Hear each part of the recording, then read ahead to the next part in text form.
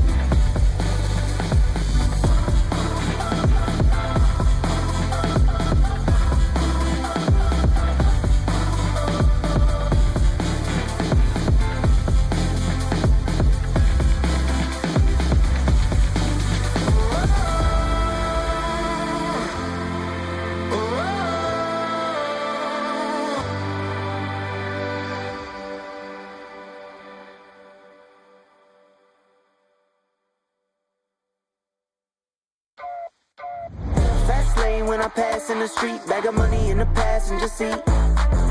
Simcoe's been asking for me on the road from the west to the east. Way up, I might never come down, cause the coast racking up the flight miles. So high, I might never come down, so what, this is my lifestyle.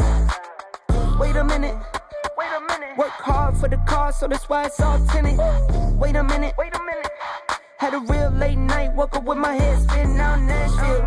It's been mad real, I need sunglasses, I need Advil. I like fake boobs, and my cash real. I like first place, you're in last still. Fast lane when I pass in the street, bag of money in the passenger seat. Simcoe's been asking for me on the road from the west to the east. Way up, I might never come down, cause the coast racking up the flight miles. So high, I might never come down, so what, this is my lifestyle. Look, pocket rocket in my pocket, please don't make me pop it. All these boys just wanna copy the style, tell them niggas stop it, whoa. This my destiny, feeling like Latoya, like it found me my Beyonce, and she shotgun in the cockpit. Grinding with the team, making C notes. In my pocket still full of green, call it CeeLo. Alligator watch on me, Tim Tebow. And these haters love to watch me like Tebow. Look, I don't take L's, I just learn a lesson. Before I count the M's, always count my blessings. Look, I'm too short, never second guessing. Got some money, put up for the rain, so I'm never stressing. Fast lane when I pass in the street, bag of money in the passenger seat. Simcoe's been asking for me on the road from the west to the east. Way up, I might never come down, cause the coast racking up the flight miles. So high, I might never come down, so what, this is my lifestyle.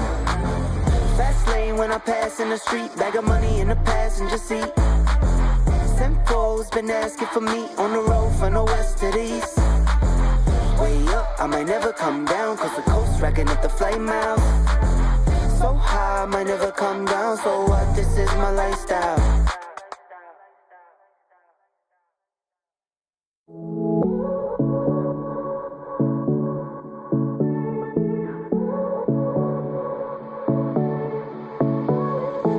I won't make it easy for you now. You got 2 minutes of my time, and I don't really break too easily, but I'm worth it, cause I'll slip into your dreams tonight. Oh, so give me your all. I'll take it to Mars. Oh, I'll stick like glue inside your mind. Just watch me break it. You're falling into me, touch me. You would do anything that I want, so keep us awake till the dawn.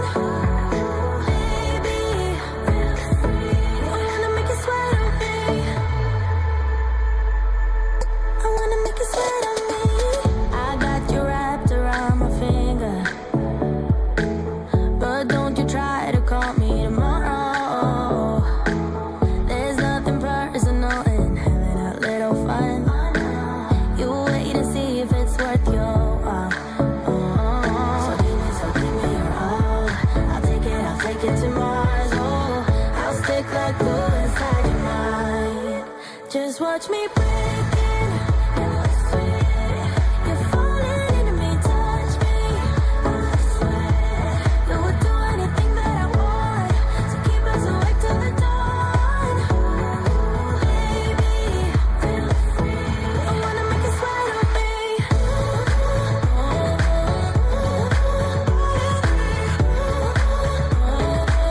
I wanna make you sweat on me.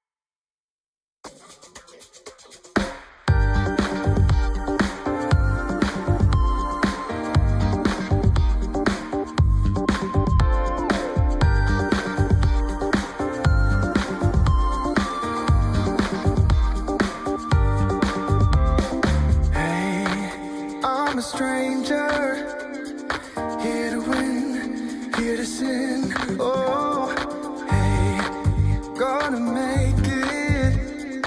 Game is on, I can't go wrong. I may just seem to play it cool. I may just rewrite all the rules.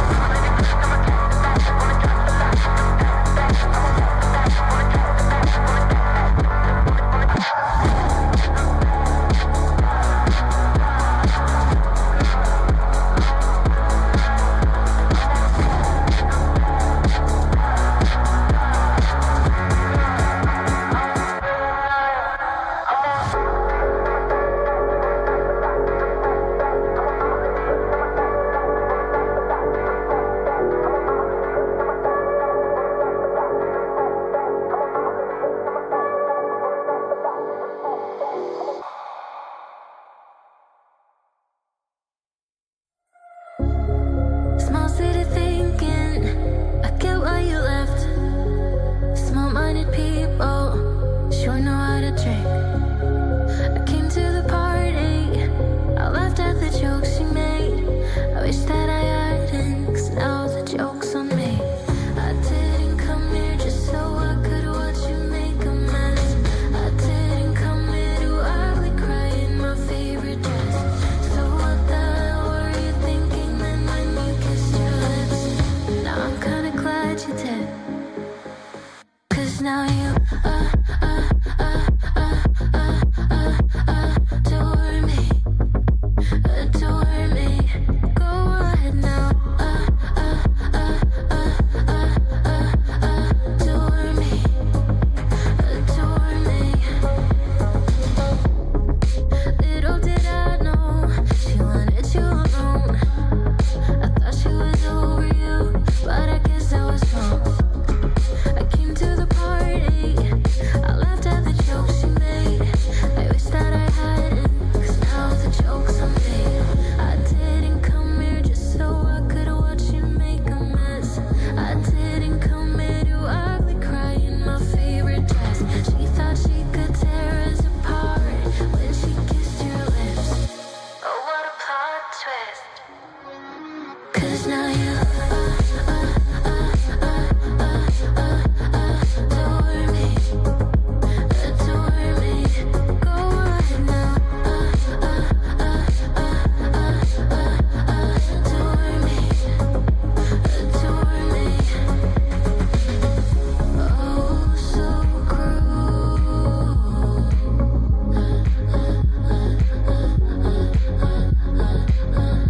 Oh, so cruel.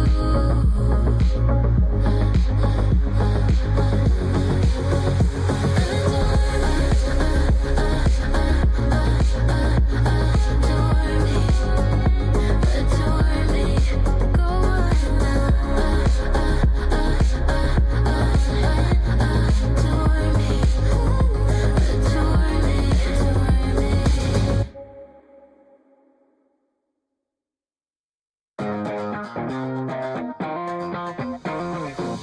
Hey, I'll tell you what to do. Hey, need to pay your dues. Oh, don't be wasting any precious time now. Gotta shake it off. We all face the bad intentions up to you. Oh, you don't be giving them attention up to you. Why don't you want now?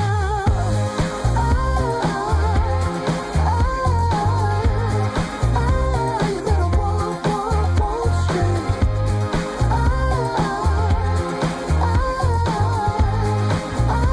You better walk straight. Hey, keep your head held high. Hey, don't let them push you down, 'cause in the end you'll walk right by. We all face the bad intentions up to you. Oh, you don't be giving them attention up to you. Why don't you walk now?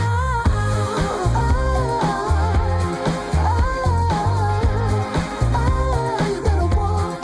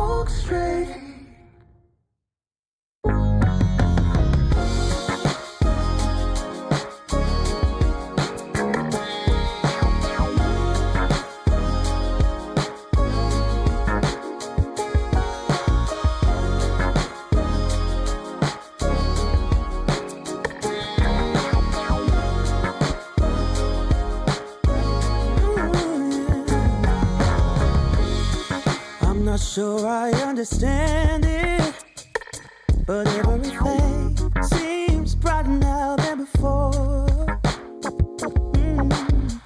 I don't know why I feel this way, but every time I hear your name, all my worries disappear, yeah. It's all because of you. I feel the way I do.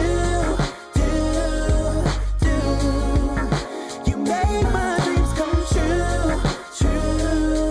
yeah. It's all because of you, because of you, because of you.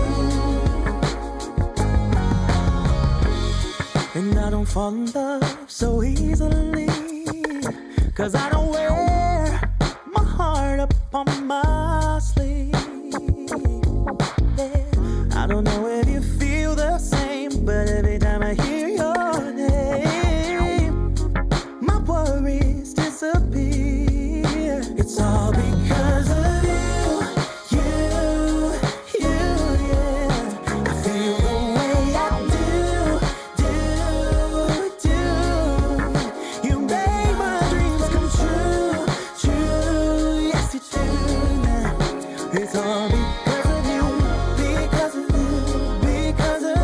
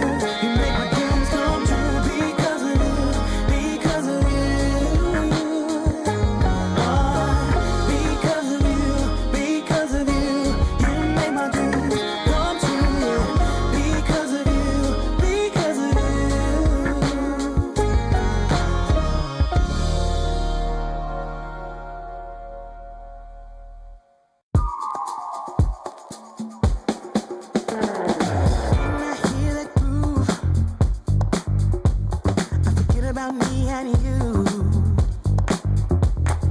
things we used to do, it's all in the past now. When I hear that song, I just wanna sing along. I know it won't be long with you anymore.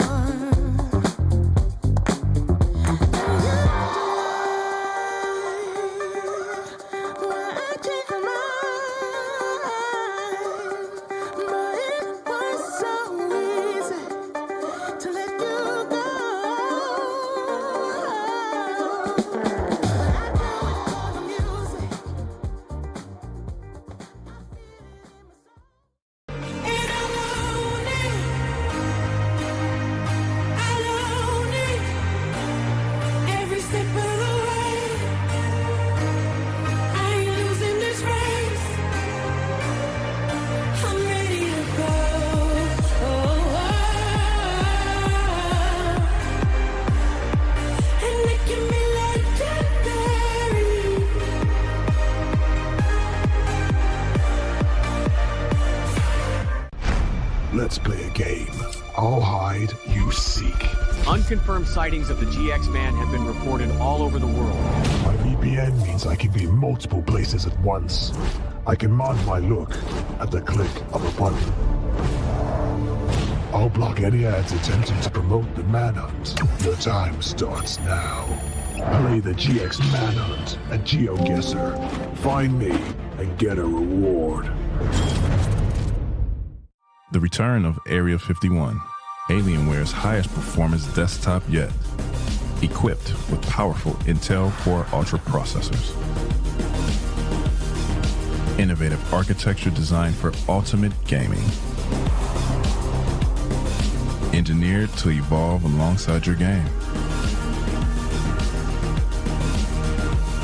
Encounter the legendary Area 51 at alienware.com. Aloha, I'm Oli Carvalho.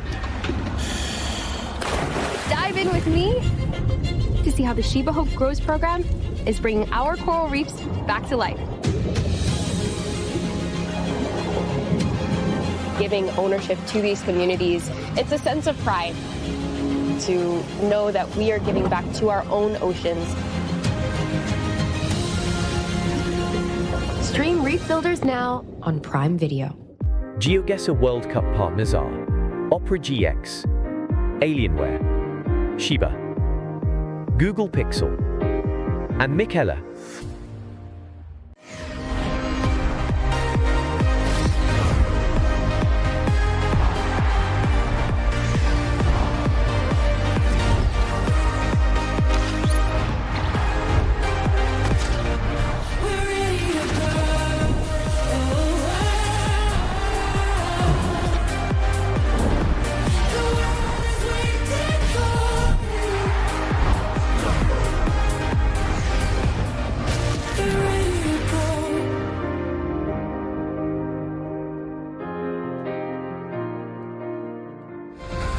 Welcome back, everybody, to the GeoGuessr World Championship 2025 EMEA Majors, coming to you live from Glitched in Jönköping, Sweden. We've had one day of action so far. It's now time for day 2 and for everything to come to a head with our playoffs. Yes, that's right, the heavy hitters are here, and we will crown a new champion at the end of it. Very exciting stuff. My name's Parla. I'm still your desk host. I'm still joined on the desk by GC and Ziggy. Boys, how we doing? Really, really good, thank you. I'm truly, genuinely so excited for the games we've got today. I think what these guys are bringing to the table is going to be like nothing we've ever seen before. Absolutely. And Ziggy, initial thoughts? I mean, big names, big games, and we already had day 1 yesterday. I think it already set like the mood for today. We had some amazing games, 3 games going to an NPC. I hope for more.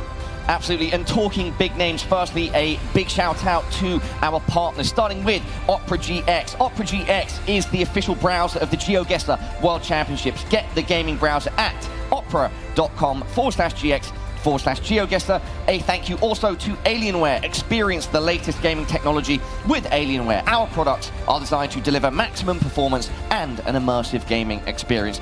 And thirdly, but not lastly, Shiba. Yes, the cat food brand doing extraordinary things. We've sort of done our initial introduction and thoughts, but why don't we check in with our casters as well? Toby and Genetress, are you ready to say hello? I think we are. We're ready here on the stage with the players sat behind us, the crowd getting filled in behind us as well. And as you're saying, I mean, as we know, Chilo, just some pretty big games coming their way today.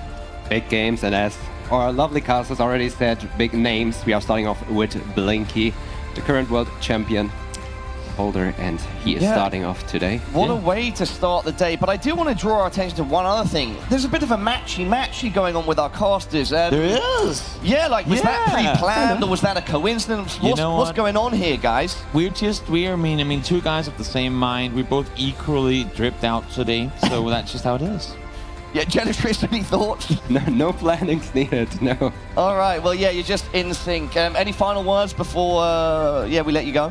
No, I think just excited for the day to get started. A lot of games to go through, but as we saw with yesterday's games, if there are going to be any sort of indicator of what we're in for today, it's just twice as much fun.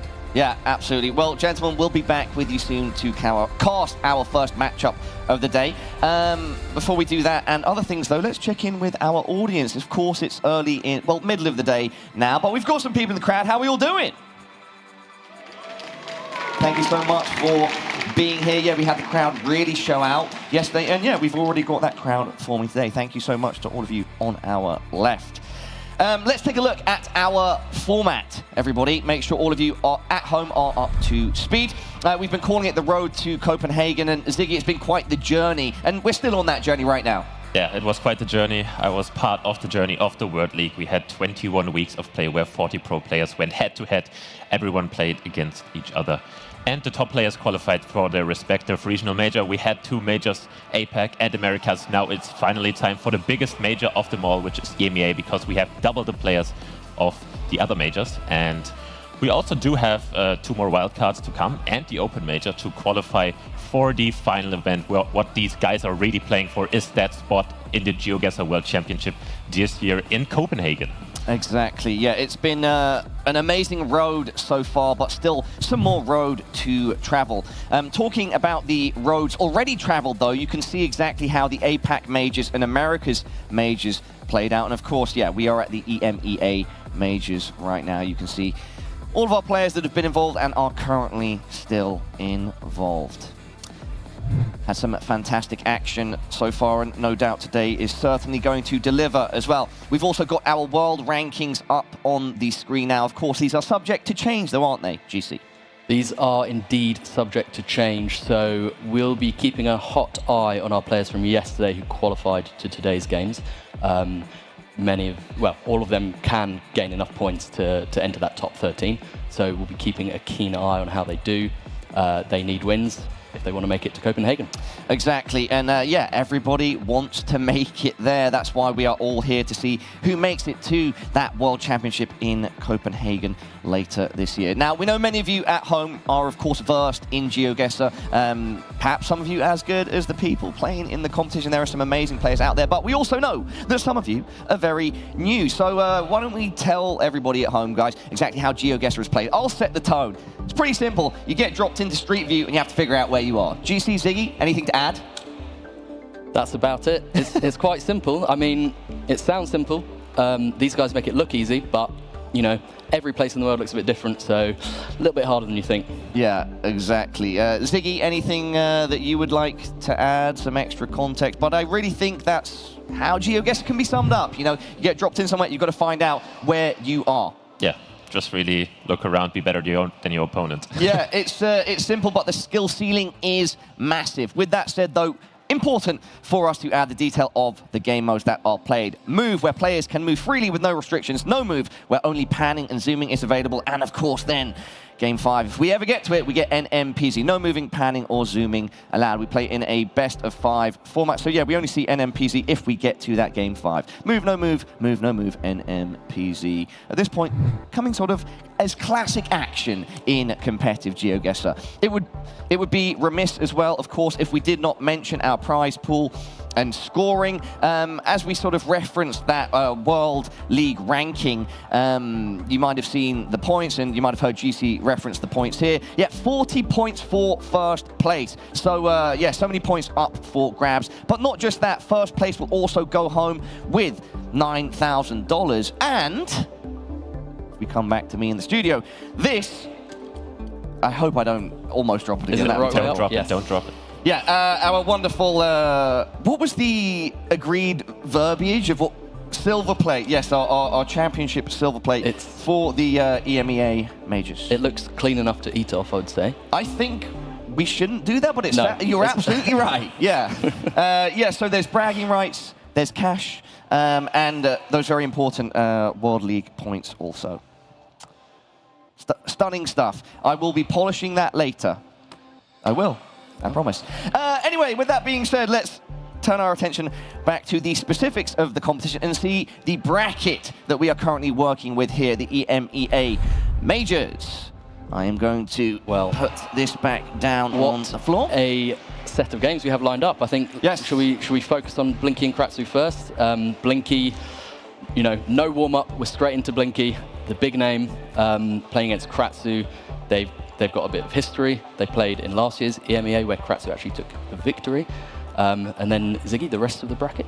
Yeah, maybe I could talk a bit about the effects of these games, because we do have the 4 top seeds, Blinky, Consus, Finnbar, and Debr going on. But also, the games that happened yesterday actually happened in a way that every single player that is going up against these top 4 has to win today, because Trefan and Captain technically were in the threshold of top 13, but they went out yesterday. So every single player that is playing in this quarterfinal has to win against like one of the highest seeding players. So guys, in that sense, then everything is on the line, GC and Ziggy. Everything is on the line, yeah. Yeah, so everybody at home, as was sort of just pointed out now, you can see what transpired yesterday on the bottom of our screen. And yeah, that playoff bracket at the top. The only thing you cannot see is our third place decider as well, which will be played also. We have 8 matches over the course of today. And yeah, you can see exactly, of course we have 4 at the end that are to be decided, but you can see our exact schedule on screen from 1 PM to 8 PM CEST. So much action, and yeah, as we've already sort of pointed out, we're starting things off with, I don't think there could be a bigger bang, guys. Yeah, that Blinky versus Kratzo, and then we'll move on to Finnbar Mada. Then we've got Consis versus Lenley and Debr versus Pan. Very exciting stuff. Super hyped to see how everything plays out, guys. Anything else that you'd like to say, summarizing what we've got ahead of us? I think the main thing to say is that these 4 auto qualifiers who we didn't see play yesterday are just raring to go. They've been waiting in the starting blocks, wanting to show what they've got.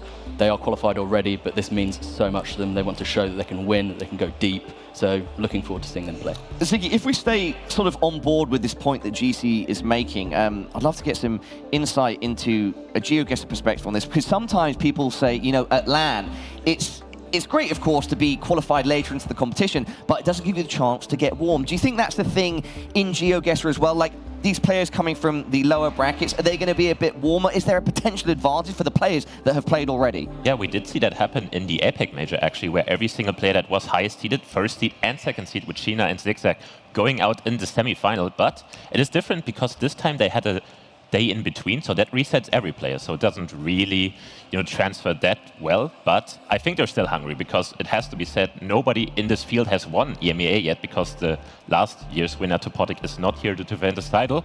So there's a title on the line, nobody has it yet. I mean, Blinky and Constance have a world championship, but none of them has an EMEA title, so it's up for grabs. It is indeed up for grabs. All right, guys, I think we have set the scene. How about we start focusing on our first matchup of the day? It's Blinky versus Kratzo. Yes, obviously me and Kratzo have a bit of a history with last year's EMEA. Obviously want to take my revenge. It was a bit different though last year. Like, obviously we've both progressed a lot. Also it was best of 3. Yeah, facing Blinky is definitely a hardship for me. It's hard to get 1 game from Blinky, so getting 3 is definitely even harder. He's very good, so I feel like it could happen again. I'm just gonna do my best, and this time I will try and make sure that the result is different. People are predicting him as the winner of the tournament. I will try my best and we will see what happens. I would be very happy to have a free trip to Copenhagen, the first one. And also, of course, you know, have this huge community meetup and be one of the players is amazing. GC and Ziggy, a big matchup for multiple reasons. Perhaps I can summarize and you guys can bounce off it. Blinky, our current champion, but Kratzo has done it before. Can he do it again? GC, starting with you. Kratzo has done it before. Maybe the challenge is slightly harder this time because it's the best of 5. So taking 3 maps off Blinky is really, really, really tough.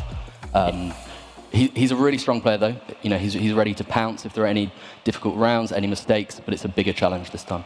Ziggy? Yeah, bigger challenge, and also Blinky already took his revenge really in the World League, where he flawlessly took down Kratzo in the moving game and then also took a pretty convincing no-move game, so a 2-0 victory in that one. So in that sense, he already, you know, put the trauma beside, so I think he's already locked in for this one. If he didn't have a game between that, and that was the last game, it would have been a different narrative, but now I think Blinky's ready. It's going to be very hard for Kratzo. I tell you what is ready right now. We can hear from the players themselves. Down the sidelines, we've got Toby with Blinky and Kratzo themselves. Thank you so much, guys. On the disc, great breakdown of what we've seen so far. And yes, I am stood here with Kratzo and Blinky. And first, over to you, Kratzo. Congratulations on making it this far in the tournament. But now, you're going up against the reigning world champion. You've beat him once before, but how do you feel going into this matchup? I think Ziggy is wrong. How so? Like, I don't know. He's wrong in all his predictions, and he predicted Clement, now he predicted Blinky. I mean, we'll see what happens, but yeah. There's no backing you on the side of Ziggy, is that what it is? I think we should change the casters. Okay, I see how it is. Don't know how I feel about that personally, but fair enough. I'll let that one slide, Kratzo. Over to you now, Blinky. Reigning world champion, winner of the World League as well, but yet to claim the EMEA trophy. How big would it be for you to come up victorious here? I mean, yeah, it would be huge, but also I'm trying not to put too much pressure on myself, so if I lose, it's okay. And also, I'm a big fan of Ziggy's, so I think he's always right. Always been right. Always been right. You know what, guys? You guys seem like you're ready to get into the game, so why don't we just shake our hands here and get ready for the first match of day 2. Guys, I have to point something out here. Like, it's so insane to me how fast the GeoGuessr esports is progressing, and even in the meta sense of player versus talent beef. Ziggy, what's going on here, man? Yeah, I don't know. Kratzo with some choice words for you, buddy. Yeah, I just ended up in the middle of the beef between each other. They just put me in the middle instead. I mean, I will gladly take Blinky's side. I mean, how can you go against him? He took 35 wins out of 39 games in the World League. So, I mean, only 4 losses. So, 90% win rate in moving, pretty much 85% win rate in no move. So, I mean, it's going to be hard for Kratzo. And yeah, GC, in this sense, Blinky's almost like an anomaly in those stats. Like, how is he able to pull off such consistent, strong performances? He's just an unbelievable talent in moving, and you know, over the last couple of years, he's stepped up to get to almost the same level in no move and NMPZ as well. He grinds really hard. He learns everything. He's so talented and skillful, and it just means in a moving game, even with multipliers, he just wins. Yeah, Ziggy, what are your thoughts on why exactly Blinky is so good? that is interesting because Blinky always says he doesn't know why he is so good at moving, because he says in the past few years he hasn't really practiced moving that much. He started off as completely only playing moving, but after that he focused to no move, and he's like, I don't know why no one is catching up to me. That's what he literally says. He's like, I'm not really practicing. How is nobody catching up? I mean, 90% win rate is insane in a game like this with multipliers in the game and the 10-round limit, but he still pulls it off somehow.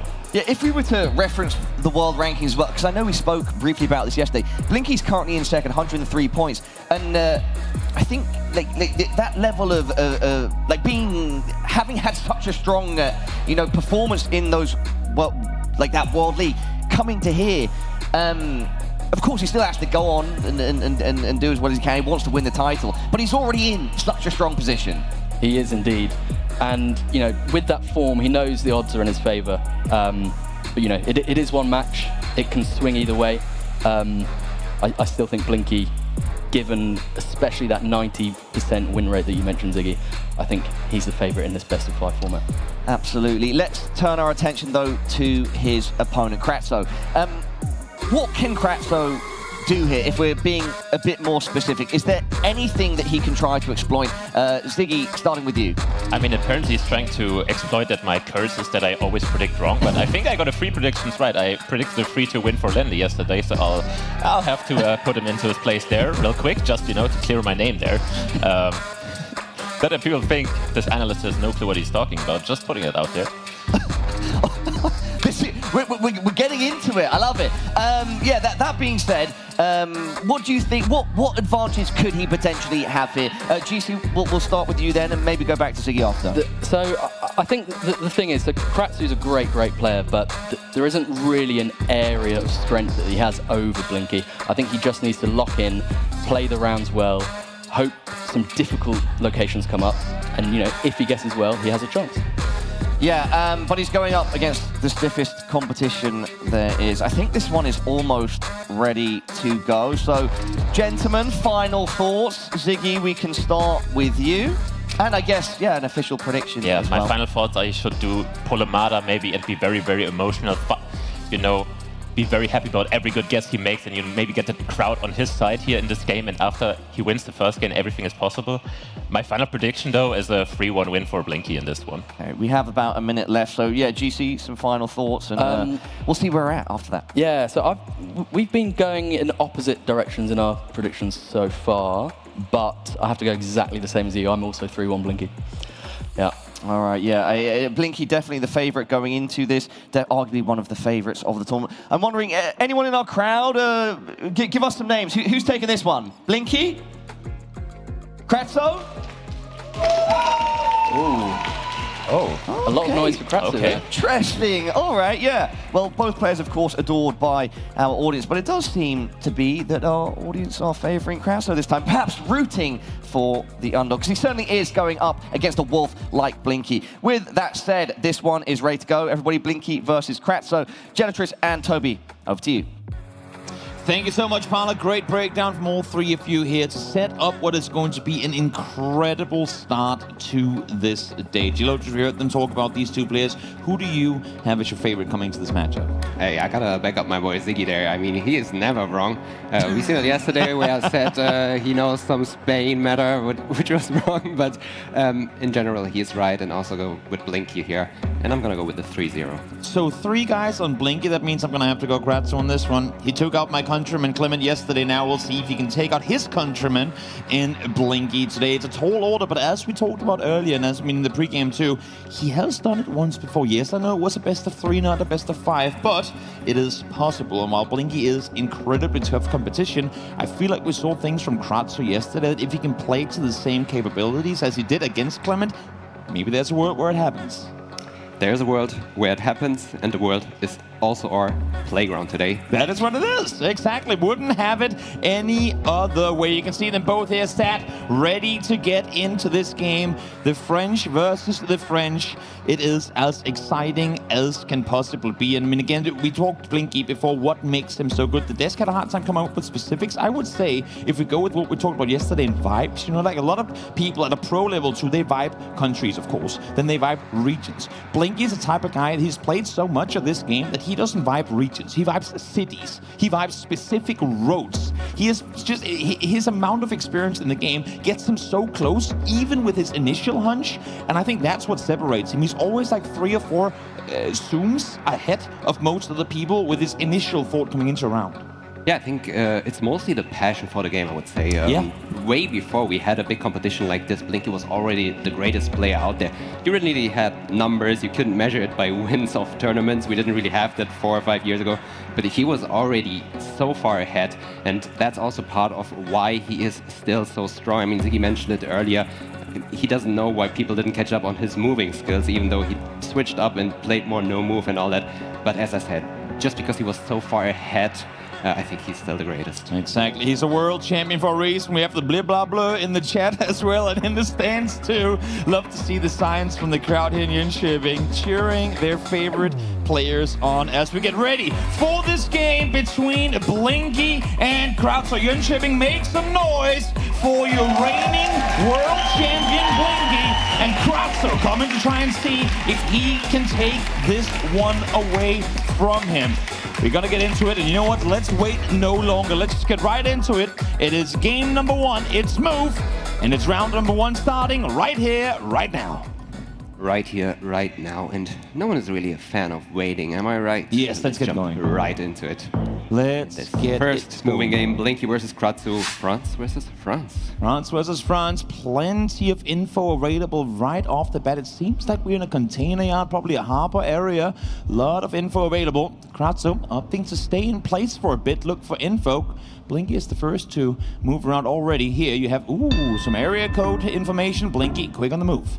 Yeah, we had the 06 area code, which is in fact where Blinky did put his guess down. I don't know if he also had a city name there on that billboard, I would assume. So he's a very specific guess, but we also had like some shipping containers, so maybe we're close to water. And he is right on it. We are in Mannheim here. He had the info. First chunk of points. That's a lot of points for round 1. Exactly. 1,500 damage, both of them being in Germany. But Blinky found crucial info that Kratzo didn't. Sets him off to a very, very good start here. It does. And this is the next round. See those dashes along the line, which is commonly found in one country that both these players do know very well. Some might argue it's pretty close to where we are now. Some might not. And we also have information right there. Yep. And I'm pretty sure they can read it. It is in French. We are in the rivalry of 2 French players, so what better place to be than their home country. Kratzo this time around, though. First one to log in. It's Blinky. Now going back to the starting point. Didn't like what he saw going in the first direction. These, of course, most likely being small cities. Not too much to go with there. He's going to go east, like north side of Nice. I like the initial hunch, and that's a great guess coming through there as well. Both of them just 1 kilometer apart. It's going to amount to a grand total of 2 damage. Who would have thought that 2 French extraordinary players getting a French location are both going to be close? Ending up in the same place. this borderless sign, and this flat signpost is a good indicator for this next country. Exciting stuff. We'll see if they pick up on that. You'd have to imagine that they do. Of course, they can maneuver around, and Kratzo takes no time. What a quick login coming in on the northern side of Spain. Yeah, I'm not too sure if you get to information here quick, but along the north of Spain, it is still pretty hard to make a good guess. It is still possible to be way further east or even further west, and it was indeed, and Kratzo did a right play by putting it down the pressure there. Big damage. Big damage coming in on Blinky round 3 here.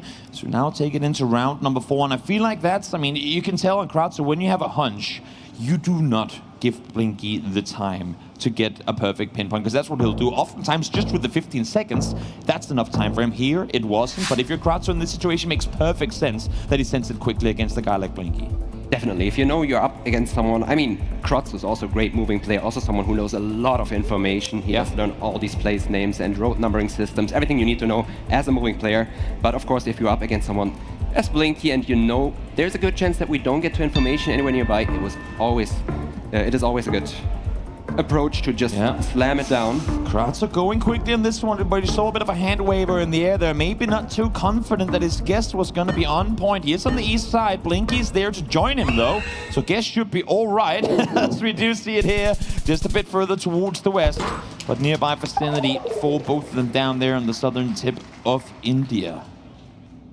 Doing a quick instructions check there. I don't think these players need it, but can happen. I'd love to see this. Yep, always nice to have a flag in the background as well, in case you're confused as to where you are up in the mountain top.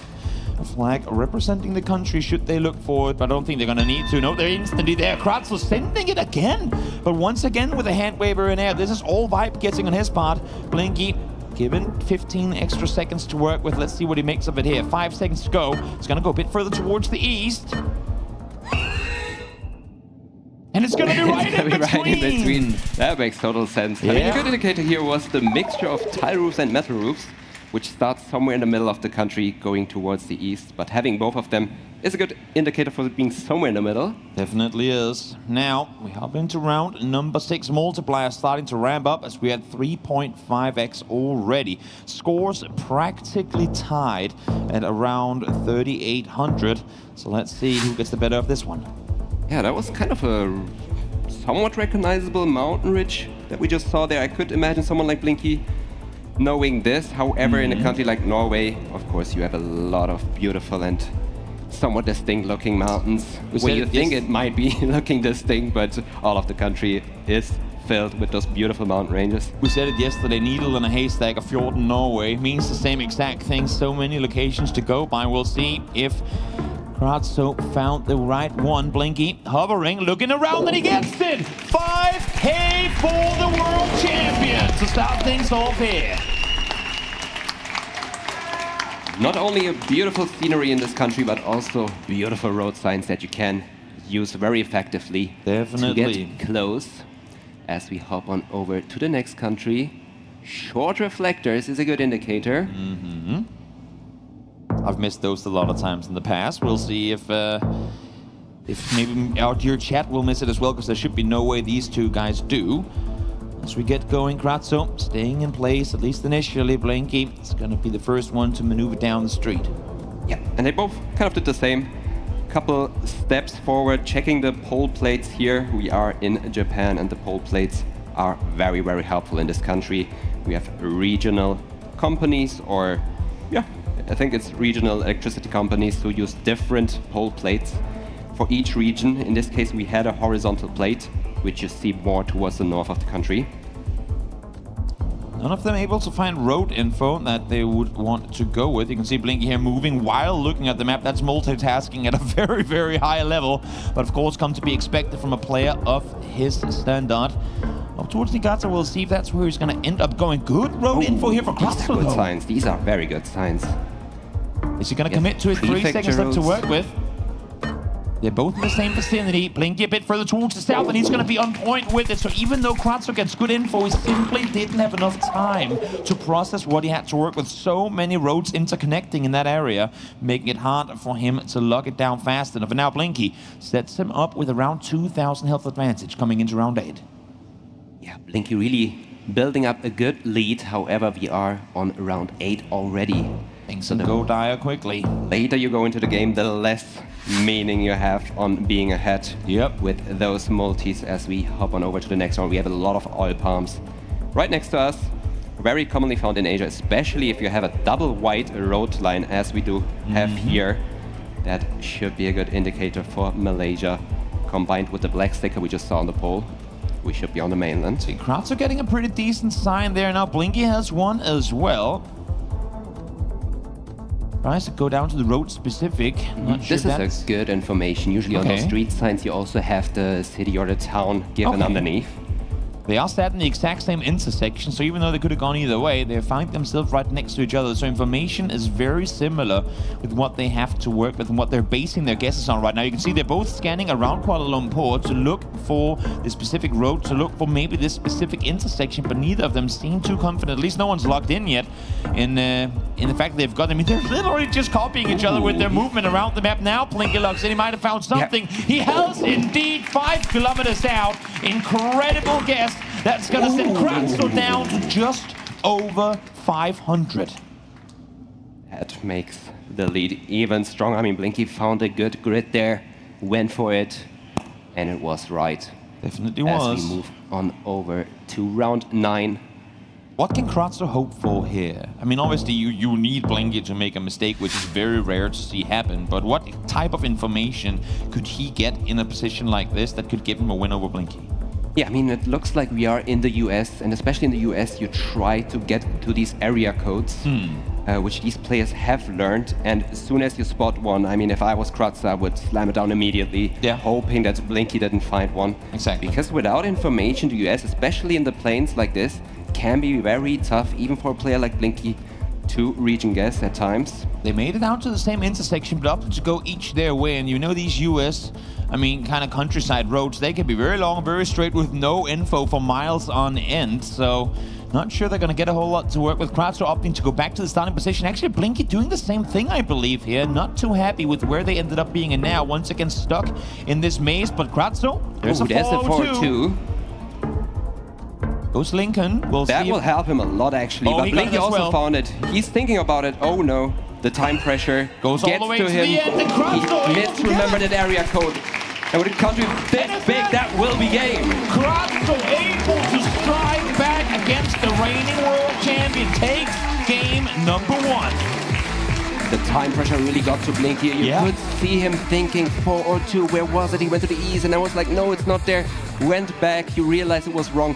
But the time pressure really played a big part here. It's the smallest things, man. It's the smallest things. And a small sign, you had the perfect info for Kratzo to utilize. Stressful situation for him too, because he was shaking a bit after that previous round, but able, exactly, 2 more, he says. He knows what needs to be done in order to bring this one home. But now we're going into no move. Would you say they're more evenly matched maybe coming into this game mode? I would say Blinky has the lead here, and we had to talk about it. He was grinding no move more than moving, whereas Kratzo, I would say, is the more a main moving player. Makes sense. But still a very good no move player nonetheless. Makes sense. Well, let's get this game going. Let's see if Blinky can strike back here and make it a 1-1 game as we go into no move. Exactly. This time they can not drive around. They will be stuck on this place, look around just as we do. Glued to the car. The sole difference is that they might know better than me where exactly we are. You'd hope so. If not, then you should be playing. Hey, who knows? Well, let's see. Let's see what they make of this. A field. A rice field, especially. Exactly. Worth mentioning. Very commonly found in Blink Asia. Is going Indonesia. I mean, looking around, we don't see any tile roofs at all, so we could rule out Java. We see a lot of... South Sulawesi, what are you thinking? Yeah, especially with the amount of palm trees, like these coconut palms we see all over the place. That is a good indicator for Sulawesi. He's joining him, but going a bit further north, Kratzo. We'll see if he's going to be on point with this first guess. He is. Oh, wow. He got the right valley there. Yeah. Incredible start. Of course, multipliers ain't going to do him much favor here, but still, 500 damage or close there too to kick things off. That is a good lead coming into this one. Round 2 it is. And this is all we have. Again, no signs at all, really. There's a sign on the building, but let's let the players look at that one. Not a whole lot of info on it. There's a dam. Will they There's get a to dam. use these? Not a whole lot to use. There's a converter, a neat converter, and 225 dams. That's a lot of dams right next to each other, just gonna say. It is, and it's also somewhat hilly. Kratzo goes hard northwest on the North American continent. We'll see if Blinky is gonna opt to follow suit. What are they making that guess based on here, do you think? Is it old foliage? Or, ooh, Blinky was initially looking further east of Canada. It might be. I'm actually not sure about the country here. Okay. We have this blue, white striped Google car, which you find more in Canada, but it's also in the US. I thought the lamps look more Nothing in the US dark brown rather and- than Canada, where we have a lot of birch trees as well. You find them more towards the north. Nothing in the dark brown antennas or anything that you can go by? I don't really think so, no. These are... Well, Blinky is hovering around Quebec, now shifting over to the US, going into Vermont, but Kratzo is still hard out on the west coast here. This could be huge, and it's gonna be Blinky closer. Maneuvered his way from 1.5, that's Ottawa down. already game! Round 2 game! What a strike back! Wow! Yeah, sometimes you just need that little multiplier there. Yeah. It was just a matter of a couple of points, but... Holy moly. Striking back, I mean, lost the first game in the US, won the next game in the US. And that's the gonna United sting. States is deciding a lot of games. Yeah, that's a stinger on the side of Kratzo. Here you get the lead, you go, okay, now I'm ahead, now I just gotta maintain it. 2 rounds later, bam, boom, and all of a sudden, it's a tied game once more. Now we're going back into moving as well. It's difficult, but hey, he won 1 moving game, so let's see if Kratzo has it in him to get himself 1 more as we load into game number 3 between these 2 Frenchmen, really putting on a masterclass performance here. Tricky one that previous round, but let's see who has it in him to bring home this game of moving. Back to moving. It is. I mean, it is a game of consistency, but sometimes you just Definitely. find the right information first, so... And it's that 1 slip up. 1 slip up against a guy like Blinky. Hey. You don't come back from that. That's how... I Even mean, in round 2, you do not come back from that. that is a GeoGuessr for you sometimes. You get Definitely. unlucky. Definitely. Let's see here as we make our way downtown Mexico, it would seem. Seems like Blinky at least thinks so. Is he going all the way out on Yucatan? I do agree. I mean, we have, again, I talked about it yesterday, these white bricks we see commonly Wait, does he have the city towards the south of Mexico. He found a storefront with something I believe looked like the city name that he's hovering over now. Maybe trying to line up something more, but you would have to imagine that had he found the actual city and it's this small, he would have sent it already. I don't know if he was maybe just checking a grid of a city he was thinking of. Could be. Sometimes you get the vibe for a certain place, and especially in Yucatan, he there left aren't it, he left too many cities you have to scan. Especially in a size like this, it looks like a big city. Definitely and does. it looks like he found the right grid there, but Kratzo is also right with him. They both got it. Let's see if we're gonna get the first 10K of the tournament. They're close to one another. It's going to be, I believe, Not with the scoring. Not quite. Not with the scoring. No, not with the scoring here. Wow. 3 points off of a 10K. We just can't get them, can we? We just cannot get them. The game is too difficult, even for the pros, for us to be given a 10K like this. Let's see now, though. Into round number 2 we go, which was the final round of the previous game. Don't think that's going to be the case here, though. Beautiful mountain there. Definitely. And not the only beautiful mountain in this country. I can tell you that much. New Insta-zoom. Zealand offers a lot of beautiful landscapes. And this is Mount Egmont, which has a very spiky top. Okay, so we with a said we very don't get 10Ks. Is this then 10K territory? Because they're already down to road lineups. It could be. There are a lot of roads around the Egmont Mountain, so it could happen. There's but enough. still a lot of options, and you kind of also have to get a good feel for how far away you are from the mountains. Yeah. Distance estimation is tricky in a game like this, and it's going to be closer to Kratzo, actually 4 kilometers out, but again, minimal damage coming in here as Blinky was close as well. Had a good road, it kind of lined up, but a bit further east is where he would have wanted to be in order to get that 5K. So let's see now, into round 3 we go. Where, oh, where are we here? Round 3 it is. This is all we have. Not a whole lot. The players, of course, with the chance to maneuver around is going to help them a little bit. Good thing this ain't no move on NPC. Yeah, definitely still kind of hard. I mean, in a country, we just saw it there on the domain, it is Russia. A very big country. And especially urban, it is kind of hard to find address at times. It definitely isn't as spammed everywhere as in other countries. And without information, we have it here. Yeah. Don't have a statistic on which country has ended the most games, but you'd have to imagine Russia is pretty high up on that list, and this could definitely be one of those as well. Kratzo is going to go down south towards the Georgian border. We'll see if Blinky opts to follow. He is going to go south as well, but not quite as far. Maybe now, looking for it. Yep. He got the city. He's going to log in 400 meters out. A big swing, 790 damage comes through. As Blinky able to extend that lead by a little bit. Yeah, it looked a bit shaky. It was way further north. It's a good clutch on second-guessing yourself and considering the south as well. It's always so dangerous, right? Because oftentimes, most of the time, when they second-guess themselves, we see players going away from the right spot to the wrong one. So that thought always lingers in their heads of going, oh. You gotta keep your cool. You gotta keep your cool. You still have to stay locked in and think about all the possibilities. And especially with him having the address found. Was an easy find for him after he got the right region. As we go over to the next country, which should be Argentina. As you said yesterday, we want to go downhill, and that's exactly what both of these players do. Good info, at least some city information available to Blinky. Now they both have the exact same sign here, but I don't know if the cities are big enough that they would know them. No, I don't recognize any of those places. Also, we don't have a road number, which you usually hope for, because they are usually a bit easier to find on the map rather than those small place names. But it seems like Blinky had a vibe guess early on because he was scanning a certain area for almost half the round, whereas Kratzo zoomed in a little bit later. He's a bit more north. Time is going to run all the way out. This is going to be a bit further south in the end of it. Kratzo, I think initially he started a bit further south, but yeah.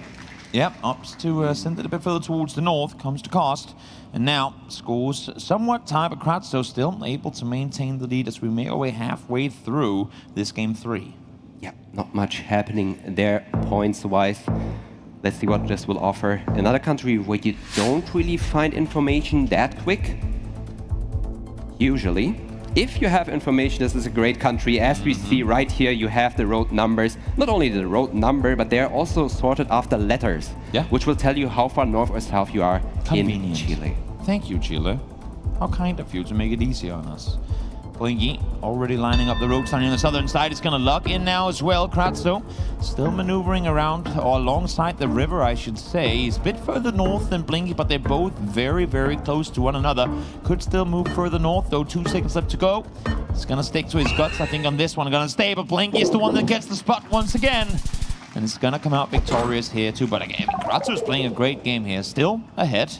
Able to stand strong against Blinky, who I think amongst many, if not all, is considered to be the best moving player in the world. Definitely. And we are, it seems like, back in their territory.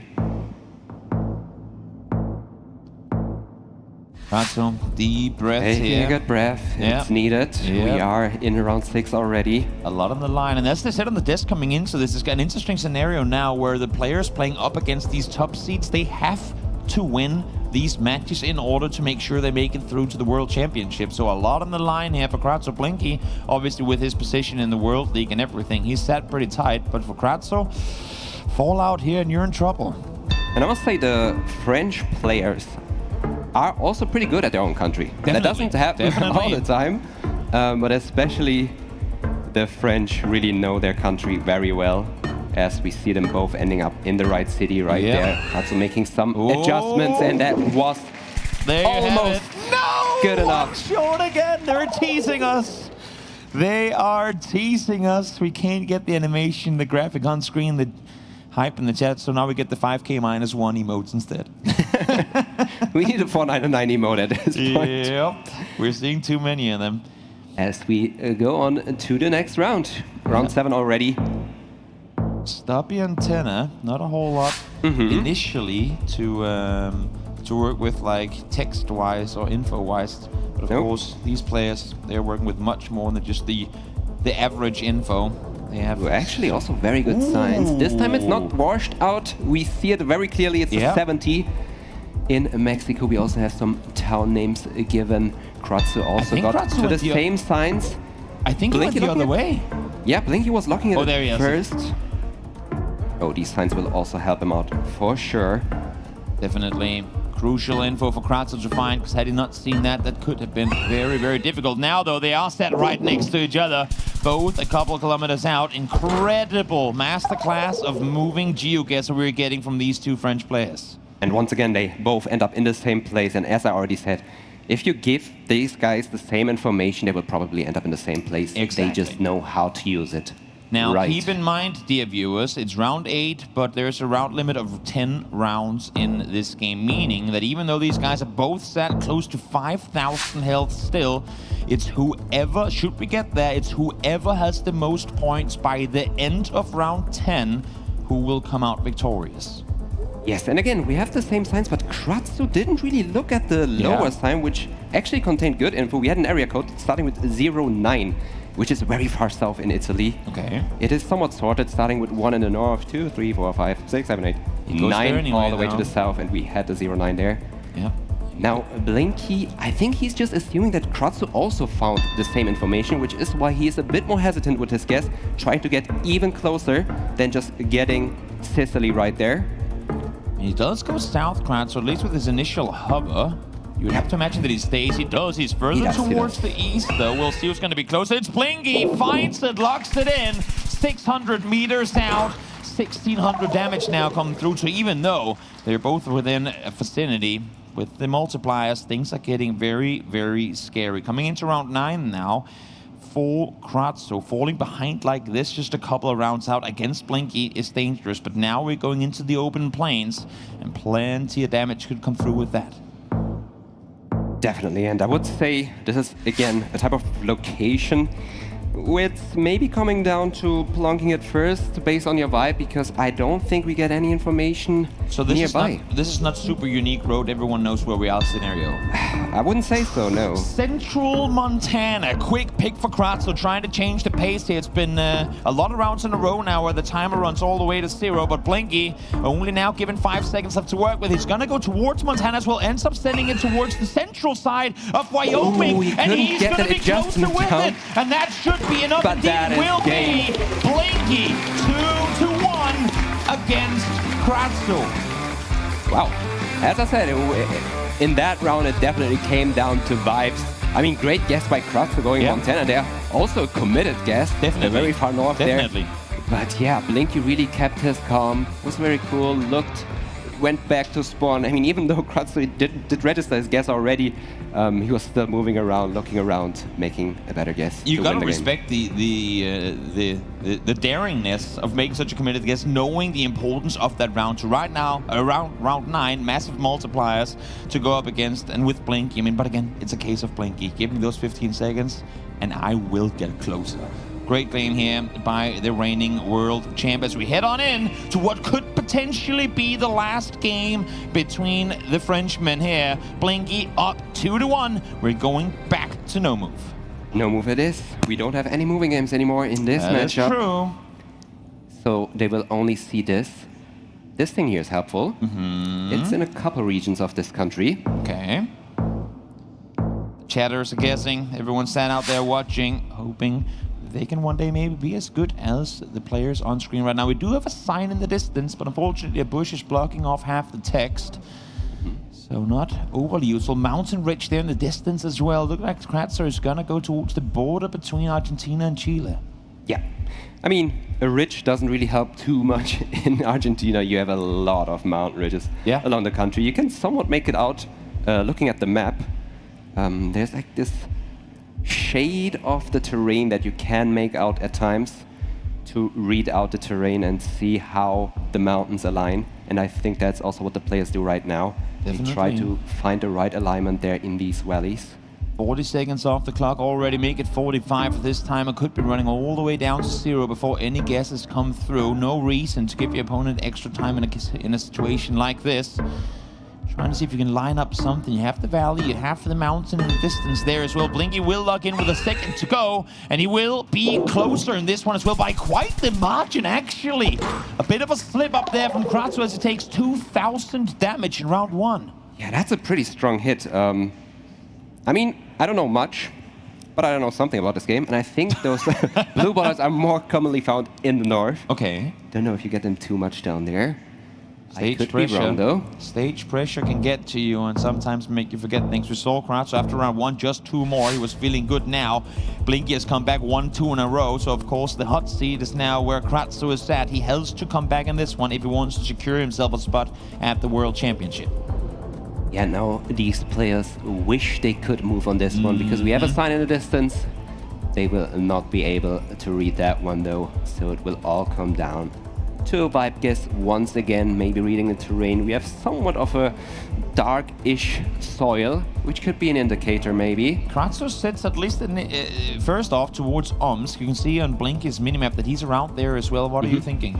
Yeah, and the indicator for Omsk is this very lush green flat landscape, which is probably, I would say, 95% around Omsk. Okay. Well, we'll see if they're going to be right on this one. Given that they're both in the same area, you'd have to imagine that they're going to be on the money with it. And indeed, they will be. One road off to the side is where they were. 52 damage done. Not too dangerous for Kratzo. It's the first damage, though, from that round 1 that is still sad, with now him being below 4,000 health. And we are in round 3 already. Ooh, a non-blurred license plate. All the it is, and it has some good information here. It's a this tourist. Could maybe be regional. It's a tourist. Watch out, cars move. It could be. Hey, you never know. How many times we have to remind ourselves that cars move. They do. Yeah. They do. But what doesn't move is the low cam. That is true. So I would say we are in Switzerland. Doesn't look really too mountainous. To me, I don't see they're really they're both trying to scan between the buildings. They're looking at, do we have any like ridge lines anywhere in the back, but not to be found. Blinky's going to be the first one to log in on the very western border of Switzerland. Yeah, that's an area where you get more of these rolling hills rather than big mountains. But there's still a lot of places that are possible. He was thinking about it, opted not to go. And that's going to have Blinky closer once more. Not too much damage, fortunately for Kratzo. Switzerland, of course, small country, and they both pretty much instantly knew that this was going to be where they were. But still, a tricky round. Definitely. And we have an electricity pole here. This is what the road quality looks like. Kind of the rolling hill situation once again. Looks like spring coverage. Close to winter. I mean, the leaves are almost gone. And that's also a good clue. When you want to region guess within a country, you know in which parts, which season has been covered. Kratzo looking to go central, southern Russia. I mean, Blinky's initial hover is way further towards the west. I know it's only 2.5 times multiplier, but still, Russia, big country. I mean, this could be kind of dangerous. If he goes all the way over towards Moscow in that area, which is kind of where he's hovering right now, it could be dangerous, but what am I talking about? It's going to be Blinky on point. I mean, with this precision, game! It doesn't matter if it's 2.5 damage. It is Russia, it is his precision, and that will secure him the win. What a finish. Kratzo able to take game 1, but Blinky, that was the warm-up round for him. That's all he needed. Strikes back and does so in commanding fashion. Great game by Blinky here, proving to everyone why he is the world champion. Yeah, I mean, you say warm-up game, it didn't really look like a warm-up. I mean, Kratzo was playing out of his mind on some of these rounds. Didn't make it easy at all. No, not at all. It was a very, very tricky div. Again, when you go up against Blinky, there's just no room for error at all. And Blinky, every single time you had Kratzo make just the smallest of slip-ups and a guess, which against most other opponents would still have been a good guess. Blinky's just always going to be those couple of steps closer. And then when you make the big mistake, boom, that's where he strikes in and punishes you. Yeah, and I don't think there was any real blunder from Kratzo. I would say it was just the consistency of Blinky. We saw them ending up in the same place a lot of times, but Blinky just with a little bit of more precision from time to time, securing him the win. Also got to keep in mind, I mean, this heat they played incredibly difficult locations to try and lock down. And how oftentimes did we see Blinky be within a kilometer of the right one? We didn't get any 5Ks, but still, I mean, they were there throughout the entire match. Great matchup to start what will be a long day of amazing GeoGuessr action. So now let's get a word from Blinky and the boys back on the desk. Thank you, Toby and Gelatrice. Blinky, congratulations firstly on progressing through to the semi-finals. I want to jump right in. What was that final guess? That was incredible. When we were sitting backstage, I was like, oh, I think Kratzo's got him here because he moved pretty quick. And just from my perspective, you didn't look too comfortable. And then, boom, you sent it and it was like on the money. It was insane. Yeah, I mean, I think I was like trying to show my thought process. I was circling the areas I was considering. It's not an easy 50-50. So I had just to pick one, and I think it made a bit more sense, but it's like hard to explain, and just happened to be like, yeah, right on the money. Yeah. It was an incredible guess, and you had some incredible guesses across the whole series. How do you see how the series went? Yeah, I think like I started well, obviously, like good points in the first round, and then like he started to switch it up because he was noticing it wasn't working, like not guessing fast, so he just started guessing fast, and that kind of expected it, but it still caught me by surprise. Like I'm kind of used to, or I should be used to it, but still, like it's very hard to deal with it. And like on the stage, you kind of, I don't know, it's really hard to react quickly enough, like to not blunder. Well, you looked great out there. GC and Ziggy, over to you. Blinky, very well done. Talk to me about the US, because in game one, you struggled a little bit with one location, but then you bounced back really well to win the next two games with your Vermont and Wyoming guesses. So talk to me about those. Yeah, I mean, the last round of the first move, it's like, yeah, US moving is very tricky. Like, plates is like the first thing that I look at because it's like everywhere and that should give you the state, but I couldn't make sense out of the plate. And then it's like, I need to find an area code because they're even more precise than plates. And I guess my decision process wasn't great, like leaving the town, not finding anything. And then finding the area code at the last moment, but I must have misread it because that didn't make sense. Yeah. Ziggy? Yeah, thank you first of all for confirming our prediction at the desk. You know, Kratzo was saying we didn't know what we were doing at the desk. So, I mean, I just want to put that out there that it was correct. Thank you for that. But after those few games ended on US, will you practice US while you're waiting for his next game? I mean, I guess like I already know like what I needed to know in the round. It's more like the thought, like the decision process, the execution that was lacking, I would say. So I just need to get my mental game like on point, I guess. Well, Blinky, congratulations on moving forward into the semi-finals. Anything that you'd like to say to the fans watching at home, the fans in the arena? Much love to Kratzo and everyone rooting for him. I think he played very well. Pleasure to have you here, and yeah, you're now free to go and find some rest and relaxation before your next matchup. You can take the headset off and shoot away, do whatever you want. Yeah, fantastic performance from Blinky, earning his spot strongly in the semi-finals, and he'll be playing the winner of our next matchup, Finnbar versus Mada. What a way to start off our day. Kratzo really, you know, fought as hard as he could, but it wasn't enough. Blinky's looking to be in, as we sort of expected, fantastic form, GC. Yeah, I agree. No, Kratzo, I think, did really well in that first game. He did everything right. He sent quickly on the rounds where he should have done, but took his time on others, and eventually won. But yeah, Blinky, those US guesses were really, really, really strong. Kept him in the game, and then was able to win on Russia. He's looking good. Yeah. Ziggy, quick final thoughts from yourself? I mean, obviously, if he is starting with a win like that, I was a bit worried about my prediction coming in, but Blinky showed up, thankfully. But yeah, I think Kratzo played very well, switching up the styles. I kind of like that, because if everyone just plays the same type of game in moving, it would just be stale. I kind of like the switch-ups, but even in the game itself. Gentlemen, as always, thank you for your thoughts. Everybody, do not go anywhere. We are going to take a short break. When we're back from it, Finnbar versus Mada.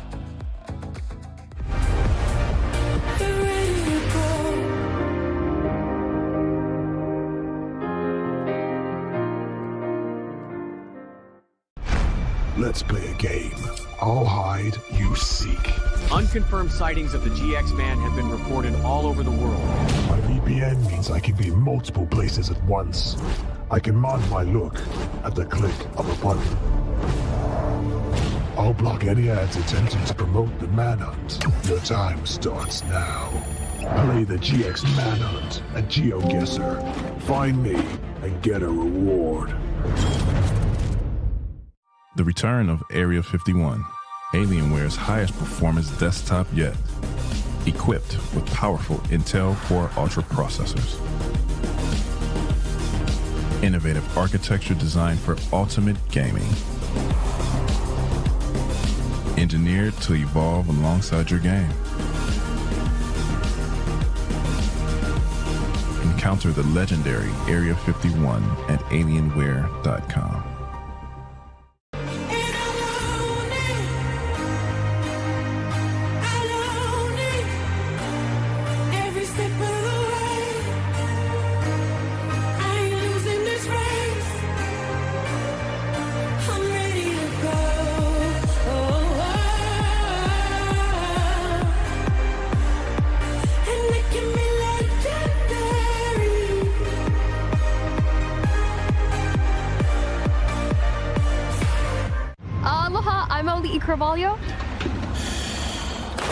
Dive in with me to see how the Shiba Hope Grows program is bringing our coral reefs back to life. Giving ownership to these communities, it's a sense of pride to know that we are giving back to our own oceans. Stream Reef Builders now on Prime Video.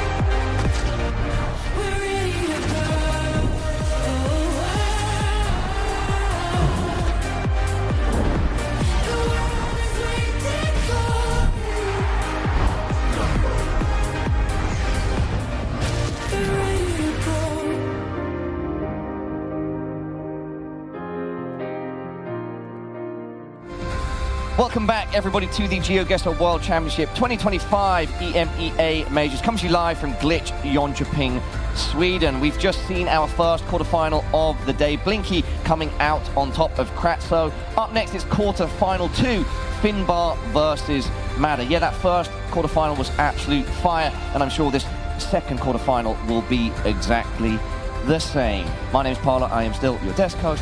Still joined on the desk by GC and Ziggy. Guys, we hyped for this second quarterfinal. Very, very hyped. Looking forward to seeing Finnbar for the first time this weekend. I think, again, we might have a bit of a clash of styles. So Mada often brings that to the table with his personality. Finnbar, you can expect to be locked in. He likes to listen to his music. Mada, maybe, you know, taking from yesterday and carrying on with that kind of emotional, feeding off the crowd type of performance. I'm very much looking forward to that from Mada. Ziggy, quick initial thoughts? Yeah, I really love what Mada pulled off yesterday, not only in-game, but also playing with the crowd a bit, using that to his advantage, maybe just, you know, not to be nervous at all, to just, you know, hit it like it is. But it definitely worked out today. A pretty similar opponent, I would say, personality-wise, but not an easy one again. Indeed. Enough with our initial introduction. Let's check in with Finnbar and Mada. Qualifying for the World Championship would be amazing for me, especially because in order to do that, it takes me to beat 3 out of the best 5 players in the EMEA region. That sounds impossible to me now, but it might be my greatest achievement ever reached on GeoGuessr, so I will be really happy about it. Mada's a very strong player. I would say he's got sort of a land buff, which a few of the players do have. I don't have as much of one myself, so I'm a little bit scared about that.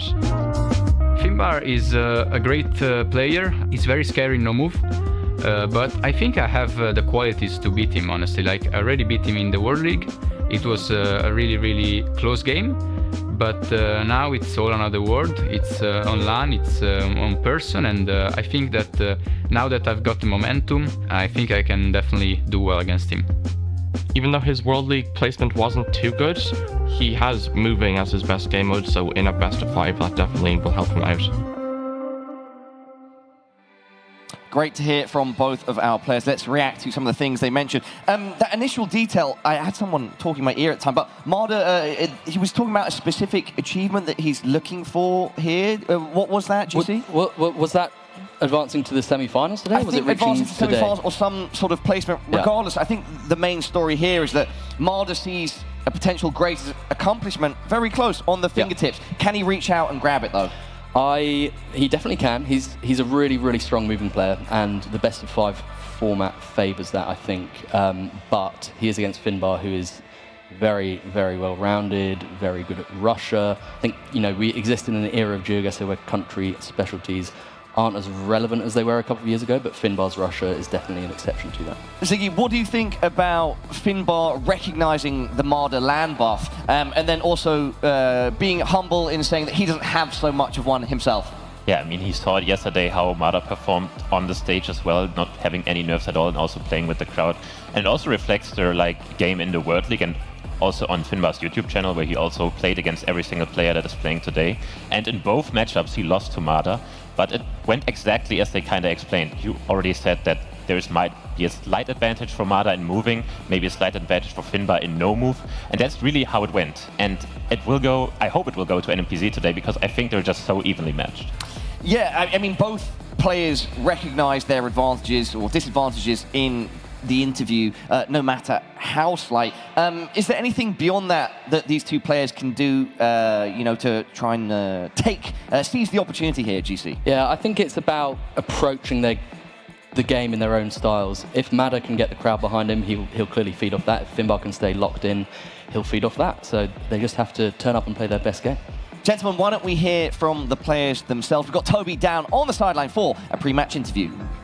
Thank you so much, Paula. Great breakdowns on the desk there once more. I'm stood here with Mada and Finnbar about to get this game started first. When I come to you, Mada, you won your match yesterday, and now you're going up against Finnbar. What do you think you would have to do in order to beat a player like Finnbar here today?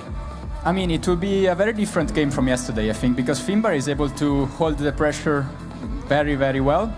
and I'll have to change a bit my strategy, but I'll try to stay locked in. You know, that's it.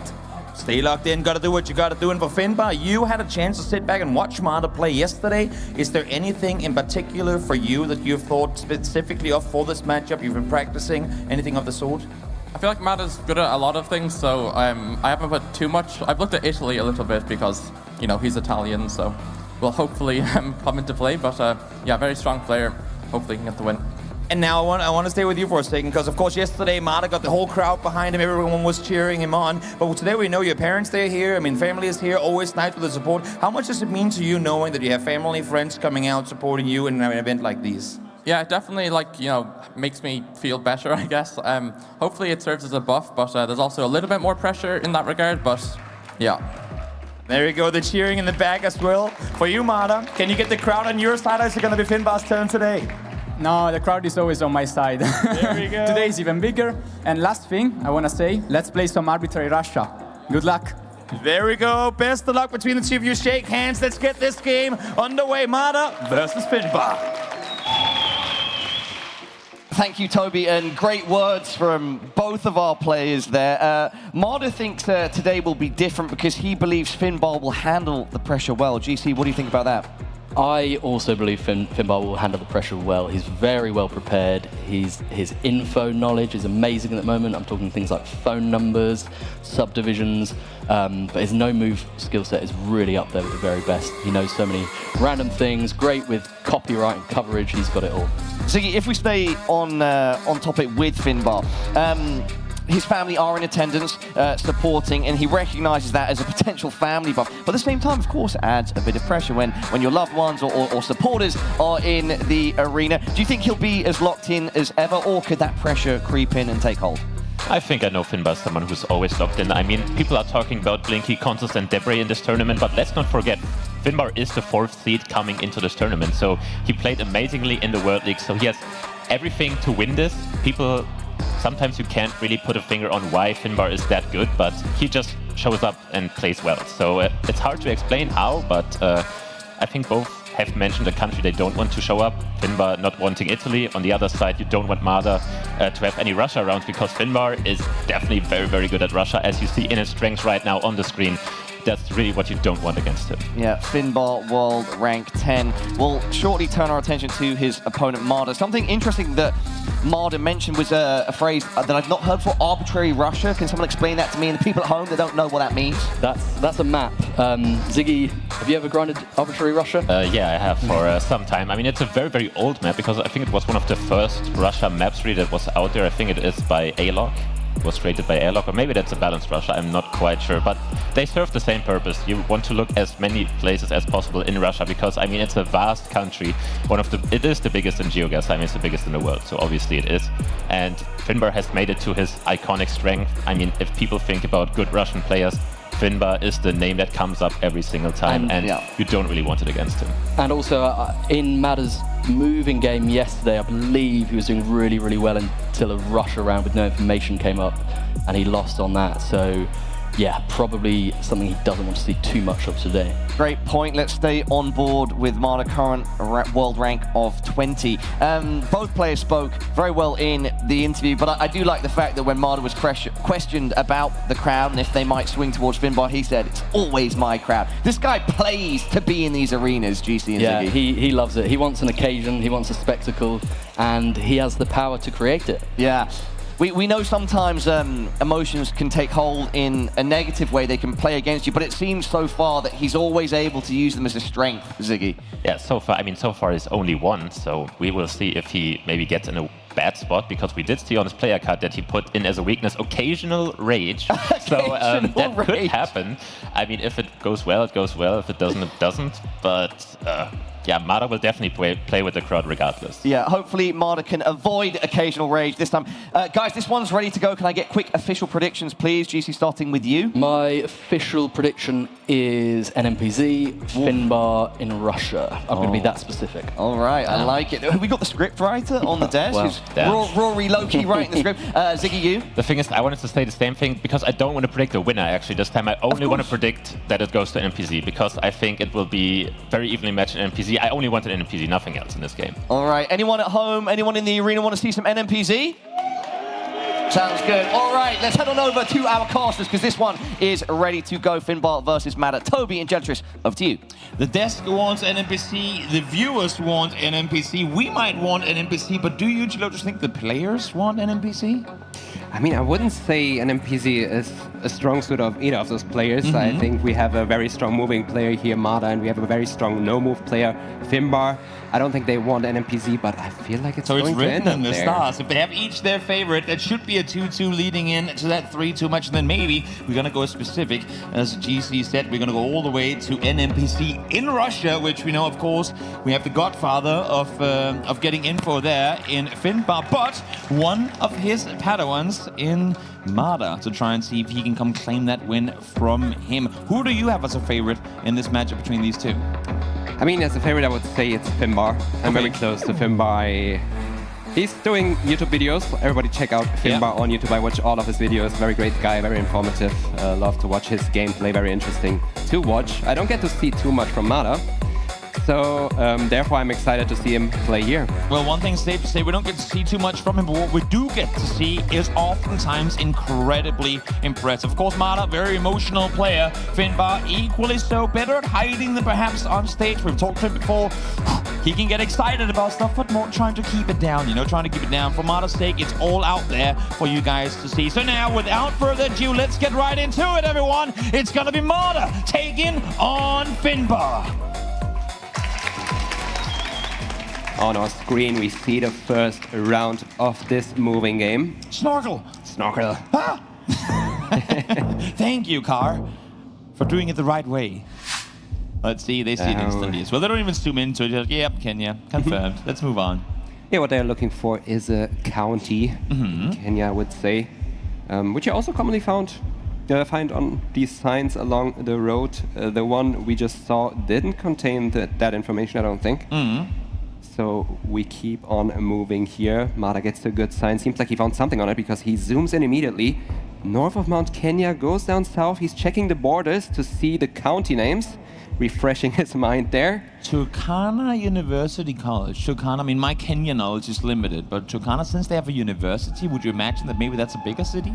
It could either be a city, it could also just be the name of the university. So I think that's maybe why Mada was checking the county borders, but now we have a very good sign for Finnbar. We have the A something. The A maybe one. Maybe one. It feels like there should be more letters behind it, but it could be the one. But also towns written on it, and it seems like Finnbar is getting very close there. Yep, both of them are on the right roads.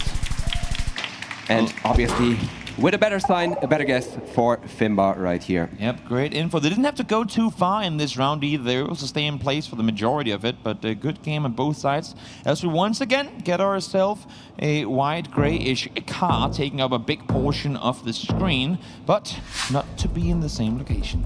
No, same continent, but in this case, we should be in Senegal.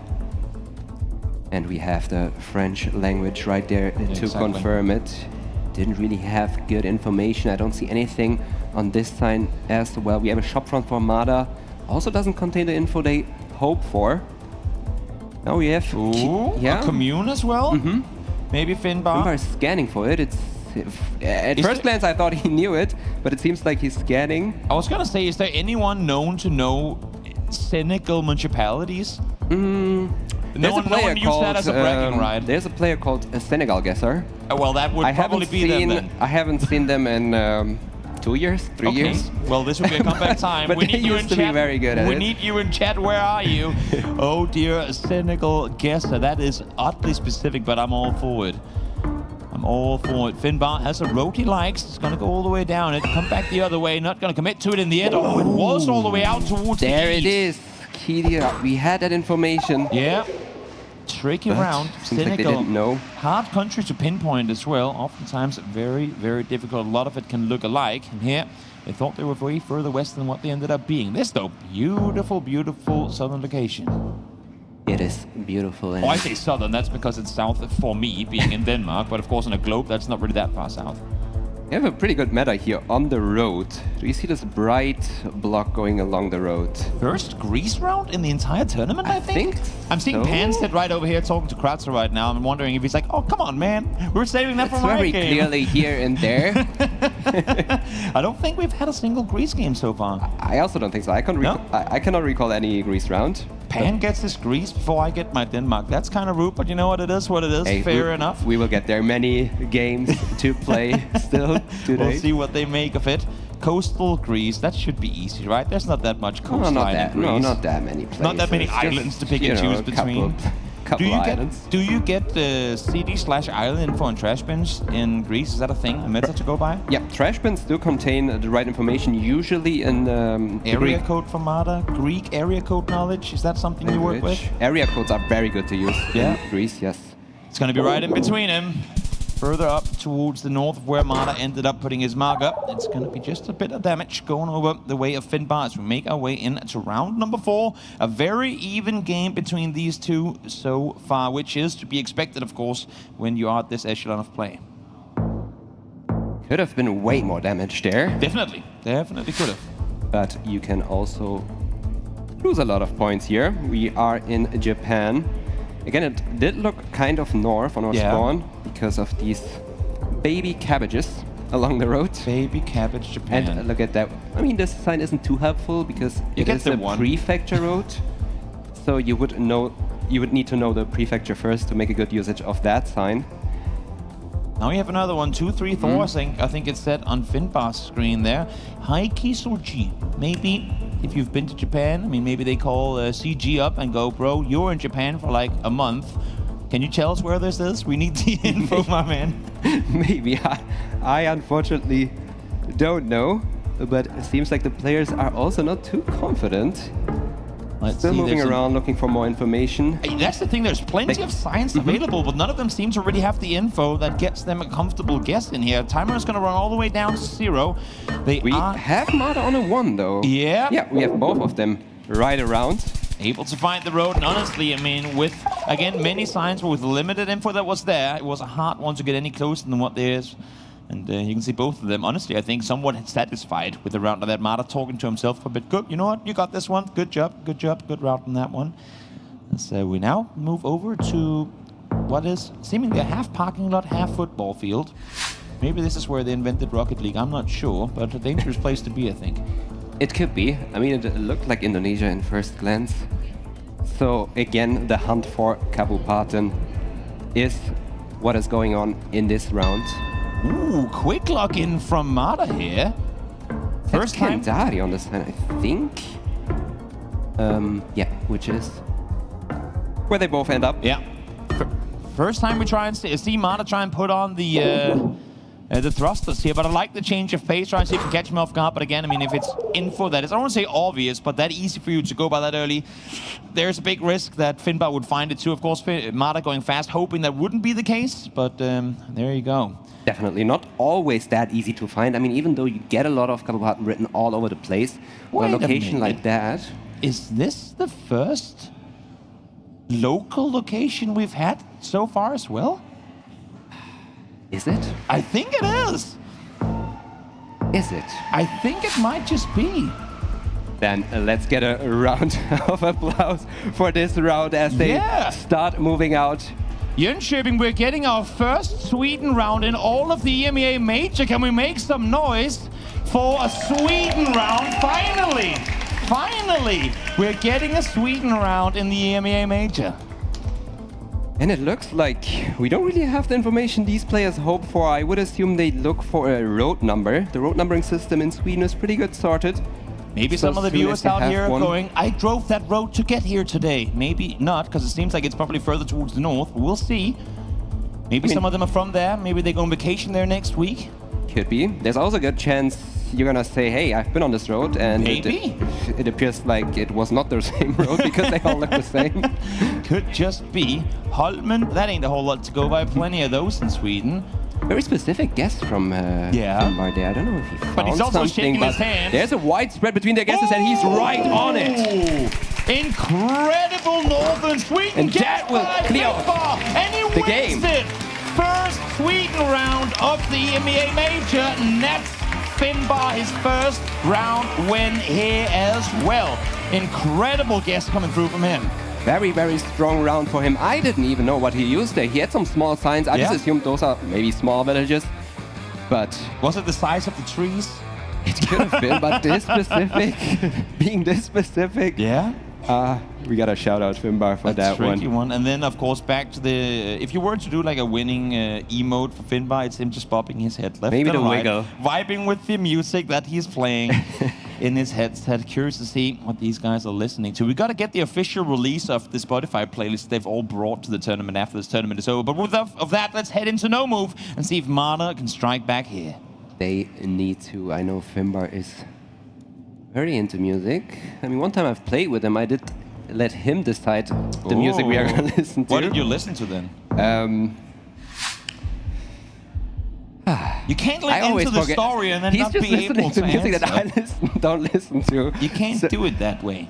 So I just start playing it and don't even look at the artist. But it was good music. It was good music. While we love music, for the cats out there, it's the one that just walked across screen, what you can do is you can play the Sheba Coral Guesser and test your knowledge of the world's reefs, fish, and ocean floors. You know, you might just get to see me and Paolo do something of that sort later here today, as geoguessr.com/geoguessr is where you want to go if you want to give that a shot. And we have the first long down, not locked in yet, from Mada along the west coast of Mexico.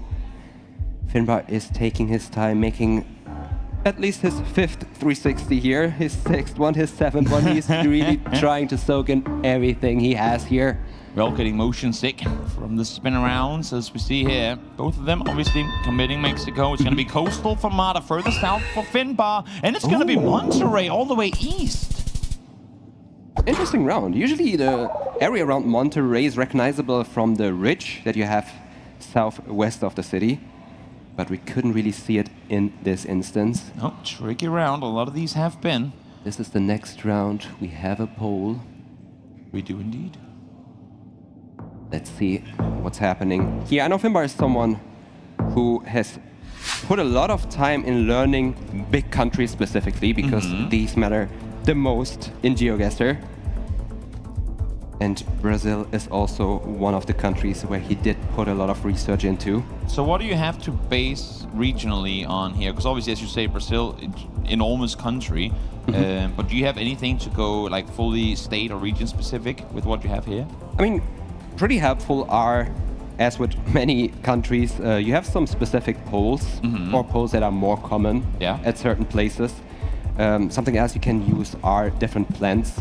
It's a very, some very distinct looking palm trees, for example.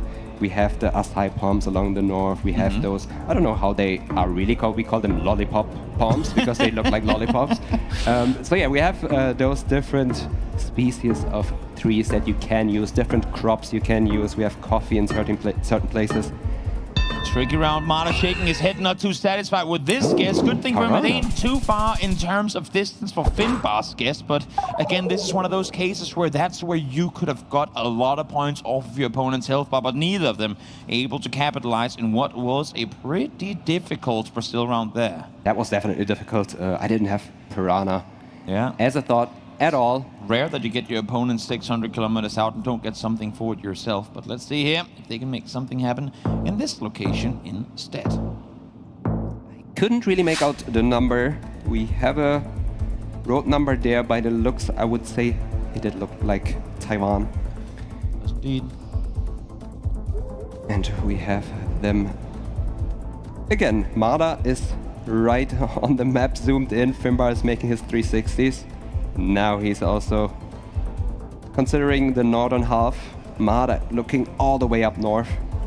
I don't know if they try to line up this road or if they try to compare the letters with something, or if they try to make out the number, if they maybe actually know the number and see it on their screens. What do you call that test where you put a lot of ink on a white piece of paper and you just gotta say what it looks like? I feel like that's what they're doing with the text right now. It's so blurry that you can't make it out. Like, you could compare it to that. You could compare it to that. Maybe they will get a certificate after getting the right one here.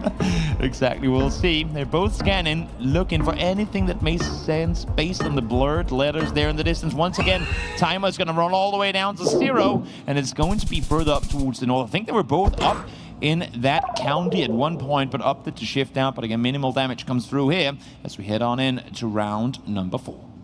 Yeah, definitely a place they both considered. Now we are here. Beautiful. These mountains are very commonly found in one area in Brazil. I would assume that they both also will end up there probably. Insta zoom in from Finnbar. Yeah. Similarly for Mada. But not locking in. That wasn't enough. It's still a fairly wide range where you get these type of mountain formations. Yeah.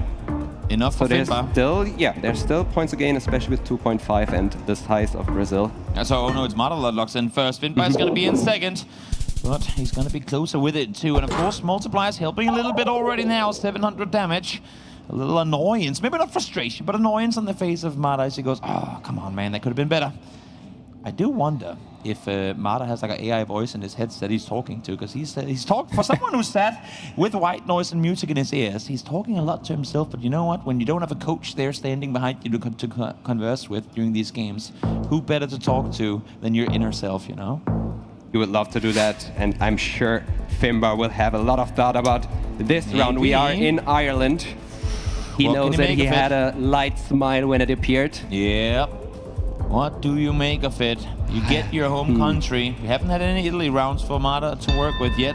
And he, of course, Mada's going to play this one quick. Don't want to give Finnbar a chance to maybe get crucial info, even though there really ain't a whole lot to go by here. Yeah, definitely.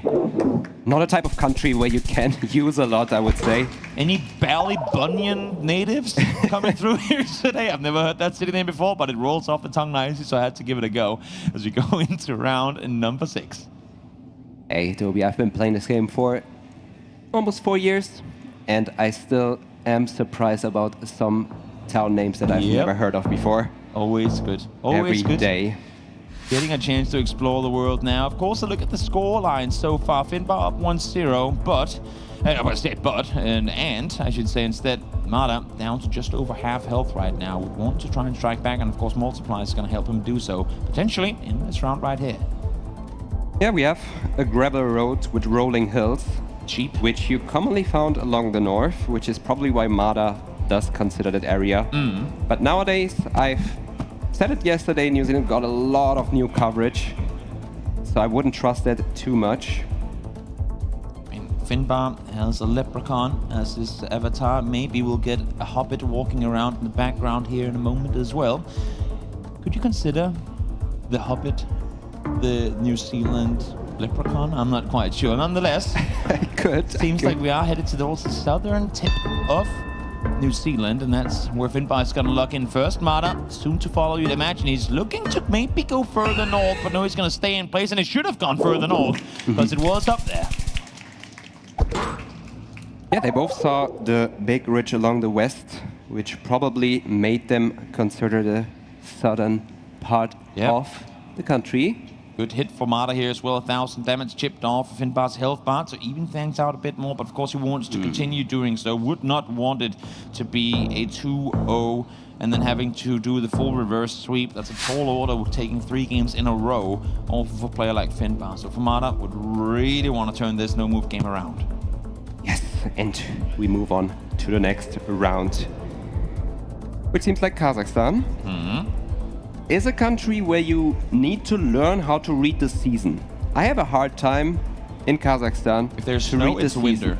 Hey, thank you very much, Toby. I will try to keep that one in mind. But yeah, in this instance, looks wintry, but at the same time it doesn't. I see what you're saying. I see what you're saying. I see how it's an issue now as well. No snow, not making things easy, especially not when you get a location like that. They were on top of one another, and it was as hard east as can be. Yeah, I mean, Mada. The reason why Mada is so angry is that because could have been game. With fall coverage, you always consider the eastern pocket. Yeah. And I did consider it, but I couldn't really tell. And I probably both did there as well. But for Mada, that was, again, being down 1-0 already. when you get chances like this to strike back, whether it be game in that instance or not, could have been huge. He's still playing from behind by 1,200 points. So we'll see if he has it in him here to turn it around. Round 8 is where we're at.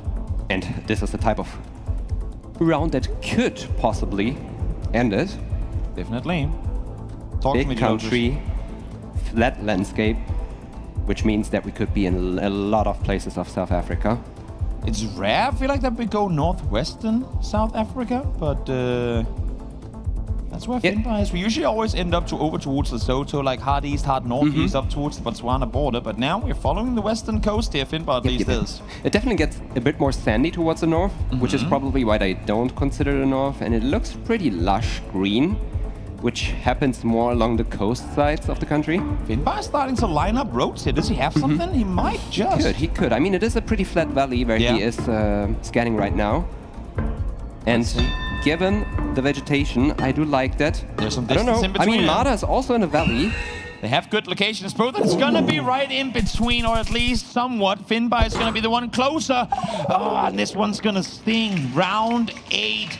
Hurts a lot, and just like that, Mada is down to just under 1,400 health coming into round 9. Oh my goodness. 5 times Would you look at multiplied, that? Lotris. Beautiful. And you know what? No. I'm gonna predict an air point from Finnbar here. Okay. Let's see if it's gonna happen. Let's see. How do the immediate reactions look? No big smiles. Oh, there was a bit of a smile there on Finnbar's face. A brief one at that. I also like his guess. Mada is there with him, though. Yeah. A lot of this fall coverage, high mountains, concrete blocks, and hazelnut. Mada's like, let's move on with along this. The road. I'm all in now, guys. We're going for it. Either I get it or I don't. We'll see what's going to happen. He's a bit further towards the west. I don't think it's that far east. No. And it wasn't. It was even further There's west. the finger as a matter of point. fact. Thank you very much, Finnbar. There it was. Not the easiest location, but yeah, with hazelnut, you shouldn't consider Rizzo there. So, to set up the stage here, for Mada, important 1,000 health. It just took off of Finnbar, because now we're headed into round number 10. Whoever, regardless of whether anyone goes down to 0, whoever finishes ahead in this round will be the victor of game 2. It's round number 10. Let's get this one going. If it's gonna happen, it's gonna happen here. Yes, sir. Let's this see. will be anyone's game here. What do we have? Finnbar, Mada. Mada, you need to have Finnbar down by at least 2,300 health. Can that be? He has to go fast in this one. Cannot allow for Finnbar to get a good read on it. Yeah. But he's taking his time. I mean, it is Indonesia. You always have to consider everything you see. I mean, we have somewhat of a red dirt along the road. The login. And then satellite dish. Both very commonly found in Sumatra, especially if it's like pointing straight up. Finnbar, similar but region. Even within Sumatra, there are a lot of places that are possible. It would take a 5K or something and close it is very far north, and Finnbar will secure the win here. Yes, it does. Finnbar able to claim it. Mada had to go fast. I respect the effort, but Finnbar sets himself up within striking distance to go on to the semifinals. 2-0 so far here. As Mada now, I mean, all odds against him. He needs to take a no move, and then an NMPC in order to beat Finnbar. It is not going to be easy, and I mean, even though we did predict Mada to win the moving game, things turn around. It's not that easy to predict. Trained. And especially coming up here. These seats, man, these locations are so incredibly difficult. It's very rare that we see multiple games with both players 700 kilometers away from the right point, but it goes to show the difficulty of these locations these players are given. But now let's get into it. Is it going to be Finnbar taking the first 3-0 of this tournament, or will Mada strike back? We'll find out now as we get into game number 3. We are jumping right into it. I've talked about this concrete guardrail yesterday. Do you remember? Yes, I remember you talking about it. Yeah, that's something. That is something. Very true. Commonly found in British Columbia. Exactly, that's what I was going to say next, but you interrupted me. Yeah, sorry for that. I didn't leave you some room. Nonetheless, 28 is found as well. Is it a big enough highway though for these players to work with? There's a lot of info on this sign. These are the great signs. This information is enough to find it. There aren't too many roads. in British Columbia. You gotta love those signs. You have a sign with plenty of info, then you go closer to read it, then it changes but gives you even more info. That's Yeah, when that can happen. It can go both ways. Sometimes it just disappears. Exactly. In this case, though, plenty of info available. You see there, Mada gets closer, all of a sudden you got 3 more cities on there. So we're not gonna complain on that. Finnbar is all the way out on the Vancouver Island. Yeah, that's not an area you usually start scanning for. That's all the way west. 5 seconds, though. We'll see if he's on And something I don't or think if he's Mada gonna will be find it in off. time. He's still scanning. He didn't consider that area, and he hates that. What an incredible 5K for Finnbar! And if it wasn't a tough enough climb back already for Mada, Finnbar just made it that much more difficult. Yeah, Finnbar, also considering the Vancouver Island, did grant him a lot of points there. Wow. Looks pretty nice. Back against the wall now for Mada. What do we have to work with here, Gelotris? Will the information be useful? I mean, we have a couple A lot of signs. info. A lot of info for Mada right off the bat. He went the other way over the bridge, so might have found something that Finnbar won't.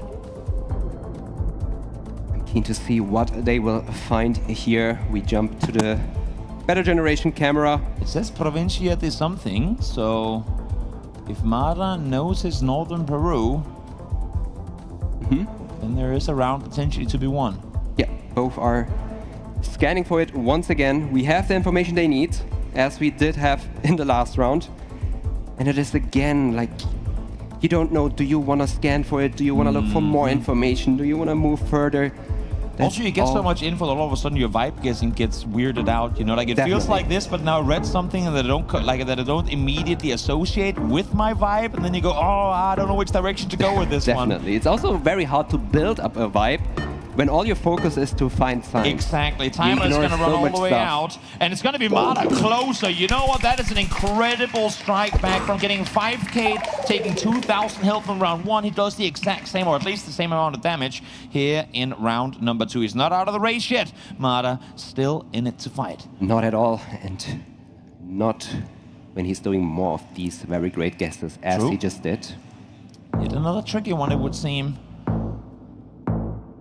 Let's see what they are going for here. I mean, you have 2 options. Either you move into the town, or you could move out and hope for better signs, maybe leading towards bigger cities. We are in India. Mada is hovering Bangladesh, so maybe all the way eastern India. It must be further east. There's a checkpoint here. Forest produce, okay. Yeah, maybe not definitely also an area where you get a lot of English. Yeah. Text all over the place, which is probably also one of the reasons why they are very confident with this pocket. Yeah, Mada locks in a bit further towards the south than where Finnbar is currently sat. Of course, it's early days in this game, so multipliers aren't that impactful yet. But again, if Finnbar keeps moving towards the north, which he won't, but it's going to be Mada closer. 2 great rounds in a row here for Mada. Another 2,000 damage off. Finnbar now sat in the dangerous territory. Yeah, I didn't expect that many points to happen in that round, considering that they both were in the pocket, but... And another one. Very great guess by Mada, and we have a sign in the distance. Any Red Road fans out there in the chat? Hey, if you love your Red Road, then your name might be Zigzag. Yeah, we'll see. We'll see if this is something they can use. I mean, we had Sweden be the downfall of Mada in game 1. We'll see if he can turn that around and do it to Finnbar here in game number 3.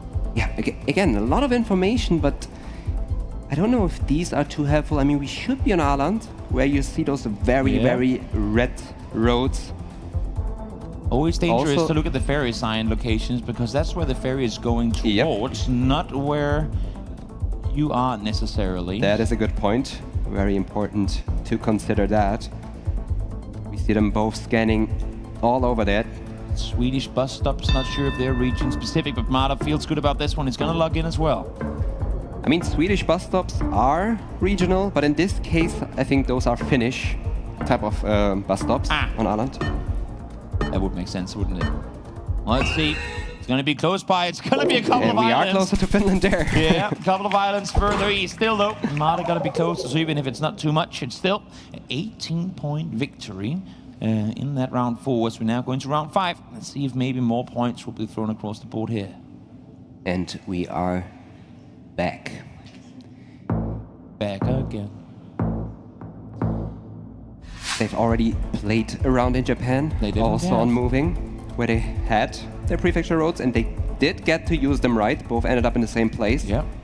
And once again, we see them getting closer to those signs that they hope for. And this time, I would say these road numbers are way better to use than only prefecture roads. And I feel like, correct me if I'm wrong here, but usually alongside harbors and the waterfront, you have really good intel from, like, in Japan. There's oftentimes a lot of signs down there for you to make your guesses based on. Definitely, definitely. And if you can rule out an area, that makes it way easier to pinpoint with a harbor. Yeah. Get 2 decent-sized cities on the sign there as well for Mada. We'll see if he can make use of it. He can indeed. Finnbar tries to put pressure on, but it's going to be Mada closer. Incredible guess, almost with a 5K of his own there. Yeah, both players ending up there, but Mada really showing how strong he is on moving, getting it even more precise. And now we are on the mainland. We were pretty close to this country 2 rounds ago. Now we are actually driving right around the mainland in Finland. Kind of a tough country to region guess without information.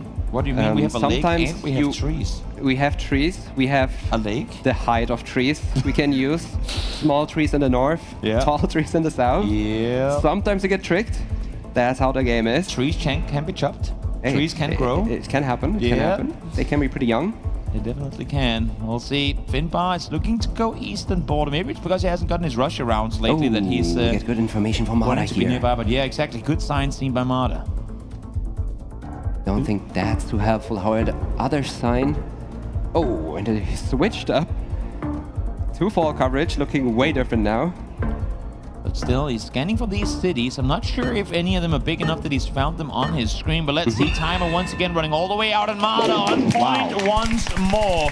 Could have been right there. He was at 4.999 before now. Once again, very close to back-to-back 5Ks. Yeah, and once again, both in the same region, but Mada just a little bit closer there, building up his lead even more. Exactly. And let's see what they will hunt for in this round. Tricky times ahead, Mada. Yes, he has the lead, but he needs to do this 3 times over in order to do the reverse sweep against Finnbar, who has not seemed like a person who will make mistakes in this match so far. Now, though, Mada finds himself with the lead and goes to the very southern tip of the peninsula. Yeah, he found an area code right there on the truck. If it didn't move, it will be correct. Yeah. That's what he's praying for, but judging the looks, I would say it does make sense, and Finnbar gets even closer using these extra 15 seconds. Yeah. First round won by Finnbar in quite a while, actually. I think Mada was up to like 4 or 5 rounds in a row. We'll see now what's going to happen here as we go into round number 8. We're getting closer to that dreaded round 10 once again. This time around, though, it's Mada in the driver's seat. Definitely. And we jump right into the next round, which looked like... I'm not even sure. My first swipe was Argentina. Did look Latin America, as we call it in our lingo, Latam. A lot of info, but not necessarily useful information. Mada is going to go down towards the central south of Argentina, because you think you're south in Argentina, and then you realize, wait, the country goes on for way longer than you thought it did. Finnbar, he's made it down to the dirt roads. There's a big sign right ahead of him. Maybe it's just an ad. Maybe it's good info. That's a gas station. Not really anything to pinpoint your position. No, not really. I mean, the rule of thumb is to go further south, the drier the coverage looks. Northern Argentina, I mean, it starts very, very sandy in Jujuy, and then it gets very green around Salta, and the further south you go, the drier it gets again. Let's see. Once again, I mean, it's happened multiple times and probably will here as well. Timer is going to run all the way down to 0. They're not exactly right next to each other, and it's going to be Mada closer once more by quite the margin. This could be enough, and it will be. Mada finally able to strike back, setting himself up for a potential reverse sweep. He's down still 1-2, but now it's looking that much more possible. That was a very important win for Mada to keep him in this match. And not only that, it was also his mode. Exactly, moving. exactly. No room to blunder there. and he did play by his standards.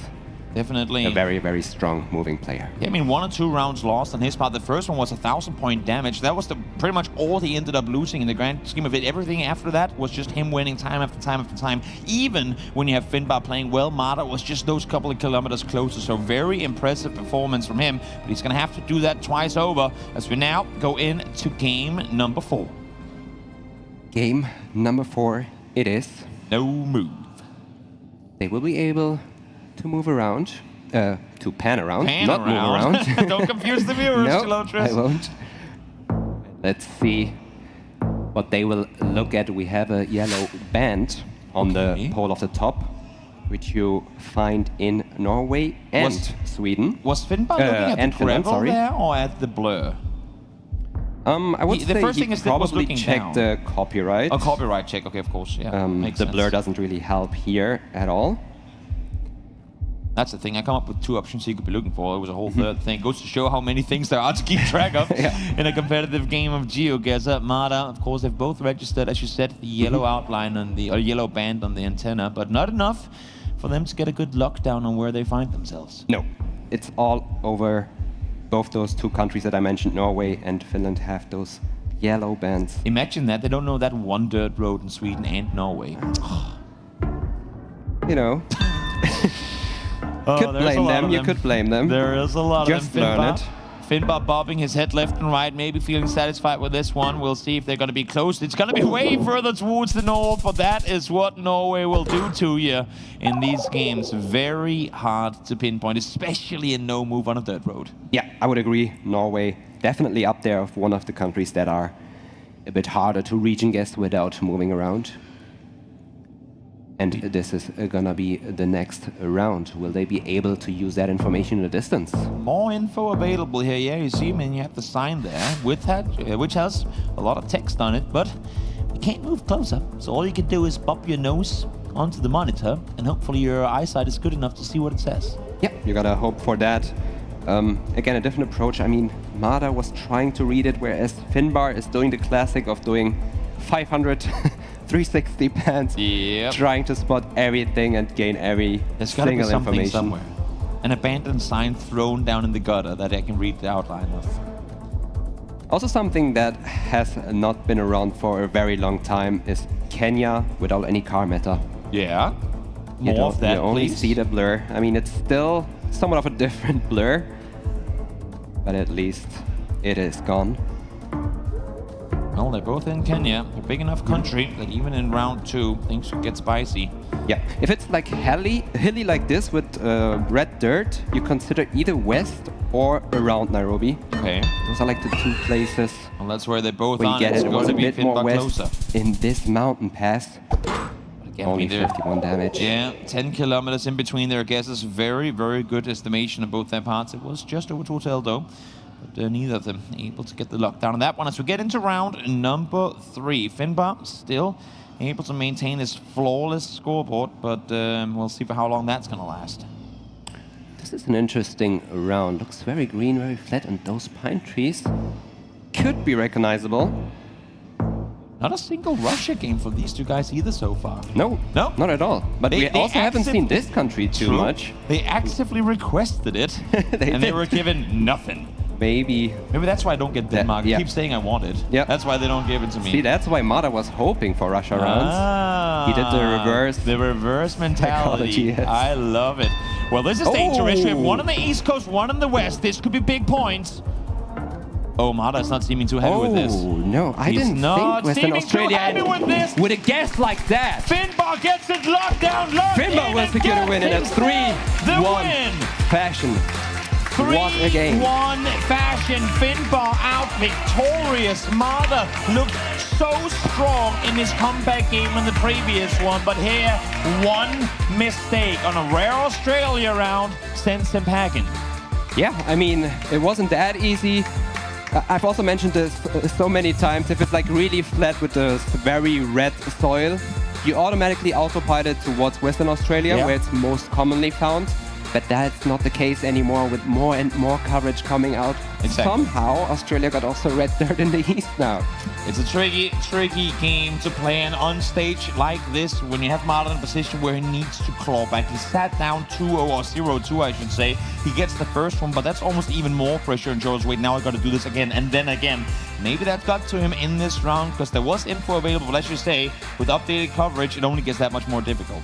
Yeah, I mean, especially with the first game, the first moving game. Yeah. I think that brought Mada back because that was the game he really did need to win. Yeah, tricky one, tricky game. But Finnbar, I mean, as many predicted, out victorious, but I don't think necessarily in the fashion that it was predicted to take place, because Mada looked incredibly strong throughout the majority of this game. Even if he didn't, he doesn't make it to an NPC, still, it was 2 or maybe 3 even, round 10 games, so incredibly close. He did fight very well, and especially the last round, I cannot blame Mada at all. Exactly. As I said, the Western Australia, I guess, does make total sense. Incredibly difficult game, but Finnbar is going to be our victor in the matchup between the two. Now let's hop over to the desk and hear what he has to say about that game.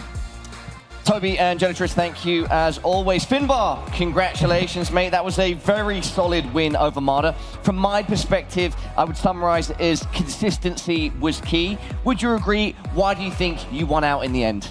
I think we both played pretty well overall. I think I got kind of lucky to do a lot of damage on rounds where I wasn't particularly close. But yeah, I guess consistency overall. Is it a performance that overall you're happy with? Yeah, I mean, I wanted to like full send a few things, especially the Ireland block. I recognized the ridge, but it was all the way southwest, so I don't want to commit to it, but, you know, it happens. GC, Ziggy, over to you guys. Finnbar, well done. Talk us through your approach to these matches. I know you like to listen to music as you play. Does that help you lock in and focus? Talk us through that. Yeah, music is essential for me anyway. Yeah, I can't really play without it, so I had some Secret of Us by Gracie Abrams on today, so love it. Yeah, also from me, congrats on your win. This first no-move game was very, very interesting because I feel like you had a lot of rounds where both of you were not very close. How did that game feel? Because it felt like no matter where you guys were guessing, you were not guessing close. How did that feel? And also, did you feel the table shake when Mada was slamming it? Yes, I did. You could tell like he was happy with himself when he like shakes the table or whatever, so it's nice to, I like the feel, I guess. It makes it feel more personal. And then, yeah, the no move, the first one, like, yeah, we weren't really close a lot of times, so I do feel like I was a bit lucky when I was closer than him, even though none of us were close, so, yeah. All right, Finnbar, well, thank you for joining us on the desk. Congratulations once again. Anything that you'd like to say to the fans watching at home, and of course the fans and family in the arena? Yep, thanks for all the support. Much appreciated. All right, nice one, buddy. You can take the headset off, go find some rest and relaxation. Yeah, very solid performance by Finnbar in that second quarterfinal. Mada put up a fight, but it was not enough. Finnbar goes ahead now to the semifinals and will be playing Blinky later today. That is a fire matchup of competitive GeoGuessr, isn't it, GC? Absolutely, absolutely. That's going to be a great game. Yeah, and of course we have a lot more action to go over the course of today. Our third quarterfinal will be taking place very shortly. Another banger matchup, Constance versus Lenley. Our 2023 world champion going up against a Lenley on the rise. Absolutely, yeah. Two massive figures in the game. Constance, previous world champion, as you said. Lenley, always up there. Massive following, massive amount of support. This is a huge, huge, huge match for all viewers. Ziggy?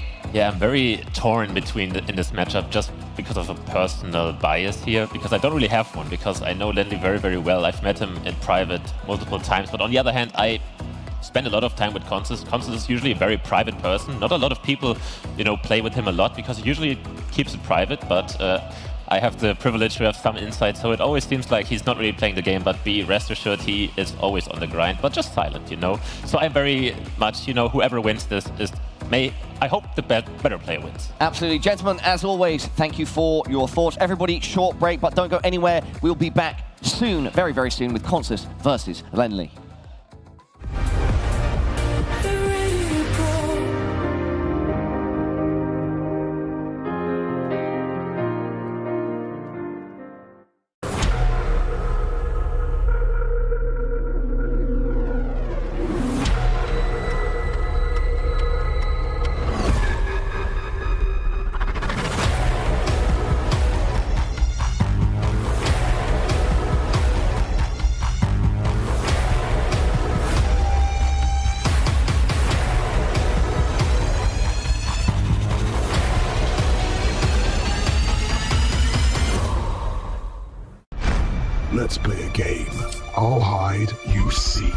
Unconfirmed sightings of the GX man have been reported all over the world.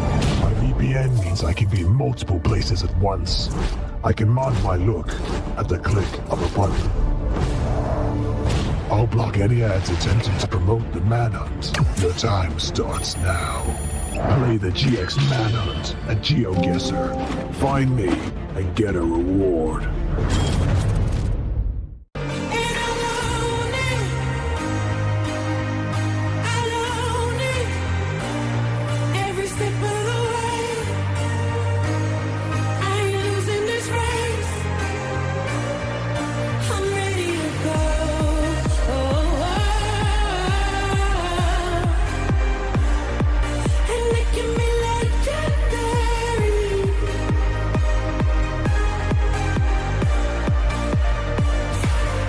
Luna de amor, ¿dónde vas? Que me robas la calma.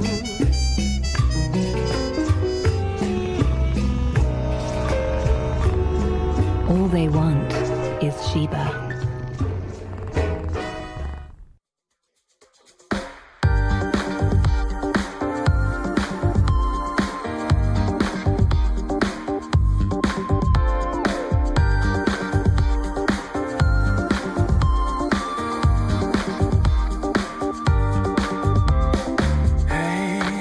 I'm a stranger, here to win, here to sin. Oh, hey, gonna make it.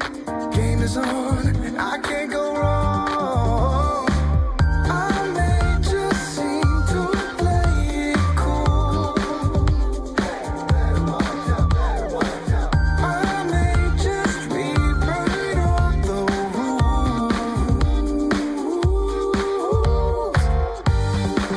Money maker, so I never tell. I heard a rumor. Money maker, watch me cast a spell. Rumor, rumor. Money maker, gotta pay to play. I heard a rumor. I'm a taker, going all the way. Rumor, rumor. Hey, hit the table. Here to stay, no repay. Hey, feeling playful. Never fall, stay on your toes. I may just seem to play it cool. I may just rewrite all the rules.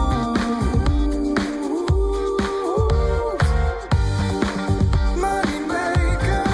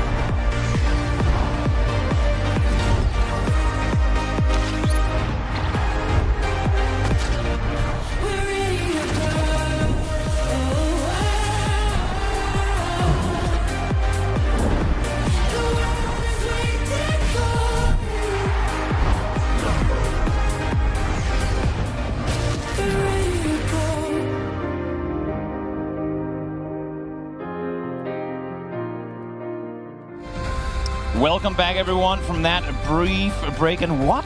This is not Parla's voice. What has happened? A bit of a changeroo has come through as we now see Constance make his way on stage to take on Lenley in just a short moment. A former world champion going up against the German powerhouse in Lenley, which is going to be exciting to see who is going to come out victorious in this matchup between these two titans. And on the desk now, with me, I'm joined by, of course, GC, our dear and beloved, now mainstay desk.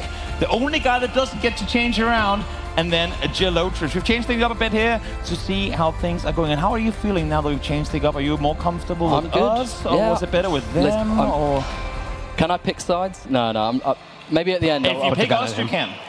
Listen, once I've done a few games with you, then I'll know. Oh, okay, we'll see by then. We'll see by then. Fair enough. Welcome to the desk. Thank you so much. We're pleased to be here, I should say. It's a great time, of course. We got a great game on our hands. I mean, talk to me a bit, guys, about this matchup we're about to see. Constance, of course, former world champion. What do you have to say? Constance, yes, former world champion, incredible player. Just one of the most consistent. As Ziggy was talking about, he keeps his cards quite close to his chest. So he is grinding, but it's not always possible to know what he's been practicing. He likes to keep that a surprise for the day. You know what? I mean, we might actually get a chance to hear from him now in this pre-game interview. Let's hear what Constance, our former world champion, has to say about this matchup coming up.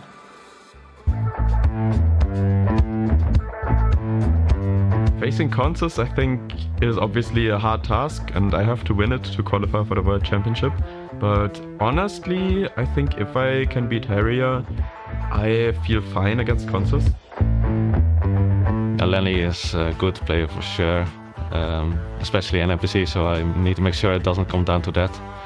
Other than that, I think I have a good advantage in the moving game, so I'll just try to manage to win those. I don't think he's unbeatable. He's definitely the favorite, but I think I have like a decent shot of at least, I don't know, making. But I think I can give him a good run for sure. Lenley says that if he can beat Harrier, which he could, he's gonna feel pretty good about going up against Constance, which he now will do. I mean, GeoGuessr, what are you thinking in those odds coming in? Lenley, does he have it in him to beat him? Yeah, definitely. I mean, Lenley is also someone I've talked with earlier backstage, how he's feeling, how he did prepare. And he does feel, I mean, at one point I was like, maybe he's not that confident. But then on the other hand, he told me what he learned. He learned like Indian districts. He learned to read a lot of languages and all that. And I mean, gaining that knowledge against Constance will give you good chances. It's going to be a good match, no doubt about it. And who better to hear from than the players themselves? We have Parla ready with them in front of the stage. So let's hear from you, Parla, what they have to say coming into this game. Toby, absolutely right, down on the floor right now with Lenley and Constance. Firstly, gentlemen, how are you doing? I'm doing well. Constance, yourself? Yeah, also doing well. Gentlemen, can I get your expectations going into this matchup? Lenley, starting with you. Okay, so Constance and Debr were practicing in the backstage, and Constance beat Debr 4-0 in moving. I'm 2-14 against Debr in moving, so I think that sums up my expectations for that mode. I think I'll have to win the other ones. Lenley, going to be a tough task. Yeah, Constance, what are your expectations also if you want to react to what Lenley said? Yeah, that looks promising, of course, but I still have to bring my A game here on stage.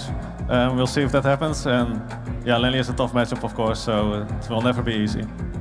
Gentlemen, great to hear from both of you. Is there anything that you'd like to say to each other before I let you go? I mean, I wish you good luck, Constance, but you're already qualified. Like, I'm not. Please. Constance? I'd love to help you out, but I'm still going to try to win, so good luck. All right, everybody give it up for Lenley and Constance. There we go. Great to hear the voices of these players. Lenley going, please, bro, I need to qualify. Come on, man.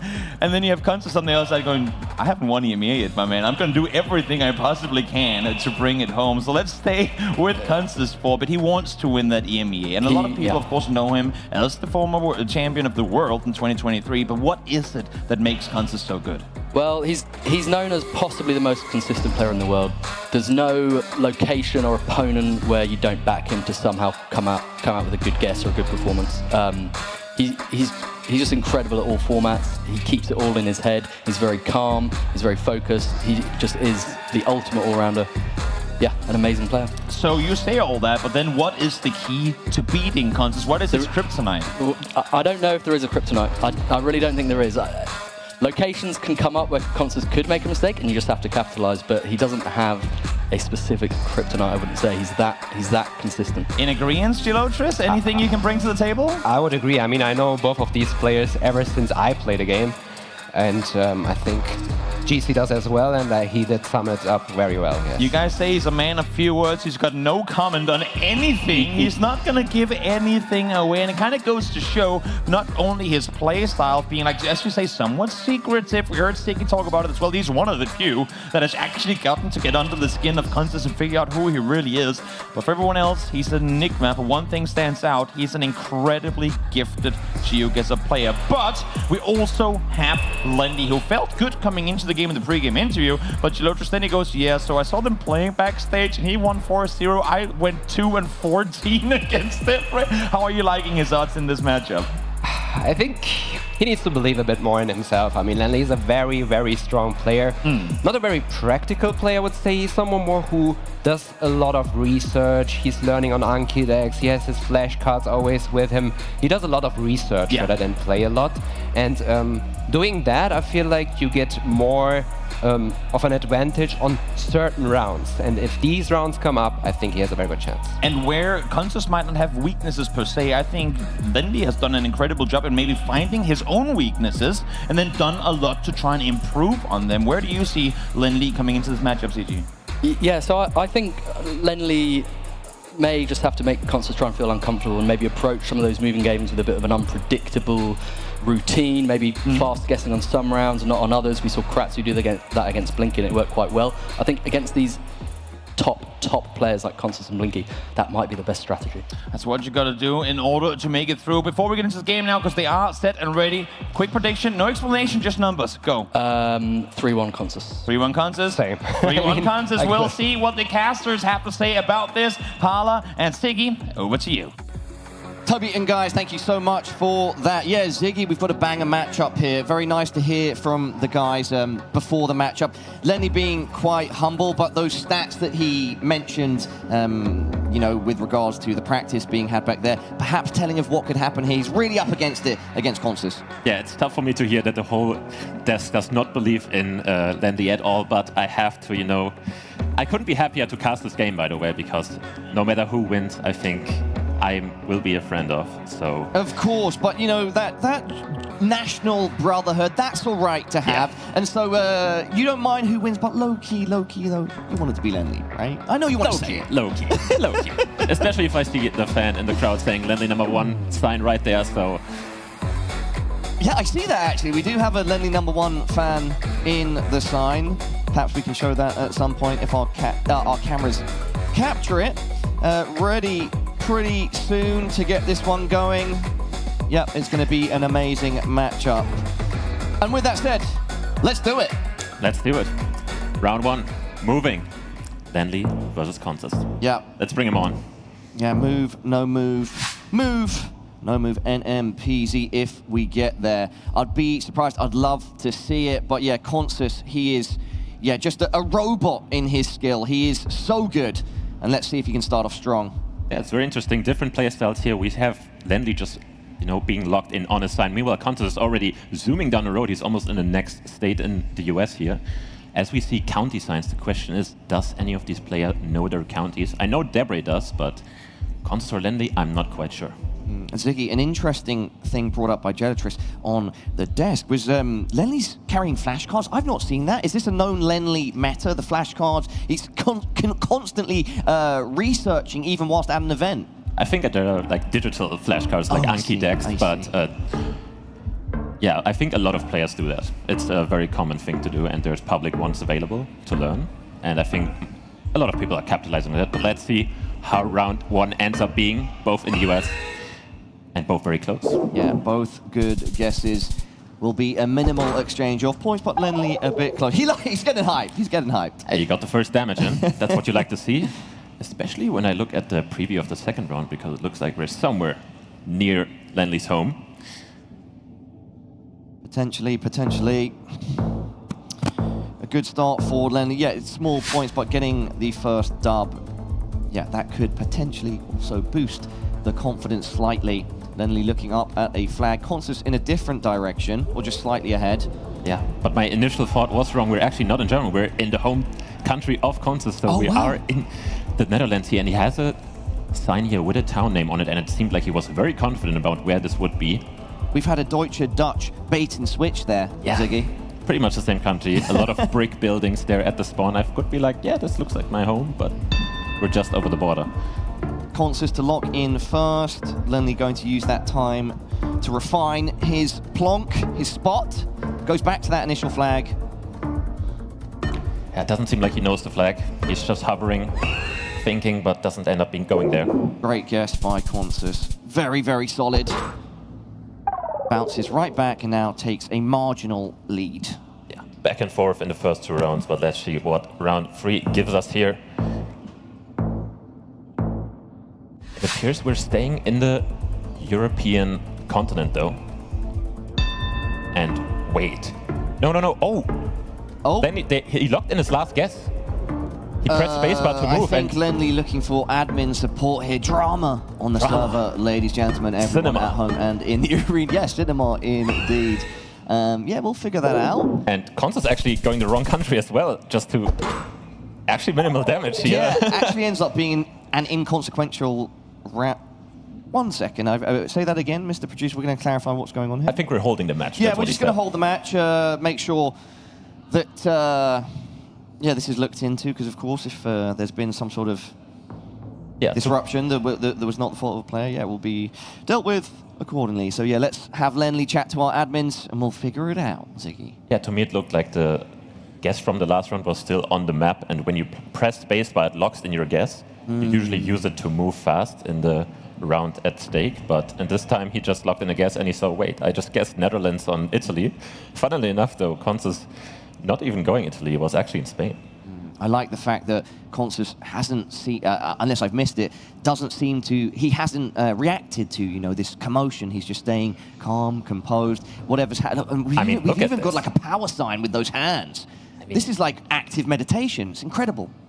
He is a very chill guy in the real sense of it. I mean, look at that. Just, you know, it's a few hand movements, but very, very still. Yeah. Controlling his energy. We're also getting our admins to check in with Consus just so he's aware of exactly what's happened. I would imagine he's already sort of got some idea, given the unusual sort of pace or whatever happened in the last round. Yeah, but it has to be said, Lenley putting up the pace not on you know, purpose, but you could see that Consus actually making a mistake there when the pressure was on. But it's not really usual that you send in 0.1 seconds. That's not usually what happens. Yeah. But in that one, it actually was a pretty good move. Probably had quite something to do with it. Yeah, working on the issue, everybody. Just want to give a shout out at this opportune moment to one of our amazing partners, Alienware. Become part of the Alienware arena and be the first to know about the latest gaming news and updates. We have an amazing arena in here, an amazing crowd. I can see Mada sitting in the crowd right now, enjoying the action. Some of the other guys as well, and of course our guests. Some of them will be people that have been to a GeoGuessr event before. Some will be new, that have just been wandering around, glitched, and found their way here. We hope you enjoy the show. And what a show it is right now as Lenley plays it up for the camera. This is a man that's been blowing up online in the GeoGuessr community. I think primarily or always providing his content in German for the German audience. And yeah, he's been doing a fantastic job. And guess Hear what? The sounds. We're back in. We're in. Round 3. Are we live? We are live. I think we're live. We're guessing everybody back in. Back in Argentina here, and we have a very quick guess. So Lenley keeping it up this time, actually sending again very, very quickly. As we see Consus scrambling for any information given, but doesn't seem like there's any signs available. There could be quite a big difference here. Oh! Wow. Wow. What round are we on? Yeah, that's game. Round 3, that is game for Lenley. That is a very big start. We did hear him talk in the start that he doesn't feel too confident in the moving mode, but what was that? I mean, Ziggy, you would know better than me from my perspective. Lenley gets a solid lock. He must have had some very strong information that Consus didn't. Consus goes way north and pays the price. The price was about 7,000 points of health. Yeah, that's a big price to pay, you know, because it does cost him the first game. Can't afford Doesn't seem like he is too, you know, phased by it. He still looks very calm. Yeah. So everything's still possible for Consus, but what a start. What a rocket start. And that's the start Lenley not only would have wanted, but kind of needs, you know, going up against the competition that is the caliber of Consus, getting a strong win and in style, also having to deal with those tech issues, going through all of that, coming out on top. Yeah, that's definitely what Lenley needed. Well, I think Lenley's ready for the second game. Consus as well. I hope the viewers are ready as well, because it's going to be spicy, because we are going to no move. Are we ready? Are we ready to go with it? Can we just? Yes, we can run it. Let's go. Oh, Ziggy. Don't hold me back. No, I don't want to hold you back. I want you to fly. I want you to action. fly free. I was just double checking. First time in the casting booth for this event for us, so yeah. Making sure it all runs smoothly. Talking smooth things. It's a bit of a smooth dirt road there. Yeah. No move now, everybody at home. Just Very a pan. tricky location here. No car visible at all. We have a instant Cambodia, I guess. I did think about Cambodia. Could be Indonesia as well. But a very confident zoom in and lock by Lenley. Meanwhile, Consus still zooming around, but seems like they will end up in a similar place. Indeed. Consus was paying very close attention to those telephone poles or electrical poles, and yeah, led him right next door to Lenley. Yeah, I think if it was Indonesia, Consus would have known it, because he is known as one of the best players in the country of Indonesia. So that would have been easy for him, but let's go to round two. Round two. This is a beautiful location. Not necessarily a Korean location, but it's a beautiful image that we have on our screen, Ziggy. Yeah, it seems like we're somewhere in South America just by the vibes of the houses there. We see a very quick zoom by Consus to the country of Colombia. I think there's also a white signpost in the distance, which makes it very, you know, easy to get this, I think. Yeah, it was a confident zoom that Consus did right at the start there. I wonder if he's already got a strong idea of where he's at. Lenley, though, at the same time now, picking roads, scanning the lay of the land. This could be another close round. But again, you know, unless there was a huge difference between the two players, only a 1.5x multi in the second round of game two. Yeah, I don't expect anyone to get the right road here, although Consus seems kinda confident because he is zooming very, very far in. But we have a bit of a difference here. Ends up being a bit west there, but very far enough west actually, where you don't really get that many mountains. But yeah, both players a bit far away. Let's jump into round three. Ziggy, listen to this. I bring refreshments for you. Oh. Water, brother, by your feet. Please don't kick it. I will not, Paula, I will not. But let's start the third round here. We're going to be in Kazakhstan, it looks like. A bit of a grim-looking location, at least. Industrial, harsh. Potential for, you know, a big difference in a location like this between our players. Yeah, although the country of Kazakhstan is very, very well studied, so I would expect somebody to at least get the right town here. Again, Lenley, very, very quick lock there in Mapei, there in eastern Kazakhstan. That is very far away from the potential coverage. It could be, we have a Mongolia hover by Consus there for a second, but he realized pretty quickly. Oof. Consus ends up a bit closer. Actually, it's going to be quite a bit of damage, yeah. You're saying a bit closer. That is 2,000 damage right there on damage the board. Indeed. Ziggy, actually, let's get this next round going, but then I've got a question for you. All right, let's start the round before you ask me something. Yeah, no, so Ziggy, you mentioned that Kazakhstan is a well-studied area. Can you explain what you mean by that and why it is more studied compared to other locations? Yeah, I think it's very well studied just because of how, you know, not dense the coverage is really. It's very spread out, and also only the main highways are covered and some cities. So usually you either know the city or the highway. Actually, in this case, nobody got the right city, as I would have expected, although... Speaking about this round, Paula, how do you think this one looks? Does it look like we're close to Sweden? It could be. I mean, I'm not the best at guessing full stop, but this vegetation, I don't know if it necessarily strikes me as fully Swedish. It could just be a generic Nordic forest, Ziggy. I mean, it is a Nordic forest for sure. We're somewhere in Scandinavia. We did see a quick little hover there from Lenley in Denmark. Toby would have been either very happy or very disappointed by that. But I would, you know, prefer a guess in Sweden there, as we see Consus actually going for the Denmark guess. All Right. Yeah, we've got a bit of a difference growing here. And it's a great guess by Consus. That is a very difficult round. To get the country of Denmark there is not easy, but we shall see later if Toby will tell us otherwise. Yeah, that is really solid work by Consus. He's come back into Game 2 absolutely on fire. We're only in round 5, and Lenley only 888 points remain. That is a lucky number, though, in some cultures. But let's not let them wait for too long. We're back on a dirt track here. It seems like it's somewhere on the American continent. Let's see what the players cook here. Yeah, let's see who is cooking, who makes the tastier meal. Both players looking down at the road at the exact same time. Yeah, we do have the yellow diamond sign there, which is a good clue for US, Canada, but also some South American countries like Chile like to use that one. But to me, it is a bit of a weird wooden fence here. Not something you see a lot in the US, but I could definitely see somewhere up there. Okay, so even a fence like that, there's some specificity to it. Ziggy, is that what you're implying? Yeah, and also it seems like it's Canada because the blur is very distinct between the two countries in the certain camera generation we're in. I don't want to go too in-depth into that, but it seems like... these are good details, man. These are details, okay. If you look at the car in Gen 3 between US and Canada, there are 2 bumps in the front in Canada, and there's only 1 bump in the US. That's how people have figured out to always get the right country in Generation 3 camera, which I find amazing. But even then, it's not easy to guess this one. It seems like they're in very similar places, They're in very similar locations, so the information at hand leading both players down the same path. And we're now moving into that second half of this game too. Good for Lenley there to score a bit of damage back. It's not significant damage, but again, those little rounds, they build that confidence back up. Yeah, it seems like we're going to a medium-sized country here. Looks just like Bangladesh off the bat to me. Just the type of vegetation, the house I saw, the car I saw, everything here would lead me to believe that this is Bangladesh.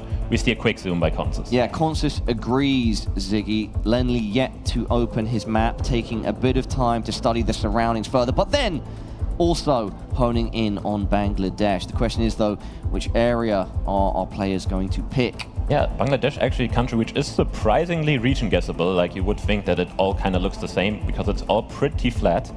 But people have figured out like some crops that only grow in certain areas or certain seasons only appearing in some Google coverage. So it has also been quite extensively studied, as has everything in GeoGuessr at this point. It's quite insane to me how much this game has progressed in just 2 years. Yeah, and no doubt a lot of that has been spurred on by the esport. It's brought so many players on board. It's lifted the ceiling of the already skilled players that existed before. And yeah, the development has been incredible. The skill ceiling still growing. There's still more to come, right, Ziggy? And Lenley not only keeping himself alive, he actually deals a decent amount of points there. Round number 7 looks like a very rural location. I don't see a single house inside. So let the players figure this one out. Lenley clawing it back, just as you said, Ziggy. Still not enough, but yeah, back-to-back rounds now, and that was some solid damage in Bangladesh. 4x now that we are in round 7. Consus to move first. Yeah, and also Lenley is known as someone who's very, very good in Brazil. He definitely specializes in that country. So we see a very confident lock in the state of Tocantins there in the north. I quite like it. It definitely looks northern, northeastern, but we see Consus actually very, very close by. Wow. Yeah, I mean, they were shoulder to shoulder. It was a bit further south. And again, triple back-to-back rounds. Now, he's still at quite the point deficit, but as these multis build, Lenley's finding himself in a better and better position. Nonetheless, though, if it were to stay like this, Consus would win. Yeah, but we do have 3 more rounds left to go. It seems like we're staying on this, at least a similar type of area in the world. We are in Panawa with this very unique cobbler. Kind of blocks a lot of the view here. Bit of dry coverage, some mountains, usually something you see more towards the south of the country. Those dry-ish mountains. But let's let the players figure it out. Yeah. Reaching 30 seconds. Every second counts. You know, for us, it seems like an eternity, those 60 seconds, but for the players, it means everything, because 60 seconds is not that much to scan an entire country for a road here. Of course, no. When on server, when on a stage with an audience and thousands of people watching from home, yeah, that 60 seconds suddenly feels like 6 seconds. Yeah, both kind of a different area here. We have a northern guess by Consus, and we have a bit of a southern guess by Lenley. Ooh, I mean, if Consus is right... Oh, no, it's actually split the difference between them. There's a single kilometer of difference. That's going to be a nice 14 points. Still not got Consus below half health here.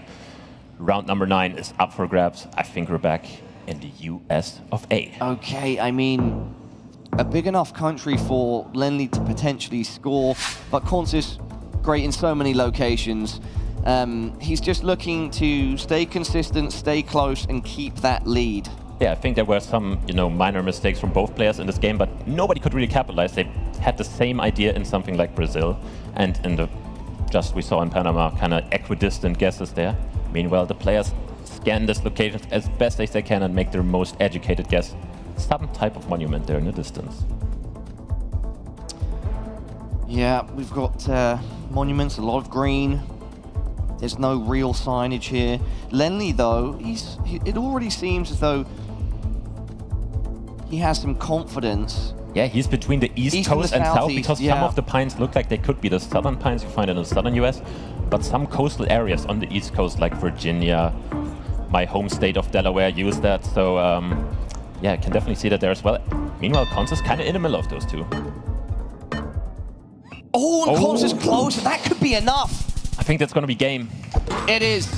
Lenley thought about going all the way down there, but he couldn't, get himself to switch there. Meanwhile, Consus went for a bit of a, safe guess there. Yeah, tough for Lenley to pull the trigger there, but, it was still a solid guess to an extent, but Consus was closer. And yeah, we're tied up now, 1-1. Consus bounces back from that rather fast game 1. Yeah, definitely good to see him. I mean, you can definitely tell he didn't really lose his cool at all. That could throw a lot of players off making a big mistake in a moving game like that, because you could say, oh, moving should be the easiest mode because you can move around, but the pressure of you getting an insta-guess against yourself, and then you even have 15 seconds more than the opponent and even can move around, that can be pretty hard. Yeah, all these factors are things our players have to deal with under the highest of pressures. And yeah, we know it translates to all of you at home, but it's hard to grasp unless you're one of the few that plays on that server. Yeah, Ziggy. We're back to moving. That started, I think. Let's do it. Into our second moving, everybody. Perhaps a chance for Consus to build some momentum. Yeah, I'm not quite sure what Lenley's game plan will be for this one, because we did saw that Instant, paying off. I wonder if he's going to try that a few times. Doesn't seem like he will pull it in the first round. Also, not really that, can't really pay off that much because we're so early in the game, no multipliers yet. Doesn't really pay off that much. Yeah. Usually round 1s, you're going to see a small amount of difference. That being said, there are those times where, for whatever reason, there can be a big difference, but usually round 1s, pretty passive. Yeah, it seems like Lenley's still stuck, in the middle of that small city we're in. We're definitely in Lithuania. Yeah, we saw the G dot on the sign. That's usually how the street name ends in Lithuania. As we see, a quick lock by Lenley, and Consus is definitely going to follow suit. Yeah. Both players find Lith. It was actually very, very south. I mean, definitely not a country many people know how to region guess, especially if you don't find any good signage, like in that location. Let's hope the next one has a bit of more of a difference, shall we? Let's see, Ziggy. Looks beautiful, though. Yeah. I'll have to say that. Nice little road. We can see some water in the distance. Let's let them run off into the distance. Indeed, yeah. Run and sprint, try to find some information. Consus already opening his map. Yeah, because this does look like Chile to me, just because of the vegetation. And we do have a lake, and you especially get them towards the south. You get a lot of big lakes next to some volcanoes, I think. So we saw a quick zoom there by Consus at the beginning. Yeah, meanwhile, Lenley is on the beach here. Consus actually went down to the beach where Lenley is now, then reset earlier and has gone in the opposite direction. It seems like Lenley's now tracking back also. Consus finding some signs here. Ziggy. Yeah, he definitely found some signs. I didn't see any helpful information. They're just very small, either like a church name or something. That's not going to really help him here. He's trying to look for that, good information there. Does he have a sign there? Nope. He will also have to make a vibe guess here. Yeah, whose vibe is going to be the good, whose is going to be the bad. Lenley's really refining his location. He might, is closer, slightly on the wrong bit of coast there. But yes, scores a few points, wins the round. Yeah, both casually getting the right island in Chile there. Of course, why not? Incredible, yeah, it's incredible work. And Pala, you know what? We're back. We're back in one home country, but it's not Lenley's. Okay, all We're right. actually back in the Netherlands. In the Netherlands. Cons is going to feel right at home. So who did the match fixing here? Why do we have 2 Netherlands locations? You're Germany. We've got the script writers working overtime, Ziggy. They surely do, but they're in the let's see. back room. Maybe Lenley can keep up in this round. We're definitely in a bigger city here. I mean, look at that apartment block. So I think if Lenley finds some kind of town name, he will also know it. Pala taking a quick refreshment there, so I will just keep on yapping. Why are you like exposing me, man? Let me have my little sip of water. Drinking at work? Really? Damn. Get a grip. Yeah, just gotta wet the... I don't even know. Let's just not talk about things with the mouth. Let's stay locked with the GeoGuessr. Yeah, let's stay on point. Big. Hydrated. Gotta stay hydrated. That's the best way to put it, right? Big place names there for contest, so you definitely know at least the region we're in. Meanwhile, Lenley kind of didn't find anything helpful, kind of just puts it near Amsterdam. Ooh, Contis, the hometown hero in the Netherlands, showing he knows his country like no other. 600 damage. Lucky for Lenley that this doesn't come up as a 10th round, so that would have definitely been devastating. But it seems like we're back in a country where we just saw Lenley actually win in moving. Maybe he will try the second thing, because this does look like an Argentina round yet again. We did see those street signs, very indicative of that country. It will never not impress me when I get to cast or be on a desk with you guys and you just pull out these details so quickly, Ziggy. It's gonna be something I enjoy forever. Yeah, it definitely is an enjoyment, but Argentina definitely one of the toughest rounds to find information inside of the city. Something people like to do is look for police cars, because they will have the name of, at least of the province, or maybe even the town on them. Okay. Or like an ambulance, like government vehicles. As we just saw, the street names were literally just the street name and nothing else on it. So those were of no good use. Yeah, both players now. I mean, Lenley's, I was going to say no one's really stopping to look too deeply at anything, but Lenley did like to, I don't know if that was an ambulance or like some sort of truck owned by a business. But Constance actually seems to have a solid, okay, he's zooming deep, you know? He might have the town here, Ziggy. I mean, he's zooming very deep, both in a very similar place, so both in La Pampa, I think, so wow. Yeah. And you know what? Constance was actually looking at Santa Rosa and was like, know what? This grid doesn't line up, but it actually was just a very different one. Yeah, brilliant guesses by both players. We move into, all of a sudden we're in round 5 of Game 3. Pala, do you recognize this? Do I recognize this? Have you been here? Is this your house? No, this is not. This doesn't look like London, mate. No, definitely not. Well, it's not London, but it's definitely the UK. Yeah, indeed. The grey sky says it all, you know. The pavements. We have the National Lobster Hatchery. Where's that one at? The National Lobster Hatchery, that's actually one of my favorite pastimes. It's sort of slipped my mind for a moment, so I don't have any more details, but I can tell you it's amazing. And the camel trail too. Yeah, we've got camels in the UK. We're going crazy out there. Do you like Lenley's guess in Cornwall, though? He had a quick look after he saw that. This could be the West Country. It could be indeed. If Constance stayed... very this is far a big north. difference. He's right on it. Lenley on the money, getting paid off. And wow, he almost takes the game there. Oh, I wonder, because Constance had like a tourist stop thing there. If it stopped a bit longer, maybe he saw something or misread something, but I didn't see what it said on that, but it presumably would have said, West Country location. Yeah, sort of a bit of a miss there by Constance, and Lenley exploits it massively. Yeah, Lenley only looked at a single sign there and was able to lock in that right city there on the coast. Pretty impressive stuff.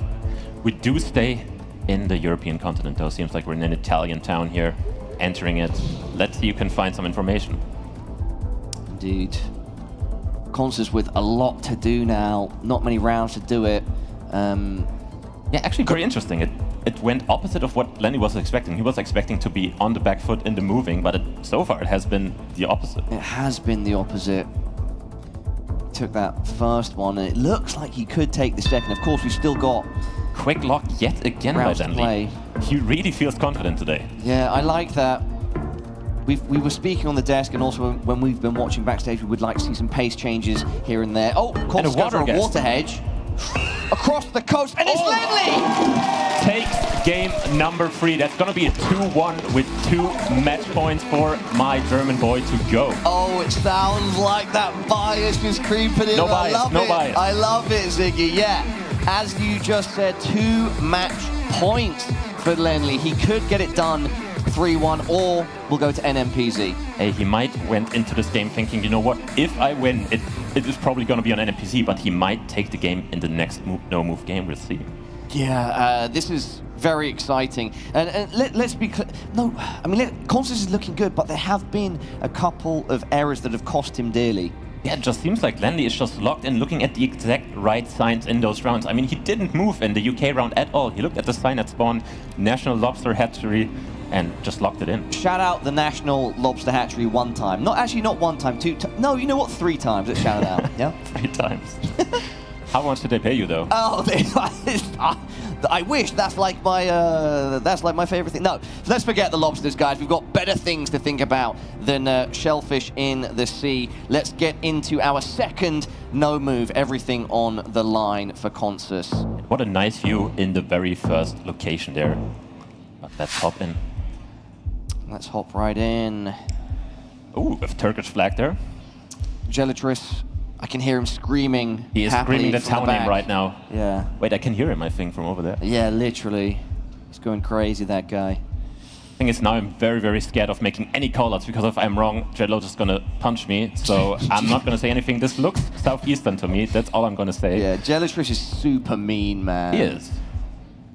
He's also very old. We're kidding, Gelitris. We love you, buddy. We're joking, we're joking.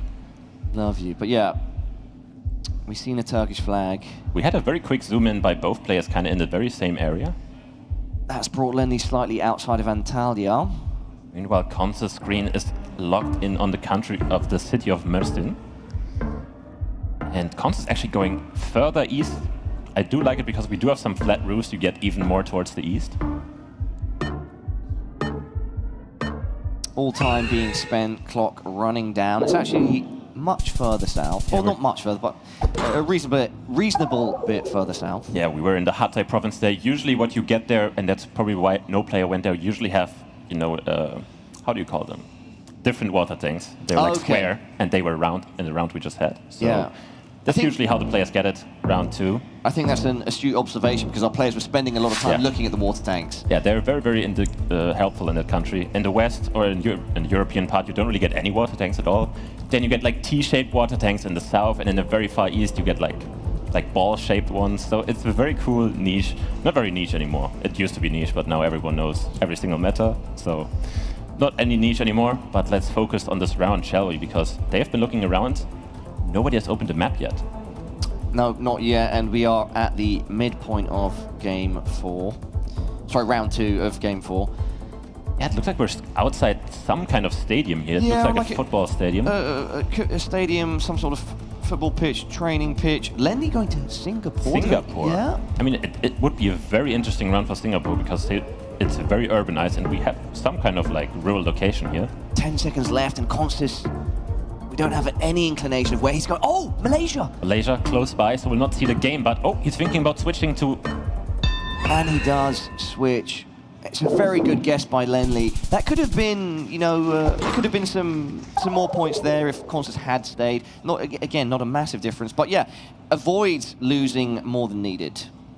More than needed, but it's still, he got the right country, so that's going to build his confidence even more, because let's not forget, he's up 2-1 and he just got the right country. Technically, you know, Consus missed the country, but no big difference, because he was just over the border there. Yeah, just over the border. Moving on. In a bit of a tricky round here. We're like on top of a hill, and definitely in Europe, those forests do look European. I'm looking at the houses here, and I'm thinking those look Polish. Do the trees look Polish, Paula? I wish I could tell you if the trees look Polish. I love all trees, but I could not tell you what a Polish tree is, Ziggy. Yeah. Lenley now dancing his marker around.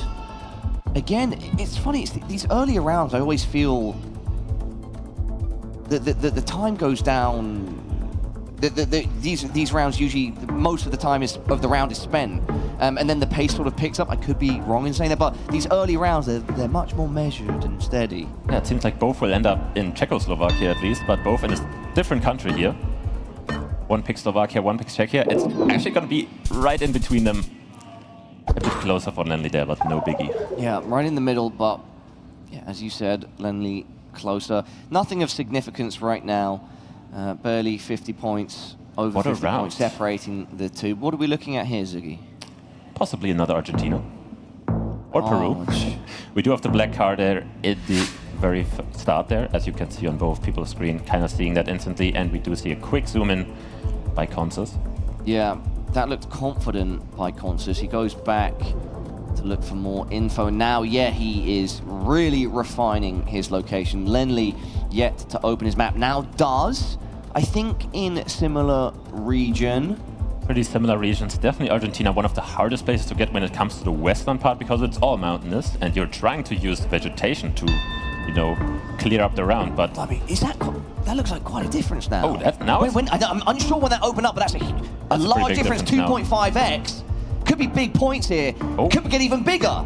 He's thinking about switching even more south, but wow, Consus! Right on it. That's going to be a good amount of damage there, taking half of Lenley's health there. Yeah, that is a fantastic guess by Consus. I felt like at one point they were a bit closer, then suddenly we could see the difference between the two markers, and yeah, Lenley pays the price there, losing half of his HP. Yeah, it seems like we're staying on the same continent, but what a view. A bit different. Is it a Ziggy view? Is this the type of thing you like? I mean, I like all kinds of view in GeoGuessr. Yeah. I don't discriminate. We've got some rocky mountains here, but with some nice patches of green also. Yeah, we did have the white car at the start, so that's going to exclude Argentina this time. We did have the black car last time. This time we have the white car, which is found in Peru, Chile, and Bolivia. Now the question is, which one do you pick? Because to me, it doesn't look like an easy one right off the bat. And the posts don't really help me here. I'm going Bolivia, Ziggy. It was something about the way you said it. You know, the spirits, they spoke to me and they said, Parla, go Bolivia. All right, if the spirits say Bolivia, hopefully you're right. Analysts hate him. No. Analysts hate him. All right, the question is, where will our players go? Yeah, let's see if the voices are getting louder for the players as well. They're both in a very similar place. They're southeastern Peru here near Arequipa. Yeah, and I trust them. I think we're going to see some good guesses coming in. It's even further south, so that's another great guess for Consus. Almost taking the win there. Oh, yeah. I forget, you know, these multis, sometimes they build up. Lenley saying be calm, though. And yeah, we had that southeast marker there. I thought, well, you know, chipping away more at Lenley, almost putting him to bed and putting us in NMPZ, but not quite yet. Huge lead, though, for Consus. Yeah, huge lead, but now we have a huge country as well. We're back in the US. The question is, will history repeat itself? Because we did see Consus taking the first no move game on US, and he could do the same here, because he only needs to be a bit closer in a country like that. Yep. Consus just looking to conserve the lead. There's always that argument when you're down like Lenley is, do you push a bit faster here? We're not seeing that right now. 30 seconds down the clock, Ziggy. Yeah, a very difficult round. I think winter coverage in general makes it harder to guess, because usually you're trying to look at the trees and usually you only know them with leaves on. Now the question is, who knows their trees when they're blank, like they are right here? It looks northern to me, but I don't know if that's because there are no leaves on the trees or because it's just deep winter. First, kind of confident zoom there by both. A bit further south for Consus, but very similar still. Yeah, I mean, we've got 5 seconds left. There's a distance growing now. And it's Lenley that's closer, staying alive, and will score a bit of damage with that multi. That is an incredible guess. I mean, look at the size of the US and how close Lenley got on that one, and not on an easy round as well. Yeah, beautiful work by Lenley, so accurate. And not just staying alive by a small margin there, scoring much needed damage the way of Consus. Yeah, I think the thing ran to the last game because I don't see the next round on the screen. Sorry, Ziggy, say that again. I think we're in the wrong game because this seems like the last game we played on our screen now. So I think we have to... do we need some admin assistance? Yeah, I think we need admin assistance here because... Could we please get some admin assistance? Admin's help. I think assistance at the casting desk, or have it looked into. Yeah, everybody at home and in the arena just want to make sure that the rounds are. Yeah, we don't want to play the last rounds again. Exactly. I think we already saw them because we don't want to see the 5K. We don't want to see the National Lobster Hatchery, was it? Well, I do. All right, don't hold that against me. Yeah, we've got our admin coming in now to double check what's going on. Yeah, those were definitely the rounds from last game. Because we're also not on round 7, I think. I think we're good now. Okay. I think we're okay. We're okay. All right, everybody. A bit confusing, but let's go. Let's get it. Enough confusion. I cannot press start round though, so. Okay, yeah, let's double check that. Come back. I'm trying. Sorry, everybody at home. Just having this looked into. We're trying to get the round going, but can't as of right now. Damn, NPZ or? What are these signs? What does that say? Yeah. It says something I don't want to say. Oh, okay. Well, let's not. I mean, I'm also a fan of NPZ. I wouldn't go that far. Yeah, okay. But I'm a fan of this guy. I'm a fan of both of the guys on stage. Lenley waving to the camera, though. He's definitely camera trained at this point. There we go. I hear the sound. Do you hear it? I hear the sound. Everybody, we're back in round 7. Let's remind everybody at home, Lenley is up 2-1. This is the second no move. Consus needs to bounce back if we are to go to NMPZ, and he is to give himself a chance of winning. If Lenley wins here, he take the dub. This is a good chance, though, for Lenley, because we are in India here. We have the crappy camera looking, not very high quality. Big country, it's very hard to guess. I don't see any polls that could be of advantage for any player here. So this will come down to, you know, foliage guessing, vibe guessing. Let's see who is better at that one. Foliage and vibes, a chance here perhaps for Lenley to claw more points back. He is at quite the deficit at the moment, almost 4K points. And he is going for a very risky guess. He has seen West Bengal, that's very far away from everything else. Oh, wow, yeah, this is huge difference. Complete opposite side of the country. He's northwest. There's like 1,500 kilometers between those two guesses, I feel like. This could be GG in either direction. This could be it. Oh, and Lenley, what a guess! Is that enough to take the game? It is! Oh, he's done it! He has done it. He takes down the Dutch destroyer. Lenley was the underdog going into this, but has put on a star performance to come out on top of, as Ziggy put it, the Dutch destroyer. Consus, our 2023 world champion. That is a huge victory, Ziggy. Oh my, and it snuck up on us. Yeah, I mean, taking one game of moving against Consus is one thing. Taking 2 games in a best-of-5 series, I would have never predicted that, but he was able to do it. Wow. And the crowd loved that as well. So exciting. Yeah, that really snuck up on us there. That last round, I think, of course, it was completely pivotal. It was the one that Lenley won. I'm sure the desk will speak about it. But yeah, went further east and got his marker down. And Consus, I would love to know what sent Consus in the opposite direction. Yeah, I will ask him later, but he will not be happy about the guess. That means he is eliminated from this tournament. So the second seed of the tournament has been taken down. That is such a big story and a big victory. With that in mind, let's head on back to the desk. Thank you so much, guys. Great game and great match for you, Lenley. You said it was possible, and now you made it happen. Congratulations, of course. I want to talk straight into that very final round. We have a bit of a tech delay. You get to sit with yourself, you know, just thinking things over. What am I going to do? What am I going to do? You're down big in game 4, and then you pull off a stunt like that. Talk me through the round. I mean, I thought I was going to lose on that round, but it worked out in the end. It was a really tricky round. We were in such a dense urban area that you couldn't really see much. And the thing that led me to go east was the sheet metal roofs, which you see commonly in Bangladesh. So I decided that it's probably a good shout to go kind of close to Bangladesh.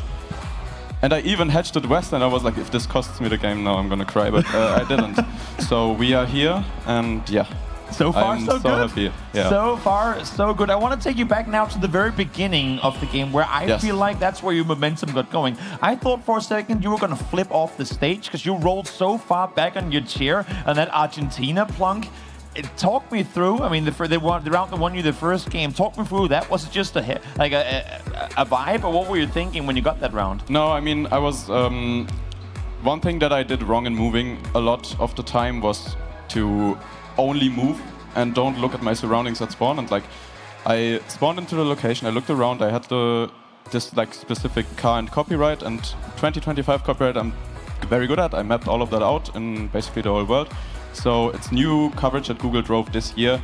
I recognized that it's probably too good. I was like, okay, just gonna send it in quick. Then I rolled back in my chair because one step ahead I actually had the town name, which I knew. So, well, I could have even gotten a 5K there, but Wow. I think it was the best strategy in the end. Incredible guess. And lastly, from me, I mean, we talked coming into yesterday's games about you having had some weaknesses in the past that you've done a lot to work to improve on. Do you feel like those improvements have come to help you in the match both yesterday and also now here today against Kansas? I think 100%. I mean, also, I think the strategy that won me that game is the anti-jinx, because I definitely said before that Debr beat me on moving all the time, Constance beat Debr the whole time, so obviously I kind of like jinxed Constance there. I think the little bit of black magic worked. There you go. The voodoo was strong with Lenley this time around. GC, any questions from you?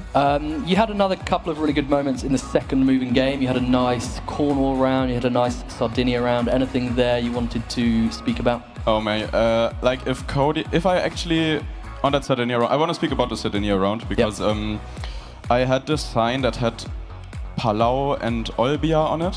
And I've learned all the Italian like municipalities or whatever they're called, I don't remember. But Olbia is one of them in Sardinia. And yesterday I missed a Kabupaten like 4 times. And this time I went up to that sign and I was like, okay, I'm actually gonna read it carefully. I was almost gonna move on, and I was like, wait, actually, that's a town, right? And yeah, it was. So I almost missed that again. Like, it worked this time though. Very well done. Adjustment from yesterday, I would say. You know, just. Yeah, I want to talk about your mental, of course. All eyes were on Consus. You said he's the favorite.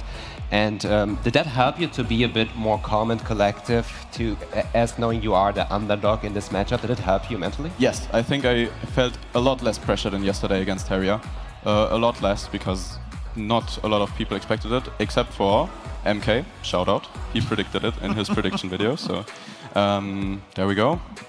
Yeah, very important. Definitely I mean, also during the game, not only in the beginning, you were, especially on the last one, you barely had any health left. Was there a point where you felt more pressure, or did you still just calm down and play your best? Didn't feel that much pressure because I still had 1 out. Let's go. Exactly. The 2-1 lead set you up great for that one. Any final words to the viewers, the fans, and the stands out here supporting you before we let you go? Yes, I mean, I'm in the semifinals now. Only one. I have 2 chances now to win a game to qualify for the World Championships. This is my goal. This is what I came here to do. This is what I practiced for 2 months. I will do it. I want to thank, just in case I don't get a winner's interview anymore though, I want to thank like Kodiak for all the practice and the watch party and whatever. Great guy. Also, shout out to Basti and his watch party. I want to give a big shout out to Aphex Twins' 1992 album, Selected Ambient Works 85 to 92, because that got me locked in for real, for real. There you go. And yeah, shout out to everyone. I'm glad to be in the semifinals, and I think maybe I can go further. There you go.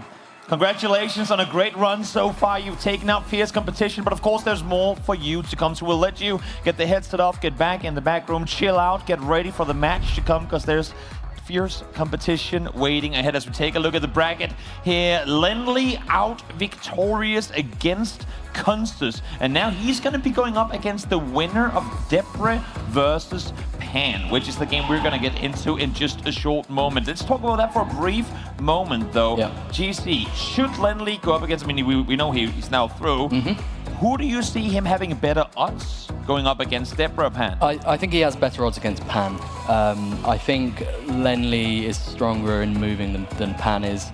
Debr in moving is a fearsome opponent, so I think Lenley would probably prefer to play Pan. But Pan showed us yesterday he's really strong. Exactly. Bit of an unknown quantity, really, really good player. So that then breaks the question, Mike, because if Lenley is better up against Pan, can Pan beat Debr?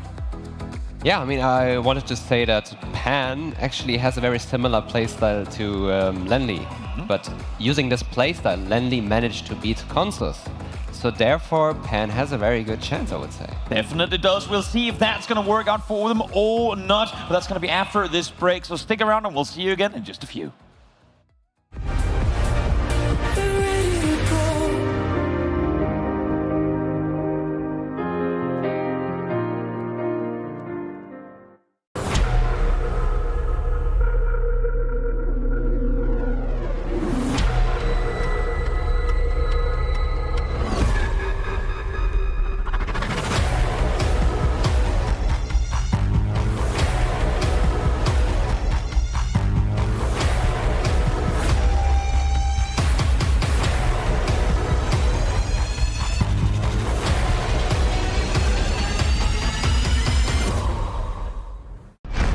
Let's play a game.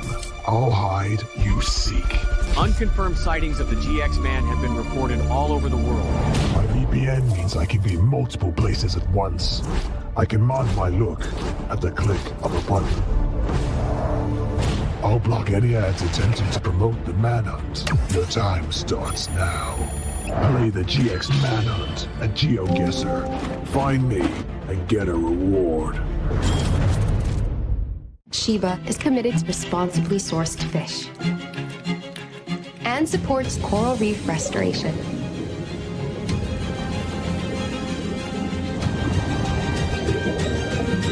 Sheba, buy now.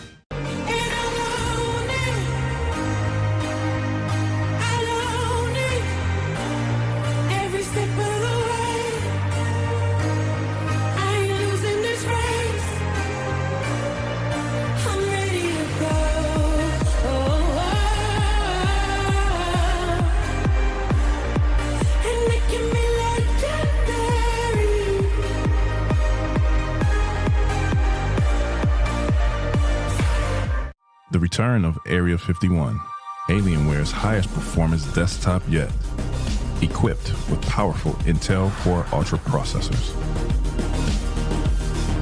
Innovative architecture designed for ultimate gaming. Engineered to evolve alongside your game.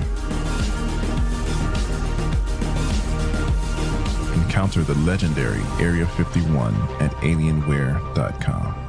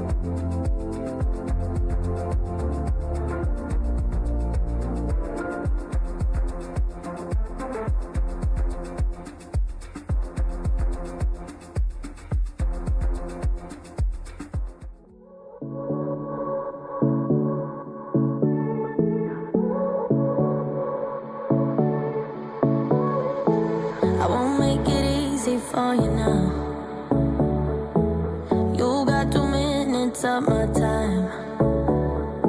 And I don't really break too easily, but I'm worth it, 'cause I'll slip into your dreams tonight. Oh, so give me your all. I'll take it to Mars. Oh, I'll stick like glue inside your mind. Just watch me break in.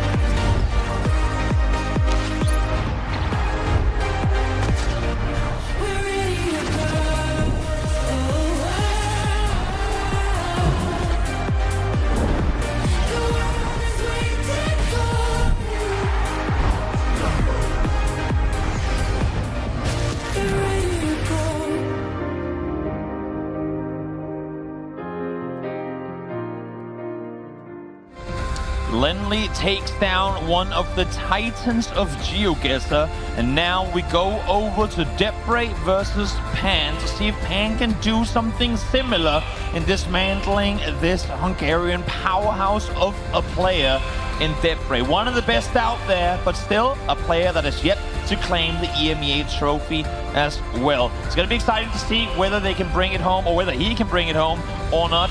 We're here to talk to you all about just Shout out Toby. I'm joined by GC and Gelotris, and we are just moments away from getting into this game with Debr versus Pan. So let's set it up. Let's chalk up that playing field as best as we can. Talk to me a bit about Debr. About Debr, well, he needs no introduction. He can do that for himself because, you know, he likes to talk about GeoGuessr and around himself. But no, he's a very well-established player, well-established personality.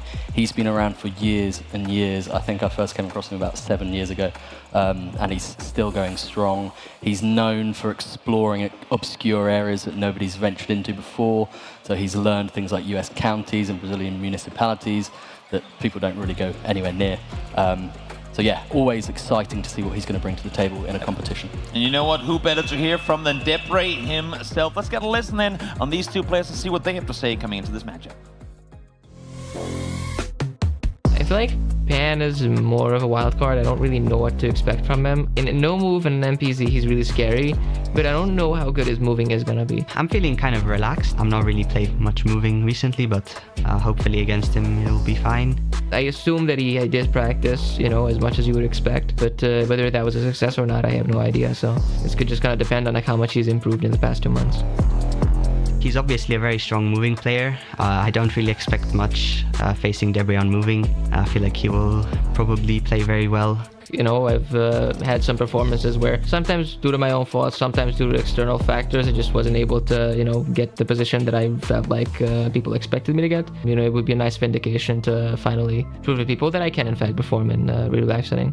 On the no move and the NMPZ, I feel like it's more of a 50-50. So hopefully I can win those and see how it goes.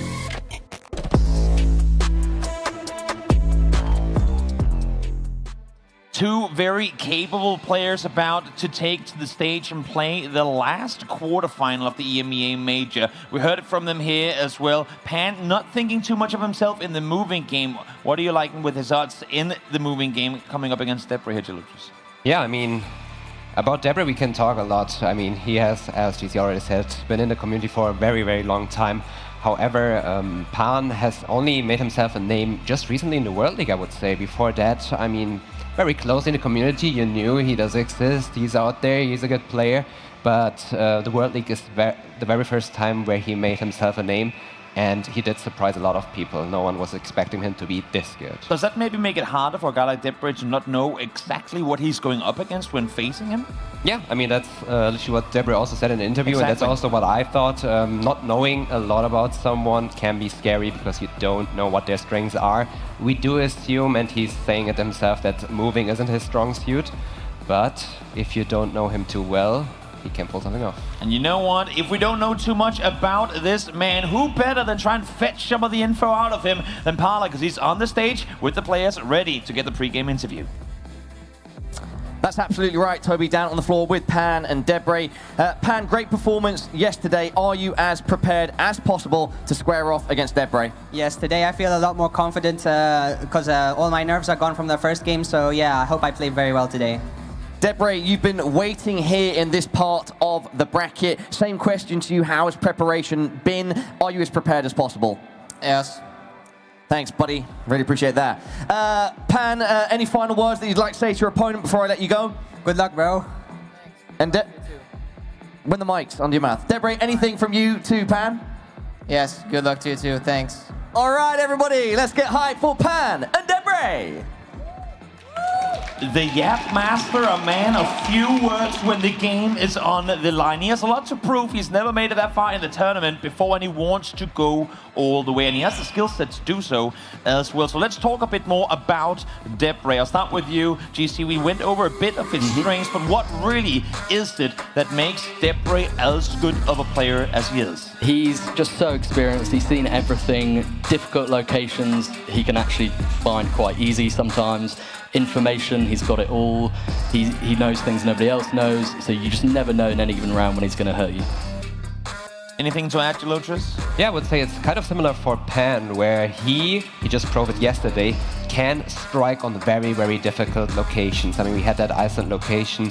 That was a very hard round, and yeah, by knowing this and being this niche, strong in those difficult rounds, can cost Debr a lot of points. Also, we got to add to it, I mean, Debr is the player that has, you could argue, the most pre-match experience in the fact that he's the last player to take to the field. We haven't seen him at all so far. He's just been sat back, waiting, hoping to get his turn soon. We were sitting talking with him while the previous game was going on, like, hey, now it's actually my turn. Like, I've been counting down the clock. It's been so far away, but now we're here. Do you think maybe that pressure can get to him when he's sitting, waiting for so long to finally get to play? Yeah, possibly. I think Debr is a fairly cool character and keeps a level head when he's playing, but you know, he's had a long time to build up a bit of nervous anticipation, but he's just been happy in the green room, just practicing. He's been playing a few games, so you know, I think he's all right. Definitely has great player, but he's going to be going up against Pan. And if there's a story for today, that is underdogs can make it happen. We just saw it with Lenley versus Consius. So Gelotris, talk to me a bit about Pan, a player we still don't know all that much about, but who impressed a lot of people during the World League. Yes, exactly, and I can tell you that much. I mean, we have seen a lot of games over the course of 21 weeks. What stood to me out the most was how Pan really striked on rounds where the opponent was completely wrong. So I've been talking about this a lot with this specific knowledge, and I think that is his strong suit. He's clearly stronger on no move and NMPZ. But let's see if it will go. And I think it's a very interesting point you bring up, because we talked about, you and I talked about it during the cast as well, how a lot of these players are trained in the same school of GeoGuessr. So they grew up with the game together. They got their experience and knowledge by playing amongst one another. But now we have the new school, the new breed of GeoGuessr players coming in that might not have learned the game the exact same way. So while oftentimes we see in a game where maybe Lenley is off in Constance as well, where they're close to each other but far from the target, now we have a guy that comes in with a whole other background in the game, and he starts getting some of those rounds right. Yeah, no, it's a very, very interesting point. There are lots of micro communities within GeoGuessr who might be discovering things for the very first time and putting that into practice in games. So yeah, you just never know. Always different angles coming at games like this. Well, one thing is for sure, if Pan wants to take out Debr, he's going to have to do so in demanding fashion, because Debr is not easy to beat. So who better to throw it over to get this game going than Parla and Siggy. Boys, let's get this going. Thank you, Toby. Yeah, we've got Pan versus Debr. Ziggy, which way do you see this one going? I mean, we just saw the game of the underdog Lenley winning against Constance. I mean, many people, including myself, have put Debr up there with Blinky in the final. So it's hard to bet against him, but we just saw an underdog story. It would be an even more crazy underdog story if Pan wins this. So I'm quite excited to see this one play out. Yeah, I mean, we were impressed with what Pan brought to the server yesterday. The question is, can he carry it on today? Debr, I think, more locked in than ever. So yeah, expecting him to come out swing. This is, I mean, this is semi-finals material. This could be arguably grand finals material, but we're in a quarter-final. It's our final quarter-final. And yeah, there's a high ceiling on this one. Yeah, let's see who will be the opponent coming up against Lenley in that semi-final. It will be either Debr, the favorite, against Pan, the underdog from Greece. Yeah. Lenley waiting in that semi-final, going to square off against one of these two, but we've got to figure out who it is going to be. All right, Ziggy, let's get this one underway. Let's get this one started. And a water round to start it off. And moving. Round number 1. Yeah, move, no move, NMPZ if we get there. Debr, alpha zoom almost. Yeah, very quick following suit. Quick zoom into Senegal here with the bars on the car there. Not that common these days that you see Generation 3 coverage in Senegal. Usually everything is overwritten as we see Pan entering the Generation 4 camera there. Seems like Debr is going the exact same way. Yes, indeed. And Pan does spot the small little blue box there in the car. It is definitely a meta. I mean, it's GeoGuessr, so everything is a meta. So, you know, a box of hankies in the back of a truck are somewhat of a meta. Is that an actual thing? Yeah, it is, because people have mapped this out. Incredible. Yeah, well, it's round 1. Debr deciding to go just a little bit further west. It's right in the middle of them, and Debr is slightly closer. Yeah, slightly closer, both on the exact same road, kinda. Yes. As I said, they know their boxes if they see it, and we see an intersection there, and so I would expect both to move to that one. Do indeed. Round 2 now.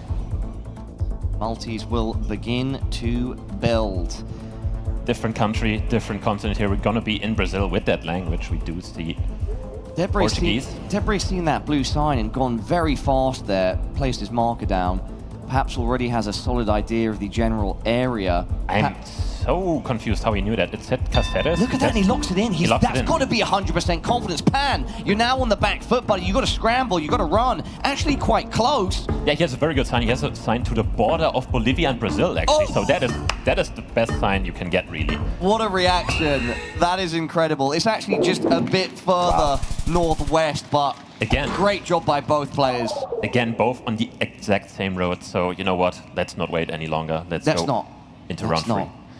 Incredible work by both of our players on the server as we go into round 3, neck and neck. Another new continent. Seems like this looks quite European to me, Mediterranean even. Looks like either Spain, Italy, or Greece. Let's see any signs here. We do have Cordoba on the sign, so that's very good for Debr. Cordoba is in Andalusia, and he zooms right into it. So Pan actually going for the instant here, but it will not pay off. Yeah. Debr finding the exact road here now, or? Potentially, yes. Wow. A great guess by Debr. Right on it. Yeah, and with a 2x multi, it's solid damage going the way of Pan. Yeah, he tried to, you know, switch up the pace, which I kind of like. In that one, it did not pay off. And look at this location. Stunning. Beautiful trees. Another new continent. Indeed. We are gonna be in Australia with this foliage. Not sure what these trees are called. See, that's one I could actually recognize, you know. Low-key proud of myself. Sorry that I took it away from you. It's fine, Z. But more specifically, we're going to be in Western Australia. We do see bollards there with black bottom and also a yellow signpost. Presumably, Debr picks up on it as well. Yeah, he does. Further east, though, and this is quite a big space between them. It's a very big state, one of the biggest subdivisions in the world.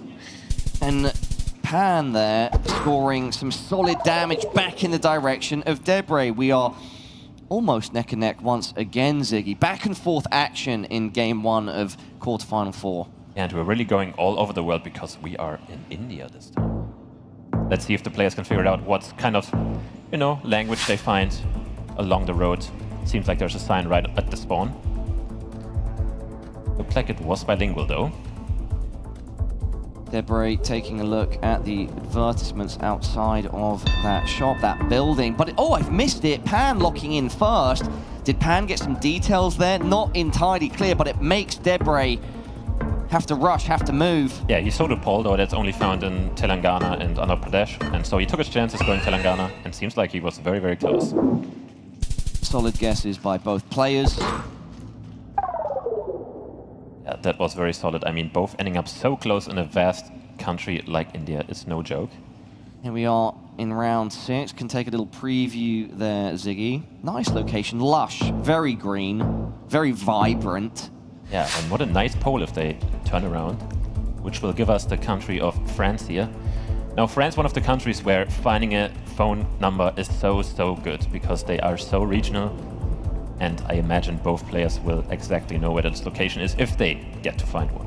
Yeah, already some good signage for both players. Currently shooting off down different roads. Pan looking, I think he was there trying to find that car, but it evaporated as he changed scenes. Debr now opening his map, refining a little bit more, but wanting to find even more information before doing that again. So far I haven't seen any very helpful clues here for any player really. The only good clue here is the architecture, and I think that's what they're gonna base their guesses off. Seem like anyone has found any regional stuff. We see a middle guess by Debr and a pretty far eastern guess by Pan.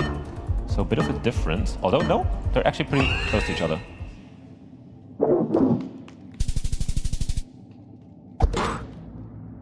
Nice guess there by Debr without any information, it has to be said. So guessing friends like that, pretty nice. Round number 7, let's look around. And it seems like there's a sign right there. Let's see if the players can spot it and if they can use it. Does look quite helpful, and we see Debr taking a step there right off the bat. But so does Pan, so both have the same information available. We do have Chile poles there with the indent in them, so they will both know the country. It didn't seem like any of them knew the town names, but we have a sign to Ruta 5 and also a road number starting with a C.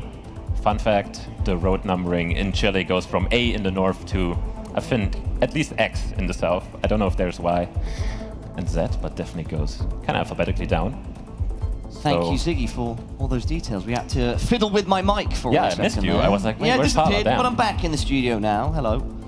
Yeah, but no quick guess by Debr. He's giving Pan more time to find those signs as well. So far, it didn't seem like Pan had the exact same signage, so he will have to guesses based just off vibes. But he's not too far away. Not too far. Round 7, though, 4x. Oh, it's a great guess by Debr with a 4x. Yeah, we're going to see big damage there. Is that it with the bolties? Wasn't quite enough, but yeah, Pan now on death's door. Yeah, He'll be that's looking not to the spot he avoid wants to be falling in. through it. And could this be it, Pala? Yeah, let's It is. I think a home country of one of the players. Can you guess which one? Hungary. Is it Debr's Hungary? Yeah, I think so. Yeah, all right. Am I close? It could be Romania still. Oh, you keep putting me to the test here, Zig, and I hope to start passing with flying No, colours. we have a Romanian sign there, so it's sadly not. About sadly flying, though, Pan with a very fast lock. That would indicate confidence. I think it was desperation. Desperation? Yeah, perhaps as well. I like that switch up in pace, though. And does it pay off? Just slightly.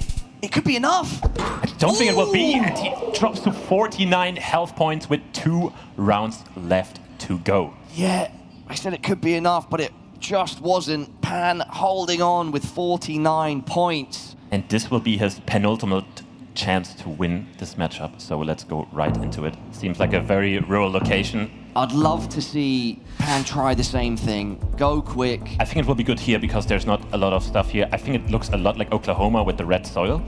And that's kind of where Debr zoomed in right away, but Debr... Oh, no. Pan's coming back to the US and locks it in first. Barely zoomed onto the map. Debr with 10 seconds now has to react. React with an Oklahoma City click. Very standard guess. Pan, very risky guess, but I kind of like it at this point. Oh, and it pays off. It does pay off. Wait. That's huge. Big multi, 3.2k points of damage. We have 1 round left to play. I mean, it is the difference of 1,500 points, but the multipliers are at 5.5x, so that's the highest it can go. We will see a winner after this round, and what a location. Yeah, Ziggy, where are we at? Is there a chance here for Pan to clutch victory from the jaws of defeat? There definitely is a chance. It looks like northern Italy to me right off the bat with the snow-capped mountains. Now the question is, will we go for a quick guess? Because I think the more time he gives Debr here, the more time Debr has to lock down this region. Locked it again. He locked Pan it. throwing caution to the wind, putting Debr once again on the back foot. Can Debr react accordingly? We are about to find out. There's a big difference between the two. It's anyone's game, and Debr gets it. Deserved victory dub by Debr, was playing very well the entire game, but then, out of nowhere, Pan with a very quick guess in the specialty country of Debr, actually, in the US, but Debr keeps cool, takes the last round and the game. I think that's the perfect way of putting it, Ziggy. Debr kept cool. Yeah. You know, Pan very, I think rightfully switched it up, saw themselves at a massive deficit, started pushing the pace, and what Debr had to do was stay calm in those responses in the remaining time, and yeah, it paid off in the end. Took 10 rounds, but clings on to that lead and comes out on top. Credit to Debr there. Pan was trying to keep up with the moving game, but he knew after those rounds that actually went the whole way, the whole minute, he didn't really find anything good, so he just switched up his strategy, went for quick guesses, did pay off in some rounds, sadly not in the last round. Well, we can go with, well, we can get going with our first no move whenever you're ready, Ziggy. Should I press the button? Press the button, Carla. Let's do it. Let's get it going. This is our first round. Second game, last quarterfinal. Any, Debr or Pan, do you see a favored player in no move? I think Debr is just better in total. It's very hard for me to say that Pan is better in any mode, really, by a large margin. I think they're very closely matched in no move. Maybe I would even see Pan a bit better in NMPZ, just because of that amazing Iceland guess yesterday. Let's not forget how he pulled that one off. Yeah. But against Debr, not an easy feat. Especially in no move, I think Debr is very, very thoughtful about where he guesses. Oh, wait, Debr is going further north. It could be a big round one. Maybe one of the biggest we've seen yet. Yeah, so quite the distance there, but Debr moving further and further up. Oh, and it's a solid guess by Pan. That's how you start strong coming off a first game loss. Yeah. 1,000 points in round one is very good. You know, if there were any multis added to that, that becomes a disastrous swing that you want to avoid if you're Debr. Yeah, if that was the final round, that would have been good. Oh, men at work. Like to see it, but let's start the round. So maybe Pan can, you know, take that nice guess with him and make another great one. Yep, let's find out. We are interrupting some road laying here. Nice view, sunny day. We had Spain earlier, you mentioned Mediterranean as well. We're experiencing Mediterranean weather in Sweden right now. It's wonderful here in Jönköping. Yeah, 23 degrees feels like the 40 degrees on Mediterranean climate. Yeah, we're having a great time with the weather here at Glitched. But both of our players trying to cast a storm on the other right now. Debr first to lock in. First time Debr's locked in first in a while. Yeah, I think this region of Italy is very famous for its like wind farms, so that's why both players, I mean, look how close they got.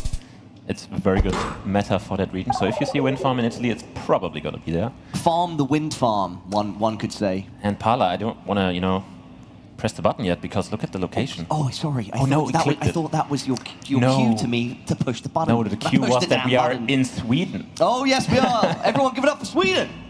Let's start the round. We love our crowd. Thanks so much, everybody, for coming in person. It means so much. Supporting competitive GeoGuessr, enjoying the show. I mean, I'm enjoying this occasion. You know, the clouds being perfectly reflected by the still water. This is some incredible clarity. Yep. Love to see it. Debr goes quick. Yeah, we do have the red pavement here, which is the meta for this kind of region, but both actually off by quite a bit. Yeah, I mean, some potential points lost there on both sides, but Debr with the slightly better guess. Yep, but let's see. Next round is a big country here. Looks right off the bat, looks like Brazil. We have a cow. Obviously Brazil then. I love cows. Me too, especially if they indicate that we're going to be in Eastern Minas Gerais, but that's just a vibe guess. Debr, that was looking like a full alpha zoom. I'm unsure if they will stick with it. Yeah, I think this type of location where you just have like rolling hills with this like kind of tree farm on the top is very indicative of that region, kind of Eastern Minas, Rio de Janeiro, and Espírito Santo. Some people like to click the try point of all those three states. You came out with a little bit of accent there, brother, again. I mean, are you like low-key an accent master? Some could say that, but it ends up being Rio. We're actually nowhere in Sao Paulo. That's even funnier because I mentioned every single state there and it ended up being another one. About to reach the halfway point now as we get into round 5. Pan with a decent lead, 1.3k going into this halfway point. Yeah, but Debr might be happy to see this round. It's either going to be US or Canada yet again, just by the double yellow road line in the middle. No move, everybody. Just panning and zooming. Very quick zoom there by Debr. He instantly zoomed in after he saw the car there, so I wonder if he's going to use that.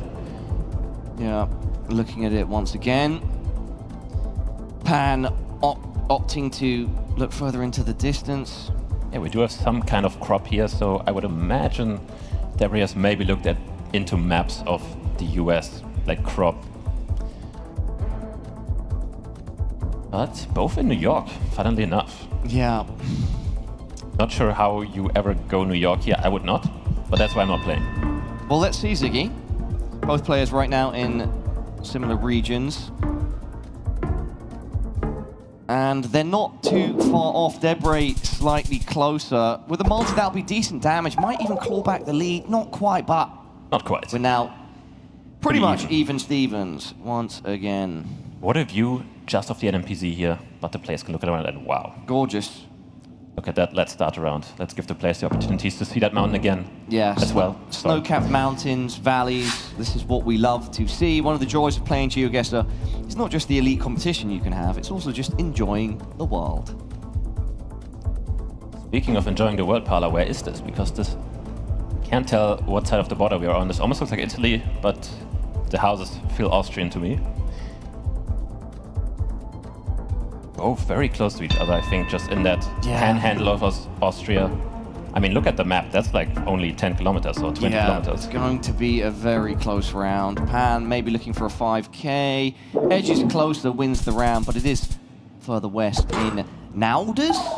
Would that be acceptable pronunciation? It's very hard to tell whether you would pronounce it different because it's on the border, so it might be influenced by the other country on the other side. Can you give me some options of pronunciation? Nowadays, or maybe Noder. Noder, I don't know. You're the accent guy. French is definitely not my strong suit. Yeah, but Ziggy, I trust you with all accents now. But don't trust me on this round because this round looks like a tough one. All right, everybody, lock in round 7, 4x multi. If our resident expert Ziggy is saying this is a tough round, it probably is. Debr going to Uruguay first. Pan follows and then locks in fast. And it's a brilliant guess by Debr. 6.8 kilometers in Uruguay, and that's going to be 1,000 points in a small country like that. Wow, what a great job by both players. Yeah, really showing off just how deep the knowledge goes. Yeah, both getting the southeastern part there of the country, but Debr just on it. Yep. And now we move into our... not our pre-penultimate round. Penultimate? Well, no, that would be round 9. Yeah, penultimate, exactly. Yeah. I like it. We're coming up with phrases, we're doing accents, we got it all. Yeah, we're back in Brazil. It seems like there's a phone number on a moving truck. Phone numbers on trucks are very unreliable. Can they be deceiving? Yes, I see, very. I see. And yeah, I mean, of course, if they're moving around, could create some mishaps with guesses. Yeah, Pan zooming in a very specific area, southeast of Sao Paulo. I wonder if he knows anything. Meanwhile, Debr going with the phone code he saw on the truck, I think, because right after he looked at the truck, he zoomed in. So I don't know if he's actually trusting it or if he's actually thinking it's looking like that, but we have a big difference in guesses here. And he locks it in. Yeah, we do. It's a massive difference. 5 seconds for Pan to react on a 4.5x multi. This could be game here. Oh, Pan's closer. He's closer, and that's a lot of points. Actually, it's going to be the whole game here. Pan taking no move. In what a fashion. 1-1. That's right. There was a huge distance. And even if your marker is just half the distance closer with those multis, it gives you the game. Tied up now, 1-1, Ziggy. Yeah. We see Debr there trying to stay calm after that one. I mean, both players not really very close in that location, but Pan just in the right, at least vicinity of it. Yeah, those multis, they build up. Got to be aware, got to be accurate. Consistency is key, the aim of the game. Closer you can be consistently, the less points you're going to lose. And yeah, that becomes more of a factor as those multis build, Ziggy. Yeah, we see the game evened out now. We have one on each side, and Parla, I think it's time. I think it's time. Time for game 3. Let's do it, everybody. Second move. Let's go. Time to move on, literally. Movers and shakers. You move, you don't lose. You've got to use your moving, you know? And this is what Debr likes to see. It seems like we're back in the US, just by how it looks. Looks southern US, but Debr very good at knowing every single phone code and county names. Not something a lot of people want to do, or should do. Debr has spotted a sign for a funeral home, obviously looking to avoid death in Game 3 of this quarterfinal. Yeah, so far no player really finding a sign that is too helpful. We see a very interesting back of the car there. Yeah, the old US flag on a spare tire. America! Well, the town name is like Cooper Smith or something, but I do not think any player will know where that is. But Debr keeps looking at the trash can, maybe trying to read the phone code there, and it seems like he's found it. He's zooming in further and further. I tend to trust people when they zoom in that far. Yeah. Solid distance gained between the two, and it's a fantastic guess by Debr. Solid round one, solid start. Yeah, this is really what Debr is good at. I mean, US can be very tricky if you don't know what to do with the information given. But yeah, let's go into round 2. Seems a bit more favored for Japan. Maybe it's closer to Greece than Hungary, who knows? Both players have been playing very solid GeoGuessr across this series so far. And this actually looks like Germany, and we do have a phone number there, and a very quick zoom by Debr there. Seems like he knows where this... Oh! Wow! Okay. Debr styling, just as Ziggy mentioned, seeing that phone number, knowing exactly where to go. And that's a huge round 2. 2k points of damage taken already by Pan, and yeah, we're just going into round 3. Yeah, Debr not only knowing the first digit of the phone code, but also the second one, and getting that one almost spot on. Obviously, as a German, nice to see, but let's see how he can fare with this round, because it looks quite tough to navigate.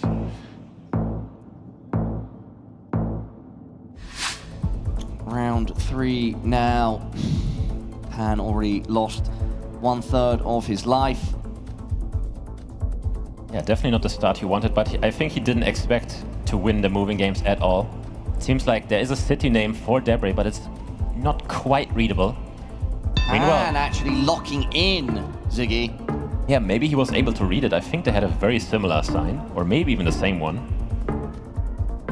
But Debr trying to find the information there. Oh, it's a distance right now. It's a big distance. Oh, he's swapped even more south. That's gonna be big damage for Pan, actually. Pan moves fast, guesses fast, and takes the lead back. Yeah, not only striking back, but taking the lead. And wow, the next round, I mean, people who know me that know that I love New Zealand, and look at this, the rolling hills. Wow. Let's start the game. Yeah, we were talking about that backstage, weren't we? You spent 6 months in New Zealand, post-university, and a country now close to your heart, Ziggy. Yeah, close to my heart. And that is probably the reason why I started playing GeoGuessr, because I wanted to see whether I can region guess in New Zealand, and I couldn't. Without any meta information, it's pretty hard. But now, I'm pretty decent. Yeah, now the story would be different. What's the story now, though, however, with Debr versus Pan in New Zealand? It's Debr that has that better knowledge. Yeah, Debr kind of either hedging the North Island or knowing that it's there, but nonetheless a great guess and striking back, so... Yeah, swings back and forth. Yeah, Debr now in the lead once again. Yeah, you know what? Let's keep rolling, because I kind of like the back and forth here of this game. Also doesn't look like an easy round. Let's get right into it. Both players drop in, spinning around, trying to find a way to information. Yes, doesn't seem like the most populated place we're in. That just seems like a road in the middle of nowhere. But actually, Debr found civilization. Yeah. And civilization means that we do have signs. Debr's hyper zoom paying off, reading a sign there. That one sadly not very helpful. It only said the town name, but not like the regency. And it says Beraubarat, I think that's in East Kalimantan, and that's exactly where he zooms in. Quick guess, that could be massive damage, because I don't think Pan has enough time to reach that information. So if he doesn't end up going Kalimantan here, we could see game. We definitely could on a 3x, yeah. Huge now huge for difference. Debr, huge difference. And Debr, you know, that's showing when moving works, it works well. You find that information fast, you act on it fast, and you get such a huge edge, a sharp edge to slit the throat of your opponent. Yeah, sometimes it's easier to use the information than find it, because you can't use it without finding it. Yeah. Duh. But in this case, Debr found it. Pan was stuck in the jungle. Yeah, brilliant round there by Debr. Brilliant round. Now 2-1 up. But Pan did take the last no-move game, so let's see if he can take that one again. Will not be easy, especially because he is on the back foot. He not only has to win this no-move game, but also the NMPZ game as well. Not an easy task at hand. Not at all. The pressure is on, though. Can Pan handle it? It's the most pressure he will have felt at the competition so far. Our second no-move. Let's get it. Let's get it. I wanted to call Hungary again, but this does look like Romania. The poles are a bit thicker in Romania. It's kind of funny. They do have very similar ones in Hungary, though, so...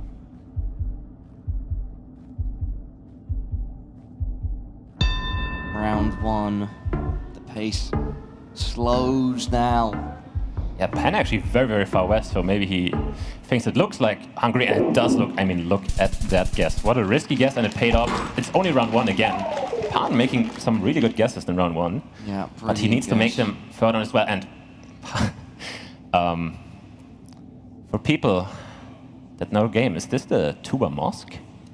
I don't know, it looks like a famous mosque. Maybe it is. GeoGuessr would know. I'm sadly not good enough to know. Let's see. Debr going fast. Pan following suit. They then both scurry back to their maps, looking for more information. It cues Pan to look at a specific city. Doesn't commit to it. Yeah, I know it's a meme, but it shouldn't be Tuba, just because the city doesn't look as big. And I think the mosque in Tuba is even bigger than what we are seeing on screen. But it is very close to it, so it would have been actually the better guess to go there. Barely anything separating the two there. Steady start. And what do we have here? I mean, that is a big rock. Big old rock. That's a big chunky rock. Yeah.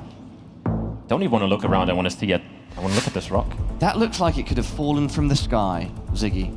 Yeah, they really made a park just around this rock, really. You see the entrance there. I don't think I'd walk near that. I'd be too scared of it just suddenly rolling. I mean, it's probably been sitting there for like millions of years, so it's probably like... It's a completely irrational fear. It's probably like but I'm just being honest. It's unsafer in every single building you're in. Like, it's probably less likely to collapse, this stone. Literally. Pan locking in fast. Debr going to react now with 5 seconds left. Distance between them, and it's Debr ending up closer, but not by too much. Not by too much. Both getting it correct state there. Also not that easy, but let's move on. On to round number 4. Seems like an interesting one. Another round where it seems like there's a ball out there, an Australian one. So both will know the country at least. We just saw another Australia round. Looks completely different now. No rock this time. No rock, unfortunately. But still, a nice little road. Yeah, this is a very tough round to decide because it has a similar vibe to the last location. Landscape-wise, it does look more northern, just because the soil is a bit more red. So I don't hate going Queensland here, like where Debr is right now, and it seems like Pan also likes that. Both very close to each other. Indeed, both players currently juggling the space in the area they are in. And it seems like the more time progresses, Pan is just moving more and more north as we speak. Let's hope he doesn't end up in Indonesia. That would be something. I mean, it has happened that people scanned over borders and suddenly they end up in the wrong one and they were like, wait, how did I get here? Right. Under 10 seconds remain in this round 4. Oh. Oh. Well. I don't know what happened, but somebody was closer than the other player. Okay, there we go. There we see it. And Pan. 2 great guesses. Solid work. Debr showing a little bit of frustration there. We're just going to double check everything on the back end. Yeah. Everybody, make sure things are smooth and that little pause or glitch hasn't caused an issue. Yeah, so do bear with us here at Glitched in Jönköping, Sweden. We do like some anticipation, but I think we can't let the players wait that long for any feedback. Yeah, let's just make sure everything is okay, A-okay. But another pause for Debr. How do you think that will affect him? Well, his initial reaction out of that moment didn't necessarily look positive, but that's okay. You know, there's so much pressure. We also know Debr can be a bit fiery at times. So I wouldn't read into it too much, but as long as he doesn't let that go too far, hopefully the pause does not affect him. And I tell you what, Ziggy, it's time to find out. Yeah, the admins were moving fast. We're already back on track, and let's take a quick look around before we start. Looks pretty desolate. Let's let the players figure this one out. My initial thought was just, this looks like northern Mexico somewhere, but as to where exactly, they will have to find out. Ooh, players moving at the same time. Debr and Pan shadowing each other. Pan actually looking at the border road with the US there. I didn't see the border fence because it is actually pretty visible in locations sometimes. There's a few roads going along it. It's just a big old bar fence, really. Yeah, and Debr also looking specific roads. Pan really likes this area that he's currently in. Yeah, he really likes that. The funny thing is they're both in the same state, but this state is so massive that they might up ending like 400 kilometers away from each other. Yeah, and we're on 3x damage now. And Debr also found something he likes. But it's a very far away, actually. He's switching more conservatively. But the thing is, Ziggy, it doesn't matter what you like, it matters who's closer, and it is Debr. Yeah, good switch by him. He was further east at the beginning, but Big switches damage. over 2k damage resulting. Big damage. You were saying big state can be big points. Yeah, and what a round we have here. Look at this. Oh, this is stunning. Nice clouds. Nice clouds. I think we can start the round. Nice foliage. We've got a group of people walking down the hill, or up the hill, actually. Yeah, maybe they're going to school or coming from school. Yeah. Thing is, even in places like this, people have go to school, so. Debr, I think, zooming in on Bhutan. Pan doesn't want to open the map just yet. Yeah, it looks like we have more of a silver car, which is found in Bhutan. Pan has also now placed their marker in Bhutan. Debr more centered, Pan a bit south, going further southwest. Yeah, it seems like Debr is not sure where this would be in Bhutan, so he's just playing it safe. And it pays off. Good guesses by both players. Pretty inconsequential. Well, it could end up being consequential. Well, because we see, you know, those little 100-point rounds eventually, you know, be pivotal in the later rounds where we see big swings. We've seen that before. That could be the case. So I shouldn't say. I mean, right now it seems inconsequential. Yeah, There's probably a better way. Big swings, and that's a big boat, so. The what? That's a big boat. It's a big boat. Carried by a small human. Yeah. Well, he's strong enough to carry that one, so. Yeah. Not sure what the country is off the bat. This looks very ambiguous, and I can't really tell what the language is there. Meanwhile, Debr trying to read that. Sailing schools, is that a meta? You know, are there any sailing school meta enthusiasts out there, Ziggy? I'm pretty sure they like to sail in Sweden, but I think that's all of Europe, really. Yeah. Debr, first map opening at under 30 seconds. It comes from Debr. Pan really trying to glean as much information as possible, scanning everything.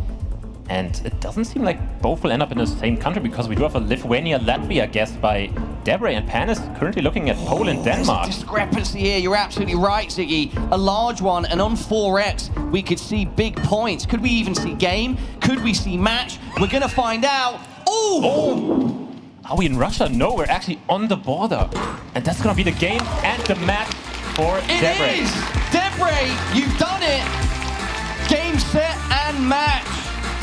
What a performance! I mean, what a crazy round! They sneak up on you sometimes. Yeah, they sneak up on us sometimes. Good shake of hands, great respect between our two competitors. And yeah, what a way to finish. I didn't call it right at the end there because I couldn't see who had actually run away with it. And yet Debr comes out on top. Debr booking their spot in the semi-final. Yes, I mean, pretty deserved. I think he played very, very well in those moving games. Pan held up well in those no-move games, but the last round, I mean, that's why I didn't want to call anything when I initially saw the round, because I was, wait, this looks so ambiguous, I have no idea what that is. Yeah, that was a brilliant round, really demonstrating how complex GeoGuessr can get, and yeah, Debr wins out and a well-deserved victory, Ziggy. Yeah, he's moving on to the semi-final. He will face Lenley in the semi-final. That's a battle of not just skill, but personality as well. We've got some signs behind us. If you do these mean something? Can you run me through our signage? Okay, reading is cheating, okay. Information is apparently not welcomed here, and we do have a Taquito for World Cup. Shout out Taquito, he's one of the GeoGuessr screamers, and he's pretty funny, so I kind of like that stuff. Well, thank you guys for your signs. Thank you, Ziggy, for your amazing cast and expertise. For now, though, let's head back to the desk. Great match we just got to witness. We knew coming into it was going to be a close one, but this one ended up being a Debr victory. Congratulations, Debr. A game that I want to hear first from you. Did it go the way that you expected it to? Yes, I think it more or less did. It wasn't like an insane sweep by any means. I think he played really well, and he, didn't really give up any of the games. My goal going into this mainly was, from the point where I knew the captain was eliminated, that I really thought I needed to win both of the moving games, because I thought that, that's what I mainly practiced for the past couple of months. I know that Pan has always said that he wasn't really like much of a moving player, so I really thought that I just need to make sure that I, can display my advantage in the moving. And I think NMN and MPZ is like sufficiently random that as long as you have like the appropriate knowledge, you can at least win 1 out of 3. And I'm really happy that it worked out that way. I'm really glad there was one thing that I practiced, or I should say I learned, but I never practiced it, which is Spanish municipalities, and at least a portion of them, because Pedro Abad is just like a really strange name for a town in Spain, and it's just kind of a complete coincidence that I happened to know that and was able to get that. And that game was really close, that moving game, so who knows, maybe otherwise, he doesn't get as spooked, he doesn't see my almost 5K, and, gets a couple better guesses, and, I'm not able to win. I don't know, and also I got a Washington County, Alabama, that was really nice. Yeah. And there was actually another Washington County sign on the same kind of trash can at spawn.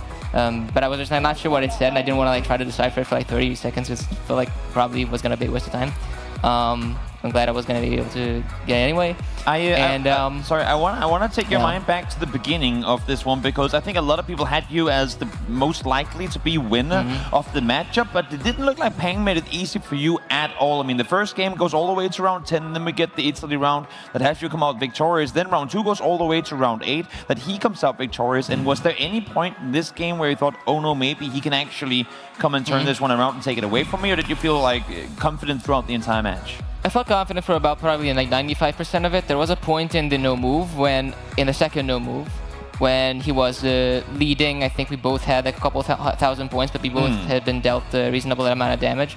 I think it was after the Philippines, actually, when he just stole 4.5k from me because I just wasn't able to find any signs, and I'm like, bro, I should have locked around. I should have tried to find any vehicle at all. I don't know. It was kind of a bad round for me, and I'm just listen, if you're frustrated, I'm just talking a lot because I didn't get to talk at all during World Cup last year. That's all good. Now you hit your show. Yeah, and I have to talk twice as much to make up for it. You know how it is. And I forgot what I was gonna say, but there was a couple of rounds there where I was, not so certain, and then after that I got my confidence back. Okay. All good. Any questions from you, GZ? Yes, Debr, well done. You've been around the top of GeoGuessr for a long, long time now. Is it ever a challenge to stay motivated, or does it just come naturally to you? No. I just enjoy the game a lot, so. Good. And there's parts of it where, it really is a skill to enjoy some things. For example, grinding information is one of those things that a lot of people just don't have any appetite for. And I don't think that just cognitive processing capability is most of it. I think most people can memorize a lot of things if they really want to. It's just that the vast majority of people are never going to be able to get themselves to enjoy, learning Brazilian municipalities, for example, for several hours a day for weeks on end. And I happen to enjoy that sort of thing, so, Sounds good. Anything from you, Gelotris? I mean, Debr is known to just take the questions out of your mouth before you even get to it. He already talked about everything. But what I wanted to know is some rounds were a bit shaky, and I know you are self-critical. But are you happy with your performance, and would you think that with the next games you have to step up that game, or can you continue like this? Well, aren't you glad I'm making your job so easy? But yeah, I mean, I feel like I played okay. I mean, the thing is, like, obviously there were rounds that I'm not happy about. For example, in the first no move, when I went the complete wrong part of Brazil, there was an area code. I don't know how much you could see on screen, but there was an area code that looked like a 33. And it only occurred to me like towards the end of the round, like maybe like 40 seconds in, that it could be like a 53. And the landscape looked like with that like random like black like wall that was ahead of us, the rock, that seemed to me like probably more likely to be in RGDS than in Minas. But at that point, I was like so committed to guessing north that I was just like, okay, I can't possibly switch because I'm gonna like destroy something. And I was really sad when it turned out to be a 53 because I don't know. I mean, again, like it might have been that he just like understood the same thing that I did, and he just decided that he was gonna hedge. But it just didn't feel like a round that was something that you wouldn't want to lose on. Like there were so many good guesses from him. I don't know. I feel like that one was kind of just like a bad round. I don't know. But maybe I'm coping. I'm probably coping. I don't know. 3-1 I should be happy with. I just didn't want it to get to NMPZ because I mean, the rounds are really crazy in NMPZ. I mean, I've seen, a fair few. I mean, I was the last player to, come on stage, and, all the games that I see, I mean, those NMPZ rounds are just deadly. Like, I just don't want to play any of those if possible. I would like to play them against Blinky or Kratzo, who is eliminated, which is really sad, but, Blinky I still might end up playing, and if that's the case, then I would be really happy with an NMPZ round because he's the better player, and in NMPZ being the better player barely matters. So, it is what it is. Yeah. Thank you so much for coming on here, Debr. Congratulations on your win, and best of luck in your matches to come. You can pop the headset off. You can hop back out. Yeah, I mean, because you have games to play soon. You got to go out. You got to prepare. You got to set up for the semifinals, which you have qualified for. Thank you so much for joining here. Now we get to take a look at the brackets here. The semifinals are officially done. We have made it to the quarterfinals are officially done. We have made it to semifinals territory where Blinky will take on Finnbar, and on the other side of the bracket, Lenley will take on Debr. A few brief words about these matchups. I'll let you talk about the first one. Blinky's game, what are you thinking there? A really interesting matchup. Both very good friends, both comfortable with moving. Blinky probably more so, although that's no slight on Finnbar. Yeah, we'll see what happens, but really good. Second semifinal, Lenley, Debr. Yeah, I mean, all 4 names are names we have been familiar with for a long time. No surprise there, and I think it can go either way on both sides. Definitely can. That's what makes these things so incredibly exciting. At the top echelon, everything can happen. And this tournament has already shown a ton of upsets. So soon after this break, we will have the first semifinal to come. So stick around, and we'll see you again real soon.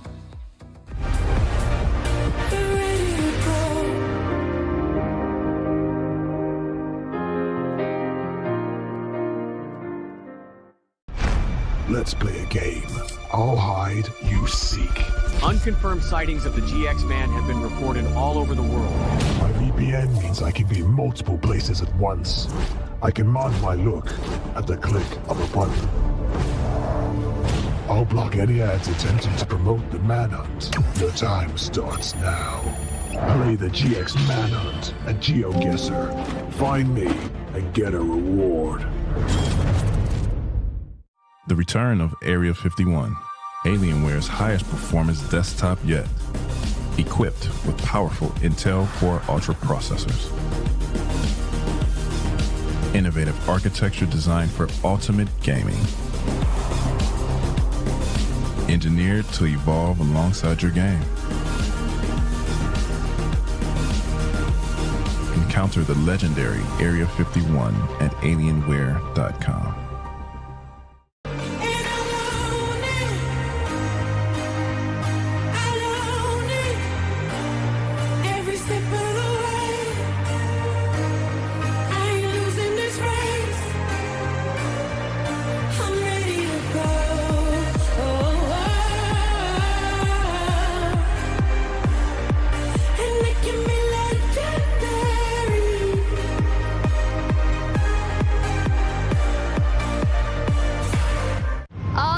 I'm Oli Carvalho. Dive in with me to see how the Shiba Hope Grows program is bringing our coral reefs back to life. Giving ownership to these communities, it's a sense of pride to know that we are giving back to our own oceans. Stream Reef Builders now on Prime Video.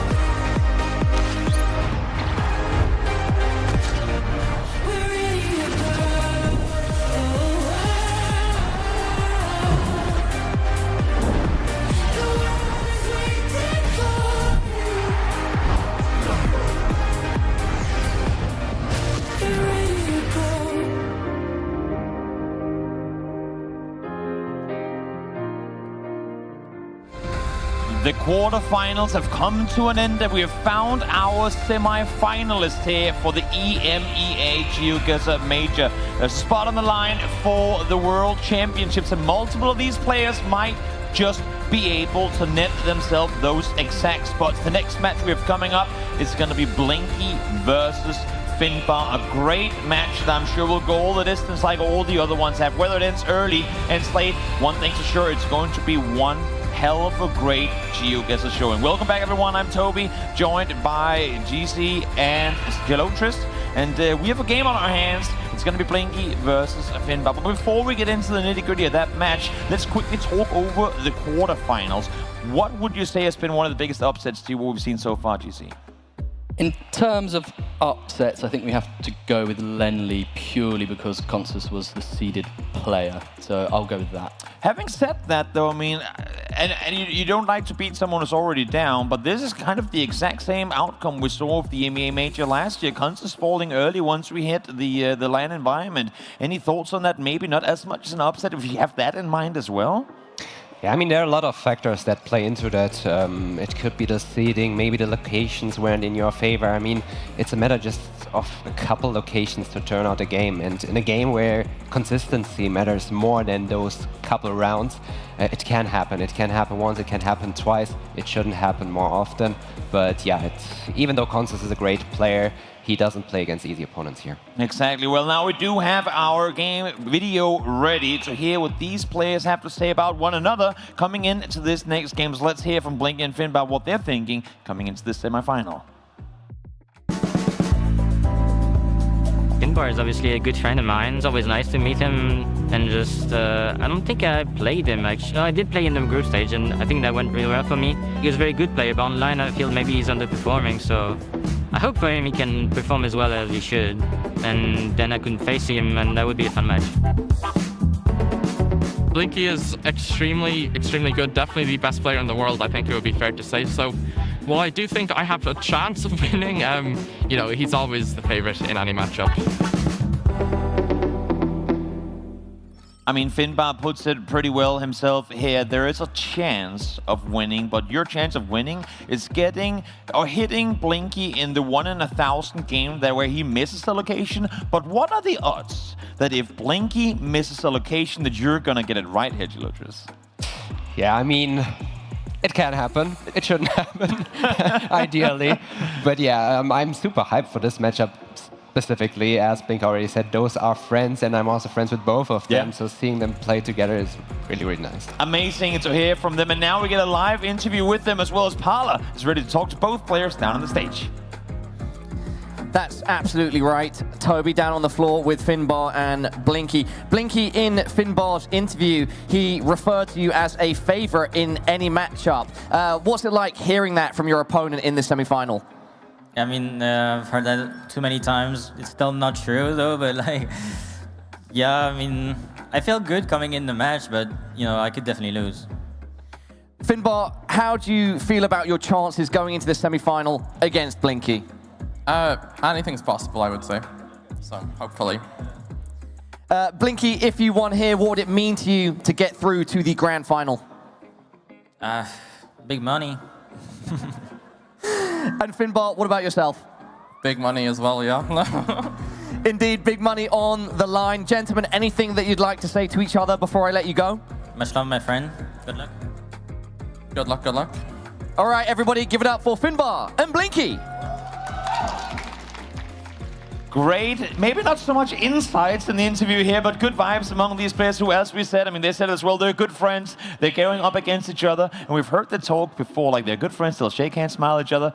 But once you sit in the seat, once you're behind your PC, there's no friendly vibes no more. You are there to win. So now let's focus in on these two players. Let's start with our reigning world champion, Blinky. He's the best player in the world for a reason. What makes him so strong, GC? So I think, you know, we can talk about his skills all day, but I think maybe more relevant is I think he seems in a very good headspace this weekend.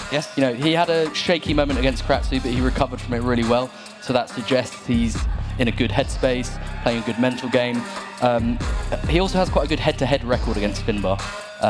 So, you know, maybe that's a factor. So to stay on them for a bit here, I mean, what can Finnbar then realistically do going up against the likes of Blinky? Is there a weak point? Is there anything that he can take advantage of, Gelotris? Yeah, I mean, in terms of mentality, I would say he's also pretty calm and collected. Finnbar didn't seem too nervous today. He's also taking his time. We saw it in the previous games. He's taking a very, very good look on every location, doesn't rush it. He's taking his time, looking at it, stays locked in, and especially against Blinky, he needs that. So for Blinky here, are there any weak points at all in his playing style? Is it just that good across the board, or is there one point where we can go, he's only at 99 out of 100? I think it's about the precision in those moving games, where Blinky has this pinpoint ability, even though if Finnbar will get to use the same information as well, I think Blinky has the better capabilities to snatch some points here and there and strike here a little bit, and chunk by chunk I think he will have the lead. Oh, there you go. Now we take a look at Finnbar as well. Incredible player, making it all the way here to the semi-final. What can we talk about Finnbar? Obviously, we've broken him down before, but let's do it once more. What are the strong suits of Finnbar? What got him here? So he was known initially for his strength in Russia, which is obviously a massive country with a lot of coverage, and if you can learn that, it serves you really well, big points. Yeah. But since then, he's really developed his all-round game. He knows loads of information. He knows loads of random metas in no moving in all different countries. So he's just a really top player all around with that Russia speciality, maybe being something that just takes him a level above a lot of other people. That's what I was going to say. I mean, GeoGuessr, is that then what he's banking all of his money on? Is he going not all in on red or blue? Red or black. He's going all in on green. The off chance that he just every deciding round has to be a rush round in order for Finnbar to go through. Is that a potential winning strategy? Is that something he can even hope for? Yeah, I mean, this is a strategy which leaves a lot of room for blunders whenever it's not a big country. Because big countries is really that what Finnbar is focusing on, and he's hyper-focusing it. Where sometimes he fails to recognize the right country even, because it's a country he's not used to see as much as the big countries. Well, you know what? We have a reigning world champion that has never taken the EMEA title before. And up against him, we have Finnbar, who wants to do that whole thing for the first time here today. So, Paula, Siggy, this is going to be a good one. Over to you. Thank you, Toby, and guys on the desk. Yeah, Ziggy, we've got a huge semi-final here. We've got our current reigning world champion trying to book his spot into that grand final and lift the EMEA trophy for the first time. And then you've got Finnbar on the rise, a name that we all recognize. But as he put himself, he's going up against a person who is basically a favorite in every matchup. Yeah, he doesn't portray himself as the favorite really, but I think he himself probably knows that he should be the favorite coming into this one. And we saw earlier, even him taking a loss in the first game of Grand Slam didn't really, affect his mental state at all. He just kept calm and won the next 3 games back to back to back. Yeah, so he doesn't. It's not gonna be easy. He doesn't necessarily portray or carry himself as a favorite in every matchup, but no doubt the guy has the skills that would be worthy of that sort of title that Finnbar gave him. Blinky is a monster and an absolute killer on the server, one of the best to ever do it, and is currently in fantastic form. Yeah, everybody at home, we've got an absolute banger of a semi-final here, our first semi-final. Blinky, the current reigning world champion, going up against Finnbar with it all to do. Ziggy, you ready? I'm ready. Are you ready? Let's go. Let's do this. Round number 1. There is a sign red at the spawn. Let's get the semi-final going, shall we? Absolutely. Can't wait to see how it plays out. Very excited to see if Finnbar can rise to the occasion. It's a huge occasion to play against Blinky. Try to book that spot in the grand final. Yeah, there was information right off the bat. It said Andalusia, and Blinky already scanning there and found the town name already. There is just this mystical difference with the way Blinky plays. He's always, almost always so on point. Look at that! Right off the bat, round number 1. What can you even say about this guy? That's only the start of it. Let's keep moving. Literally, Ziggy, what a start for Blinky, stamping his authority on the server, starting strong. What was his win rate in the World League? 90%? It was 98.6 only. 98.6? Yeah, rookie numbers really. Only 90%. Could have been a 100. So, and the thing is, taking 1 game is hard. Taking 1 game is hard. 2 is even harder. 3 might be impossible. And it's happened before, but He found a phone code. Oh, has it happened before? No, it hasn't. In our competitions, his loss to Kratzo was a best of 3. It was a best of 3, we only right? saw one movie. Yeah, a year ago. But very confident zoom by him after seeing the phone number. Finnbar also in a similar area, but I mean, the right city yet again. This is cinema, ladies and gents. Yeah, 2 rounds down and a 2k point lead already for Blinky. And you know what? I like the flow of this. Let's just get right into round 3 as we spawn on the famous black sticker for mainland Malay right there on the right of the screen. But their players will not look at it for long. They will move for more information. All of our players so skilled, but right now Blinky in 2 rounds showing us perhaps why everybody calls him the most skilled, the most feared. And again, he zoomed in so quickly, I don't even know what he saw. That is small, super small place name. Oh my. If he is right, I don't know what to say. I mean, this would be a very crazy start to this matchup. Finnbar not far away, but oh, he's switching more. Switching more east, and again, this is 3 for 3. Incredible guesses from Blinky. I mean, just 3 rounds siphoning the points from Finnbar's HP bar. Yeah, this will not be feeling great for Finnbar. He really needs to put a stop to this domination we are seeing by Blinky. Round number 4, rolling in. What a start. A rolling start. Yeah, now we're back. Pushing Finnbar around right now, Ziggy. Yeah, we're back in the US. Big country. We saw earlier a mistake against Kratzo from Blinky in the US, but the thing about Blinky, if he makes a mistake once, he will only make it once. And he zooms onto the area code, instantly zooms in. Let's see if he can recognize it this time.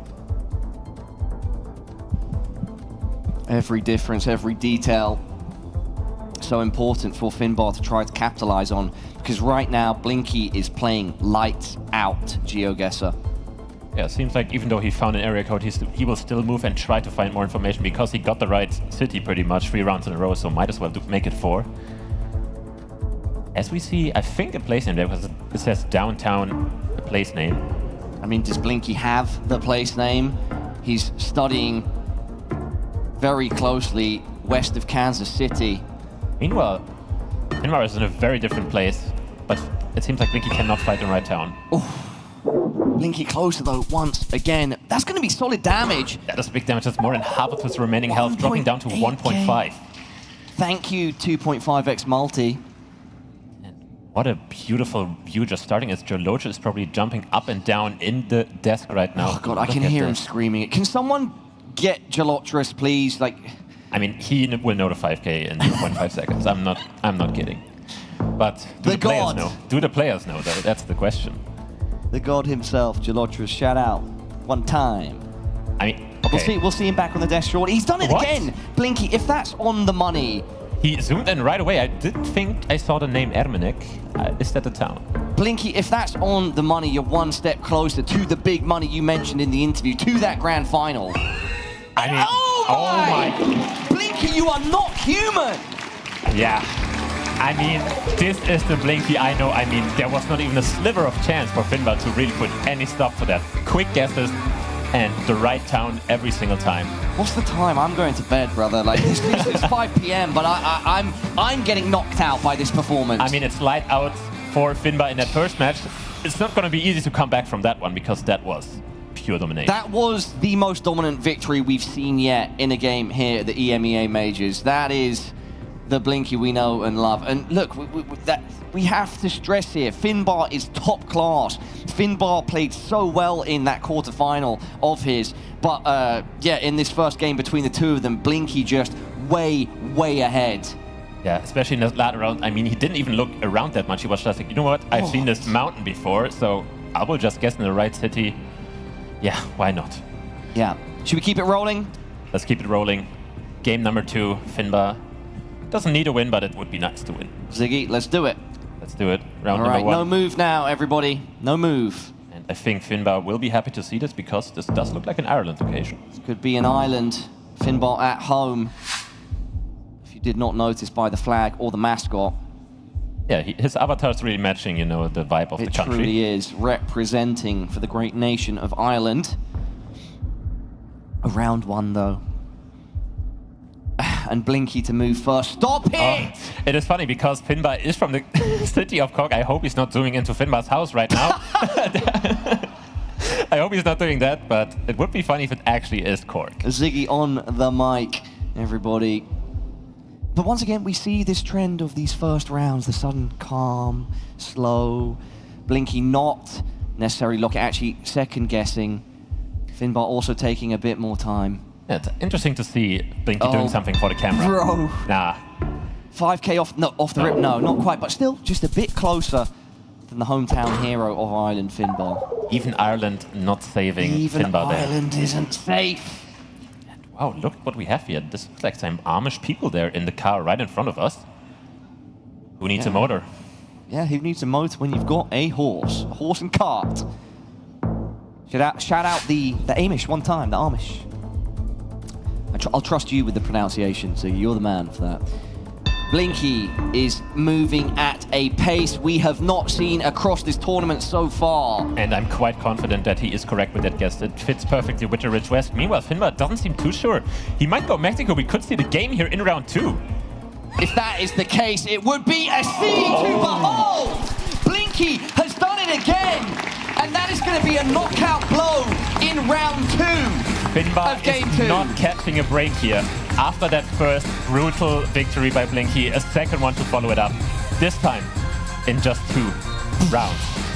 Oh, Ziggy, I mean, most people at home, a lot in our audience, all of us here in the production, we've been watching everything, right? Or a lot of us are going to have been watching everything, but it needs to be put into context for those who haven't. This is not normal.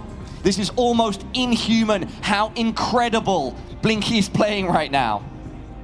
Yeah, I can't really put it into words. I don't know if I've seen this dominant of a performance in the 2 years or so of, official GeoGuessr esports. Blinky is playing out of his mind, out of this world.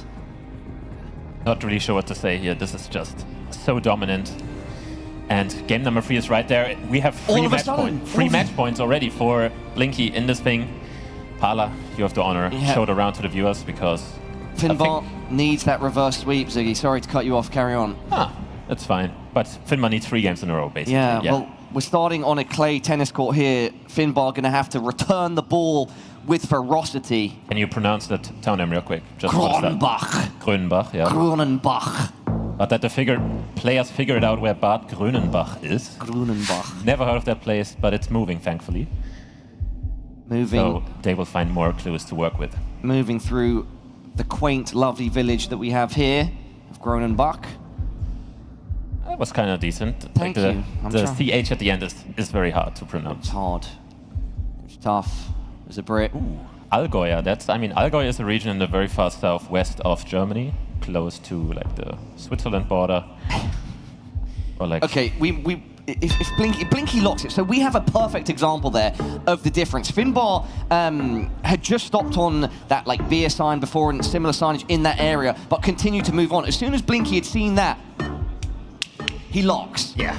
And we have a lot of place names there, but Finnbar having never heard of any of these towns.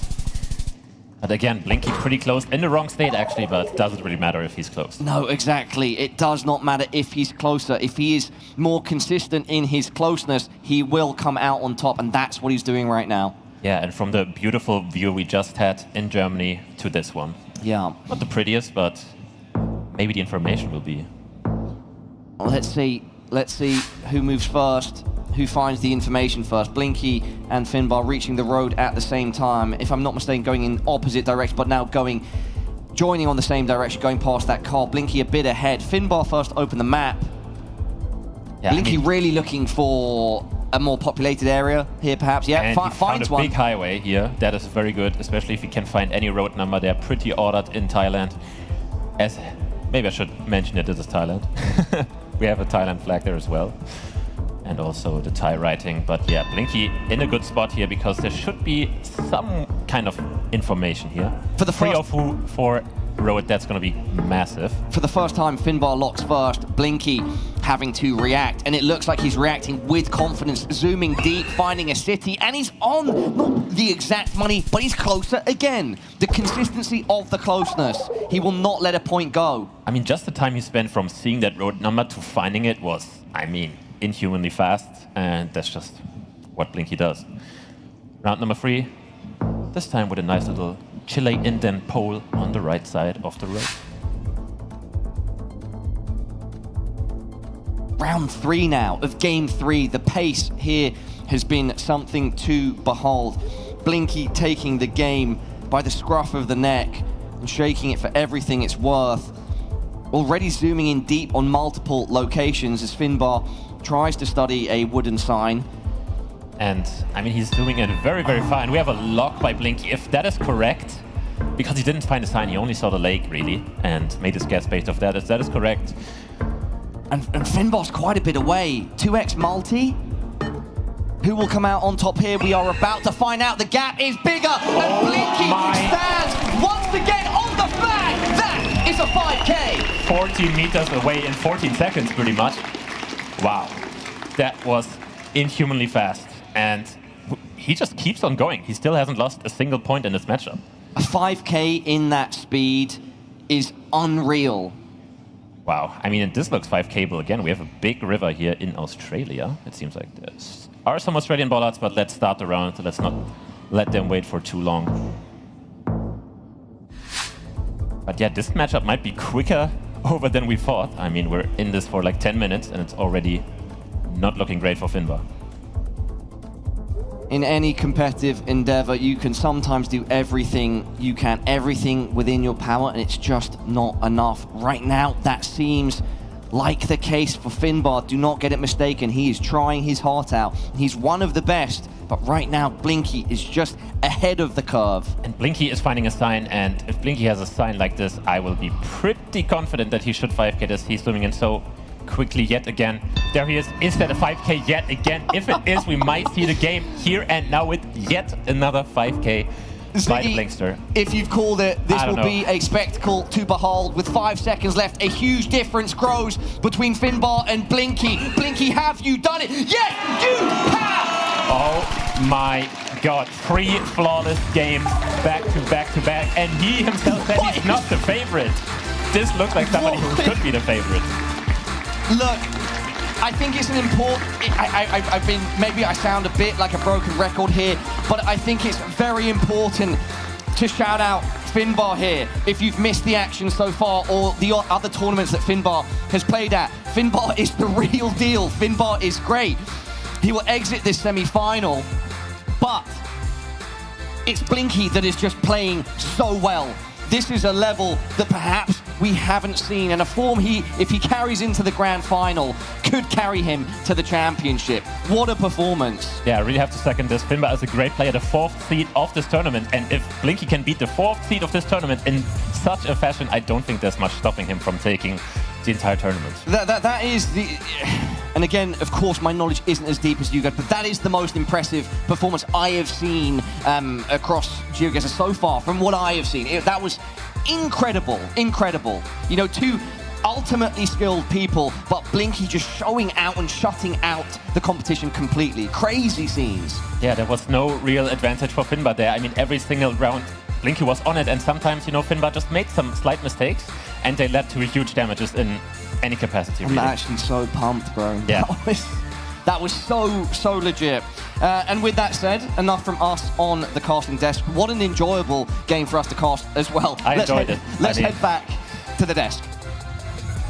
I feel like we've just been here because it was that short time ago that we got into the match to begin with, but now we're stood here with Blinky, the winner of the first semifinal, now through to the grand finals. Congratulations, of course, to you. Triple flawless against Finnbar. Oh, was it? We talked coming into this game about, obviously, I mean, maybe having you as a favorite player, but there was a chance for Finnbar to get back into it. It didn't go that way at all. Was there anything to you and how the game went that went surprisingly to you, or did it go as you expected?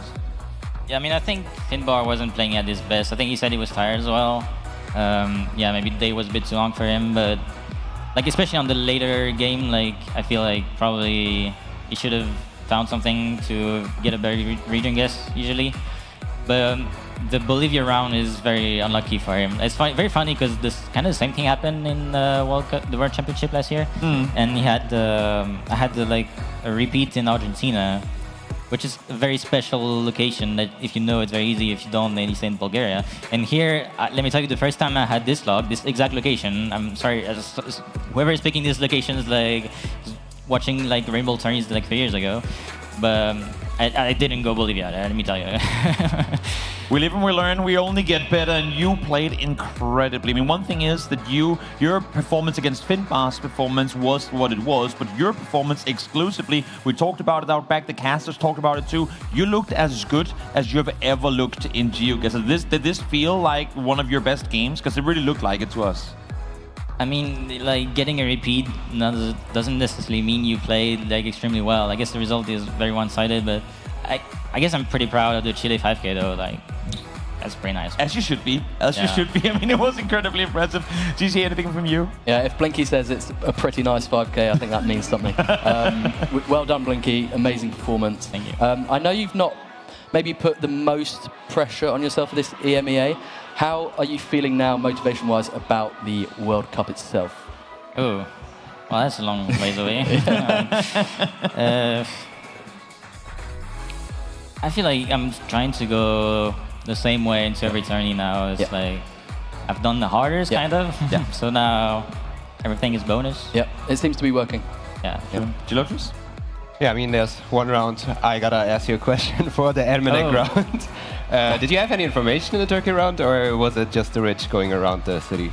No, definitely. I'm not that good. I'm sorry. I mean, you're Blinky. Yeah, I mean, no, there was definitely a sign, which after immediately sending, because I learned all the Turkish districts, so this town is big enough to have its own district. So I saw the sign, I'm just gonna send the town immediately, and then I was like, that's not like a town that says this is the town you're in. It's just some shop that just happens to have the name of this town. So I wasn't very confident, but then the rich lined up, so I was like, sure. It also said Trabzon right next to it. Oh, did it? Okay. I hope you don't send Trabzon on that. One last question for me. Now we know you're through to the grand finals, and we know the next semi-final is going to be Lenley versus Debr. Which of the two, if you could choose, would you rather want to go up against in the grand finals? And why, maybe? Punch beat Lenley. I mean, yeah, I got a rooting for him. You know, Debr can be pretty scary, not just in when you meet him, but also in game. Like, makes sense. Makes sense. Any closing words from you to your fans, the viewers out there? A lot of people cheering on you in the stands, and they're obviously online as well. The stage is all yours. Sorry, I don't know what to say. But that's not good. You don't have to say anything. You should root for other people that deserve it more, like. Not Debr, right? Who? I mean, I don't know. If you enjoy watching me play, then that's great. I hope I'll have some nice guesses for you. You know what? We all do enjoy watching you play. So thank you so much for coming on here on the desk, Blinky, sharing your insights. You played incredibly well, and you have a lot to be proud of. We're looking forward to see you in the grand finals. Thank you. There you go. You may take off the headset, but you may jump out back, sit, relax, get to watch the next semifinal, as we will soon as well. Now we know it. Blinky is in the grand finals of the EMEA Major, but who will he be going up against? Will it be Lenley? Will it be Debr? We will find out in just a short moment. Here you see the schedule. 17:20 is when the next match is going to take place, and it's going to be a good one. Debr played a nail biter. So did Lenley. Any quick predictions? You know what? No, what we should do, we didn't get to do predictions because I accidentally skipped that coming into the previous one. So and you have to be honest. I'll be honest. I'm going to start with you. What was your prediction coming into Finnbar versus Blinky? I mean, my prediction for that game was a 3-0 flawless. For who? For Blinky. Oh, okay. Funny, because I remember you. Yeah. Okay, yeah, we'll take that. What about you? I thought 3-0 Blinky, but I thought he'd get down to 5-9-9-9 every game, so I was way off. What is easier than being on an analyst desk? A hindsight analyst desk, where you already have all the facts laid out for you. All you're going to do is repeat what we just saw on screen. There you have it, guys. We're now going to go to a quick break before we set up for the second semi-final. Who will go through to the grand final up against Blinky? Will it be Lenley? Will it be Debr? We'll find out real soon.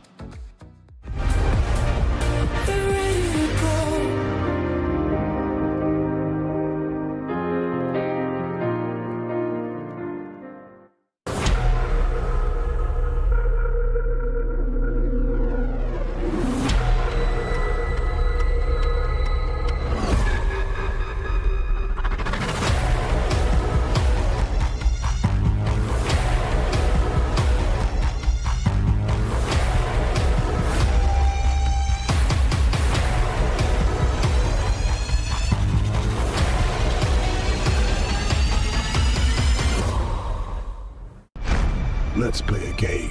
I'll hide, you seek. Unconfirmed sightings of the GX man have been reported all over the world. My VPN means I can be in multiple places at once. I can mod my look at the click of a button.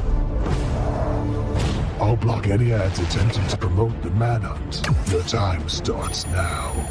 Play the GX manhunt at GeoGuessr. Find me and get a reward.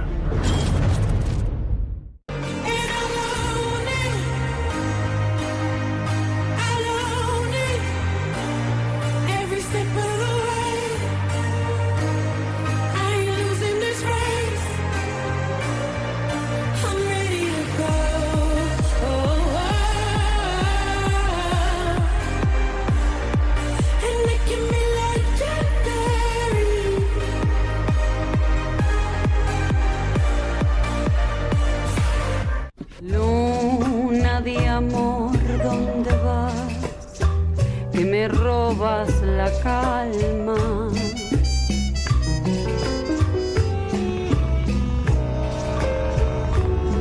All they want is Sheba.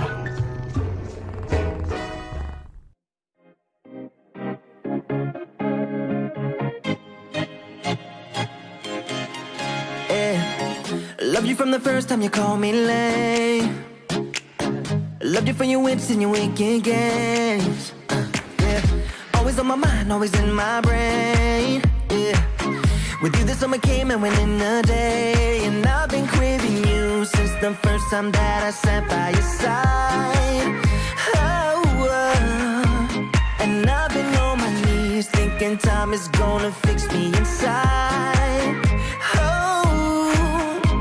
No, nothing's gonna make me forget, and I don't think I want to forget anyway, yeah, yeah. No, nothing's gonna make me forget, yeah, I don't think I want to forget anyway, yeah, yeah.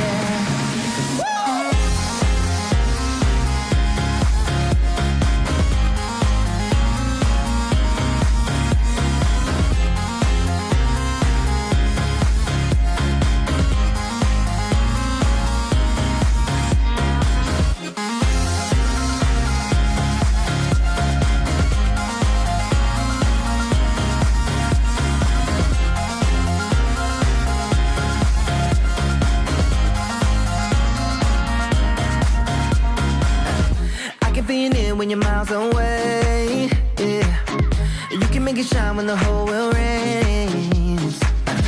Always on my mind, always in my brain. With you the days are long and the nights are late, and I've been craving you since the first time that I sat by your side. Ooh, and I've been on my knees thinking time is gonna fix me inside.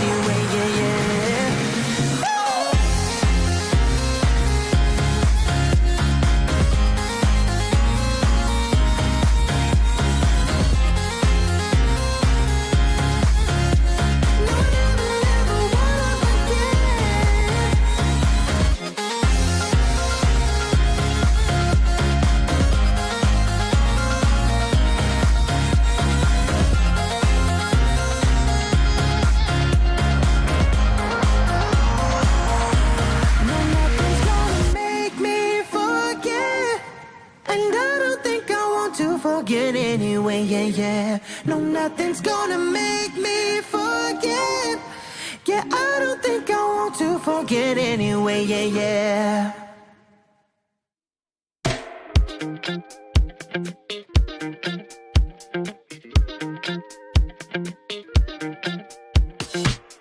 If I can't be with you, I'd rather be by myself.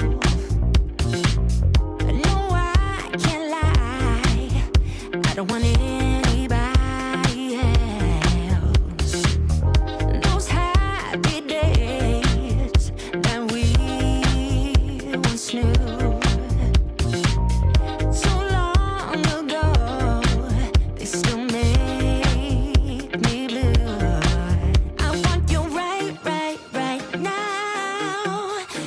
could show you somehow how much you mean to me. If you could only see. Baby, you know I don't want anybody else. No one but you. You make me feel the way I do. All that I want is to have you to myself. No one but you. You make me feel the way I do. The way I do.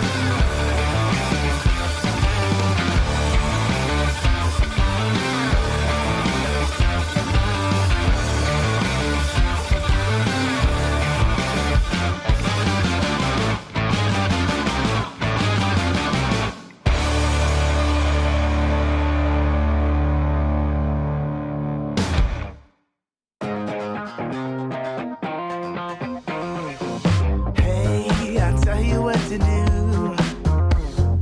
Hey, need to pay your dues.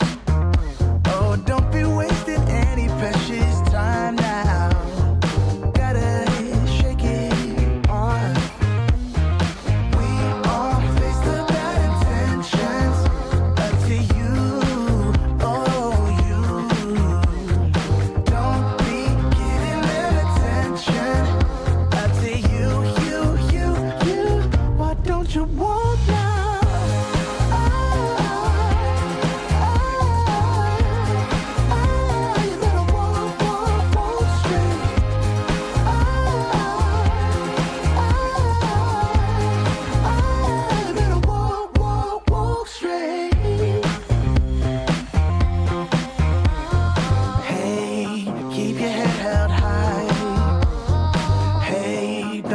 Push you down, 'cause in the end you'll walk right by.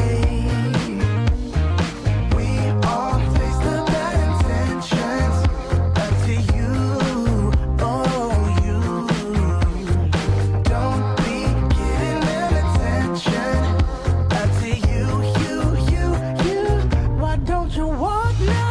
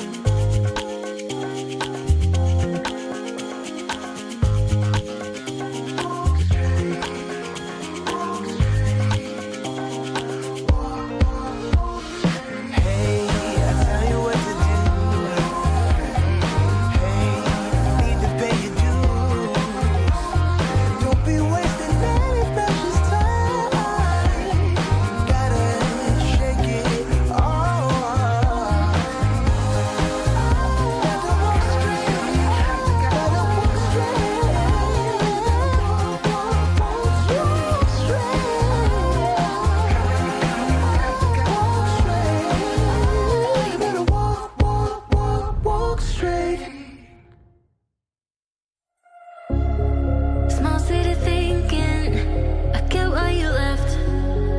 Small-minded people sure know how to trick.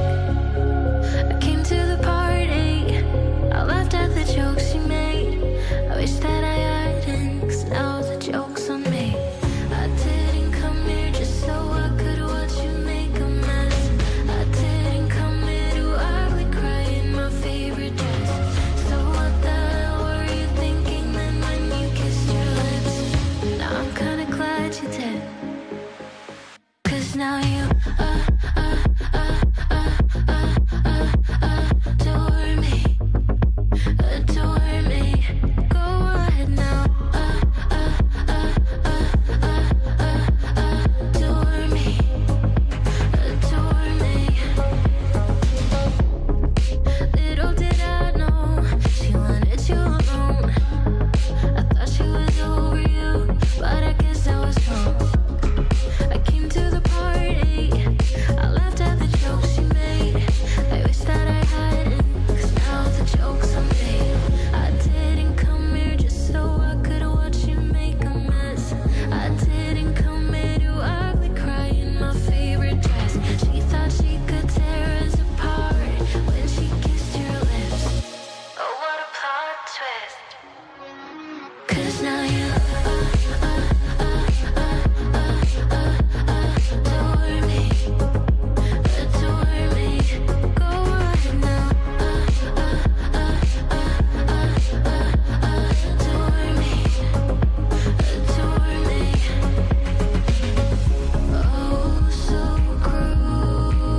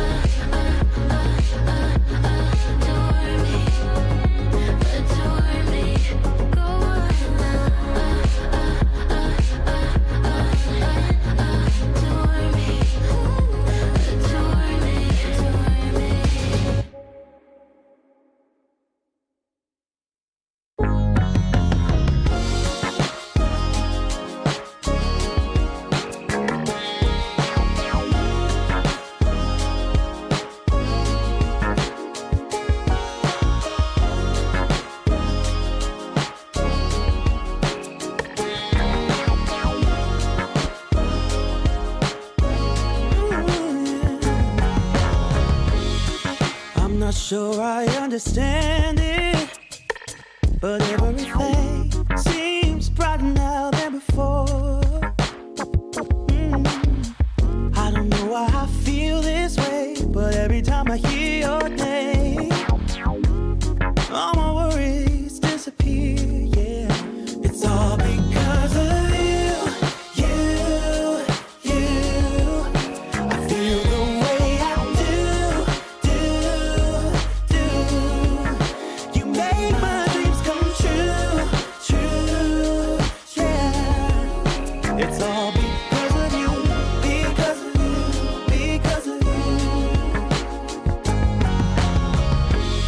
And I don't fall in love so easily, 'cause I don't wear my heart up on my sleeve.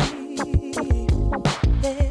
I don't know if you feel the same, but every time I hear your name, my worries disappear. It's all because of you, you, yeah. I feel the way I do. You make my dreams come true, true, yes you do. It's all because of you, because of you, because of you.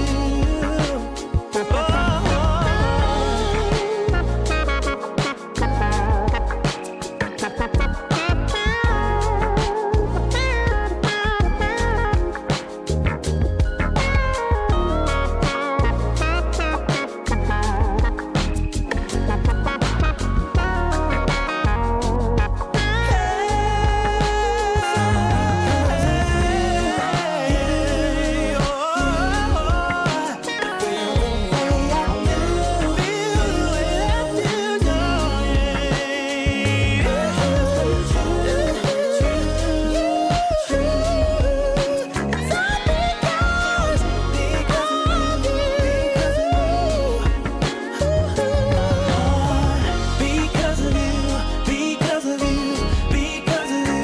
You make my dreams come true. Because of you, because of you. Because of you, because of you. You make my dreams come true. Because of you, because of you.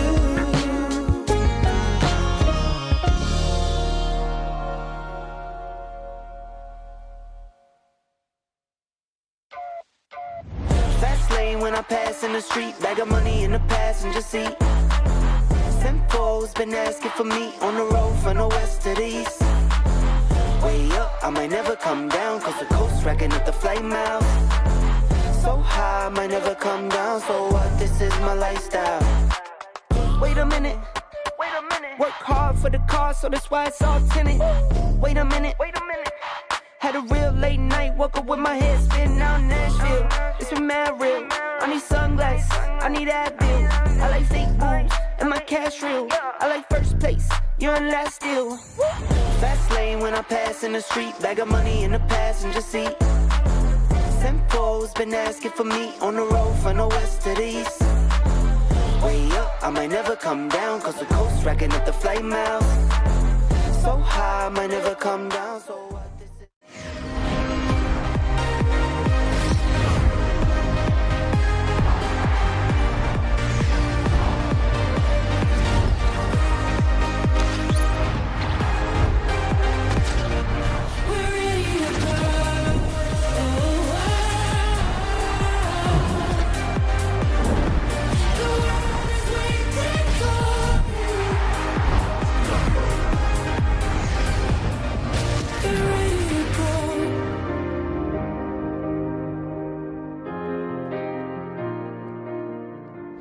Welcome back, everybody, to the GeoGuessr World Championship 2025 EMEA Majors, coming to you live from Glitched in Jönköping, Sweden. It's time for our second semi-final. We just saw Blinky put on a godlike performance to be our first entrant into the grand finals, and we are about to find out who is next. Lenley or Debr. My name is Parla, back on the desk now after a brief stint in the casting booth with my friend Ziggy over there, and of course that means we are rejoining the man himself, Geography challenges Mr. GC. Guys, very excited for this second semi-final. It will be hard for it to live up to that first semi-final. That was one of the most electric GeoGuessr performances I've ever seen. But, you know, the clash of personalities here, the skill level, Lenley and Debr is certainly going to deliver. Absolutely. I think the first semi-final was incredible for that Blinky performance. Maybe we'll get a different type of incredible game this time, maybe a bit more back and forth, maybe even going to NMPZ. Let's see what we get. Yeah, absolutely. That was just Blinky showing just how high that skill ceiling can go. Ziggy, what do you expect from this semi-final? Building off what GC spoke about, is this a closer matchup where you expect to see more back and forth action? I would hope so. I mean, I like games like that when some person just completely dominates. I definitely had a lot of fun casting that one, don't get me wrong, but I'm hoping for a very close game, just because, I mean, I have to root for Lenley, obviously, you know, yet again. I think he can do it again. It's not going to be easy yet again, but I think he already kicked out some of the biggest hitters of the tournament and is second ranked player in the tournament. So, yeah. But now he's stuck against, I think, number 3. So it's not going to be that easy. Yeah, Lenley has already had stiff competition, but he did best out Consus, who was our 2023 world champion. Yeah, now going up against Debr. Everybody, why don't we check in with both of the boys? I mean, facing Debr is really, really tough because, like, Debr, I practice with him a lot. He's my main sparring partner, and honestly, he beats me like 75% of the time in best of 5s. So I'm gonna have to play my best, but the thing is, I am playing my best. So there's definitely a chance, and I will take it. It's interesting. I mean, I don't really feel like a pressure to win. I feel like I've avoided what I wanted to avoid. I didn't really want to have like a big, like massive crash out and just lose, 3-0 in the first one or something. I mean, I'm feeling happy. I don't feel too pressured. I'm just gonna do my best. We've played a lot. We practiced against each other. If he meets the moment and he just plays, like he did against Consus, I think I could very easily lose, and I honestly wouldn't mind. So. Great to hear from both our players ahead of this semi-final. Interesting detail gleaned there. So Lenley and Debr, both, they are sparring partners for each other. I wonder how that will play into this matchup, GC. Yeah, well, clearly very familiar with each other's game. But yeah, I think they're both such well-established players, two of the biggest personalities in GeoGuessr, but they're both at their absolute best this weekend, I can guarantee that. Yeah, Ziggy, going on from this, if these two are practicing the most against each other, as Lenley put it, they are regular sparring partners. What should be different on the server now? How can that relationship affect this, but what should change? How do you get that extra competitive edge now on the server? I mean, in sparring, you have a lot of chances to win games, but this time there is only one single best of 5. I've heard from a lot of players that Debr is one of the best when it comes to scrims. He just blows people off the server, flawlessing them left and right. But it's a different environment here. He already has a win under his belt, though. But let me, focus on the importance of this game for somebody like Lenley, because he is, even though he reached the semi-final of this event, he's still not qualified for the World Championship. He needs at least one win, whether it is against Debr or in the bronze match against Finnbar. That doesn't matter. He just needs one win of 2 games, so I think he's not going to be too pressured to win here, but I think he's prepared, and we just heard him. He is ready. Absolutely. Gentlemen, enough from us for now. Let's quickly head down to the sidelines and hear from the players themselves. We've got Toby with a pre-match interview. Thank you so much, Parla and boys on the desk. Yes, I'm stood here with Lenley and Debr ready for the second semi-final. And Lenley, I'm going to come to you first. Coming into your previous matchup against Consus, you said you've been playing Debr. You were 2-14. Is that something that lingers in the brain coming into this game now? No. Not at all. Loved it. Short, smart answers. And over to you, Debr, coming into this game up against Lenley, a guy you've played many times before. Is there anything in particular you're looking to maybe have go your way in this game? Well, I would mainly like to correct you, actually. It wasn't 14-2 in every game mode. It was just moving at a certain time period. He actually played a lot better than that. Fair enough, fair enough. You know what, where he says no, he gives you credit back the other way. Lenley, though, we heard it from the desk, and you said it previously as well yourself. You need one win to secure a world championship, but of course, you want to make it through to this one as well. But what would it mean to you being able to at least clinch that one victory to guarantee yourself the world championship spot? I mean, I want to do it now. I want to go to the finals. I want to clinch that championship spot. That would mean everything to me. means my grind would not be for nothing. And I also wanted to go back to the first question 1 second. I wanted to thank Debr for all the practice, because otherwise I think I would not be here if I would not have improved drastically at moving in the last weeks and I don't know, last days even before the tournament. By watching Debr play, watching how he plays, and like I don't know as much, but I'm still pretty good. I think if I can take a moving game, there's a chance. Super humble and super kind to one another. Any last words to Lenley before we get into this game, Debr? Good luck. Good luck indeed. We'll see who's going to need it and who won't, guys. Shake hands. Let's get ready for this last semi-final to figure out who's going to go into the grand finals. Good vibes and a lot of respect between our two opponents. Yeah, a lot of pressure on Lenley's shoulders, considering if he wins this, it would guarantee him a spot at that World Championship. Everything is on the line right here in this semi-final, GC. So much on the line, but he is clearly taking confidence from his roots to get here. You know, beating Harriet and then Consus is really hard work, and he's shown he can do it. So I think, despite the pressure, I think Lenley's feeling good.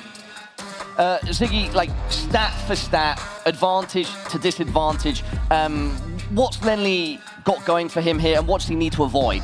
Yeah, it's very tough for me to put any kind of advantage for Lenley on this. Obviously, I want him to win in this one, obviously.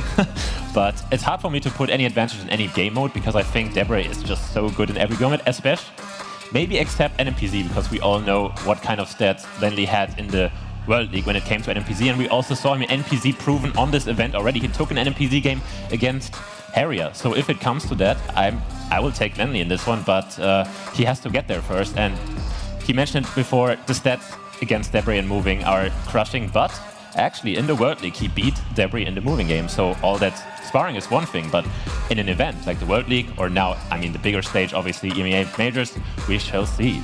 I think it could pay dividends for Lenley to get off to a fast start. If he were able to get that first moving game, it would be great. It would move the momentum in his favor. But how about we move our attention over to his opponent? Debr, I feel, has come to this tournament with a new tenacity, a new focus. He's really locked in and performed. GC, what do you think? Yeah, I completely agree.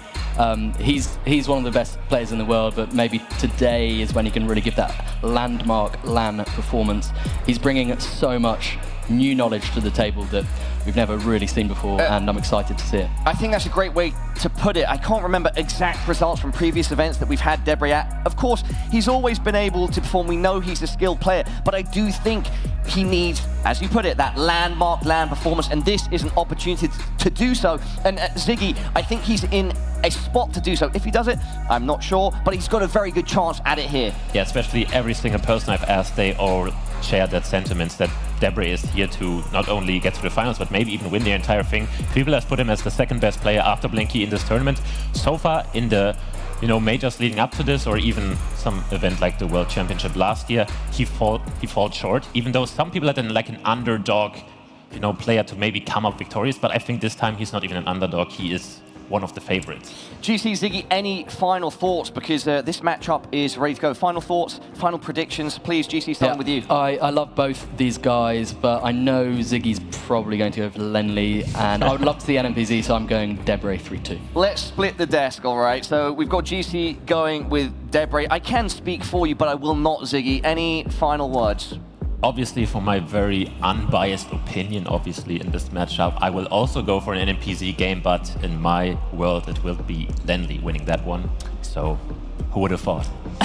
Gentlemen, as always, thank you for your thoughts. Everybody in this arena, it's time for our second semi-final. Time to head on over to our casters, Toby and Jelitris. This one is going to be Lenley versus Debr. Exciting times are abound as we get into this last semi-final. And once again, Jelotris, the desk is split in what to expect. But one thing they agree on is NMPC guaranteed. Where are you positioned in this kind of bidding war? Yeah, I didn't think that because, as we already know, and Lenley said it as well in their scrims, or how he phrased it, their sparrings, he knows how strong Debr is in moving. And with that, appearing in the first 3 games, I think he will take it there. So my prediction would be a 3-1 for Debr. 3-1 Debr. We'll see if that's going to happen or if it won't. One thing's for sure, this is going to be an incredible game of GeoGuessr. So Jönköping, make some noise for Lenley and Debr so we can find out who is going to go up against Blinky in the EMEA Major Grand Finals. We're getting into game number 1. It's going to be moving, and it's going to be starting right here, right now.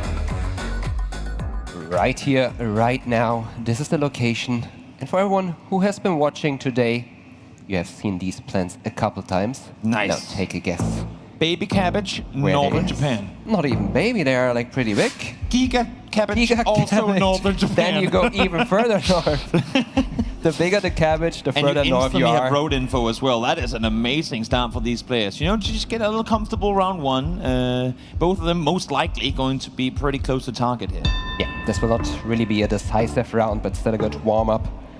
Still a good opportunity to start into this game by practicing your scanning abilities, I would say. I was going to say, Lenley is scanning for 232 and 40. Hasn't quite found it yet now. Look, he found the 40, but it was further up towards the north. So as much as they both have info, it's going to be Debr off to the stronger start. And again with Debr here, I mean, as soon as he sees it, instantly locks in. Lenley will not have a lot of time to think in rounds where Debr is feeling comfortable.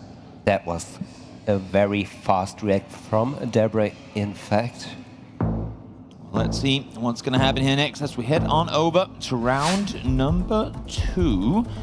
Out into the roundabout, or sorry, an intersection we go. There is signs available. Ooh, a good street sign there for Lenley as well. They both see the road marker there. But Debr, again, I think this is the moving experience. He saw the marker and immediately moved away, but Lenley also did it. They didn't stuck too much about it. They saw the road and they remember the road marker, but continued to this sign, which contains very good info. Yeah. I don't know if that's actually an area code. I mean, not the best. 011? Yet, I mean, Argentina is a country where you can definitely... It's not the first choice to learn area codes in, I would say. But if you do so, I think it's pretty helpful. And they are also in the same region right now. Pretty far west in the... I think it's still the Buenos Aires province.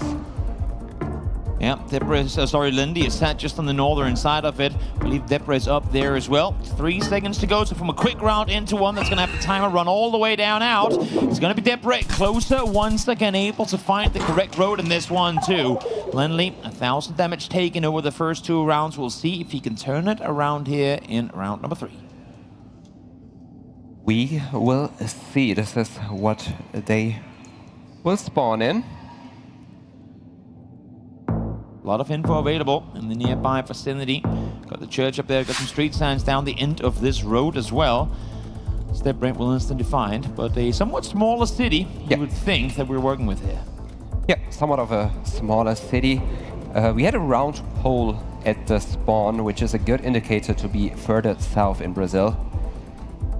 Not necessarily, but very common. Small and cities, it seems like they are splitting in their ways. I like the idea that Debr got out to the outskirts of the city. Now, you know, they're actually pathing the exact same way now. Debr got out to the outskirts, then was like, nah, there's nothing out here, and I can see this road is going to go on for ages, so I'm just going to do a 180, go back into the city, see what I can find. But this time around, it's going to be Lenley first to log in. Now Debr nearby, but a bit further towards the north, actually opting to go even further up there. Yeah, sometimes it's good to go at the corner of the town to get a better look over the landscape. Oh, wow. Debr used it very, very well. He was way further much on north. Last second readjustment gets him within 6.5 kilometers. Incredible last swap there as we hop on over to round number 4. There is a very good chance that Lenley is gonna put the pressure on here and instantly guess. That is my prediction. What makes you say that? I would say a country like this, which should be South Korea, is in favor for moving player rather than no move players. Not the first time we've seen a South Korea plunk before. Skip, move on, go next. We'll see if Debr opts to actually take the 15 seconds to get more info. It seems like he will go a bit further north. It is hard out towards the east, so minimal to no damage comes through in this matchup. But round 4 done with so far. Debr still flawless coming into round 5. Yeah, I think that was a very wise decision to force Debr to also click middle and not let him get any closer. Makes perfect sense. Let's see now, as we get into this 5th round, a little more to play with in this game, it feels like. Definitely. Another country we have already seen. We are back in Argentina. Looks like Debr found some information on this building. It does say Cordoba. Now, are we in the province? Are we in the city? I mean, with this tall buildings, I would assume that we are close to downtown. But I don't think Lenley has seen it yet. That's what I was going to say. I mean, obviously you can have university of one city be in the city of another, but surprised that maybe he didn't opt to go now. He's hovering it, but still not committing to the login just yet. It's actually going to be Lenley the first one to log in, and he's further towards the south. Yeah, he does tend to wait for himself. Debr is scanning around there. I think he's looking for these road numbers he has on his screen. 836 and 158. Doesn't manage to find them. And it wasn't enough time to find it. And that will be good points for Lenley. Right here, striking with 2,037 damage. Nice claw back in that one. Debr was starting to get ahead with a pretty decent sized lead, but Lenley said, hold on a minute, buddy. Let's play this one together. Now halfway through, the scores are pretty much tied up. And this is our next round. Doesn't seem to be an address here, but I'm pretty sure it's right around the corner. We'll find out in just a moment. And I think both can read Bengali. Convenient. And there it is. It's saying Anna? Tana? Interesting. I don't know what it is. Well, if you don't, they might not either. That might just be... Country, obviously, lockdown. Is there anything else you can go by other than knowing the, I think the specific addresses here? Phone, area codes, anything that's of interest to you? We can see Lenley a little perplexed by what he's reading here. It is. Okay, Debr found it. I think Lenley is maybe trying to find it, comparing letters. Not the biggest district. He found it in the end. There you go. 5 seconds left, but he already got it. Incredible play. Love the sound. Tied round. Goes to show the level of play that we have here in the EMEA Major semifinals. As we now go over to round number 7. These rounds go by quickly. And remember, of course, everyone, that round 10 is the round limit. So should we not have a decided winner by then, it's the player with the most health left remaining by the end of round 10 that will be the victor of this game. And once again, as we already seen it, they are back in Brazil. This time we don't see any round poles, so I wouldn't say we are that far south. Also looks pretty dry, which you get more towards the north. Lenley is putting the pressure on, and I know the reason for that. We have heard Debr saying he did learn the municipalities of Brazil, and Lenley, as someone who's played with Debr a lot, knows that. And again, he is forcing that quick guess. And I would say that's in his favor. It's a scary round. Then he goes with the gut feeling, and he goes, please, Debr, please don't use those 15 seconds perfectly. Fortunately, he doesn't, so this effectively becomes a bit of a skip round for both of them, which I think plays in favor of Lenley as we now go into round number 8. Yeah, that's an issue. If the opponent knows you very well, he also knows how to play against you. Exactly. Lenley was happy to get that round out. But we are right back. Are we playing Arbiter Brazil in this first game? We gotta check the map. That's the 4th Brazil location in 8 rounds. Yeah, but this shouldn't be too decisive as we have the area code right on spawn. Both gonna be in the city. Will they try to get maybe even closer? There are a lot of players who would just send it downtown. I mean, for Debr right now, but we have a place name there actually for Lenley on screen. Debr is down 1,000 points. You better play as smart as you possibly can here with only 2 rounds left to go in game number 1. And he does take his time, goes a bit out of the city proper, and now you have Lenley joining him as well. He's going to be inside this city proper. It's actually going to be down towards the south, but Lenley closer by a bit here once again. And while the 54 damage in his favor might not mean much, it would have been better for Debr getting a whole lot gone the other way as we're now going to round 9. Definitely getting there in the end. And Lenley keeps the lead. As we go over to this round,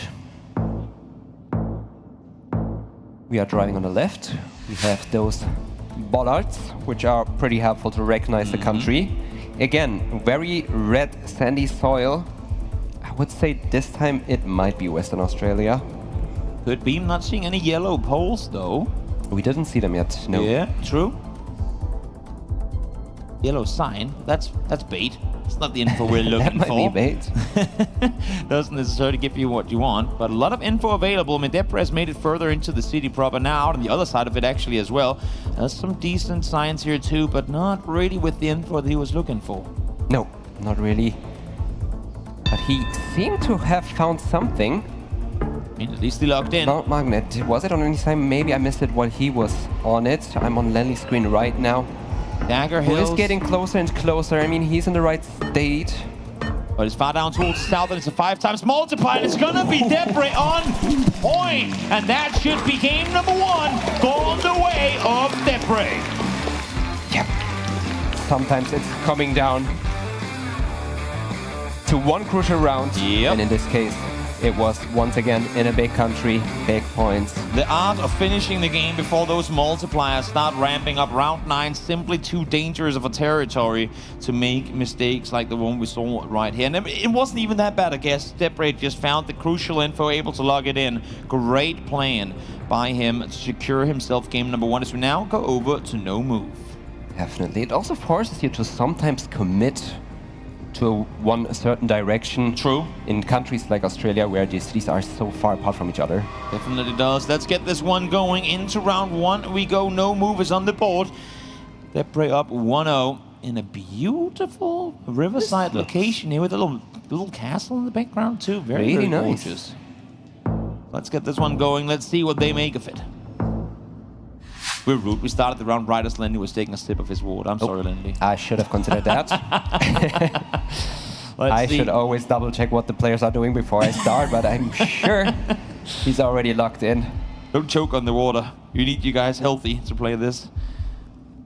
Stuck in position, obviously, with it being no move. What can you make here? No signs within range you can really read anything off of. There is a bit of a kiosk, maybe like tourist info down there on the other side.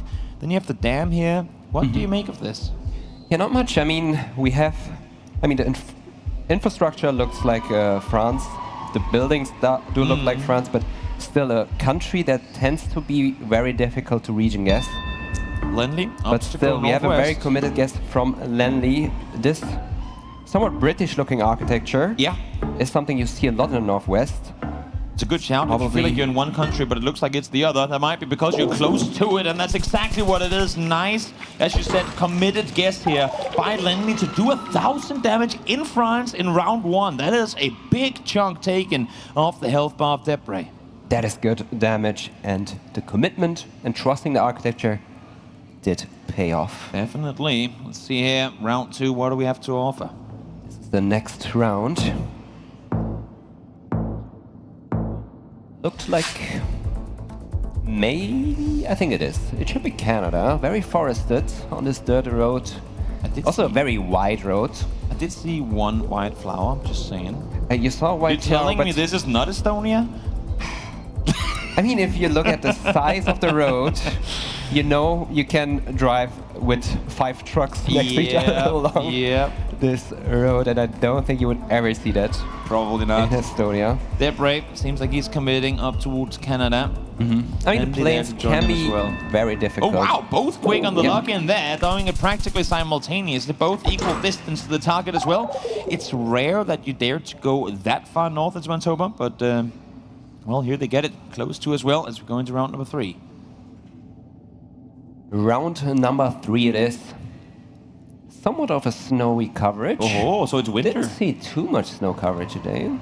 We learned that earlier today, right, Lucas? We did. Yeah. If there's snow, hey, that's a good tip. Unless if you're in Antarctica, then it could be all year round. I do pick up your tips, though. Yeah, I try to. We help each other as best as we possibly can. Plenty of storefronts available, so if you're into the local city store meta, then maybe that's something you can use. But of course, with stores comes a lot of signs, a lot of various. Now we have an obelisk here in the middle of the town square as well, so plenty of info available to try and decipher what's happening here.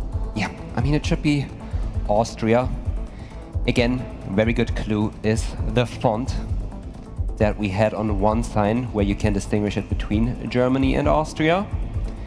I mean, Lenley does speak German, but I don't see anything helpful here, so we'll they will make their guesses based on either maybe the architecture. I don't think there are many architecture clues within Austria. One thing is learning German Landkreises, but is there anyone that knows Austrian coat of arms? Definitely. Yeah, that's a meta. I mean, if you knew, you would be in a good spot here. Good thing for Lenley, Debr, is that he's going to be close to this one as well. Took a big hit in round 1, but comes swinging back right after in round number 3, as we go now in to round 4. Again, Austria not that extreme, not as extreme as Australia, but the flat parts are also pretty far away from each other, so you have to kind of commit whether you go north or south of the mountains. And that split is what we saw here. Exactly. So we move on over to this location. It should be India. So when you don't have text available, because that's usually like the easiest tell playing in India, obviously when playing moving, you can get to a lot of good information. What do you go based on? Obviously that mountain there looks very unique. I mean, Debr already locking in. Is that all you have to work with here? Yeah, I don't think you can use terrain that well in India. It's a very diverse country with a lot of mountains. Ooh. But if your name is Debr, you will be able to.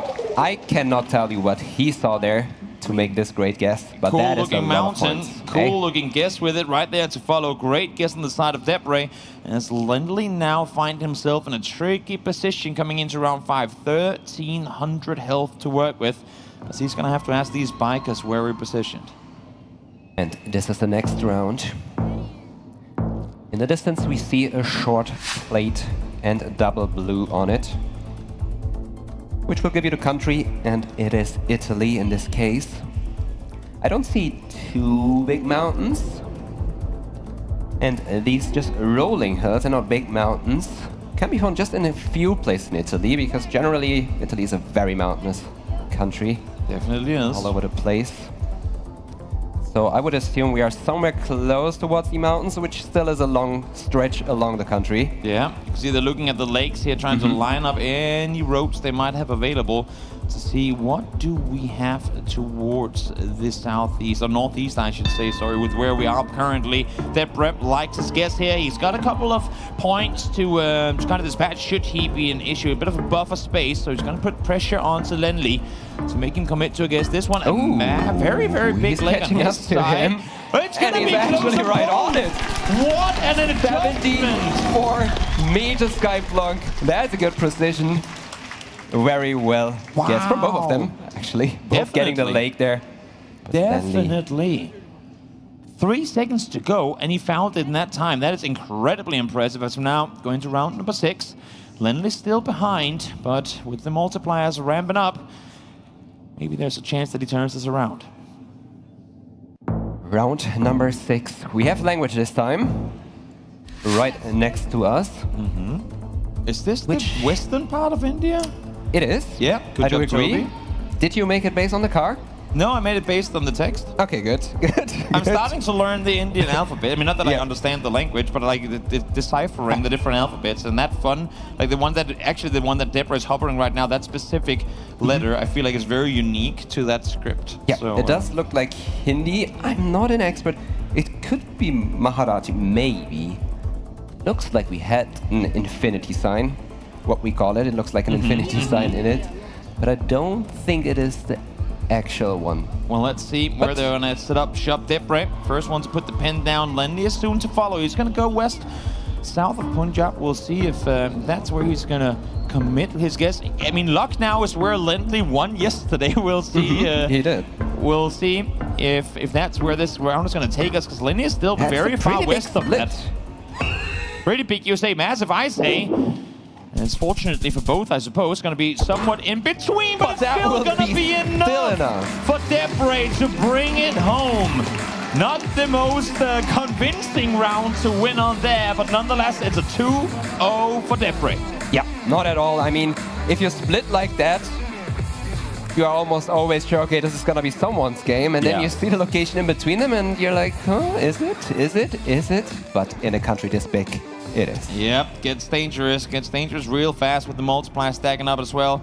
It only gets that much more dicey. Here we go, 2-0 Debr. Lenley would have to pull off an insane reverse sweep in order to take a place in the grand finals. But hey, He beat Consus, he beat Harrier. If there's a guy to do it, it would and could be Lenley. Let's see if he has it in him to turn this one around as we go back to moving. We go back to moving. No point in looking around that much because these players will move out immediately here, looking for that sweet information to pinpoint where you are in the world, and in this case, the United Kingdom. Oxford, going that direction, 3,400 miles away. That's far. That is. So that's not what that sign means. It isn't, no. I also don't know if this road number is going to be mapped.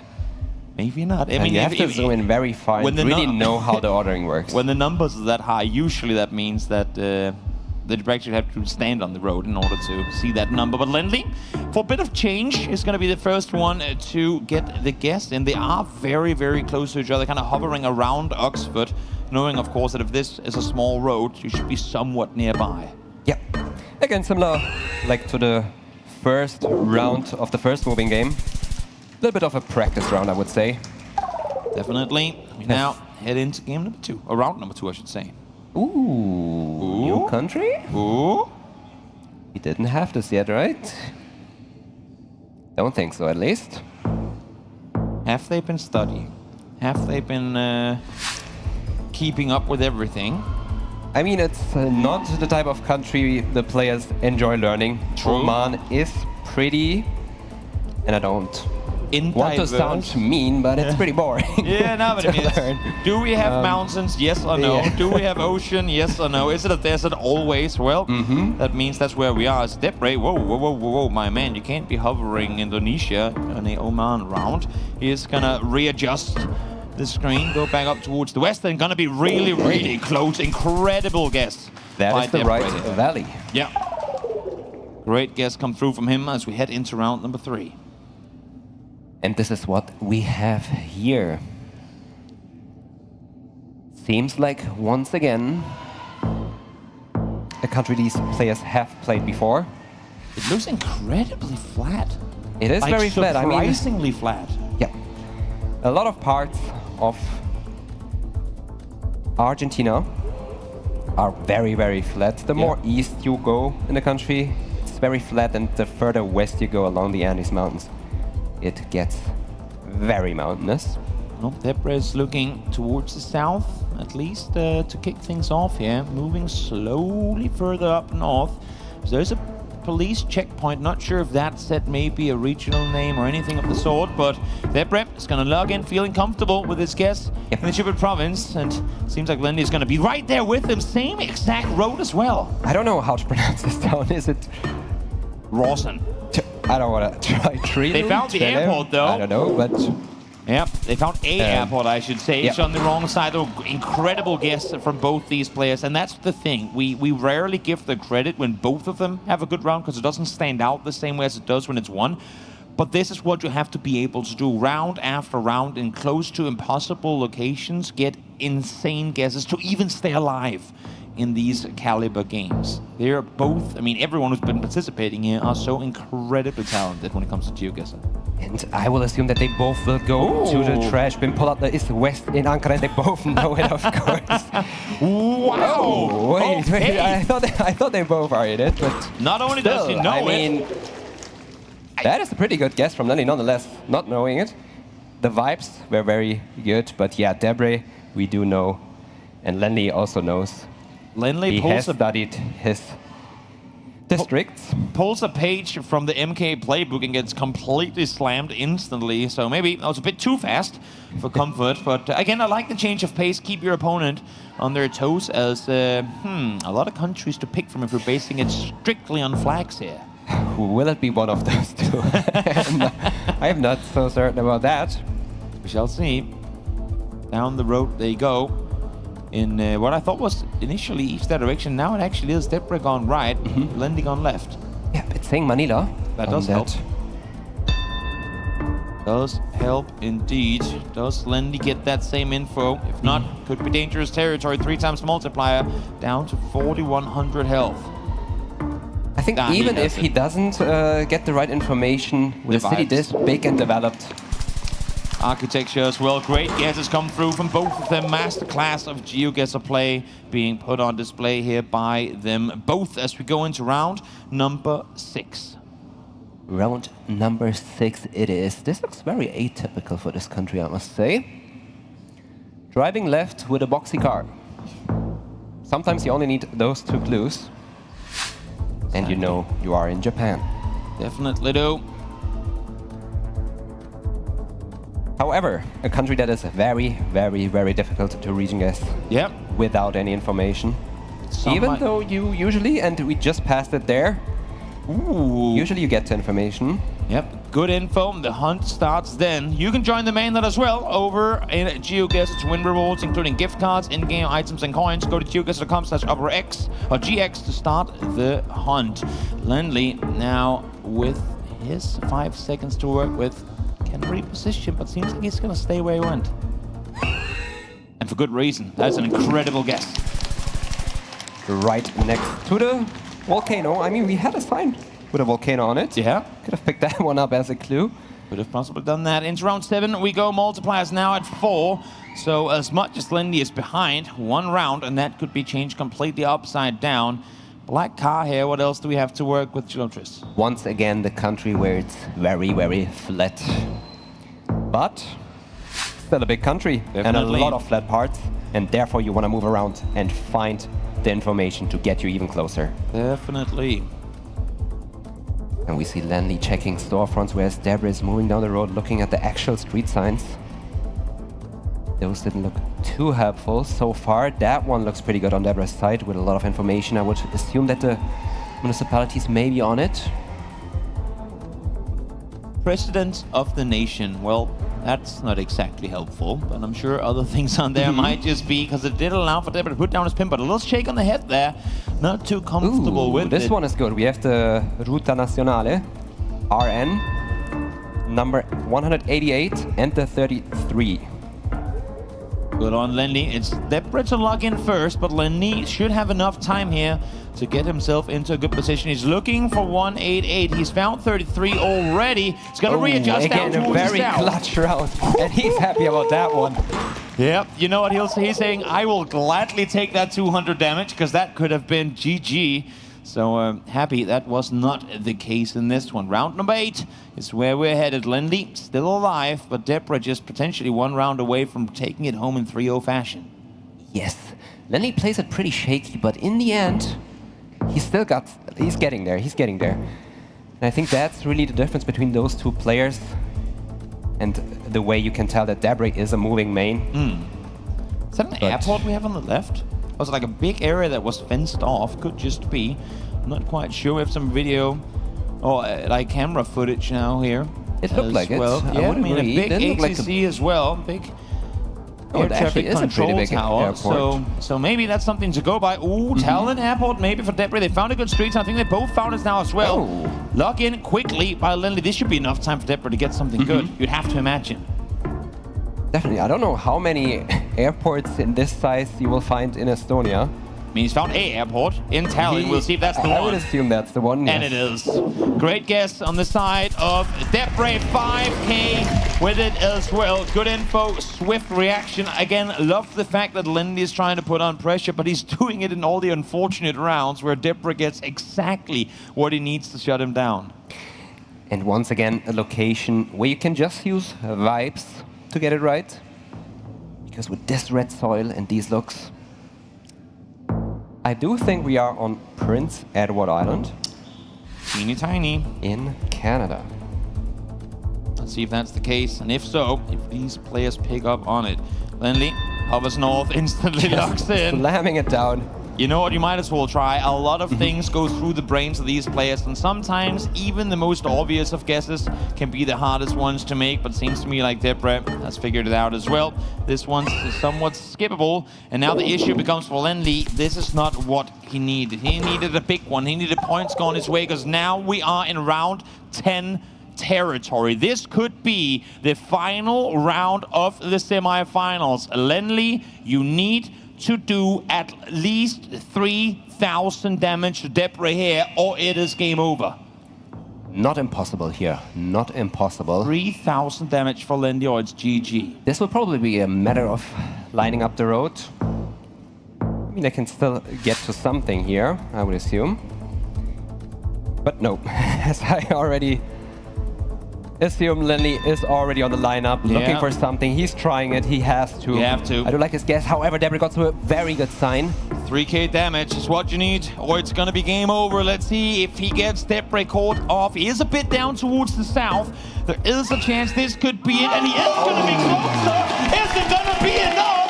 That was the mistake. Oh no. Lenley stays alive. I don't know if it's head Gabriel. Did you see anything on the side? I didn't see it. I did not see it. That was a clutch round. And that sums up how it has been going so far. Lenley always clutching up somehow.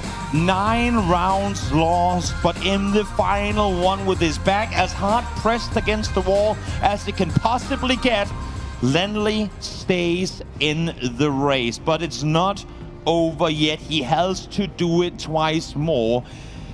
And I feel like this is one of those where Debr now is going to come back even more angry. He's going to come back wanting it even more. That one slipped out of the hands of Debr. He had the better info too, but couldn't make use of it when he needed to the most. So it's 2-1 score. Let's see if he can end it here, or if Debr makes the seemingly impossible possible. It could be it. I've been there, man. These signs always take up Gaborone, and they are across the whole country, and it's hard not to trust it. Well, let's see. We're back into no move here in game number 4. A little wave come through. Wave received and responded to on the other side. Always great to see some good sportsmanship between these players, as they might not be able to move further down the street, but they do have a lot of text to decipher with where they're stood. They do, and interestingly enough, it said San Juan on the sign, but I don't think that's Argentina. Because it's also saying Mexico on the shop front there. Is there San Juan in Mexico, or does it just mean anything else?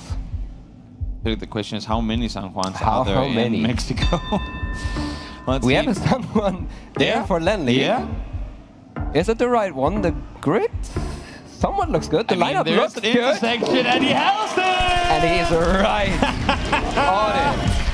From barely surviving to getting the crowd going his way here, kicking off game 4 with a 5k. Let's see how it's going to continue as we go into the next round. Finding the right one, and I would say this is a location where you would love to move away. Yeah. Find information, but in this case, I feel like this, you don't have it. You can use maybe the valley, the size of the valley. This parking lot was abandoned a few years ago. It looks like it. Yeah. Not in the best shape. Nope.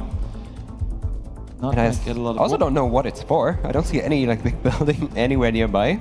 So no obvious antennas. All we do here is foliage, mountains, maybe some copyright. What are you thinking? I mean, we have a couple buildings in the distance, and we also have a flag in the distance. Well, that does help. Red on the top, white on the bottom. Rare small island guesses on the southern side of Singapore. Is that where we're headed? At least that's where Lenley is looking initially. Yeah, I can see that, because one of the reasons is red soil. It's a pretty red soil, which is commonly found on these islands. But it was Kalimantan. Wow!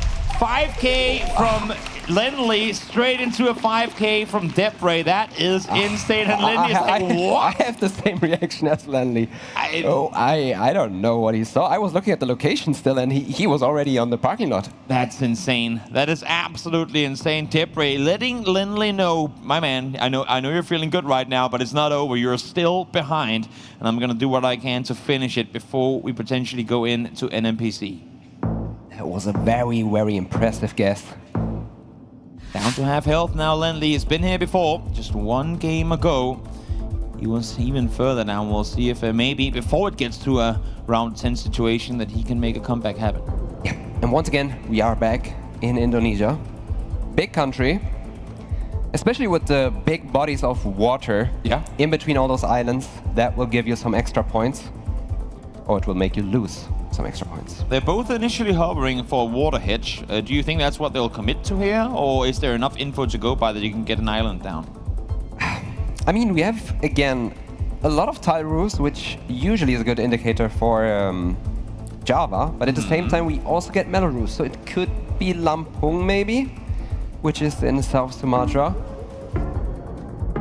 Or you just ignore the metal roofs and still go Java. I am not so sure. A lot of thoughts going through your head right now. I am with Lotus, which Debr means here, I'm but sure we will find out. it's going through theirs as well. Lenley first wants to log in. Debr to follow, and it's gonna be on him to get it right. Is it going to be game though with it? Yes, it That will is be! game. Debr able to take it home 3-1. Lenley made it look scary when he came back in that final one and the previous one, but those last two Indo rounds, Debr, oh Debr, what an insane performance. Yeah, I mean, I already know how good Debr is on Indonesia. I'm not too surprised, even though I am surprised, because on that location I had no idea at all, the first Indo location. I can't hear what they're saying, but this is going to be something along the lines Yeah, of, they are discussing bro, it. how do you Indo me like that? I mean, come on, man, I was doing so good. I was starting to come back in this, and then you do that to me. 2 slaps in a row in Indonesia, even off of a 5K start from Lenley. Debr just wanted that one over with. Yeah, but once again, I mean, Lenley talked about it. He said Debr is the favorable player here. They played a lot of scrims. Debr was winning, but Lenley was playing very, very strong. And even in the moving game, where we thought, okay, that's gonna be Debr's mode, no, Lenley played very, very well on those as well. Definitely 2 very highly skilled players giving us a hell of a show here in the last semifinals, which now means that we know who is going to go through to the grand final. It's going to be Debr versus Blinky. Now let's go over to the desk and let them break down all of what we just saw and get a quick word in from Debr. Thank you, Toby and Jalotris. Debr, congratulations, our second grand finalist. How's that sound? How's that feel? It feels great. It was absolutely my goal with this tournament. I, didn't really care that much about winning the entire thing, but I really wanted to be in the finals, because this was my 4th attempt, and I think that, in some of the previous tournaments that I played, I really could have gotten a better result, and, I'm just really happy that I'm finally there. Debr, at least from my perspective, and just tell me if you disagree, it feels like you're in a different place mentally to where we've seen you before. You're more locked in than ever. Is that fair and accurate? What are your thoughts? I do think that there's something to that. I think that people overestimate how much my mental really played into my previous results. I think I did get unlucky on some of those occasions. It's fair to say, but I did, play a lot of scrims with people. I just was really trying to make sure that by the time that I get here, I'm going to have enough experience. I will have played most of these players lots of times, and I will just be able to just harken back to that whenever I am sort of in doubt in the location. Yeah. All right, GC Ziggy, over to you. Very, very well done, Debr. We saw 2 incredible no-move guesses from you without info, one in Madhya Pradesh in India, the other in West Kalimantan in Indonesia. Anything to say about those? They were really good. Yeah, so the India one, it's a mix of 2 things. One, we had a car meta with this stubby antenna on the back of the car. That one's pretty common in Madhya Pradesh. I think most common in the area that I guessed, but I'm not completely sure. But also the other reason that I guessed that specific area is because we had the sort of disorganized looking tiled roofs, which is a meta for the eastern half of central India. And also we had some very interesting shaped mountains, some interesting shaped rocks, and that area does seem to have those pretty often. So I was pretty confident in my guess. And the Indonesia one is a story of its own, actually, and it's kind of funny because there was one time, a year ago, that I just got it in my head that actually I really wanted to map out all the poles of Indonesia so that I could get a really good handle on what the poles on all the electricity poles in all parts of Indonesia are like. And I got bored of it pretty quickly. As a matter of fact, I got bored of it in 2 days.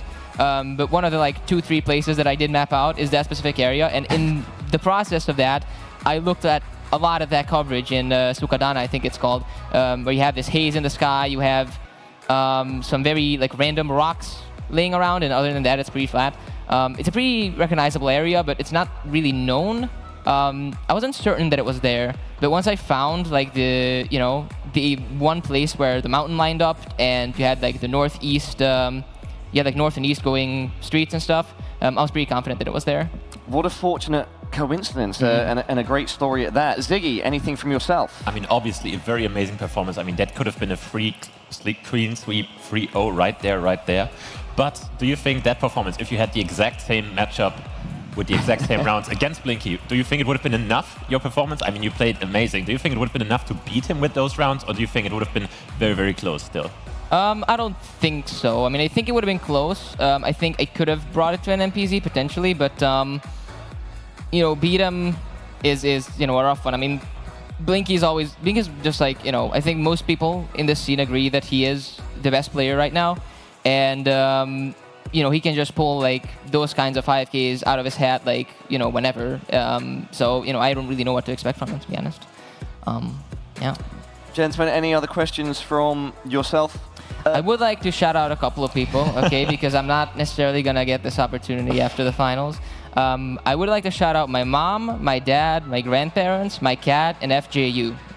All right. Well, Debr, I was going to ask you any final words, but I assume those were the final words. Yeah, congratulations on making it to the grand final. Huge achievement. One more step to go. Feel free to take the headset off, go find some rest, a brief rest and relaxation. Yeah, what a competitor, what a performance. Yeah, this is a new Debr that we're seeing, a guy that's performing so well, but will it be enough going up against a Blinky that is also on an absolute tear? That's our grand final that will be happening later today. I'm so excited. I need to take a breath because seeing a Blinky versus Debr final is just everyone's GeoGuessr dream. It's amazing. I mean, a Debr at this performance can really give Blinky even a run for his money. So I really hope we get to see a very, very close game because he didn't really have an opportunity to show that he can even be good in very, very close games so far. It didn't go to an MPZ for Blinky yet. So it will be interesting to see if he can handle the pressure, if it goes there. But a Debr in this shape can honestly beat him.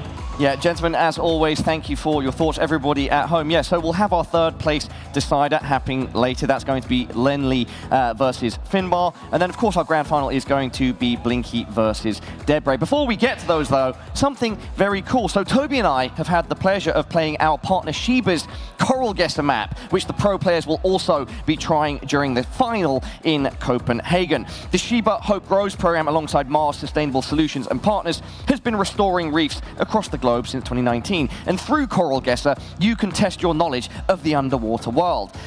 This is how well or not so well that me and Toby did.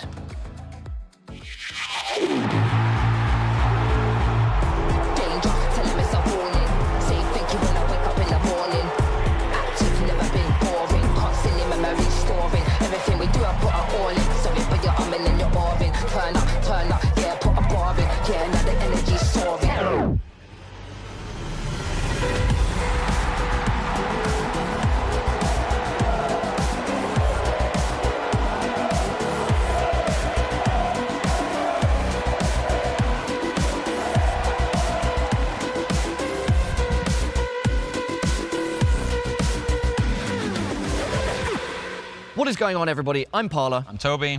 Did you know that millions of people around the world depend on coral reefs, but in the next 20 years, 90% of the world's reefs could be lost? Shiba Hope Grows program is doing what they can to prevent this from happening. And to draw attention to this issue, myself and Toby are going to play GeoGuessr, a special underwater version of GeoGuessr, and see who comes out on top. He's going to need a lot of luck for that, I think. You're going to need more than luck, bro. I'm good. I'm good. I got you. I got you. What constitutes a coral reef, Toby? There should be corals. It should be a reef. Okay. Agreed, yeah. I mean, that's why he's the desk guy and I'm the brains. Yeah, that was some serious brain power. We are in. Toby, I can tell you that this looks underwater, like a coral reef. If you're, wait, can you even? Oh shit! Oh, you already guessed it, bro. Wow, the time has started, mate. East Side Australia. Bro, no! When you said Eastern Australia, I'm like, man, we could be in the same place. Get wrecked, bro. But you were actually northeast, it was closer. Get wrecked. GG, fair play. Oh wow, that's a big fish. It's a stingray, actually. It's And a those man. aren't- if You know what? It's a manta ray, Paula. Get your fish facts Do you actually straight. know that or nah? I do think I've heard that they're the big, like of the ray fish, that's the bigger one. Wait, I need We don't have any text. We don't have any road signs. We don't have bullets. Everything I've practiced to become the best Danish GeoGuessr player, none of that is applicable here. I'm trying hard, really hard right now, bro. I'm trying really hard. Are you Googling manta rays, bro? No, dude. Okay, wait. Okay, manta rays are obviously a thing in Indonesia. I don't know. Oh, no, we're actually running out of time. No, I just guessed. Oh, you get. Oh, You're good, on the yeah, clock, good play. bro. I believe in you. No, dude. Oh, it's there again. Wait, that was actually I was gonna right go where you guessed Fiji, and I was like trying to find it. Wait, and Fiji would have been way far. I would have won if I had gone Fiji. I think.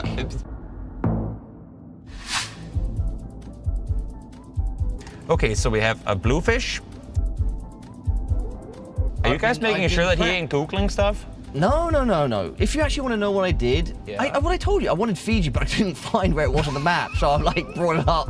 And that's barely cheating, So you cheated by but Google what do Maps you mean? saying, oh, cool. Oh, bro, he's you hit can't it again. distract me like I that. think this is the one, dude. It's a very tropical location. I've got a good Indonesia, vibe. Caribbean, Indonesia, Caribbean, Indonesia, Caribbean. I'm feeling the pain, the hurt, the tell me this frustration. paid off. Indo.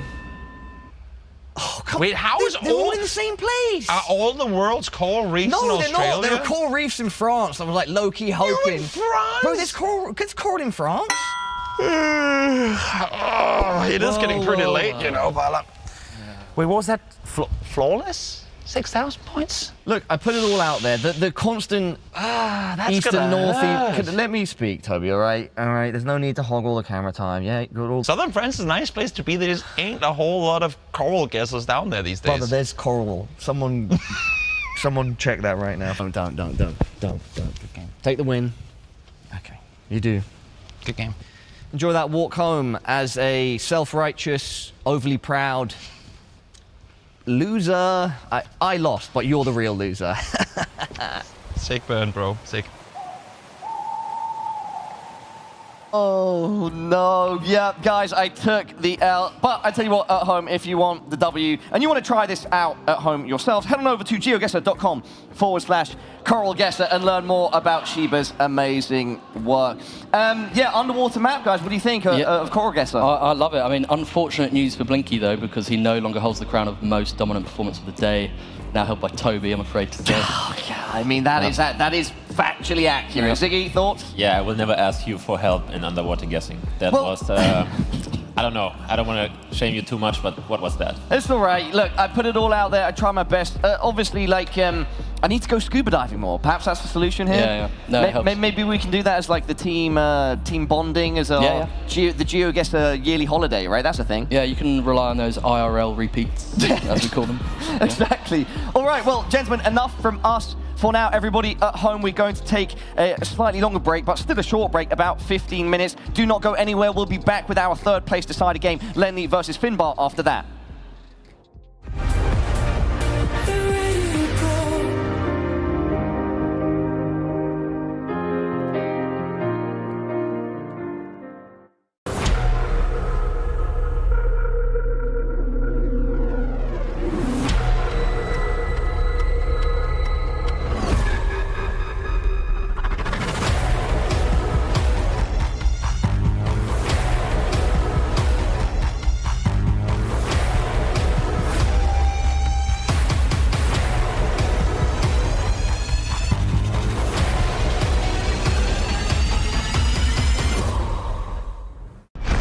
Let's play a game. I'll hide, you seek. Unconfirmed sightings of the GX man have been reported all over the world. My VPN means I can be in multiple places at once. I can mod my look at the click of a button. I'll block any ads attempting to promote the manhunt. The time starts now. Play the GX manhunt at GeoGuessr. Find me and get a reward. Sheba is committed to responsibly sourced fish and supports coral reef restoration.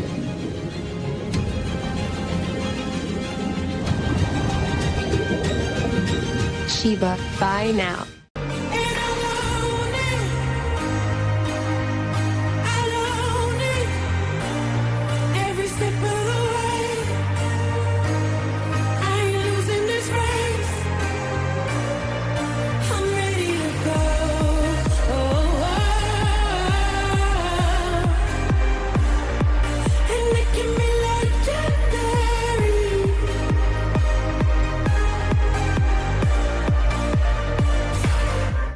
return of Area 51, Alienware's highest performance desktop yet, equipped with powerful Intel Core Ultra processors. Innovative architecture designed for ultimate gaming. Engineered to evolve alongside your game. Encounter the legendary Area 51 at Alienware.com.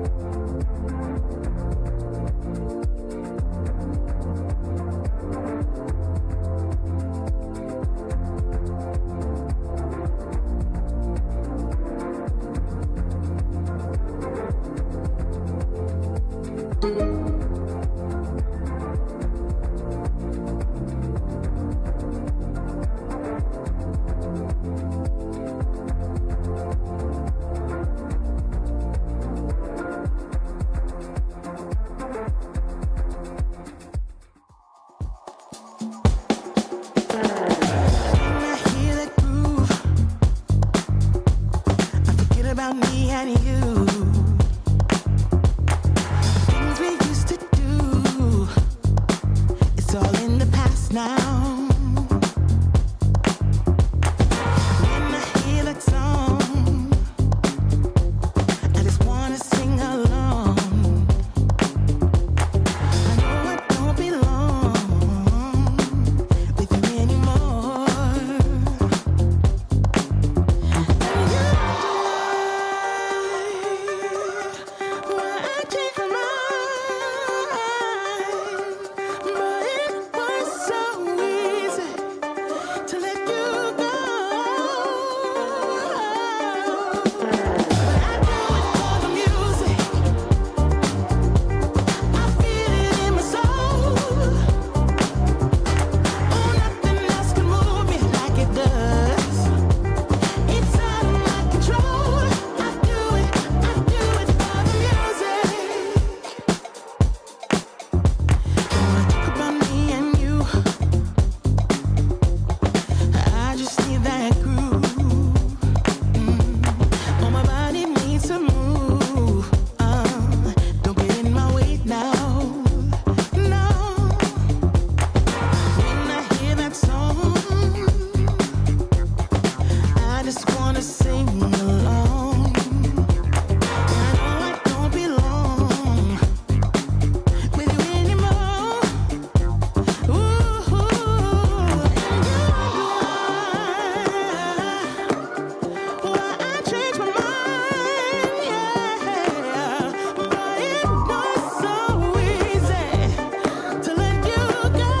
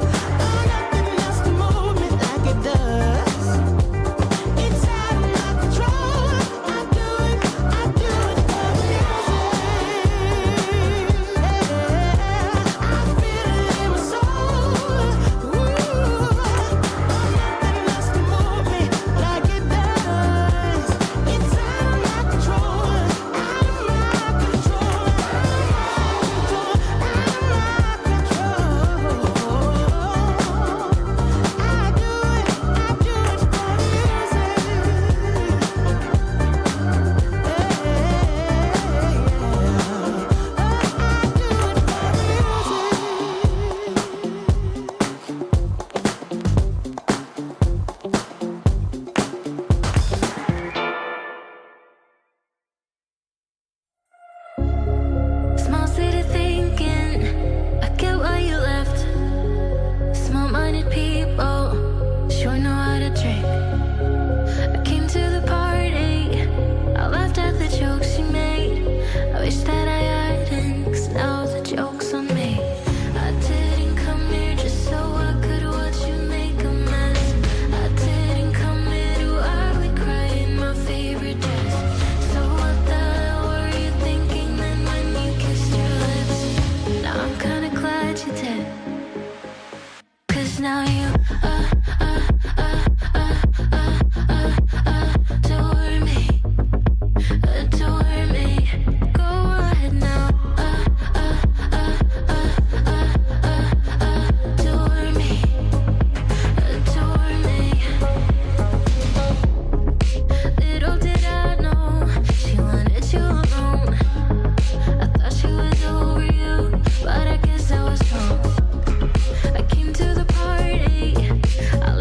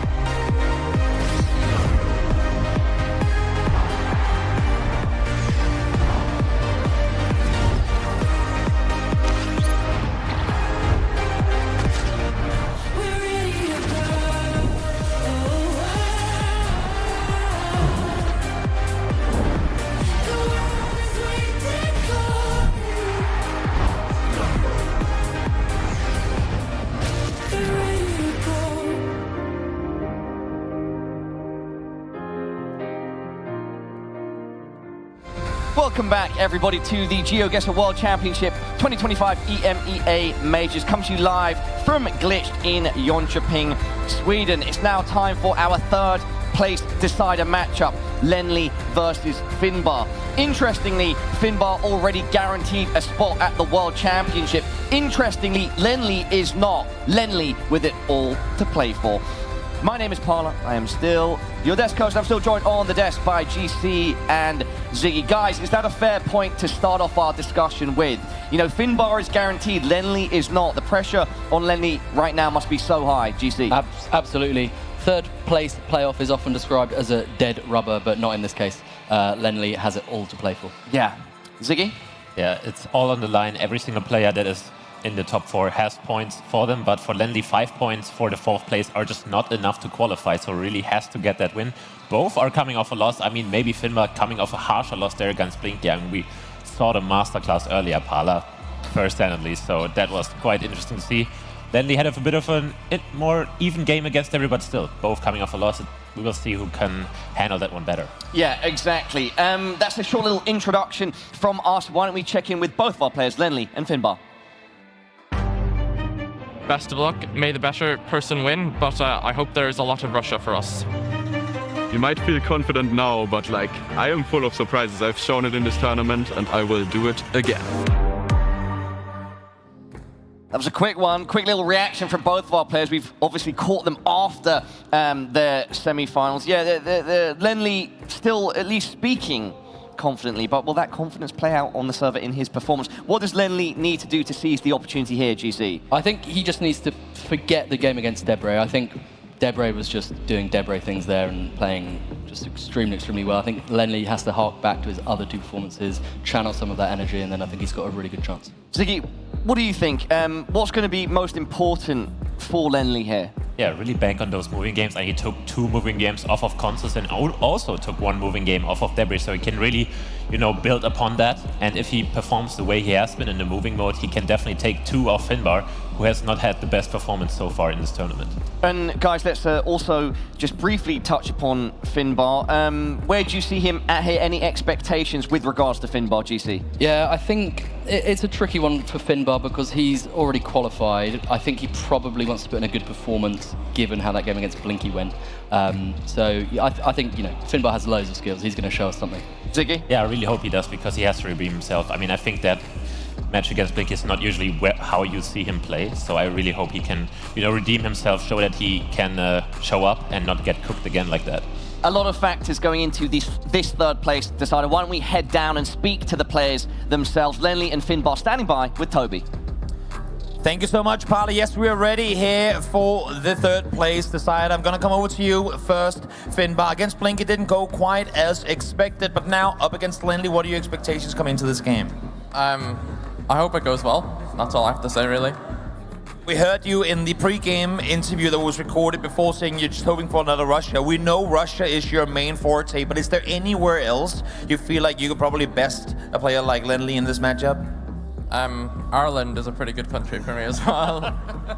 Ireland or Russia? I mean, it takes up a pretty decent portion of the globe, so we'll see if that's going to happen or not. Now over to you, Lenley. Of course, your semifinal didn't go exactly as you wanted to either, but you still have a shot here at making it through, not only getting a 3rd place in this tournament, but making it through to the World Championship. What are you hoping to see happen here against Finnbar? I mean, I got a new hat.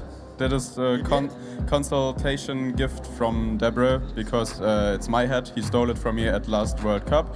And now I can wear it for this game. So hopefully this hat will bring me good luck. And hopefully, I mean, this is an important game for me, the most important one. So yeah. One needs good luck, one needs a couple of Ireland rounds. There might be something in common in those 2 regards. Guys, I want you guys to shake hands and let's get a great match going here. The 3rd place decider starting right now. Thank you, Toby, Lenley, and Finnbar. I wonder if that gift from Debr will indeed be a good luck charm. Not really sure. It's definitely swagged out, though. Yeah, definitely. I mean, anything from Debr probably has some sort of magical power, so I'd feel confident wearing it for sure. Yeah, Debr perhaps also trying to will some good fortune for his grand final against Blinky that will top off crescendo our day. Anyway, let's stay on board with Finnbar before we talk a little bit more about Lenley. Is it fair to say Finnbar is the favourite here, guys? And if so, why? I wouldn't say he's the favourite. I think it's quite even skill-wise. Possibly Lenley has a bit more momentum and a bit more to play for, but I think skill-wise pretty even. Yeah, we touched upon the fact that Finnbar's semi against Blinky just went completely crazy in the wrong way for him. Could that be, you know, in some way an advantage? Like, you just move on, you try to forget about it. On the flip side, it could also be preying on his mind and affect him. What do you think, Ziggy? Yeah, I think he won't be like too upset because I didn't feel like he came into that matchup being like, you know what, I can beat Blinky right here, right now. I think he already like thought about that, okay, I'm probably gonna lose this. Just the way the loss went was probably not very favorable, obviously. But I think he can bounce back, especially if the first game is a bit slower, you know, not that he gets insta-sent on again because Blinky's just a beast and knows the 5 every single time in 15 seconds. So I think it's gonna be a bit slower and that's probably gonna, you know, play into his cards. Perhaps will be important for Finnbar to find the right backing track. We know that he loves to listen to that music whilst he's playing. Turning our attention to Lenley, wearing a different hat in our video on screen right now. He needs to wear the winning hat though. How can this guy, you know, move forward confidently? We spoke about the moving rounds. Is that a key win condition here for Lenley to try and get that first moving, GC? Yeah, I think Lenley's played really well in moving. He's clearly learned a lot. So yeah, I think that's a good chance for him to stand out. I think he can maybe rely on a few South America rounds where he's proven himself to be very strong. I think he's got a great chance.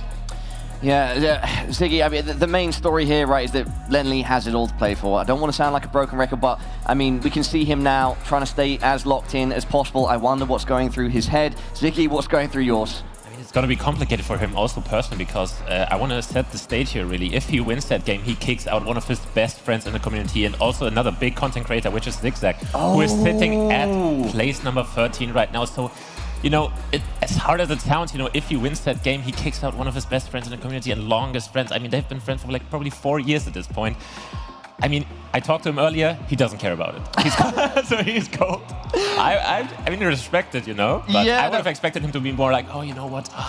I feel so bad if I win, but it doesn't seem like he feels bad at all. At the end of the day, everybody playing for themselves as they should be. And even Finnbar, who's guaranteed a spot at the World Championship already, he's going to be trying his best to play lights out, avenge his loss, or redirect his energy into winning off that loss to Blinky. With that said, this one, if I'm not mistaken, is ready to go. Let me just double check that. All right, everybody, I can confirm we are ready to get this third place decider underway. It should be an absolute banger. Lenley versus Finnbar. Toby and Gelatris, over to you. Thank you so much, guys. Yes, an incredible game about to begin here between these two powerhouse players. And Gelatris me in the desk, once again, did a great job breaking down what we're about to see. A must-win game for Lenley. And I think a lot of people would say a must-win game really for Finnbar to a third place in the EMEA Major, only falling behind two, I mean, while these two guys are powerhouse players, two arguably even more so powerhouse players in their own rights. But Finnbar didn't seem too eager to go in and fight for that third place. But how do you feel? No, he didn't. But there's also much more to the line. I mean, Blinky made him look like an amateur. No, yeah, as he will with everyone. I think it's in Finnbar's interest to really show what he's capable of. Yes.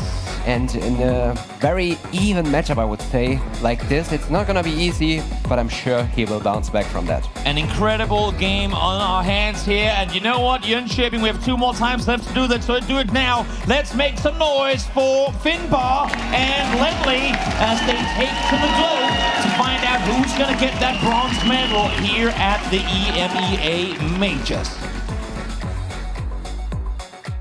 And this is the round where these players are starting on. And I will let them jump right into it. The countdown goes down. Round 1 in Finland with those bollards. Yellow lines not too commonly found in Europe. And Finland is one of those countries where you find them. We have some pretty good signs. There's a little bit of a glitch going on it, so you kind of have to an already long city out. name became even longer. I like that. That's how you do it. But yeah, Finnbar looking to go up towards the north. Lenley looking to go in the same direction. They found good road info as well. So yeah, I was going to say Lenley seemed pretty confident in the area he was in, so he's going to lock in as fast as can be. I would say Lenley had a better sign. I don't know where he found that. because it felt like they both didn't move that far. No. Nonetheless, one click down the road could be the big difference maker here as Finnbar doesn't get it right in the Lenley will though. So 5K to kick things off here. Great start for Lenley. Going up against Finnbar, who again, I mean, we hadn't really gone over this at all coming into it, but there is, of course, I mean, as Siggy was saying as well, Finnbar is becoming the butcher from Ireland now. I mean, he's, in winning or losing, sending one player through to the World Championship, whether it be Lenley or Zigzag. It all comes down to how Finnbar performs in this game. It's gonna be one of them. It's all more or less in his control if he really locks in. We are in Germany right now. So this will be some extra pressure for Lenley, I would assume. Trying to get this right. It's saying Saarland, which is that province where Lenley is right now. Yeah. But they are both around that. Two different cities, not too far from each other. Lenley in Völklingen, probably had a sign for that, and he is correct once again. I like the idea from Finnbar to try and put pressure on. Of course, when you're up against your opponent in their home country, it's never going to be easy. But now, let's head over to round number 3 and see what we've got going here. Maybe, finally, something going Finnbar's way. It could be, but they will be able to move around. I mean, ideally, you want a country you are good at to appear in a no-move game, I would say. Makes sense. But especially in an environment like this, where you are very urban. Downtown St. Petersburg is where Lenley is going to plunk it. He does not want to give Finnbar any chance whatsoever to get good info in these Russia rounds. He made what has become the booklet for learning how to play Russia, so it makes good sense that Lenley is going to try and get these rounds over with as fast as can be. But of course, give him just one straight sign and he's going to get good intel with it too. We go on to round number 4. Yeah, it was the reverse. He faced Lenley in Germany. Germany allowed it to get a bit closer for him, and now it was in Russia.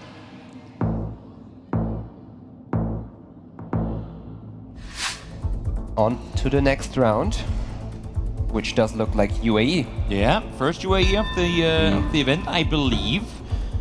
We didn't have it yet, no. As Lenley, quick to log in, downtown Dubai. He's gonna want to try and skip this one over as well.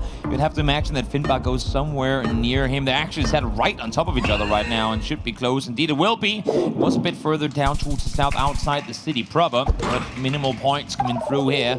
We're moving fast pace into the high multis, coming up with round 5.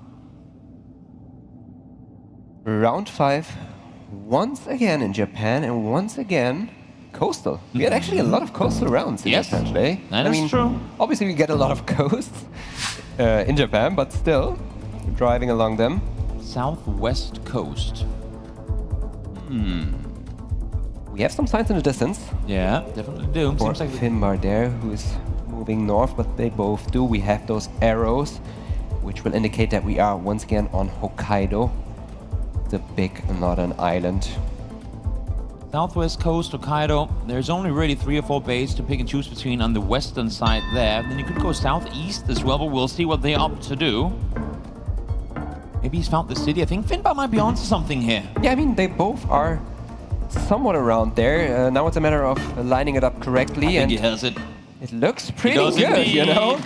He does indeed. Lenley first to log in. Finnbar does the micro readjustment, and that's the third 5K of this first game between these two players. Incredible performance so far. And this is a type of moving duel we love to see. Oh, yes. Those players pinpointing from left and right. And this is the next round. We are in round 6 now. Once again, a good body of water. Not that big, but still something you could scan for. Kind of wish if this you had narrow been it down. This would be a really interesting no-move location. You have a bit of a lake shoreline, and that's about it. But let's see what they get as they move further away from the water. Lenley has made it out to the paved road. He should be finding a sign real soon. He does. Gracias por tu visit. So, good indicator of the country you could potentially be in. Banish and Ruta 226 should be Argentina once again. As I said, with that information of knowing that you are somewhere around the road 226 and that body of water, I would say this is scannable. What does Finnbar have, though? They're even in scores right now, but Argentina can mean big damage if you don't get good intel early on. He has the same signs now, but only 5 seconds left to work with. Lenley hasn't logged in. He's going to let the timer run out, going into Santa Fe. Finnbar joining him, and it is going to be further down towards the south, but they're sat here close to one another. But even though I say that, no, 300 kilometers apart, that's 2,000 damage done to Lenley. Oh, yeah, I didn't consider that area at all. Neither did they, so I cannot blame them at all. And this is the next round. Interesting pole paint. Orange pole paint. Bengal tiger stripes. Where do we get that? They are. That's how you call them? Bengal tigers? Yeah? Yeah? What do you call them? We call them, what are they even called? Bee? Like, we name them after bees. While you think about that for because a bees second. also have these colors, but and we they're have both gonna go out. Yeah, exactly. It had like this islandy vibe. I don't know how to explain it. This architecture did look very atypical for mainland, but a 3-meter gap. Can't even be mad. Lenley is the first one to get the island. Finnbar, though, able to line up the 5K once more. Incredible performance. As you were saying, Blinky made it look easy, but Finnbar is here to show that that was a fluke, that was a one-time thing. He has a lot more to offer than what that previous semi-final showed the world. Definitely, this is the Finnbar we know better. We have a red license plate, or like some tint of it, right next to us, which would maybe mean that we are in Alberta, where you get this red tint on the license plates. Both players, again, moving around. It doesn't look like they will have good information within this neighborhood. So I would say the goal is to leave it as soon as possible, and it looks like Finnbar got to a main road. We have some area codes for Lenley here. Let's see what else do we got going now. Lenley's going to open the map. 15 seconds still left to work with, but he's going to lock in. Edmonton is where he's going to go. We'll see if Finnbar opts to follow through. Not sure if we got an area code that sent him there, but we'll see if Finnbar will go the same direction. Yeah, what Finnbar is doing here is trying to spot some mountains because way further north, Lenley a bit closer. Was this playing a bit, it's 1.8k. Was this city called Finnbar Head? That's, you know, that's kind of cool. Bar Head is where we were. If he doesn't get home turf advantage in Ireland, at least he gets it in Canada. We'll see if maybe we get more locations with similar names. Interesting. We have bilingual signs, which you commonly found along the coast sides of Finland. I love the fact that we're going from Barhead to Finland, you know. Combine those and you got yourself one of the players in this third part match. Finnbar. Yep, exactly. A lot of info available here, road markers as well. Yeah, both got the same sign here. And they are looking for the 741. Finnbar locks in first. Lenley now the player under pressure. I'm not sure if he's found it just yet. They aren't very nearby areas, but he is continuously maneuvering further towards the east. Now swinging back towards the west once more, and it's going to be Finnbar closer.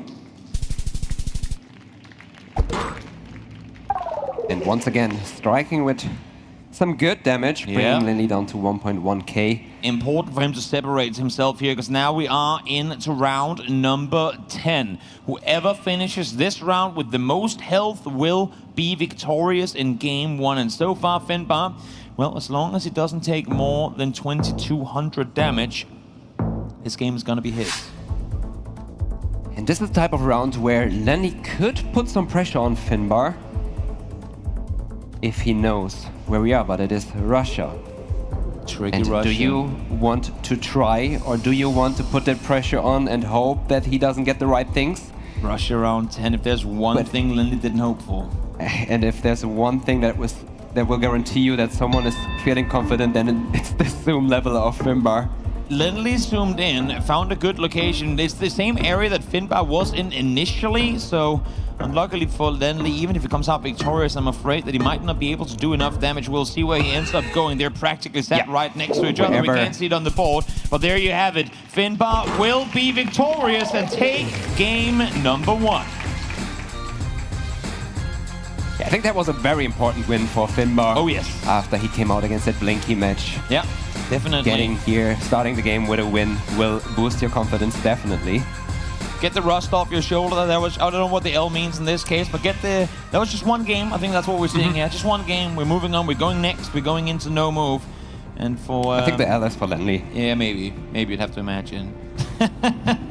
We're already seeing people, you know, talking about the Danish calls. I like it. I like that we're getting the vibes going here already as we get ourselves ready for game number 2. It is in no move territory. Is there one player you would favor over the other as we make our way into no move here? Yeah, no move. I mean, they are both known to be more of no move players. Exactly.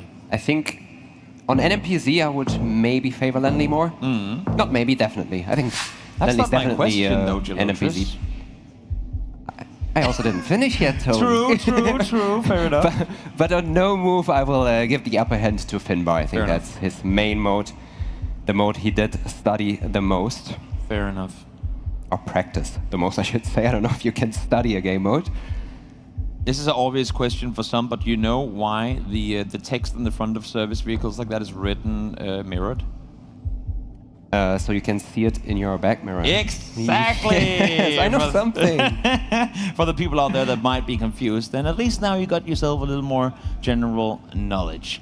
Now, Finnbar. Quick swap. Yeah. Important maybe too. I would say so. Go south up towards Mexico City instead. None of these guys locking in. I mean, it's a market square, so plenty of info available, but is it the info you're looking for? They're on each their side of the country. Then he's considering east or west coast, but it was just somewhere around CDMX. Not too much happening here on round 1, but nice round to start off. He was looking for anything that could potentially indicate, but didn't get enough to go east, and good for him that he didn't. Ends up sticking around, and that while he still loses the round, it could have been a lot worse had he clicked there that last time. We go in to round number 2. Round number 2, and once again a round that will be in favor for Finnbar, I would say. It does look mighty like Russia. And as much as we didn't get Russia all day for Finnbar, I feel like this game has something to... it's making up for the lack of Russia in previous games, and I think Finnbar is enjoying it. We had a couple of rushes yesterday, and Finnbar was afraid this morning when we arrived here. Was like, I don't know if there's any Russia left for me. We used all of them. But yeah, he's getting lucky. Yeah, and Pala and Sig got my one Denmark game, so there's that. I'm never seeing any more of that either. Let's see now, Finnbar taking his time here, 40 seconds off the clock. Will get his guess in now, though. He is in close proximity to where Lenley is currently hovering. Yeah, Lenley is hovering in a way different area right now. He didn't switch, and it was way far enough. That's almost 500 kilometers.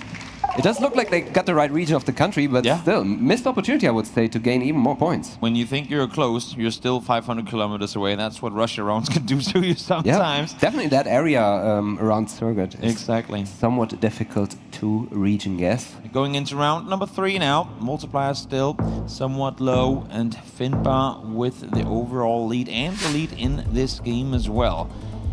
What do we have to work with here, Gelotris? I mean, especially the road will help. We have a concrete slab road, and then we have these red and white chevrons in the distance, which should indicate, and also the driving side. We are driving on the right. All that combined should put us in the Philippines. Other countries in Asia usually drive on the left. Philippines is one of the right drive side countries. An easy way to remember that too is that Philippines further to the right than most of those other countries. That's at least how I remember it. That's a good way. Philippines is out to the right, therefore they drive on the right. Then you have Africa where it's reversed. So the countries on the right drive left, and the countries on the left drive right. It's very confusing. Yeah, but as soon as you know that it is like that, Exactly. you know. You just gotta twist your brain and it yeah, works just out for you. Lenley, that first way. one to lock in here. Finnbar, it's gonna be immediate to follow. He's further down towards the south of the location. Wow. Hard north in this one is gonna win the round. 2,000 damage done, but that could have easily been game over for Finnbar had Lenley opted to go further towards the north. And once again, it didn't look like it, but Finnbar was actually 1,300 kilometers away from the actual location. It doesn't look like that, but a rarity. But that's what no move Philippines can do to you. Yeah. Again, a country with a lot of body of water in between the islands. Exactly. Which does add up. What do you have in terms there of the distance? Got a small bullet in the turn, or in the bend there. You have a small green sign in the distance too. Bullet is quite interesting. It doesn't strike me as one. Finnbar is hovering, like putting his pin down in Austria. Lenley is going to go mount, like Alps as well here, Western Austria. Yeah. I mean, my first thought was maybe Switzerland, but without the low cam. The neighboring country does. What a great guess from Lenley here. On point with that one, going off the momentum he got off of the previous round, now headed into round number 5. And this is a case, again a case where Lenley wants to finish this one as fast as he can. He's got the lead now. Now finish Finnbar. You want to get the 1-1, you want to move on. You do not want to let Finnbar get back with multipliers ramping up. No, you don't want it at all. And what you also don't want is a location that is this difficult. I'm thinking we're alongside, like, you know, Belgium or Netherlands, but the buildings look... I mean, we have a building in the distance, and it looks like it has some red brick, maybe. And partially, so it could also be France, something I did consider. Incredibly flat as well. I like Lenley's Belgium guess here. We'll see what Finnbar opts to do. 5 seconds on the clock for him. He's playing for Bayern. He's going to look UK in this round. Okay. Downtown London is where he's going. But a big blunder on that one as Lenley sets him up in front.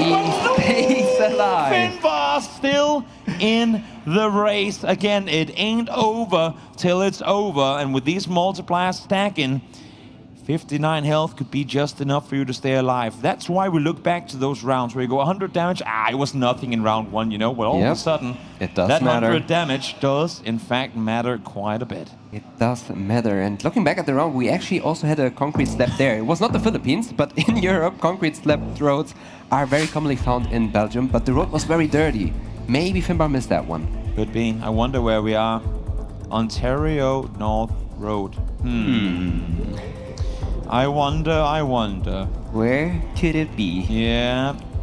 Signs travel sometimes. Definitely. I mean, you know what? I mean, Ontario is a big enough place for 59 damage to come through. It definitely is. While Lenley might not lose, Finnbar sure has a lot to lose not being able to win this round. So info is there, but Ontario, where is your Northland Railroad? Yeah, and it's also kind of hilly.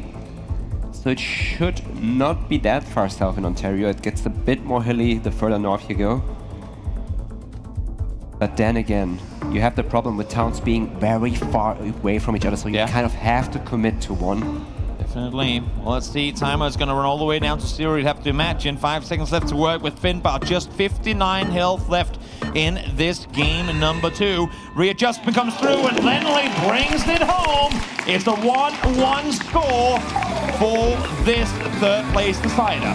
Yeah, very important. You don't want to lose after your opponent is only on 59.5. That puts some pressure and stress on you. But Lenley kept it cool, securing the win. There you go. 1-1 is the score as we go back to moving once more. It's really been a great showing on both their sides. Yes, there have been mistakes on both sides, but they've been small and they've been instantly corrected the very next round. That's important too. You never see these players do back-to-back blunders. I mean, pretty much off of every single blunder we've seen, there's been a 5K to follow. They very quickly bounce back in these games. Definitely, and that's what I meant with this matchup being very balanced. Yes. You see it's going back and forth on both sides. Exactly. Let's get into this one. Game number 3. We're back to moving. A big old open road for these guys to move up and down. Another type of round where you have to do the decision of, do I drive forward or do I turn around? Down the hill, up the hill, Lenley hovering over towards Romania to kick things off here. Yeah, Finnbar actually looked to the one direction and then to the other and judged which might be better. And he actually turned around in his favor because he gets very good signs here. We have Schumann, which is a somewhat bigger city. Is this our first Bulgaria round? I think it might be. Yeah, It is. exactly. We were talking about it earlier. Still a lot of countries we didn't see. Exactly. It's been very select few countries that we've gotten a lot of in today's games. But let's see here. Oh my lord! Lenley had the 5K lined up. He clicked down the road a little bit. Had he not, there in the end, it would have been a great position. I mean, still absolutely incredible position. But what a start. What a start to this game 3. What a start, you say it, as we move over to this beautiful This is location. Cowboy Land. I'm gonna take 1 extra second here. And Just now to I'm appreciate standing. the beauty. This is We have Cowboy to Land. appreciate a little bit. The map makers really have some beautiful locations Cowboy downtown. offering us. Oh, that was a very quick guess. Yeah, southern from Utah, Finnbar. towards the border of Arizona. I like the idea with the red rock and everything. And also just amazing to see how the water has been so high at one point. You can see the rocks there in the distance with the dark and the white as well. Once upon a time, everything was a lake, and they find exactly where they are. 5Ks galore. As Lenley take a grand total of 3 damage. Oof, that one's gonna sting. Hey. 3 We talk- damage we is still talk- we damage. talked about Yeah, it exactly. earlier. We make You fun of it, never- but then you get around like Finnbar previously. You never know. That was also a very quick guess from Finnbar. Definitely. Getting the 5K there is very impressive. He knew it. He knew that cemetery. Maybe he'd gone there on vacation, gone there to scout, or maybe he'd just gone on Google Maps vacation and Could have. looked around southern Utah. I mean, these players do travel a lot. In-game? In-game. They probably travel a lot outside of game too. I mean, hey, they're all in Sweden now. Some of them, well, some of the people have been in Japan, in Dallas, you know. They get to roam the world. All do over what the they do place. best. But the best city, the best country comes last, is what you should say. Yeah, I will. The I'll final do it when we get there. destination. Final destination. The end goal is, of course, the World Championship in Copenhagen in the end of August. There you go, Corona. Usually that means everyone goes Mexico instantly. Finnbar hasn't instantly gone there, but now, putting down his pin. Yeah, saying Zacatecana. Yeah. So you would assume it is in Zacatecas. And indeed it is, out towards the western side. Finnbar is going to be closer with this one. Should be a tying up of the score. Actually, going to set him up a bit ahead here as we make our way in to round number 4. A close game here once again. But of course, I feel like, I mean, with this match, we're just waiting for that one round where you get the massive swing in one player's favor. None of these players, I mean, there's a reason they're playing for the 3rd place spot, have been bulletproof through this tournament so far. It's about mitigating those mistakes, though. Definitely, definitely a mental game as well. And it does look like it is Croatia. We had that blue fire hydrant. A good clue for this country.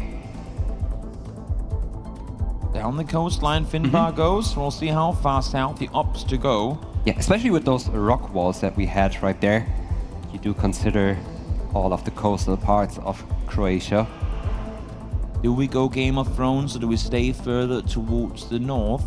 Only time will tell. As Finnbar locks out on one of the small islands. It's actually going to be Lenley, the first one to lock in. He's going up towards Pool. They're pretty far away from each other for Croatia standards.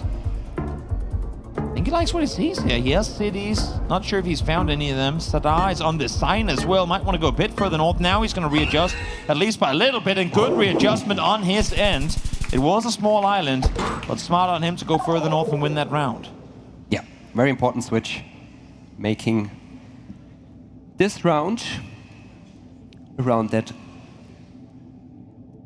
did get some points off Lenley, and this is the next round. We have some pole paints right there, which you see a lot in Colombia. And again, I will call it the B pattern. It is in black and orange, yellow. Yep. What they could look for are exactly that. What I just wanted to mention, those taxis and trucks do have their license plates on the side of the car. Yeah. Unblurred, which will also give the city away. Ooh, okay. We haven't seen any of them zoom into the they do license travel. plates. Yeah, well, that is true. Cars do travel. Heard it here first, chat. As, neither of these two players are looking at the map at all just yet, of course. I mean, usually indicated that they know the exact country they're in. If not, then there's a massive flag on a car there that might help you. Where in Colombia are we? Yeah, that is a good question. It's also Medellin. a country that I am terrible at in moving because I don't know where you find the info here. It is very rough. Rough it was, but they're both going to be close. Gemma, one of the other ones by that name, to help Finnbar get himself a bit further ahead as we go into round number 6. Still a close race here, even though Lenley sits 17, will make that 1,500 points down. Still very much game he can come back in as we now go towards the Southeast Asia again. And as you said, indicators on the antennas usually help indicating country. They do. I also hovered a bit over the plate or sticker, what we call it, on the pole, the black sticker, which is a good indicator for mainland Malaysia,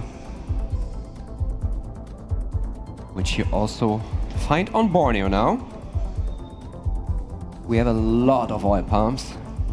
Do you have which couple isn't too patterns heavy. the same way that you do in Indonesia? Like, is there easy tells on where in Malaysia you are based on text, or is it all?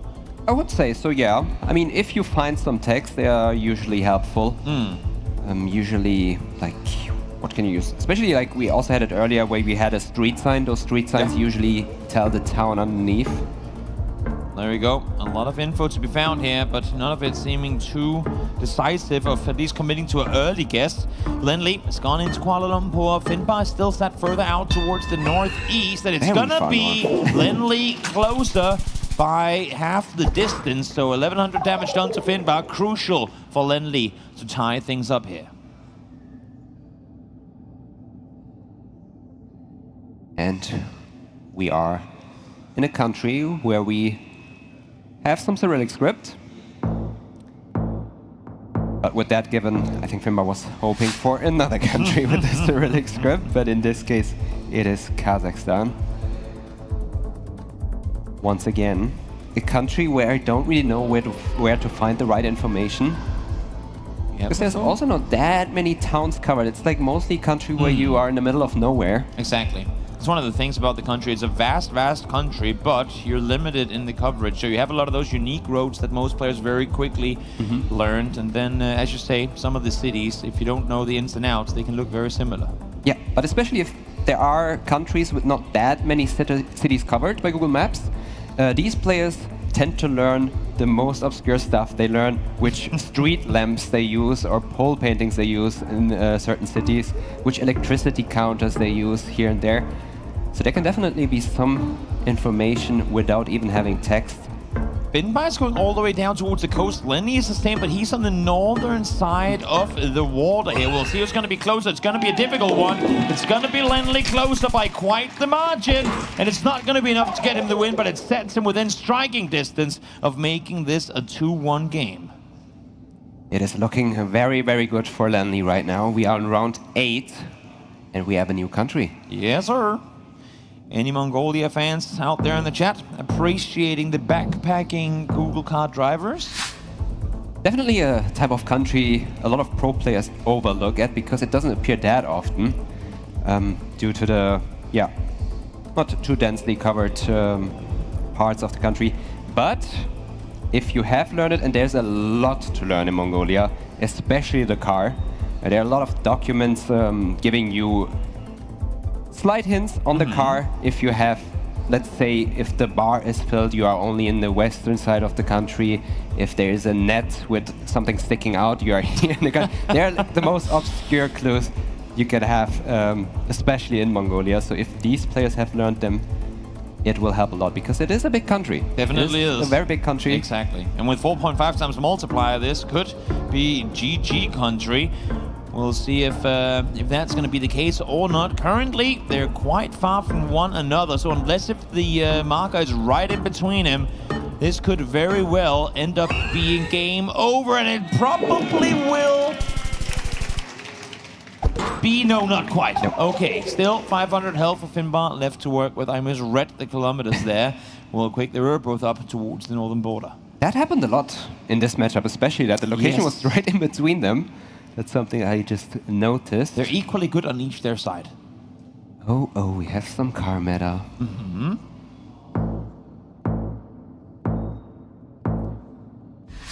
Who has studied them? I did not give any coachings about the new car yet. Okay. They're still up to come for those players. But we are in Turkey. We have Sinop, which is a pretty big city in the north. Did Lenley go the other way? No, yeah, he doesn't have that sign. No, he gets one, but it doesn't contain good information. Oh, Lenley's like, come on, man. Getting a good guess in. And if Lenley doesn't get to the right information here... Yep. This is dangerous. He's up by almost 4,000 points, but he needs to get a guess down. Luckily for him, he's in the nearby distance. It's not going to be on point, but it's going to be enough to keep him in the race, you'd imagine. Yes, just exactly. Dangerous territory. That micro adjustment there might just have been what keeps him in the race, but now we're in round 10, and given where Finnbar was just before being down almost 4,000 points, he couldn't ask for anything more than an even 10th round here. 200 points separating these two players, but that is nothing when you're playing on 5.5 times multiplier. Especially not in bigger countries. This is going to be huge. Who gets to set themselves up for a set match? Both players start moving out. We are in a very rural location, I must say. I wouldn't assume any very good information nearby, but it looks like we have a town name. It should be pretty small. We are in South Africa. Lenley locks in. Did he see something? I'm not sure. I'm not sure if he did, but he commits towards the southern coast. You see Finnbar is down and around there as well. Not sure if he had the... He does! He has the city! Oh, he doesn't, and it's once again between them. Right in between, but enough for Lenley to stay alive. And that's going to be a 2-1. Lenley takes the lead. How many times was the location right between those players this game? Can't even blame anyone but yourself after going out of a game like this. He made the dangerous decision of going to the city that the sign was leading to, but obviously small sign, small road, has to be somewhere nearby. With those multipliers and Finnbar being close, that could have easily gone the other way. Yeah, definitely. He was trying to put the pressure on, hoping that he didn't find any information, which is also what Finnbar did just the round before in Turkey. He didn't adjust it, he didn't try to 5K, he just sent it out with the hope that Lenley didn't have it, but Lenley played it safe by just clicking middle, which kept him alive, allowing him to win. Finnbar in trouble. Lenley is one no-move game away from qualifying to the World Championship. Let's see who's going to come up victorious here as we go into game number 4. And we are back to no move. And this is all the players are going to see. A little wave has returned. Good sportsmanship once more as we get stuck down this road. What we have to work with here, GeoGuessr? Yeah, I mean, India is a country where you have a lot of region-specific polls. In this case, I don't think those are regional ones. Not that I know of, at least. I'm not an India expert. Lenley is going down towards the western coast. Finnbar yet to open this map at all. Obviously, well aware, you'd imagine, that we are in India. Now Lenley going, you know what, this is as best a guess as I'm going to get anyway. Might as well log in, see if I can make something happen here. Maybe pressure Finnbar to make some mistakes. Yeah, a lot of palm trees. Ooh, big divide! That was already a very big spread. West Coast, East Coast, and Lenley gets a strong start, as strong as can be. For game one, for round 1 in a game within the same country, and half Finnbar's health bar is gone. That is really how you want to start a game, especially knowing that you only have 10 rounds to play. Getting a lead early is a good feeling. Definitely. We'll see here, now round 2, if Finnbar can strike back or if Lenley is going to make a swift end of it. He has the lead 2-1. He, as good as he is at NMPC, Lenley that is, I'm sure that if you asked him right now, do you want to just win here or should we take it to an NBC? He just wants this to be over. I think so as well. Yep. He definitely does. And once again, a country that is not too easy to reach and guess. And they both somewhat end up in the same area. It's very interesting to see. First of few Poland rounds we've had, if not actually the first one today, I'm not quite sure, but has not been a whole lot of Poland covered through this EMEA championship. Maybe that's what it is, because it's an EMEA major, then we're only doing everything non-EMEA. Yeah, we're increasing the other continents, that's what it is. Some map themes wouldn't be too bad. Exactly. Let's see here, Finnbar quickly hovers down towards South Africa. You'll see if Lenley's gonna opt to follow. Has the left side traffic, has the palms and everything indicating the country right. Yeah, we have a lot of clues for the country. And it looks like we are somewhere around a bigger city. Finnbar is lining up the grid here. Interesting. I mean, very specifically went into Kimberley. I don't think I saw any text anywhere say this city, but he's convinced. Also, we have a lot of stores right next to us, which should be yellow buildings on the map. But he got it. He lined it up. But yeah, nonetheless, it's the right city.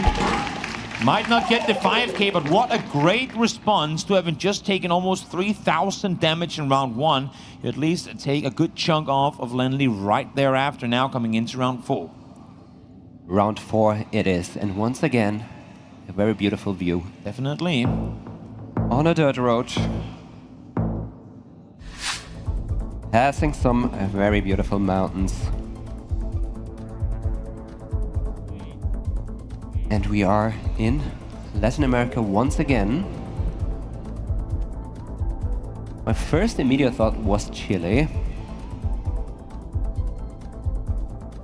And these players take a good look off that mountain range, trying to maybe line the grid up. And once again, we have a country split actually. Yeah. Lenley not too convinced. I was with Lenley here, but I mean, it could definitely be Argentina. I mean, I am not confident at all here. He pinned south initially, now moving way further up towards the north, up along the mountain ridge there, wants to be alongside the river. Finnbar lining up specific roads here, might be onto something, looks like it makes sense, but of course, plenty of roads to pick and choose from in the mountains here, but he's gonna log in, he feels comfortable with it. It is gonna be further up towards the north though, but that guess was as good as can be in a round with this limited information. Yeah, both did end up there in the end, in the somewhat same area. And this is the next one. We have this electricity counter. For those who are watching and listening,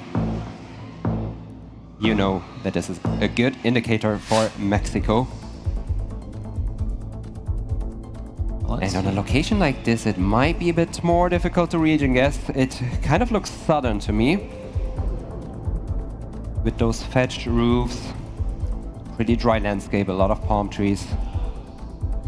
But I would not be surprised if I'm hella wrong on this, because Mexico is also one of these countries that are very, very hard to read and guess, especially on a location like this. Lenley marking the same exact electricity box there as well, going, yep, I've seen it, but now what do we do with the rest of it? Yeah, he's somewhat along the south, so I like that. However, Finnbar is hovering about along that building with more red bricks, which should be more towards the north. Lenley isn't sure, plunking left and right. Big divide, this will be game, and Lenley takes it! Will's it gonna be enough? It should very well be, and just like that, Lenley will be our third place player. The glasses. The man with the glasses. He's been looking like this throughout the World League, and now he has punched his way through to the World Championship. What a game, and what a way to finish it off. Such a tight race, but we were talking about it throughout the entire cast here, Geoguessr. They're so toe-to-toe all the way through until that one slip-up happens. And like we've seen with all the other games throughout the day, one guy makes a mistake, the other guy's instantly there to punish. Consistency, man. Consistency. Exactly. I wasn't sure where this game is going. It felt like a sudden end. Yeah. Because I was expecting this game to go longer. You saw the locations being right in between them. One is closer, the other is closer, one is closer, the other is... it didn't feel like the game is gonna end, but all it takes is one round sometimes. Exactly. What an incredible performance from Lenley to make his way through there. Such a tough matchup, this one too. I feel like had they played this exact seed against not anyone else in the game, but a lot of other people, that would have been win, regardless of whether it be Finnbar or Lenley, because they both played incredibly well. Yeah, I would agree. I mean, a lot of these locations weren't easy at all. And I feel like them both having the same strength on the no-move part or not moving part made this game so interesting and made those guesses, as we saw, so balanced. Bronze medal goes to Lenley, so now let's hop on over and hear from the man himself. He's got to be pretty happy about that one. Tubby and Gelatrus, thank you. Lenley, congratulations. I can see the emotion, I can feel the emotion. What's going through your mind right now? You win the third place decider and you guarantee yourself a spot at the World Championships later this year in Copenhagen. As you can see, it means a lot to me. That's all I'm gonna say about it. It means so much, yeah. It was a very solid performance. Your performance of the tournament, how did you get it done? Honestly, I don't know. Like, Finnbar played really well, actually. Like, in the first moving game, I was like, oh god, so many Russias, and like then it ended in round limit. I was like, no, not round limit. And then, I don't know. I guess I kind of locked in for the no moves this time. That's good, because like, struggling with the no move performances this tournament sometimes. Yeah, but I don't know. I got the nerves together, and that's what it counts. A quick one more from myself before I throw it over to my one for analyst. There was so much pressure going into this. You had to win to get yourself the spot in the World Championship. Did you feel extra pressure on the server, and how did you handle the pressure to get the W? Yeah, I felt the extra pressure a lot. Like, I felt it a lot. I don't know how I handled it, but I don't know. Well, you did handle it. You did. You got the job done. GC, Ziggy, over to you guys. Lenley, really well done. Very happy for you. Thank you very much. Some close games in there, but maybe the most clutch moment was that Mexico round at the end. Any win in Mexico's fair game, in my opinion. Anything to say about that? Yeah, I mean, I thought it looked like Colo. I would have gone Colo if not for the round electricity counter on the pole. Pretty hard to spot. Talked to Finnbar after that. He was like, yeah, oh no, I didn't see that. So yeah, that's like what won me the game. Like, paying attention to like the small details, which is sometimes what can make or break. Yeah. The series for you, yeah. Super happy. I'm super happy. Ziggy? Yeah, also big congrats from me. We will have a representative of Germany in the World Championship. That's very happy. I'm happy. I think you're even more happy than me, but I'm also happy. Yeah, to me it felt like you already mentioned a lot of Russia in the beginning. Yeah, but then it kind of felt like the moment the Russia disappeared, you came to shine. Exactly. So, is that real or not? Yeah, I think so, but like yeah, I did okay on the Russia. Like, I did okay. I didn't lose too many points, which is also very important, like for the mental as well. Because if somebody like Finnbar has such a big strength, then this is actually something that you have to go around. Yeah, I saw that one guess. You were super close, but Finnbar just getting it as well. I think against any other player, I feel like that would have been an amazing guess the one year. Exactly, on the round limit, yeah. There was Kamishin or Orenburg with the spring coverage, and I don't know, just stand one of the two, and Finnbar got the same one though. GC, Ziggy, anything else from yourself? No, you've been incredible all weekend. Enjoy yourself. Enjoy the win and the third place. Leute, viele Grüße nach Deutschland. An alle Deutschen in den Watchpartys. Danke fürs Anfeuern. Ich habe es auf jeden Fall gefühlt. Ich glaube, ohne den Support hätte ich es nicht geschafft. Und Dankeschön. Wir sehen uns bei der WM. Leute, darf ich einmal noch kurz sagen, can I plug my YouTube? I'm sure that would be absolutely fine, Lenley. Ja, wenn ihr jetzt das alle geguckt habt und sagt, GeoGuessr eSport ist sehr geil, 100k subs before the World Cup? Maybe. Check it out, check it out. Lenley, congratulations. So happy for you. You had it all to do and you got it done. Mate, you've earned yourself some proper rest and relaxation. Thank you very much. Take that headset off. We earned a Kolsch together, Paula. Oh yeah, it's definitely Kolsch o'clock, everybody. Kolsch o'clock, for you, everybody. anyway. I've got to wait an extra hour, but yeah, we shall be seeing each other later, brother. Congratulations, yeah. Thank you Feel very free much. to take the headset off. Maybe not the hat. It did, in fact, bring you some good luck. Thank you, Debr. Good luck. You didn't need it though. Yeah, definitely not a case of luck. I think you're right, Ziggy. Just a solid performance by Lenley. One he can go home happy with, head held high. Commiserations to Finnbar, but as we know, Finnbar already had his spot guaranteed in the World Championships. I'm sure he wanted that third place, that extra cash, and those extra points for the bragging rights, but he'll be going through to Copenhagen regardless. Lenley needed it, and he made it happen. You can see our bracket, well, you just saw our brackets up on screen. Everything has been played out now, except for one final sort of important matchup, our grand final. It's going to be Debr versus the man himself, Blinky. Don't go anywhere. For now, a short break.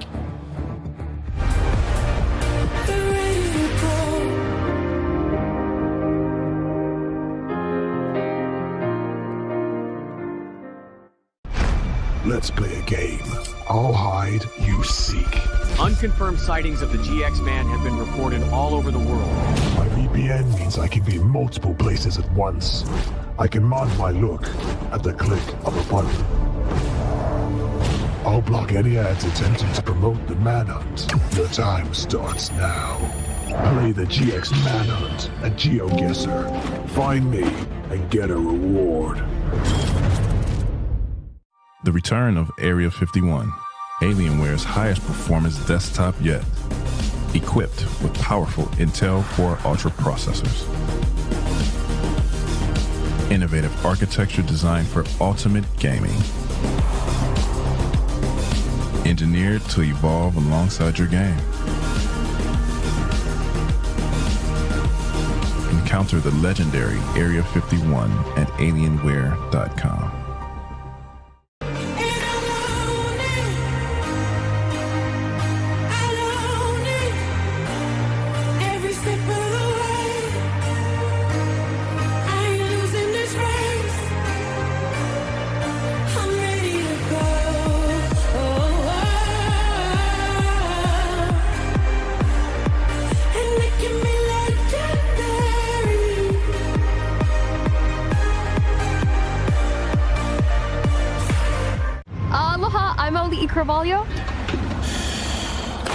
Dive in with me to see how the Shiba Hope Grows program is bringing our coral reefs back to life. Giving ownership to these communities, it's a sense of pride to know that we are giving back to our own oceans. Stream Reef Builders now on Prime Video.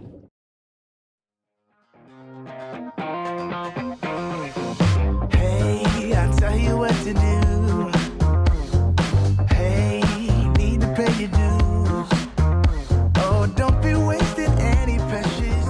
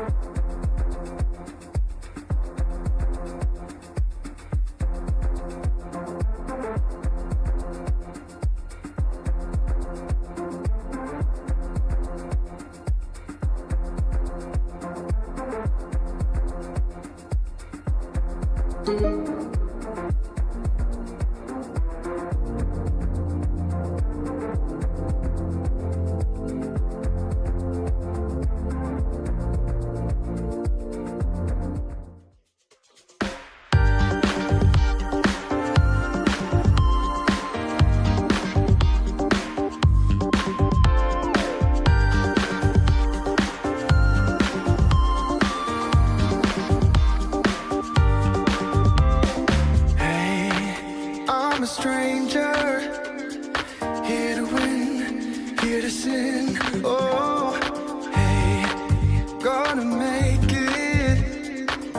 is on. I can't go wrong. I may just seem to play it cool. We're ready to go. The world is waiting for you. We're ready to go.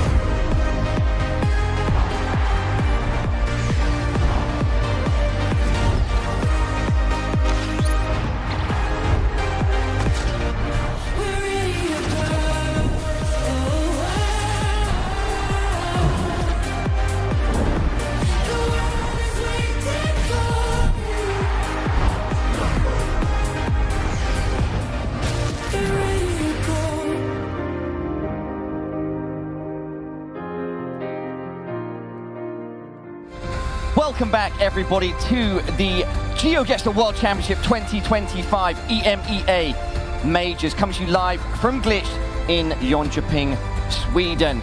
Everybody, it is time for our grand finals. We have our two best players, but it's time to find out who is the best of the very best. It's Blinky versus Debr, two ultimately deserving players in this spot, but only one will go home with the trophy. My name is Parla, I'm still your desk host, still joined on the desk by GC and Ziggy. Guys, what a grand final we have ahead of us, GC. Wow, it's the big one, I believe. From a gameplay perspective, this will be outrageously good. There's just no doubt about that. The semi-final performances we saw from Blinky and Debr were out of this world. Ziggy, I don't think it could be bigger, could it? It couldn't be bigger. I think a lot of people have predicted this final, so that means a lot already. That means the two best players of this tournament are really in the final match. I mean, given the performance Blinky had in the semi-final, Debr will probably not be too happy, because, I mean, if Blinky's in that shape, there's not a lot stopping him, really. But yeah, we have one game left, and that also means only one chance for an NMPZ game, because today there was a drought. Where's the NMPZ, Paolo? That is a good question. Perhaps we will see one here, but that's going to be on Debr's shoulders, I think, to make that happen, because as you alluded to, the form that we saw from Blinky in that semi-final, ridiculous. From my perspective, the highest ceiling I've ever seen of GeoGuessr. That being said, though, Debr also had a strong performance in his semi-final. We started to see, you know, signs of the Debr that we've always wanted to see, and it's saying a lot to sort of going on from that, that it might still just not be enough to beat out Blinky, GC. Yeah. I mean, Blinky and moving still is just so hard to beat. I mean, we've seen players this year really catch up to Blinky a little bit in terms of moving knowledge, but the way he finds information and uses it is just still on another level. Ziggy? Yeah, I mean, that was one of the quickest games I think I've ever casted, and maybe you as well. I mean, we were finished with that matchup in like 5 minutes. It was like, okay, starting the game. Oh, he's already won 1, 2, 3, and done. This is how it went. Obviously, this time he has a tougher opponent with Debr, and it could have been a clean 3-0 for him as well in the semifinals, let's forget that. And he's also similar to Blinky, I think, because he 5-hit locations, and his explanation, I still don't understand what he was saying about the poles in Indonesia, but if he can 5K based off a single pole in Indonesia, so shall be, but it will be different against a monster like Blinky. Yeah, I think the quality of some of Debr's guesses in the semi-final, even against Blinky, would do big damage, so we're going to see a cracker. Well, very soon we are going to find out. For now, though, why don't we hear from both of our grand finalists, Blinky and Debr. Debr is pretty scary. He's, you know, ready to go where no one has ever been before. Like, learn too many things, and yeah, in moving, it's very dangerous. Like, whoever gets the sign first, that will be probably somewhat of a conflict. Obviously, I would hope to win, but you know, I think Blinky also, you know, deserves to have a regional win. You know, I would not take that away from him. So, you know, I think we're just gonna see what happens. So I guess this is the end of the road. Let's make this a great match. Good luck. I hope you win. Good vibes and some details as well. Blinky sort of was referencing moving, the importance of moving. Yeah. I mean, his moving has been crazy. Debr has a chance here, but and guys, correct me if I'm wrong at all times, but I just, even in the form that Debr's in, I feel like the chance is slim here. If Blinky carries on even 80%, 70% of what he did in his semi-final. I think, you know, Blinky in the majority of rounds, he'll be there, he'll be closer. But as we go towards multipliers, you just never know. Debr has that knowledge, he can execute, something could happen. Yeah, he was really as humble as can be, and what he said is correct, because whoever finds the sign will probably be closer. But on the other hand, we also had a round, I think I heard Finnbar and Blinky talk about that backstage. We were like, how did you 5 get a chill around? It was just a leg. And he was like, yeah, just look northern, and I zoomed on it, and that's just what makes Blinky so special, just finding ridiculous things in ridiculous places. So for him, it's not about the info in particular, but he can also 5k base off a lake. I think it's hard to quantify exactly why Blinky is so good, but that is some brilliant detail into the mind of a man that is at times seems robotic in his ability to play so well. That being said, why don't we hear from both of our players properly themselves live on the show? We've got Toby down on the floor with a pre-match interview. Thank you so much, Pali. Yes, for one final time, we're here getting ready for the grand finals. I'm here with Debr, with Blinky. First over to you, Debr. You played an incredible game against Lenley just before. I feel like the end of that game really showcased your capabilities in the game. Is there anything, any momentum from that game you can take with you now that you go up against Blinky? I don't think momentum is real. I'm just gonna play my best, and we'll see what happens. Sounds good, sounds good. Over to you. Of course, Blink, you had a chance to sit back, watch the other semifinal. Is there anything you took away from that? Maybe something where you fear Debr could be a fierce opponent going up against you? You said in our pre-game talk lastly, you wanted to go up against Lenley, preferably. Now you go against Debr. What are your thoughts coming into this matchup? No thoughts whatsoever. No thoughts whatsoever. It seems to me like their minds are in the game. They want to get back in their seats. They want to get ready to get this grand final going. So guys, shake hands. Let's get ready for the EMEA Major grand final. Thank you, Toby, Debr, and Blinky. I'd like to bounce off immediately from what Blinky mentioned. He said no thoughts, and some people might think that's a throwaway comment. It could be, but there's another angle potentially to this, and that is that potentially he's just completely clear-headed and completely in the moment. He could fully be in flow, and that's a scary thing, GC. I think so. I completely agree. I think he's just going to take the rounds as he does. I don't think he's feeling the pressure too much. I think he's just going to play his normal game, and his normal game is a scary thing. Ziggy? Yeah, a famous chess player once said, I let the chess speak for itself, and I think Blinky will let the GeoGuessr play for it. Sorry. What did I say? No, you were right. I think I was on the right path, but I went off. No, I think we get completely what you're saying. If Blinky can let the GeoGuessr he plays speak for itself, yeah, I think it's going to speak very well. His performances so far have been ridiculous. The last one specifically, I use that same word again, but it's hard to comprehend just how incredibly he won over Finnbar in that semis. And yet now he's in this grand final, and it's my bias in terms of how I think about competition and stuff, but if you could say, I've got no thoughts right now, like, I kind of see it as a positive and scary thing. If you're, yes, a positive for him, but scary for Debr. Yeah, I mean, scary for Debr, but, you know, Debr is a scary player in and of himself. We've seen that. You just never know what's going to happen. Any round, it can look impossible, and he can do it. So Debr brings a lot to the table as well. What about what Debr mentioned, which was momentum is not real? Again, that can be seen as a sort of throwaway comment. We know momentum is real, especially in sports, especially in esports. But perhaps on the positive side, it's showing that he's just ready to completely focus, forget about his great performance in the semifinals, and just treat this as a fresh experience and come in firing. Ziggy? Yeah, I mean, both players have momentum coming into this. Blinky with an insane win, also Debr with a solid performance against Lenley. I mean, as I said before, this could have been a 3-0 as well, so both semifinals pretty decisive as they played out. So now we really get the clash, the best of the best.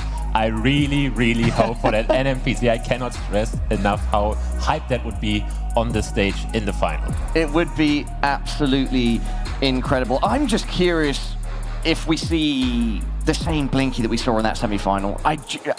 You guys know better than me, but I feel like that was an unbeatable performance. But if there's someone that potentially can do it, it is Debr. Let's go back to one of the other points that we've been speaking about with regards to Debr, and that's that it seems like this new Debr, like a Debr that's found himself again, or found the true him. He's been more locked in than ever. He's always got this great personality on camera, but at these previous events, perhaps this is a bit of like a but behind the scenes type of perspective. But he, always going around joking, which is amazing. But perhaps that sometimes, hamstrung him a bit. It seems here, whilst he still retains that, wonderful nature that he's razor sharp right now, GC. Yeah, I mean, he actually seems really happy just to have made the final. And he seems quite conciliatory, quite graceful about Blinky's chances of winning. So I think Debr has taken the pressure off himself a little bit. I think he's just going to play his A game. Ziggy, final thoughts on Debr? Yeah, I think he really matured, not as a player, but also as a personality. I think he's, a bit more calm. He's a bit more media trained this time. He's not going to... I have to say that is also good. But yeah, that also plays in the cards because I think he really prepared maturely for this tournament, really learning the stuff everyone learns. And but even beyond that, I think we heard Blinky earlier mentioning he took it too far. Now, gentlemen, for your final thoughts and final predictions, because this one is ready to go. GC, starting with you. Right, I think today we're finally seeing NMPZ, and I'm going with Debr if we do. Okay, all right, like that, GC and Ziggy. Your final thoughts, please, and prediction. The thing is, my real prediction wouldn't be an NPZ. It would be probably a 3-1 win for Blinky, but just for the sake of it, I will also predict an NPZ and a win for Blinky. Will it into existence? I would love to see that NMPZ. Everybody, we could not have a better grand finals ahead of us. It's Blinky versus Debr. It's ready to go. Get locked in. It's going to be one hell of a show. Toby and Gelatris, over to you. Thank you so much, guys, for the phenomenal breakdown of what we are about to witness. And Gelatris, right off the bat, I want to echo what Parla was saying. I was stood up there on the stage with the players for that pre-game interview. Never have two of the most talkative guys in all of GeoGuessr said so little. But it wasn't their lack of words that spoke to me, it was their stares. It was them being fully locked in. They know what they're about to go through. They know what they have ahead of them. Yes, Blinky on paper might be the stronger player, but a guy like Debr coming up against you, trying to take that win away from you, you cannot make any mistakes at this level of play or you will be punished. Not at all. And that's also the reason why we have both of these two players sitting there. The amount of times they do mistakes is minimal. Those are both two legends. Both names the community members have predicted as the winner for today, and no surprise that we have them both sitting there fighting out for the title. Whether you are online on Twitch, YouTube, wherever you may be, if you're here in Jönköping, if you're at a watch party in Copenhagen, doesn't matter. Let's make some noise for the EMEA Major Grand Final between Blinky and Debr. Let's get this one going right here, right now. Best of 5. We're playing moving. Here we go. And you know what I think we should do as we take a look at this starting round, Gelatris? We should count it in. So are you ready, Jönköping, to do this with us? 5, 4, 3, 2, 1. Let's go. What a game. Two of the best players in all of GeoGuessr. Taking it on here, Blinky instantly looking down towards Brazil. Yeah, and they didn't say much in the interviews, but we heard Blinky saying he thinks that Debr just learned too much, and one of the things he learned is the municipalities of Brazil. Will he get one here? Their games speak for themselves. They are so incredibly talented. Blinky gonna be first one to lock in. Debr will follow suit. He's gonna be in the very same area, hovering a bit further towards the north, and it's gonna get the first hit home in this one. A small one at that. We've seen 96 points make a great difference before, and it sure as hell can here as well. We'll see now what happens here. Round number 2 is where we're at. No big surprise there. First game moving, and they both end up in the same area. Now, things get a bit more tricky, as we don't have that many things to read around us. Definitely don't. And just to outline these two players, of course, I mean, Blinky, he's won it all. He's won the world. Wait, is this in Chernobyl? Is this Pripyat? On the sign? It does say it, and I mean, it has to be then. We're right next to Chernobyl. Okay, interesting location. They are both in there. That is oddly specific, but there you go. Are we going to get a 10K in the grand finals? Is that actually what we're given? There are a lot of grids, actually, a lot of roads. No 10Ks for us, but they're both going to be close enough. A tie at 5K -1 for both of them. Goes to show the level of play as we head into round number 3. Round number 3 it is. We have have those yellow outlines. Very good clue for this country, which we have seen a fair amount of time today. In South Africa. Yep. We have different approaches. Debr is going into the map immediately, whereas Blinky is trying to zoom it out on the road.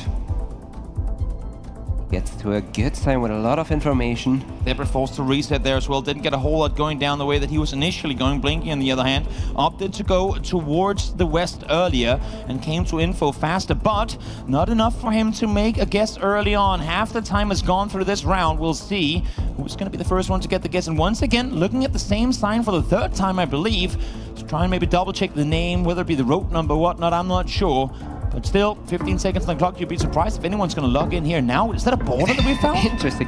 I've read Uppington, but apparently I was wrong. He saw something on the sign. He just looked at it for a split second. Apparently that's enough for Blinky. Could just be both of them locked in on the border, but each their position. It's going to be Debr's position. There you have it. Great guess on Blinky. 5K for him. Nice readjustment at the very last second. That was a very, very good guess. Took them a little bit more time than they wished for, but they got there in the end. Yeah, good thing they waited for longer. Got that border down. Helped out a hell of a lot. As we now see here, round number 4, scores as tight as can be. Round number 4, we have a Philippines-specific poll. And once again, they hunt for this province name, which you get all over the place. The Philippines. A lot of islands to pick and choose from. Where are you headed here? No clear indicators, at least on the side of Debr yet, but Blinky with a lot of text to decipher. Is he going to go for the quick guess? I think he might just when he zooms in this decisively. Yes, there's oftentimes a login immediately to follow. Debr does feel some pressure. You could tell from his face expression, but is he just making it based on the landscape? He's all over. He was considering it. He's floating all over the place. That's his third island in 3 clicks. Almost got that without any info, but Blinky right on it. Gets it again. 4,000 damage round 4.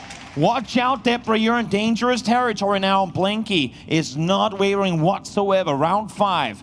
Debr down to just over 1,500 health. This is what we are working with on this location.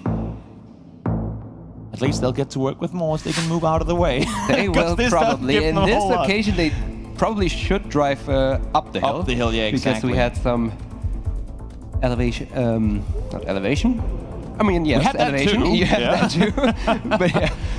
There were some houses up the top of the hill that made it look like that was the right direction to go. Ancash, which is a district. Are they called districts? Departmental? I should say, yeah, departments probably, yes. There you go. They both found the exact same sign. So.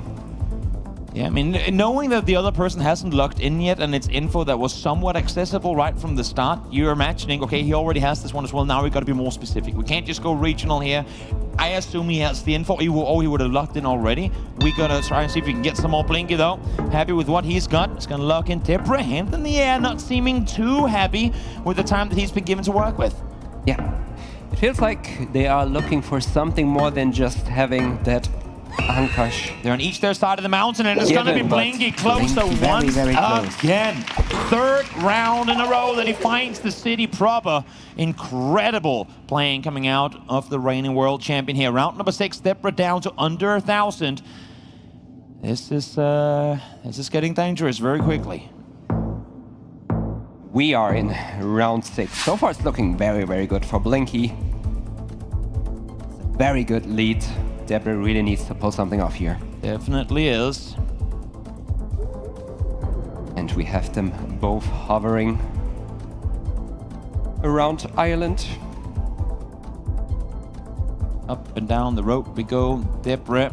Yeah, it doesn't look like I they will get too much here either. Blinky not really in trouble with it being a somewhat small island and country, but Debr on the other hand, sitting sub 1,000 here, could easily be game over with 3.5 times multipliers. Blinky, first one once again to log in, putting the pressure on.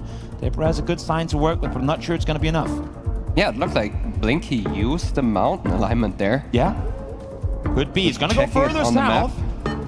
Way further south. This could very well be game. If it is not, it is Debr's direction though. What a strike back with the multipliers. That's half health but chopped off. Almost 3k in Ireland. Impressive. It's not something you see every day. Not at all. Curious what had Blinky going all the way north on that one, but nice last second readjustments there from Debr to keep him in this race. We do jump right into this one. Once again, we are back in what seems like Oman. A lot of ridges. Yeah. Big enough country. While it might not be too varied, big enough country that you could easily lose 800 health, and Blinky is going to log in towards the north. Debr is up there alongside him, but there's still some distance in between the two. He's still maneuvering around. Oh, a lot of clicking here. He hovered over it. Yeah. Al-Qaid was right there. It's going to be further towards the northwest, up all the way towards the border. Debr! Things are getting very close here. Still alive, but down to 300.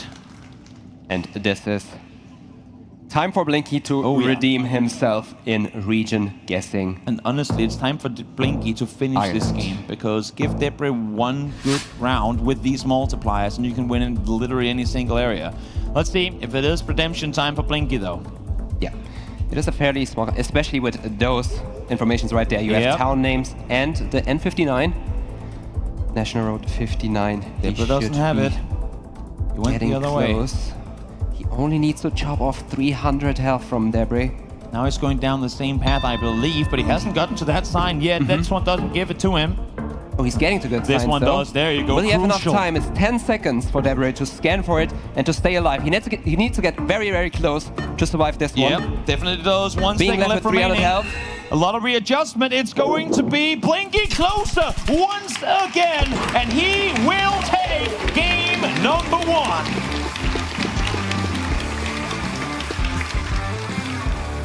Masterclass. Nothing you can do against that once again. That was the Blinky we know.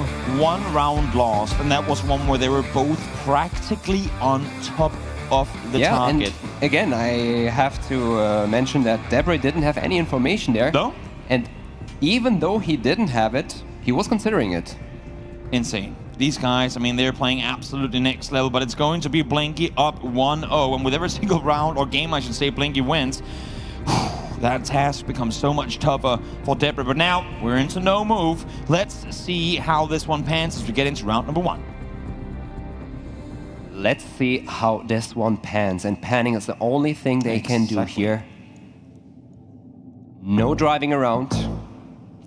Stuck in place. As things you can use here are maybe these buildings. Yeah, there's architecture enough to go by that you can get some, if not necessarily country specific, then very close there too.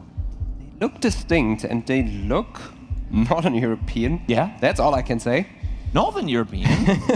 I guess still a big area. With the blue window bars, I would agree, but I would go further east.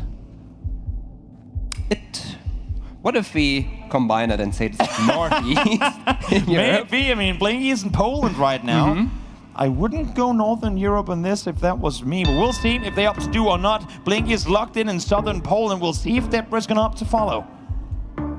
He's currently over towards Dresden. Now going further central Germany.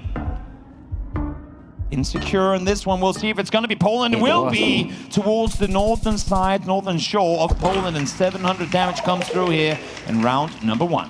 So does that qualify as Northeastern Europe? I mean, it was northeastern Poland, so I guess we can say that was a tie. Let's put it that way. All right, I'm fine with that. Yeah, there you go. Into round 2 we go. No more northeastern European buildings to maneuver with here. No, we are pretty far away from that. We are, which seems like Argentina, with this buildings, architecture, poles, everything combined. Once again, very flat landscape you see a lot in this country, in a lot of places.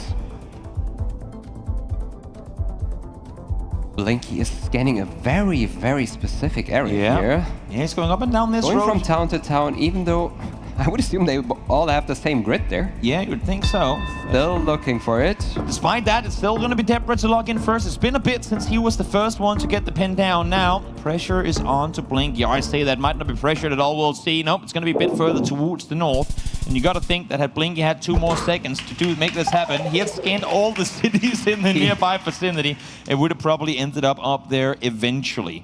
But it's going to be him ahead, closer to the target in this one as we get into round number 3. He had a couple towns left. So good on Debr to put the pressure on.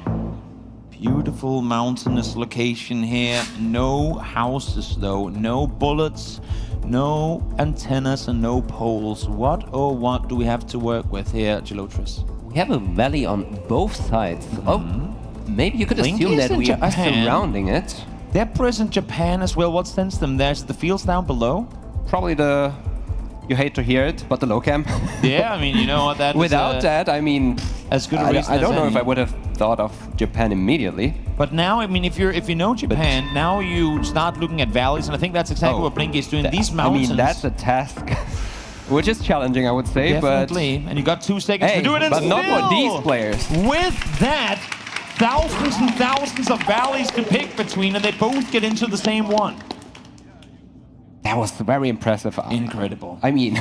I don't even know what they used there, not even in hindsight. Absolutely incredible. So gifted are these players. There's a reason they've made it all the way to the grand finals and probably will make a long run into the World Championship as well as we go into round number 4 here with yet another seemingly big country.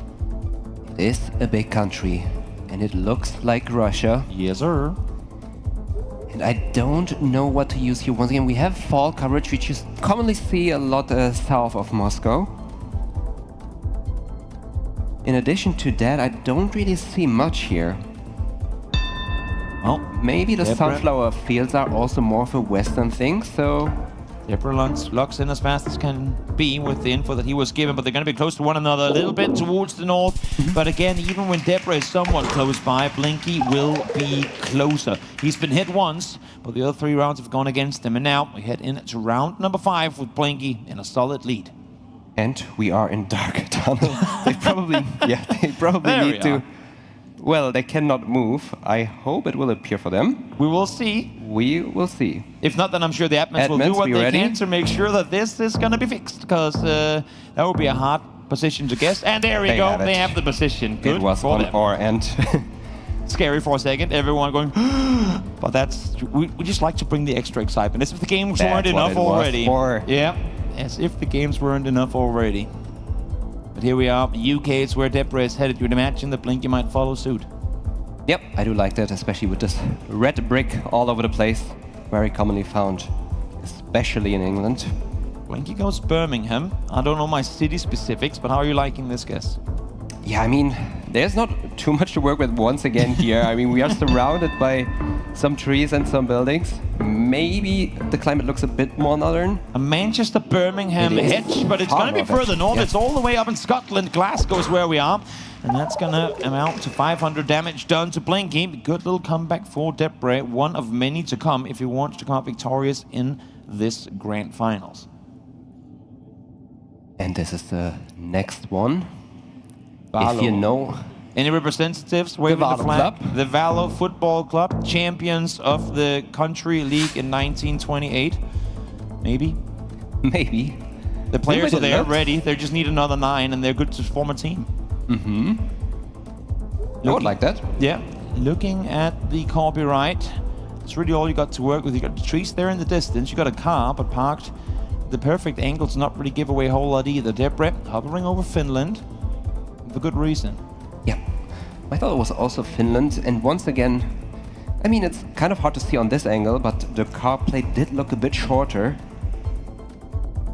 Which is a clue for Finland, and those trees look pretty tall. Yeah, we're back to tall tree meta again. Let's get a good feel for that, Toby. I think this should be more stubborn with the height of the trees. Blinky is in Sweden. You can see he's bouncing back and forth. This might end up being a water hedge, but Blinky is not usually one to hedge, especially not in between countries. When he's bouncing back and forth, flip a coin, my man, because there seems to be indecisiveness where Debr is sat tight in Finland, and for good reason as well. He is going to come out victorious in this round. Very important switch and commitment to Finland. Yes. That could have been a lot Reducing more costly. damage. With round 6 being where we were, that could definitely have been dangerous. But now let's go into round number 7, where wine, stocks and vineyards are abound. A lot of them.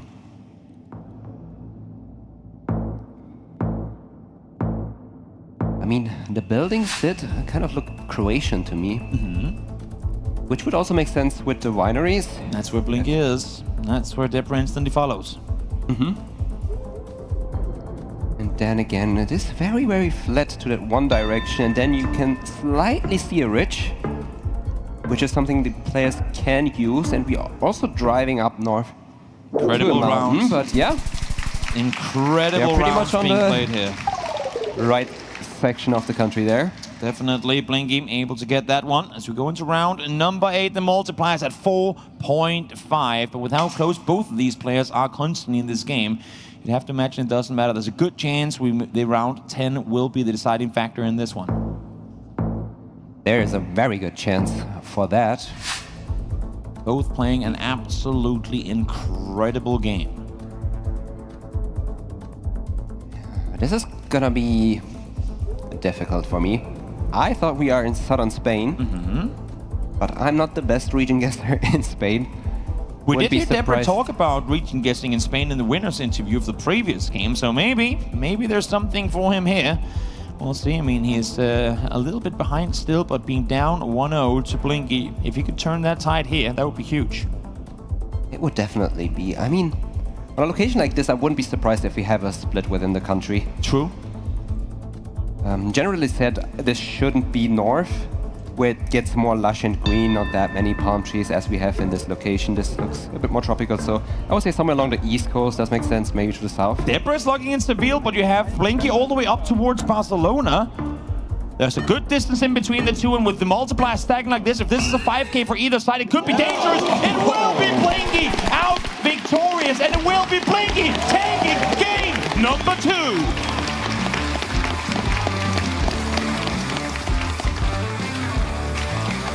What a guess. And it wasn't Blinky at all, it was Debr. I messed that one up big time. I heard it right as I said it. I was like, wait a minute. I was pointing at you already. I was waiting for you to correct it. Yeah, I got it. It happens. We got there in the end. It's been a long day, but we're still here. This grand final is insane. And what better way than this not being a stomp, but a fight back and forth.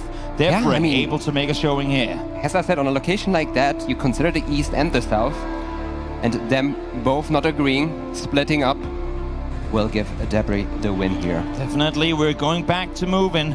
Both these two guys are very capable. Blinky, among many, made a name for himself as the best moving player in the world. We'll see if Debr has it in him to take on against him here as we go in to round number 1. Round number 1. Decisions. Which way do you go? Decisions indeed. A 3-way intersection. Do you go uphill? Do you go across hill? Or do you go downhill? Maybe you don't go at all. It seems like they will indeed both go. Got a little bit of a city down below there, but not a whole lot of info to go by, at least not yet. Not yet. It seems like they are getting closer towards some signs, though. For a second, I thought it could be Liechtenstein. I haven't seen Liechtenstein ever in a competition, I don't think. No? Did we have any in the Pro League? You're asking me if I can remember 21 weeks worth. You can't? You can't? Oh yeah, let me just scan my brain for all the locations we had in the Pro League. There might have been, odds are that we would have at least one, but I'm not quite sure. These guys taking their time with this one as well. Even if it's a smaller country, a lot on the line here, so do not want to make any mistakes. Blinky is going to lock in just for good measure. He's right next door with Debr, so this will be a close one, and they are going to be close to one another. Debr actually was on point, opted to go further west, but still now victorious in this round. 3-point damage done to Blinky. Yeah, very important abbreviation on that sign, the SO was for Solothurn, which is a canton in Switzerland, allowing them to get close there. And would you look at that once again? We are in Japan, and once again we see some motion as both players move downhill. Again, they agree on the direction to go.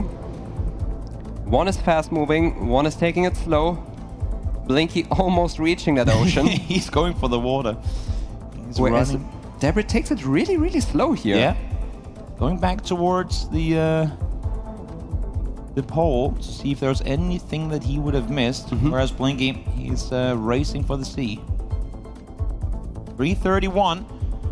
That's enough for Blinky to work with. Now he's going to one of the small islands on the far southern side. Yeah, we are on Okinawa. Yep. And Debr also gets a good sign, even better, I would say.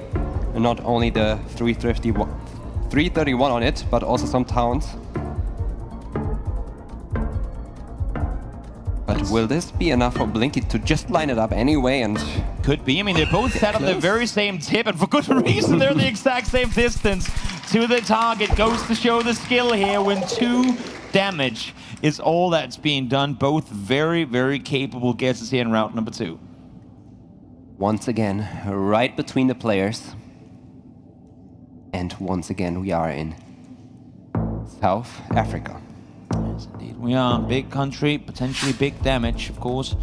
That's what you would usually say, but then you see these two guys, and they're probably going to end up having little to no damage done with how incredibly well they're both playing right now.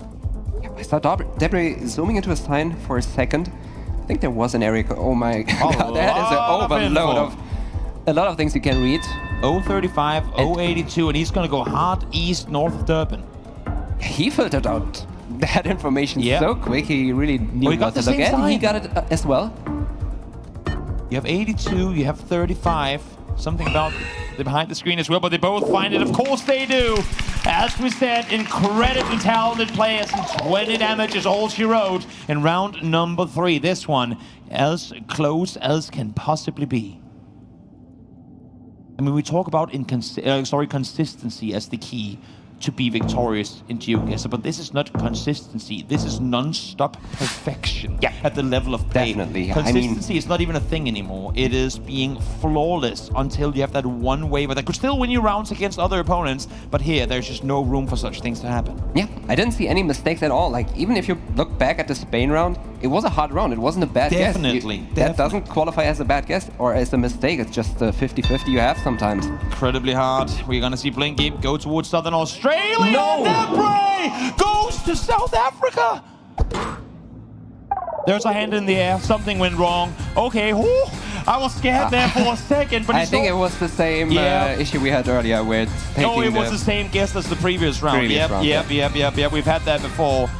Oh my, oh my, oh my. I got worried for a second because it looked like his reaction was, wait, I made a mistake. But then you instantly see it on the screen there. That was, as you said, a repeat issue that we had earlier. I wasn't even locked in, so I didn't see if he actually like zoomed in or if he did anything. Scary times. And again, this is yet another factor you add to the LAN jitters, because it's not just about the audience. It's not just about the thousands and thousands of people watching from home and all over the world. It's not just about sitting in front of your opponent.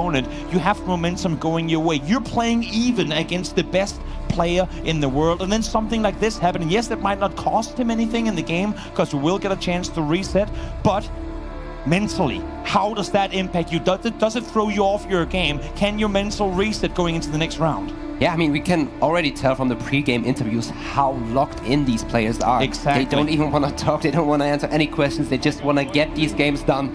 And yeah, this can have a big impact on the mental for sure. My, oh my, headset back on. Seems to me like Debr is back in a good headspace, being calm, you know, making sure that the over-ears are set the way you want them to. Don't want to have any frustrations whatsoever. We are going to roll back this round and make sure that everything is being placed as it should be. So once again, I think we can get this one going if we're good from production to get into game. And yes, indeed, I think we will be. The game has already started. So let's go here. Reset round number 4. And they are in it. Both, once again, the same sign. It's right around the corner, and we see St. Petersburg on the sign 111 kilometers away. Always so helpful. We should be somewhere in the surroundings. Yeah, they're both going to go towards the north. Makes sense. I mean, not that my guess is qualified, but this has kind of Finnish vibes to it, so it makes sense that you would be in border territory. This is also something that I find very interesting about Blinky and his playstyle is he doesn't stuck too much in one place. He already soaked in that information on that side, and he moves on to maybe find something even better. He's processing information while looking for new information, not sitting, looking at stuff while thinking. That's all happening as we go. And again, it goes to show the years and thousands of hours of experience that he and they both have as they both make their way into the exact same intersection. And what a round. 5K for Blinky, 5K -1 for Debr, 10K -1 in the grand finals. Whew. What better way to come off of a tech pause like that and then go both showing, okay, we still got it, we're still in the game, we still know what we're doing, as we're now going to round number 5. That definitely brings you right back into it. Exactly. Look at their scores. We're in round 5, and neither of them has taken over 30 damage yet. That's actually This is insane. absurd. This is completely and utterly absurd. This is what you would imagine from the EMEA final match. We talk about masterclass GeoGuessr. I mean, it does not get any more impressive than this. Let's see now. Tasmania is where Blinky is headed. Debr, this is going to be the first big damage deal unless if the indicator is right in between them. This could be huge. It will be huge. Blinky gets the almost 5K once again, and that is going to be game. Blinky sets himself up 2-1. Wow. I mean, we saw Blinky putting on the pressure, and Debr took his time, looked around, and in this case, he tried to use more of the landscape to make a guess, rather than a very crucial information to get Tasmania out of possum guards.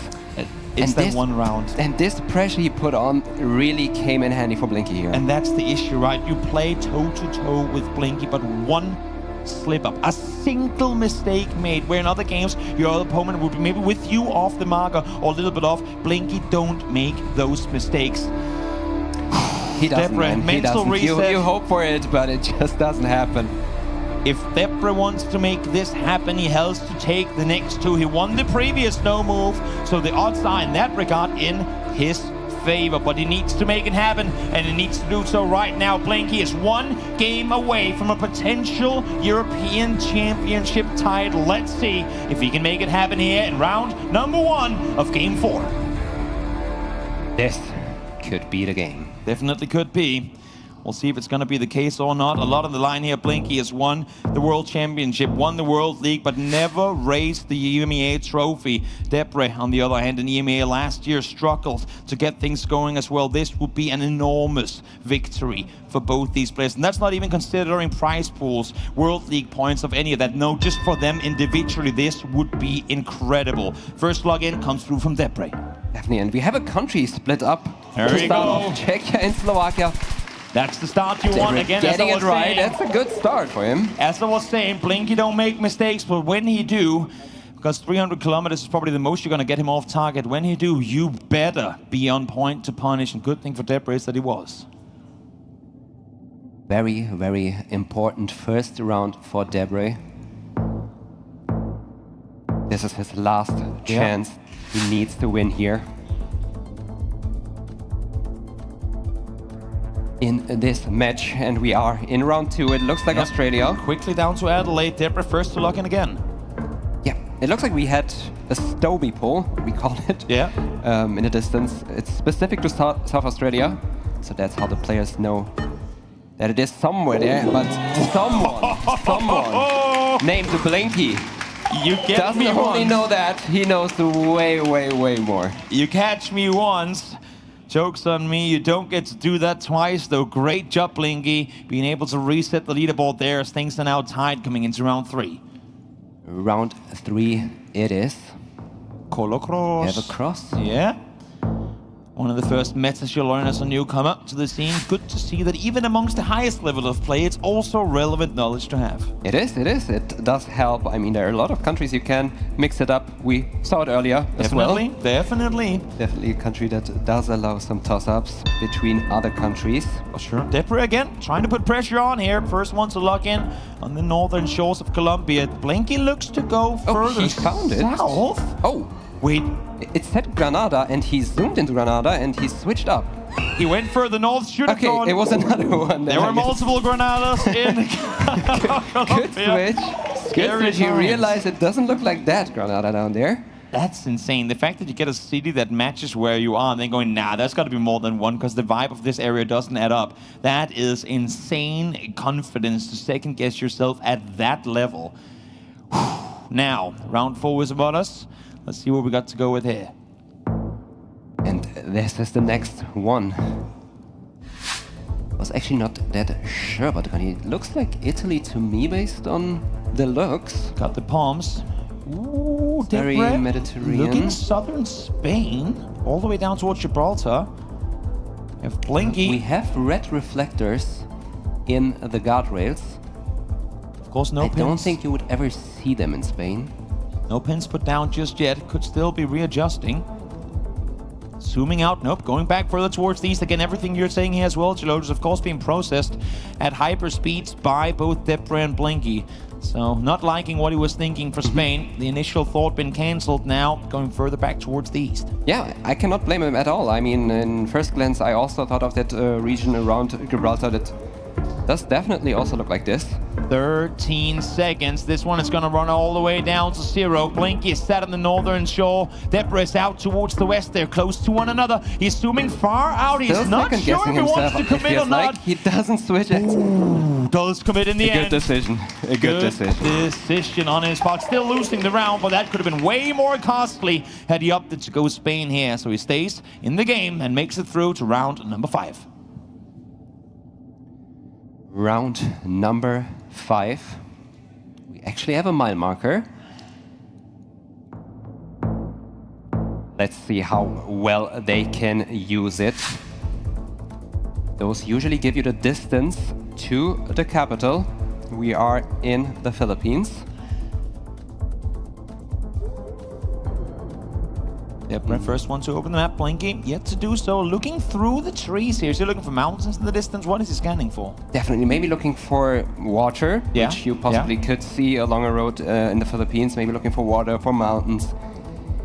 Just trying to not miss any clue at all.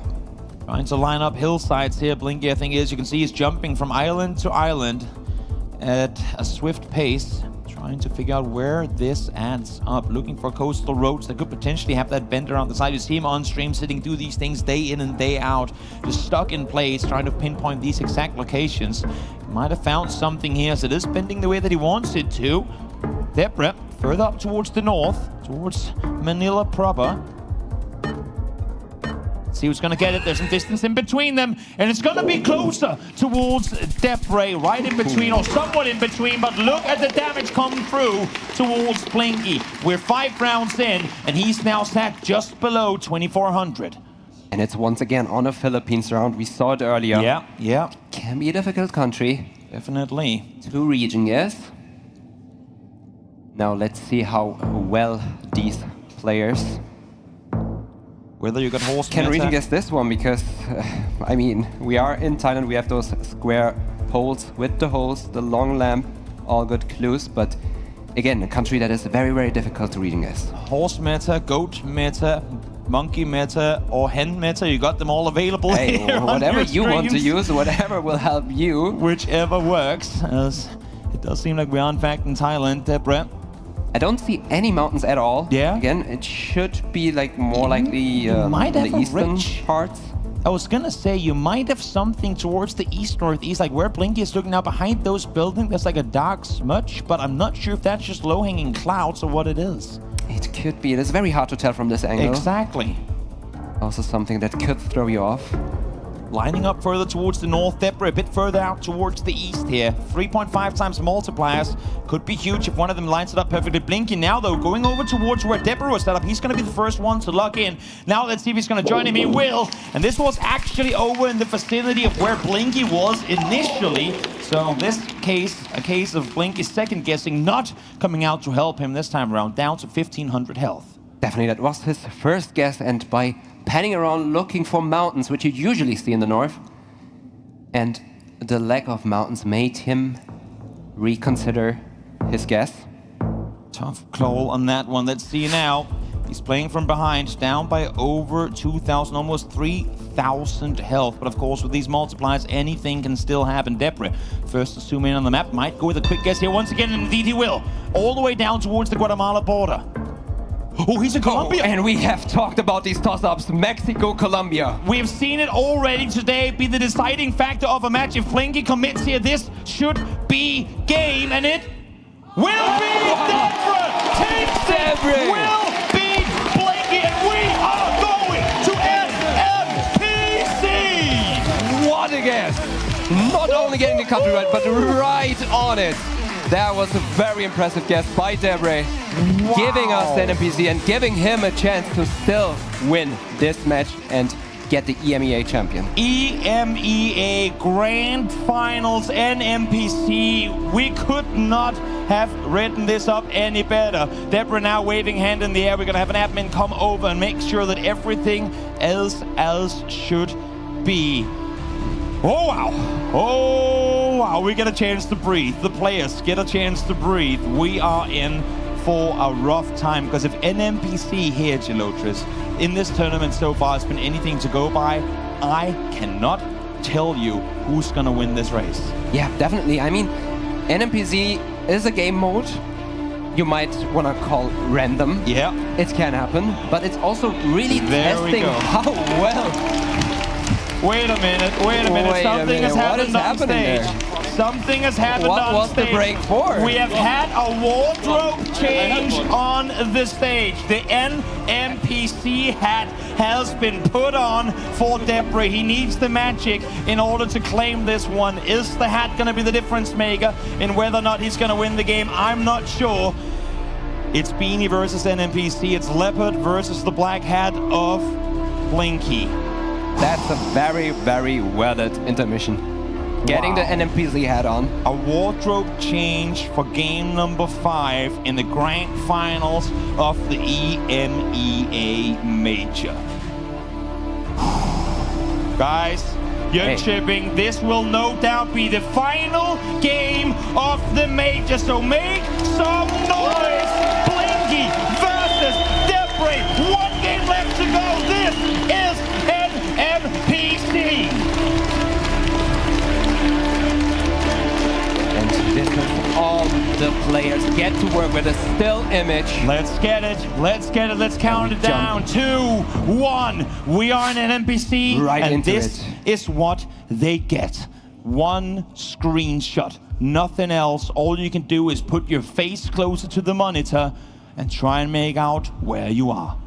Yeah, and also classic for these NMPC games is this IRL zoom we see from both players, both leaning in immediately, trying to spot everything they got, both in Mongolia right now. Debr out towards the north, up towards the north, I should say. Seems like Blinky is going to join him a bit further towards the west, but still in the vicinity. It's a massive country, though, so of course, even though they look to be close together, could still be multiple 100 kilometers apart, and indeed it will be 100 kilometers closer. Here's Debr coming off to a good start here, but NMPC is the territory where anything can happen. So let's take it straight in to round number 2. I can just continue where I was interrupted by the NMPC head getting on. NMPC is really a mode where these players get tested how well you can do on the most difficult locations out there. Oh yes.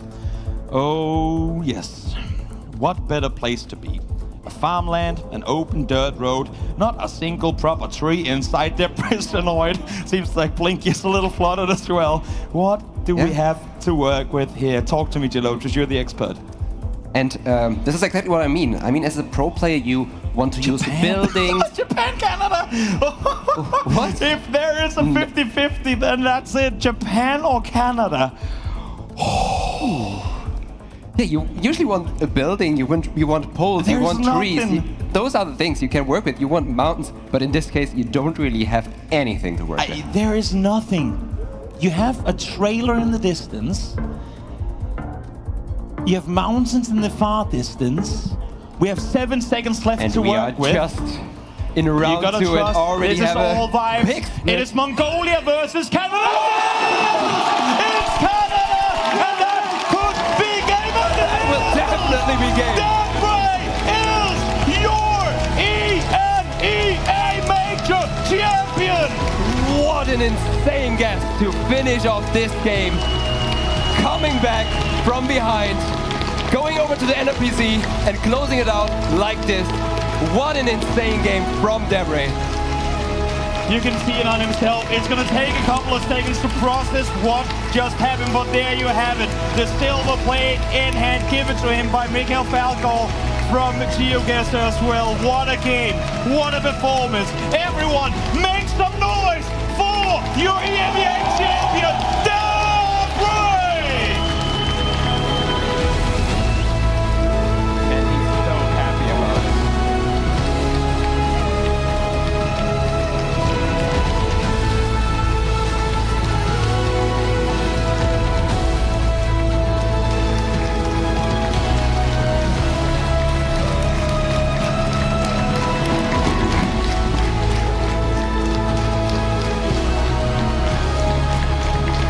Such a fierce competition. The tech force in the middle of everything looked so hard. It threw him off. He was in South Africa on a previous guest, but he strikes back into this game. And now look at the smile on his face here to Lotus. What a match. He had a shock stare right there. He couldn't imagine it. He didn't need to process that he is the EMEA champion 2025.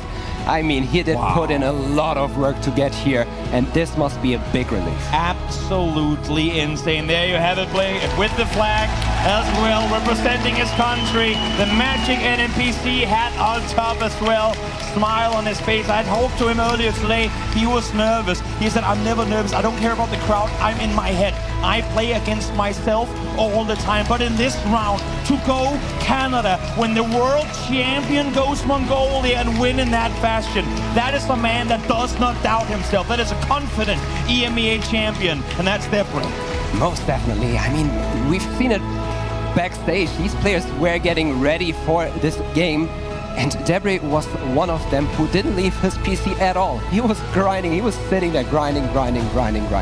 Never has my voice squeaked harder in all of my esports career than when he actually locked in Canada. And not only that, but got it as well. We had no clue what was happening, but that is exactly why GeoGuessr is such an absolutely amazing game. Because at this level of play, anything can happen. These guys are so insanely good.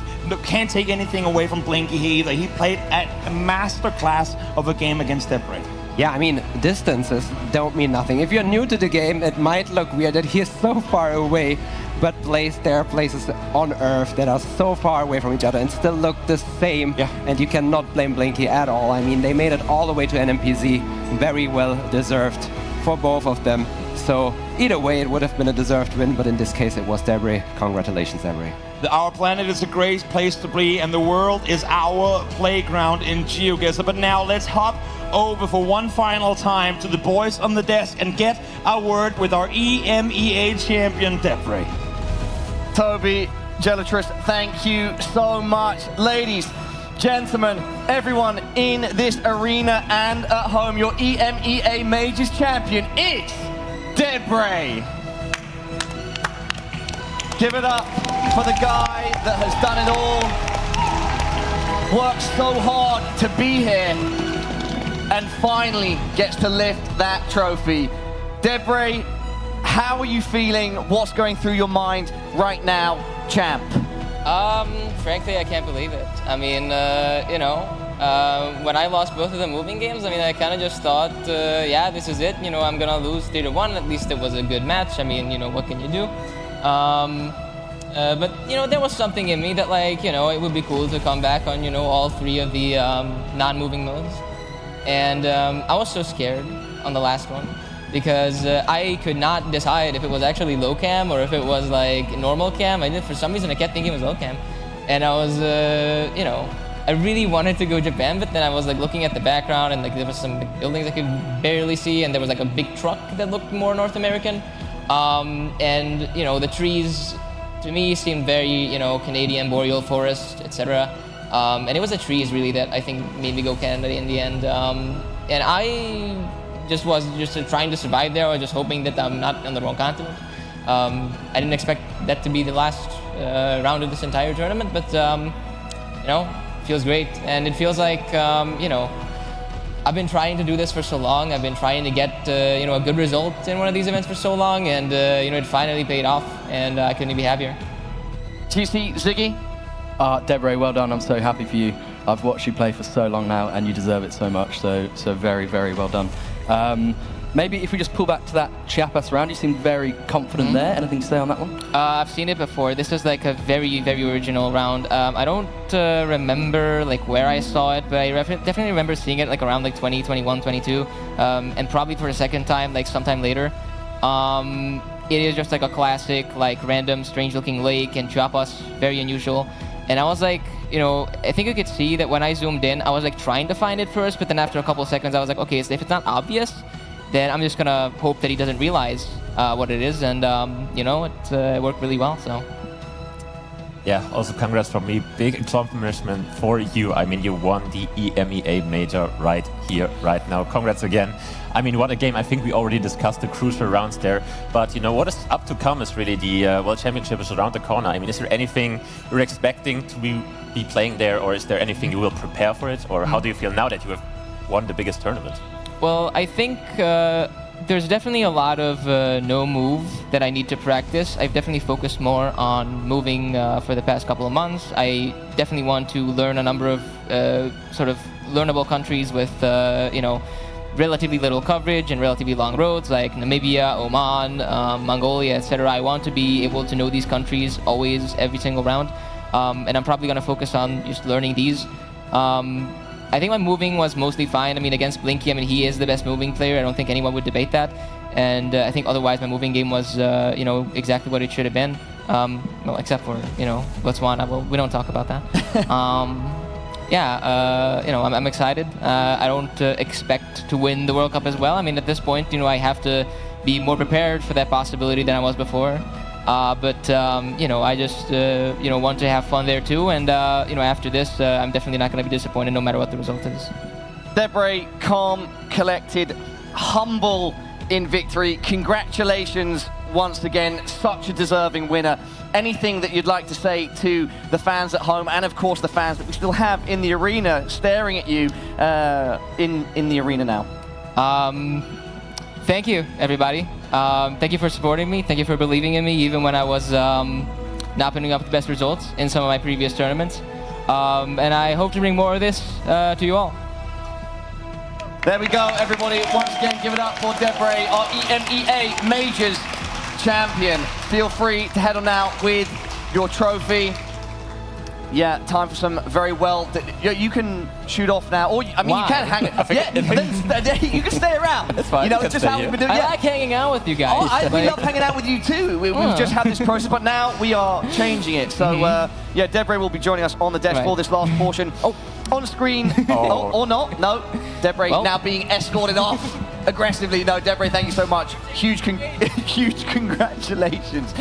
Yeah, everybody at home, you can see on screen now exactly what's transpired over the course of this EMEA Majors. What a tournament it's been, and we crowned Debr our champion at the end. GC and Ziggy. Amazing. Yeah, it wouldn't be a Debr win without some shenanigans. So it just crept in at the end, and I love it, Of course. No, it's been absolutely incredible. The level of gameplay has just been ridiculous. Debr brought everything, and he was just so good. Yeah, there couldn't have been a better script for this evening. I mean, we were all been hungry for that NMPZ game, and who could have planned it any better than getting that game in the final? And what a round to end it on. I was in this backstage with people, and they were like, I don't know where this is, but Debr nailing that one as close as he did is amazing, and he's a deserved winner. That NMPZ cap definitely came in handy. Yeah, I'm sure. Yeah, I mean, it's the lucky cap. It is. But is that the exact one that he lent to Lenley? Exactly that one. Okay, all right. That is a huge magic buff going on there. Yeah, going back to what we were just talking about, Debr is such a deserving winner. I think this is going to boost confidence massively over the next couple of months as we move towards the World Championships itself, GC. Yeah, he goes into the World Championships as a real favourite now. I mean, he's right up there with the likes of Blinky, Radu and Consus in that upper echelon. Yeah, let's take a look at where our world rankings stand now that the EMEA Majors are said and done. So Radu still at the top, just clear of Blinky by 2 points, and then Debr in that third place spot. You can see top 13 on the left, and yeah, on the right, the at-risk or out. Yeah, Zigzag knocked out in the second to last match. Heartbreaking. He had to watch from the stands as Lenley took his spot. Yeah. Yeah, it's a shame. We look down the list from 14 to 24 there. Such beloved players and people. They've been great all throughout the World League and the tournaments. It's been brilliant. Some heavy hitters in that list on the right, but the heaviest of hitters, of course, on the left.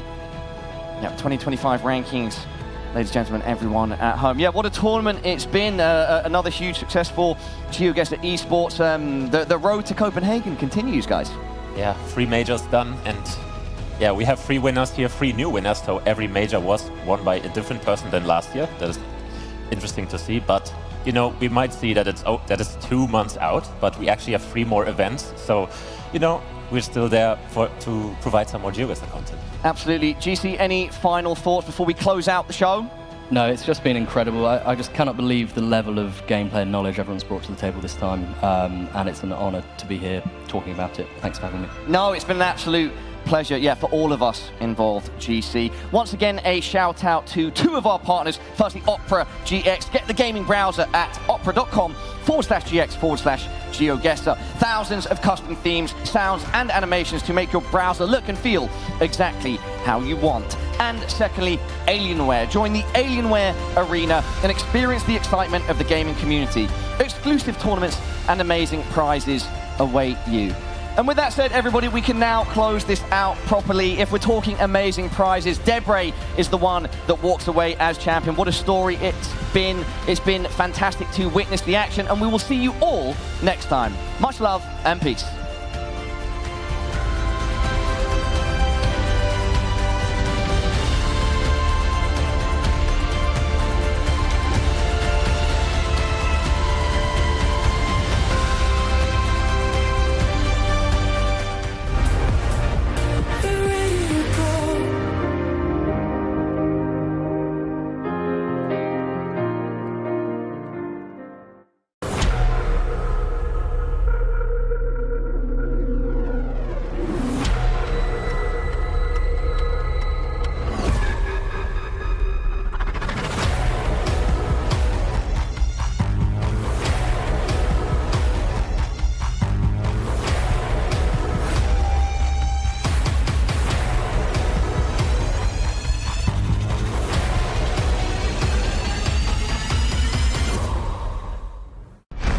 Let's play a game.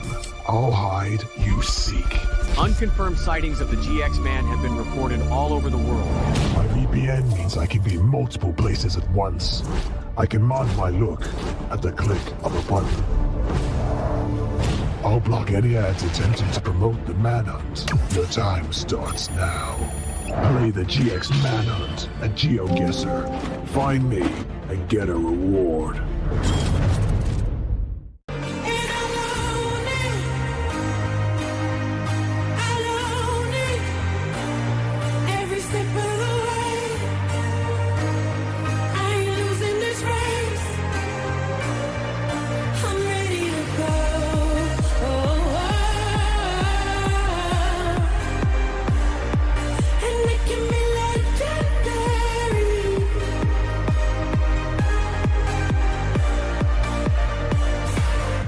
Luna de amor, ¿dónde vas?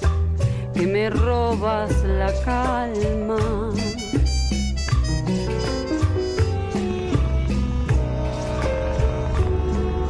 they want is Sheba.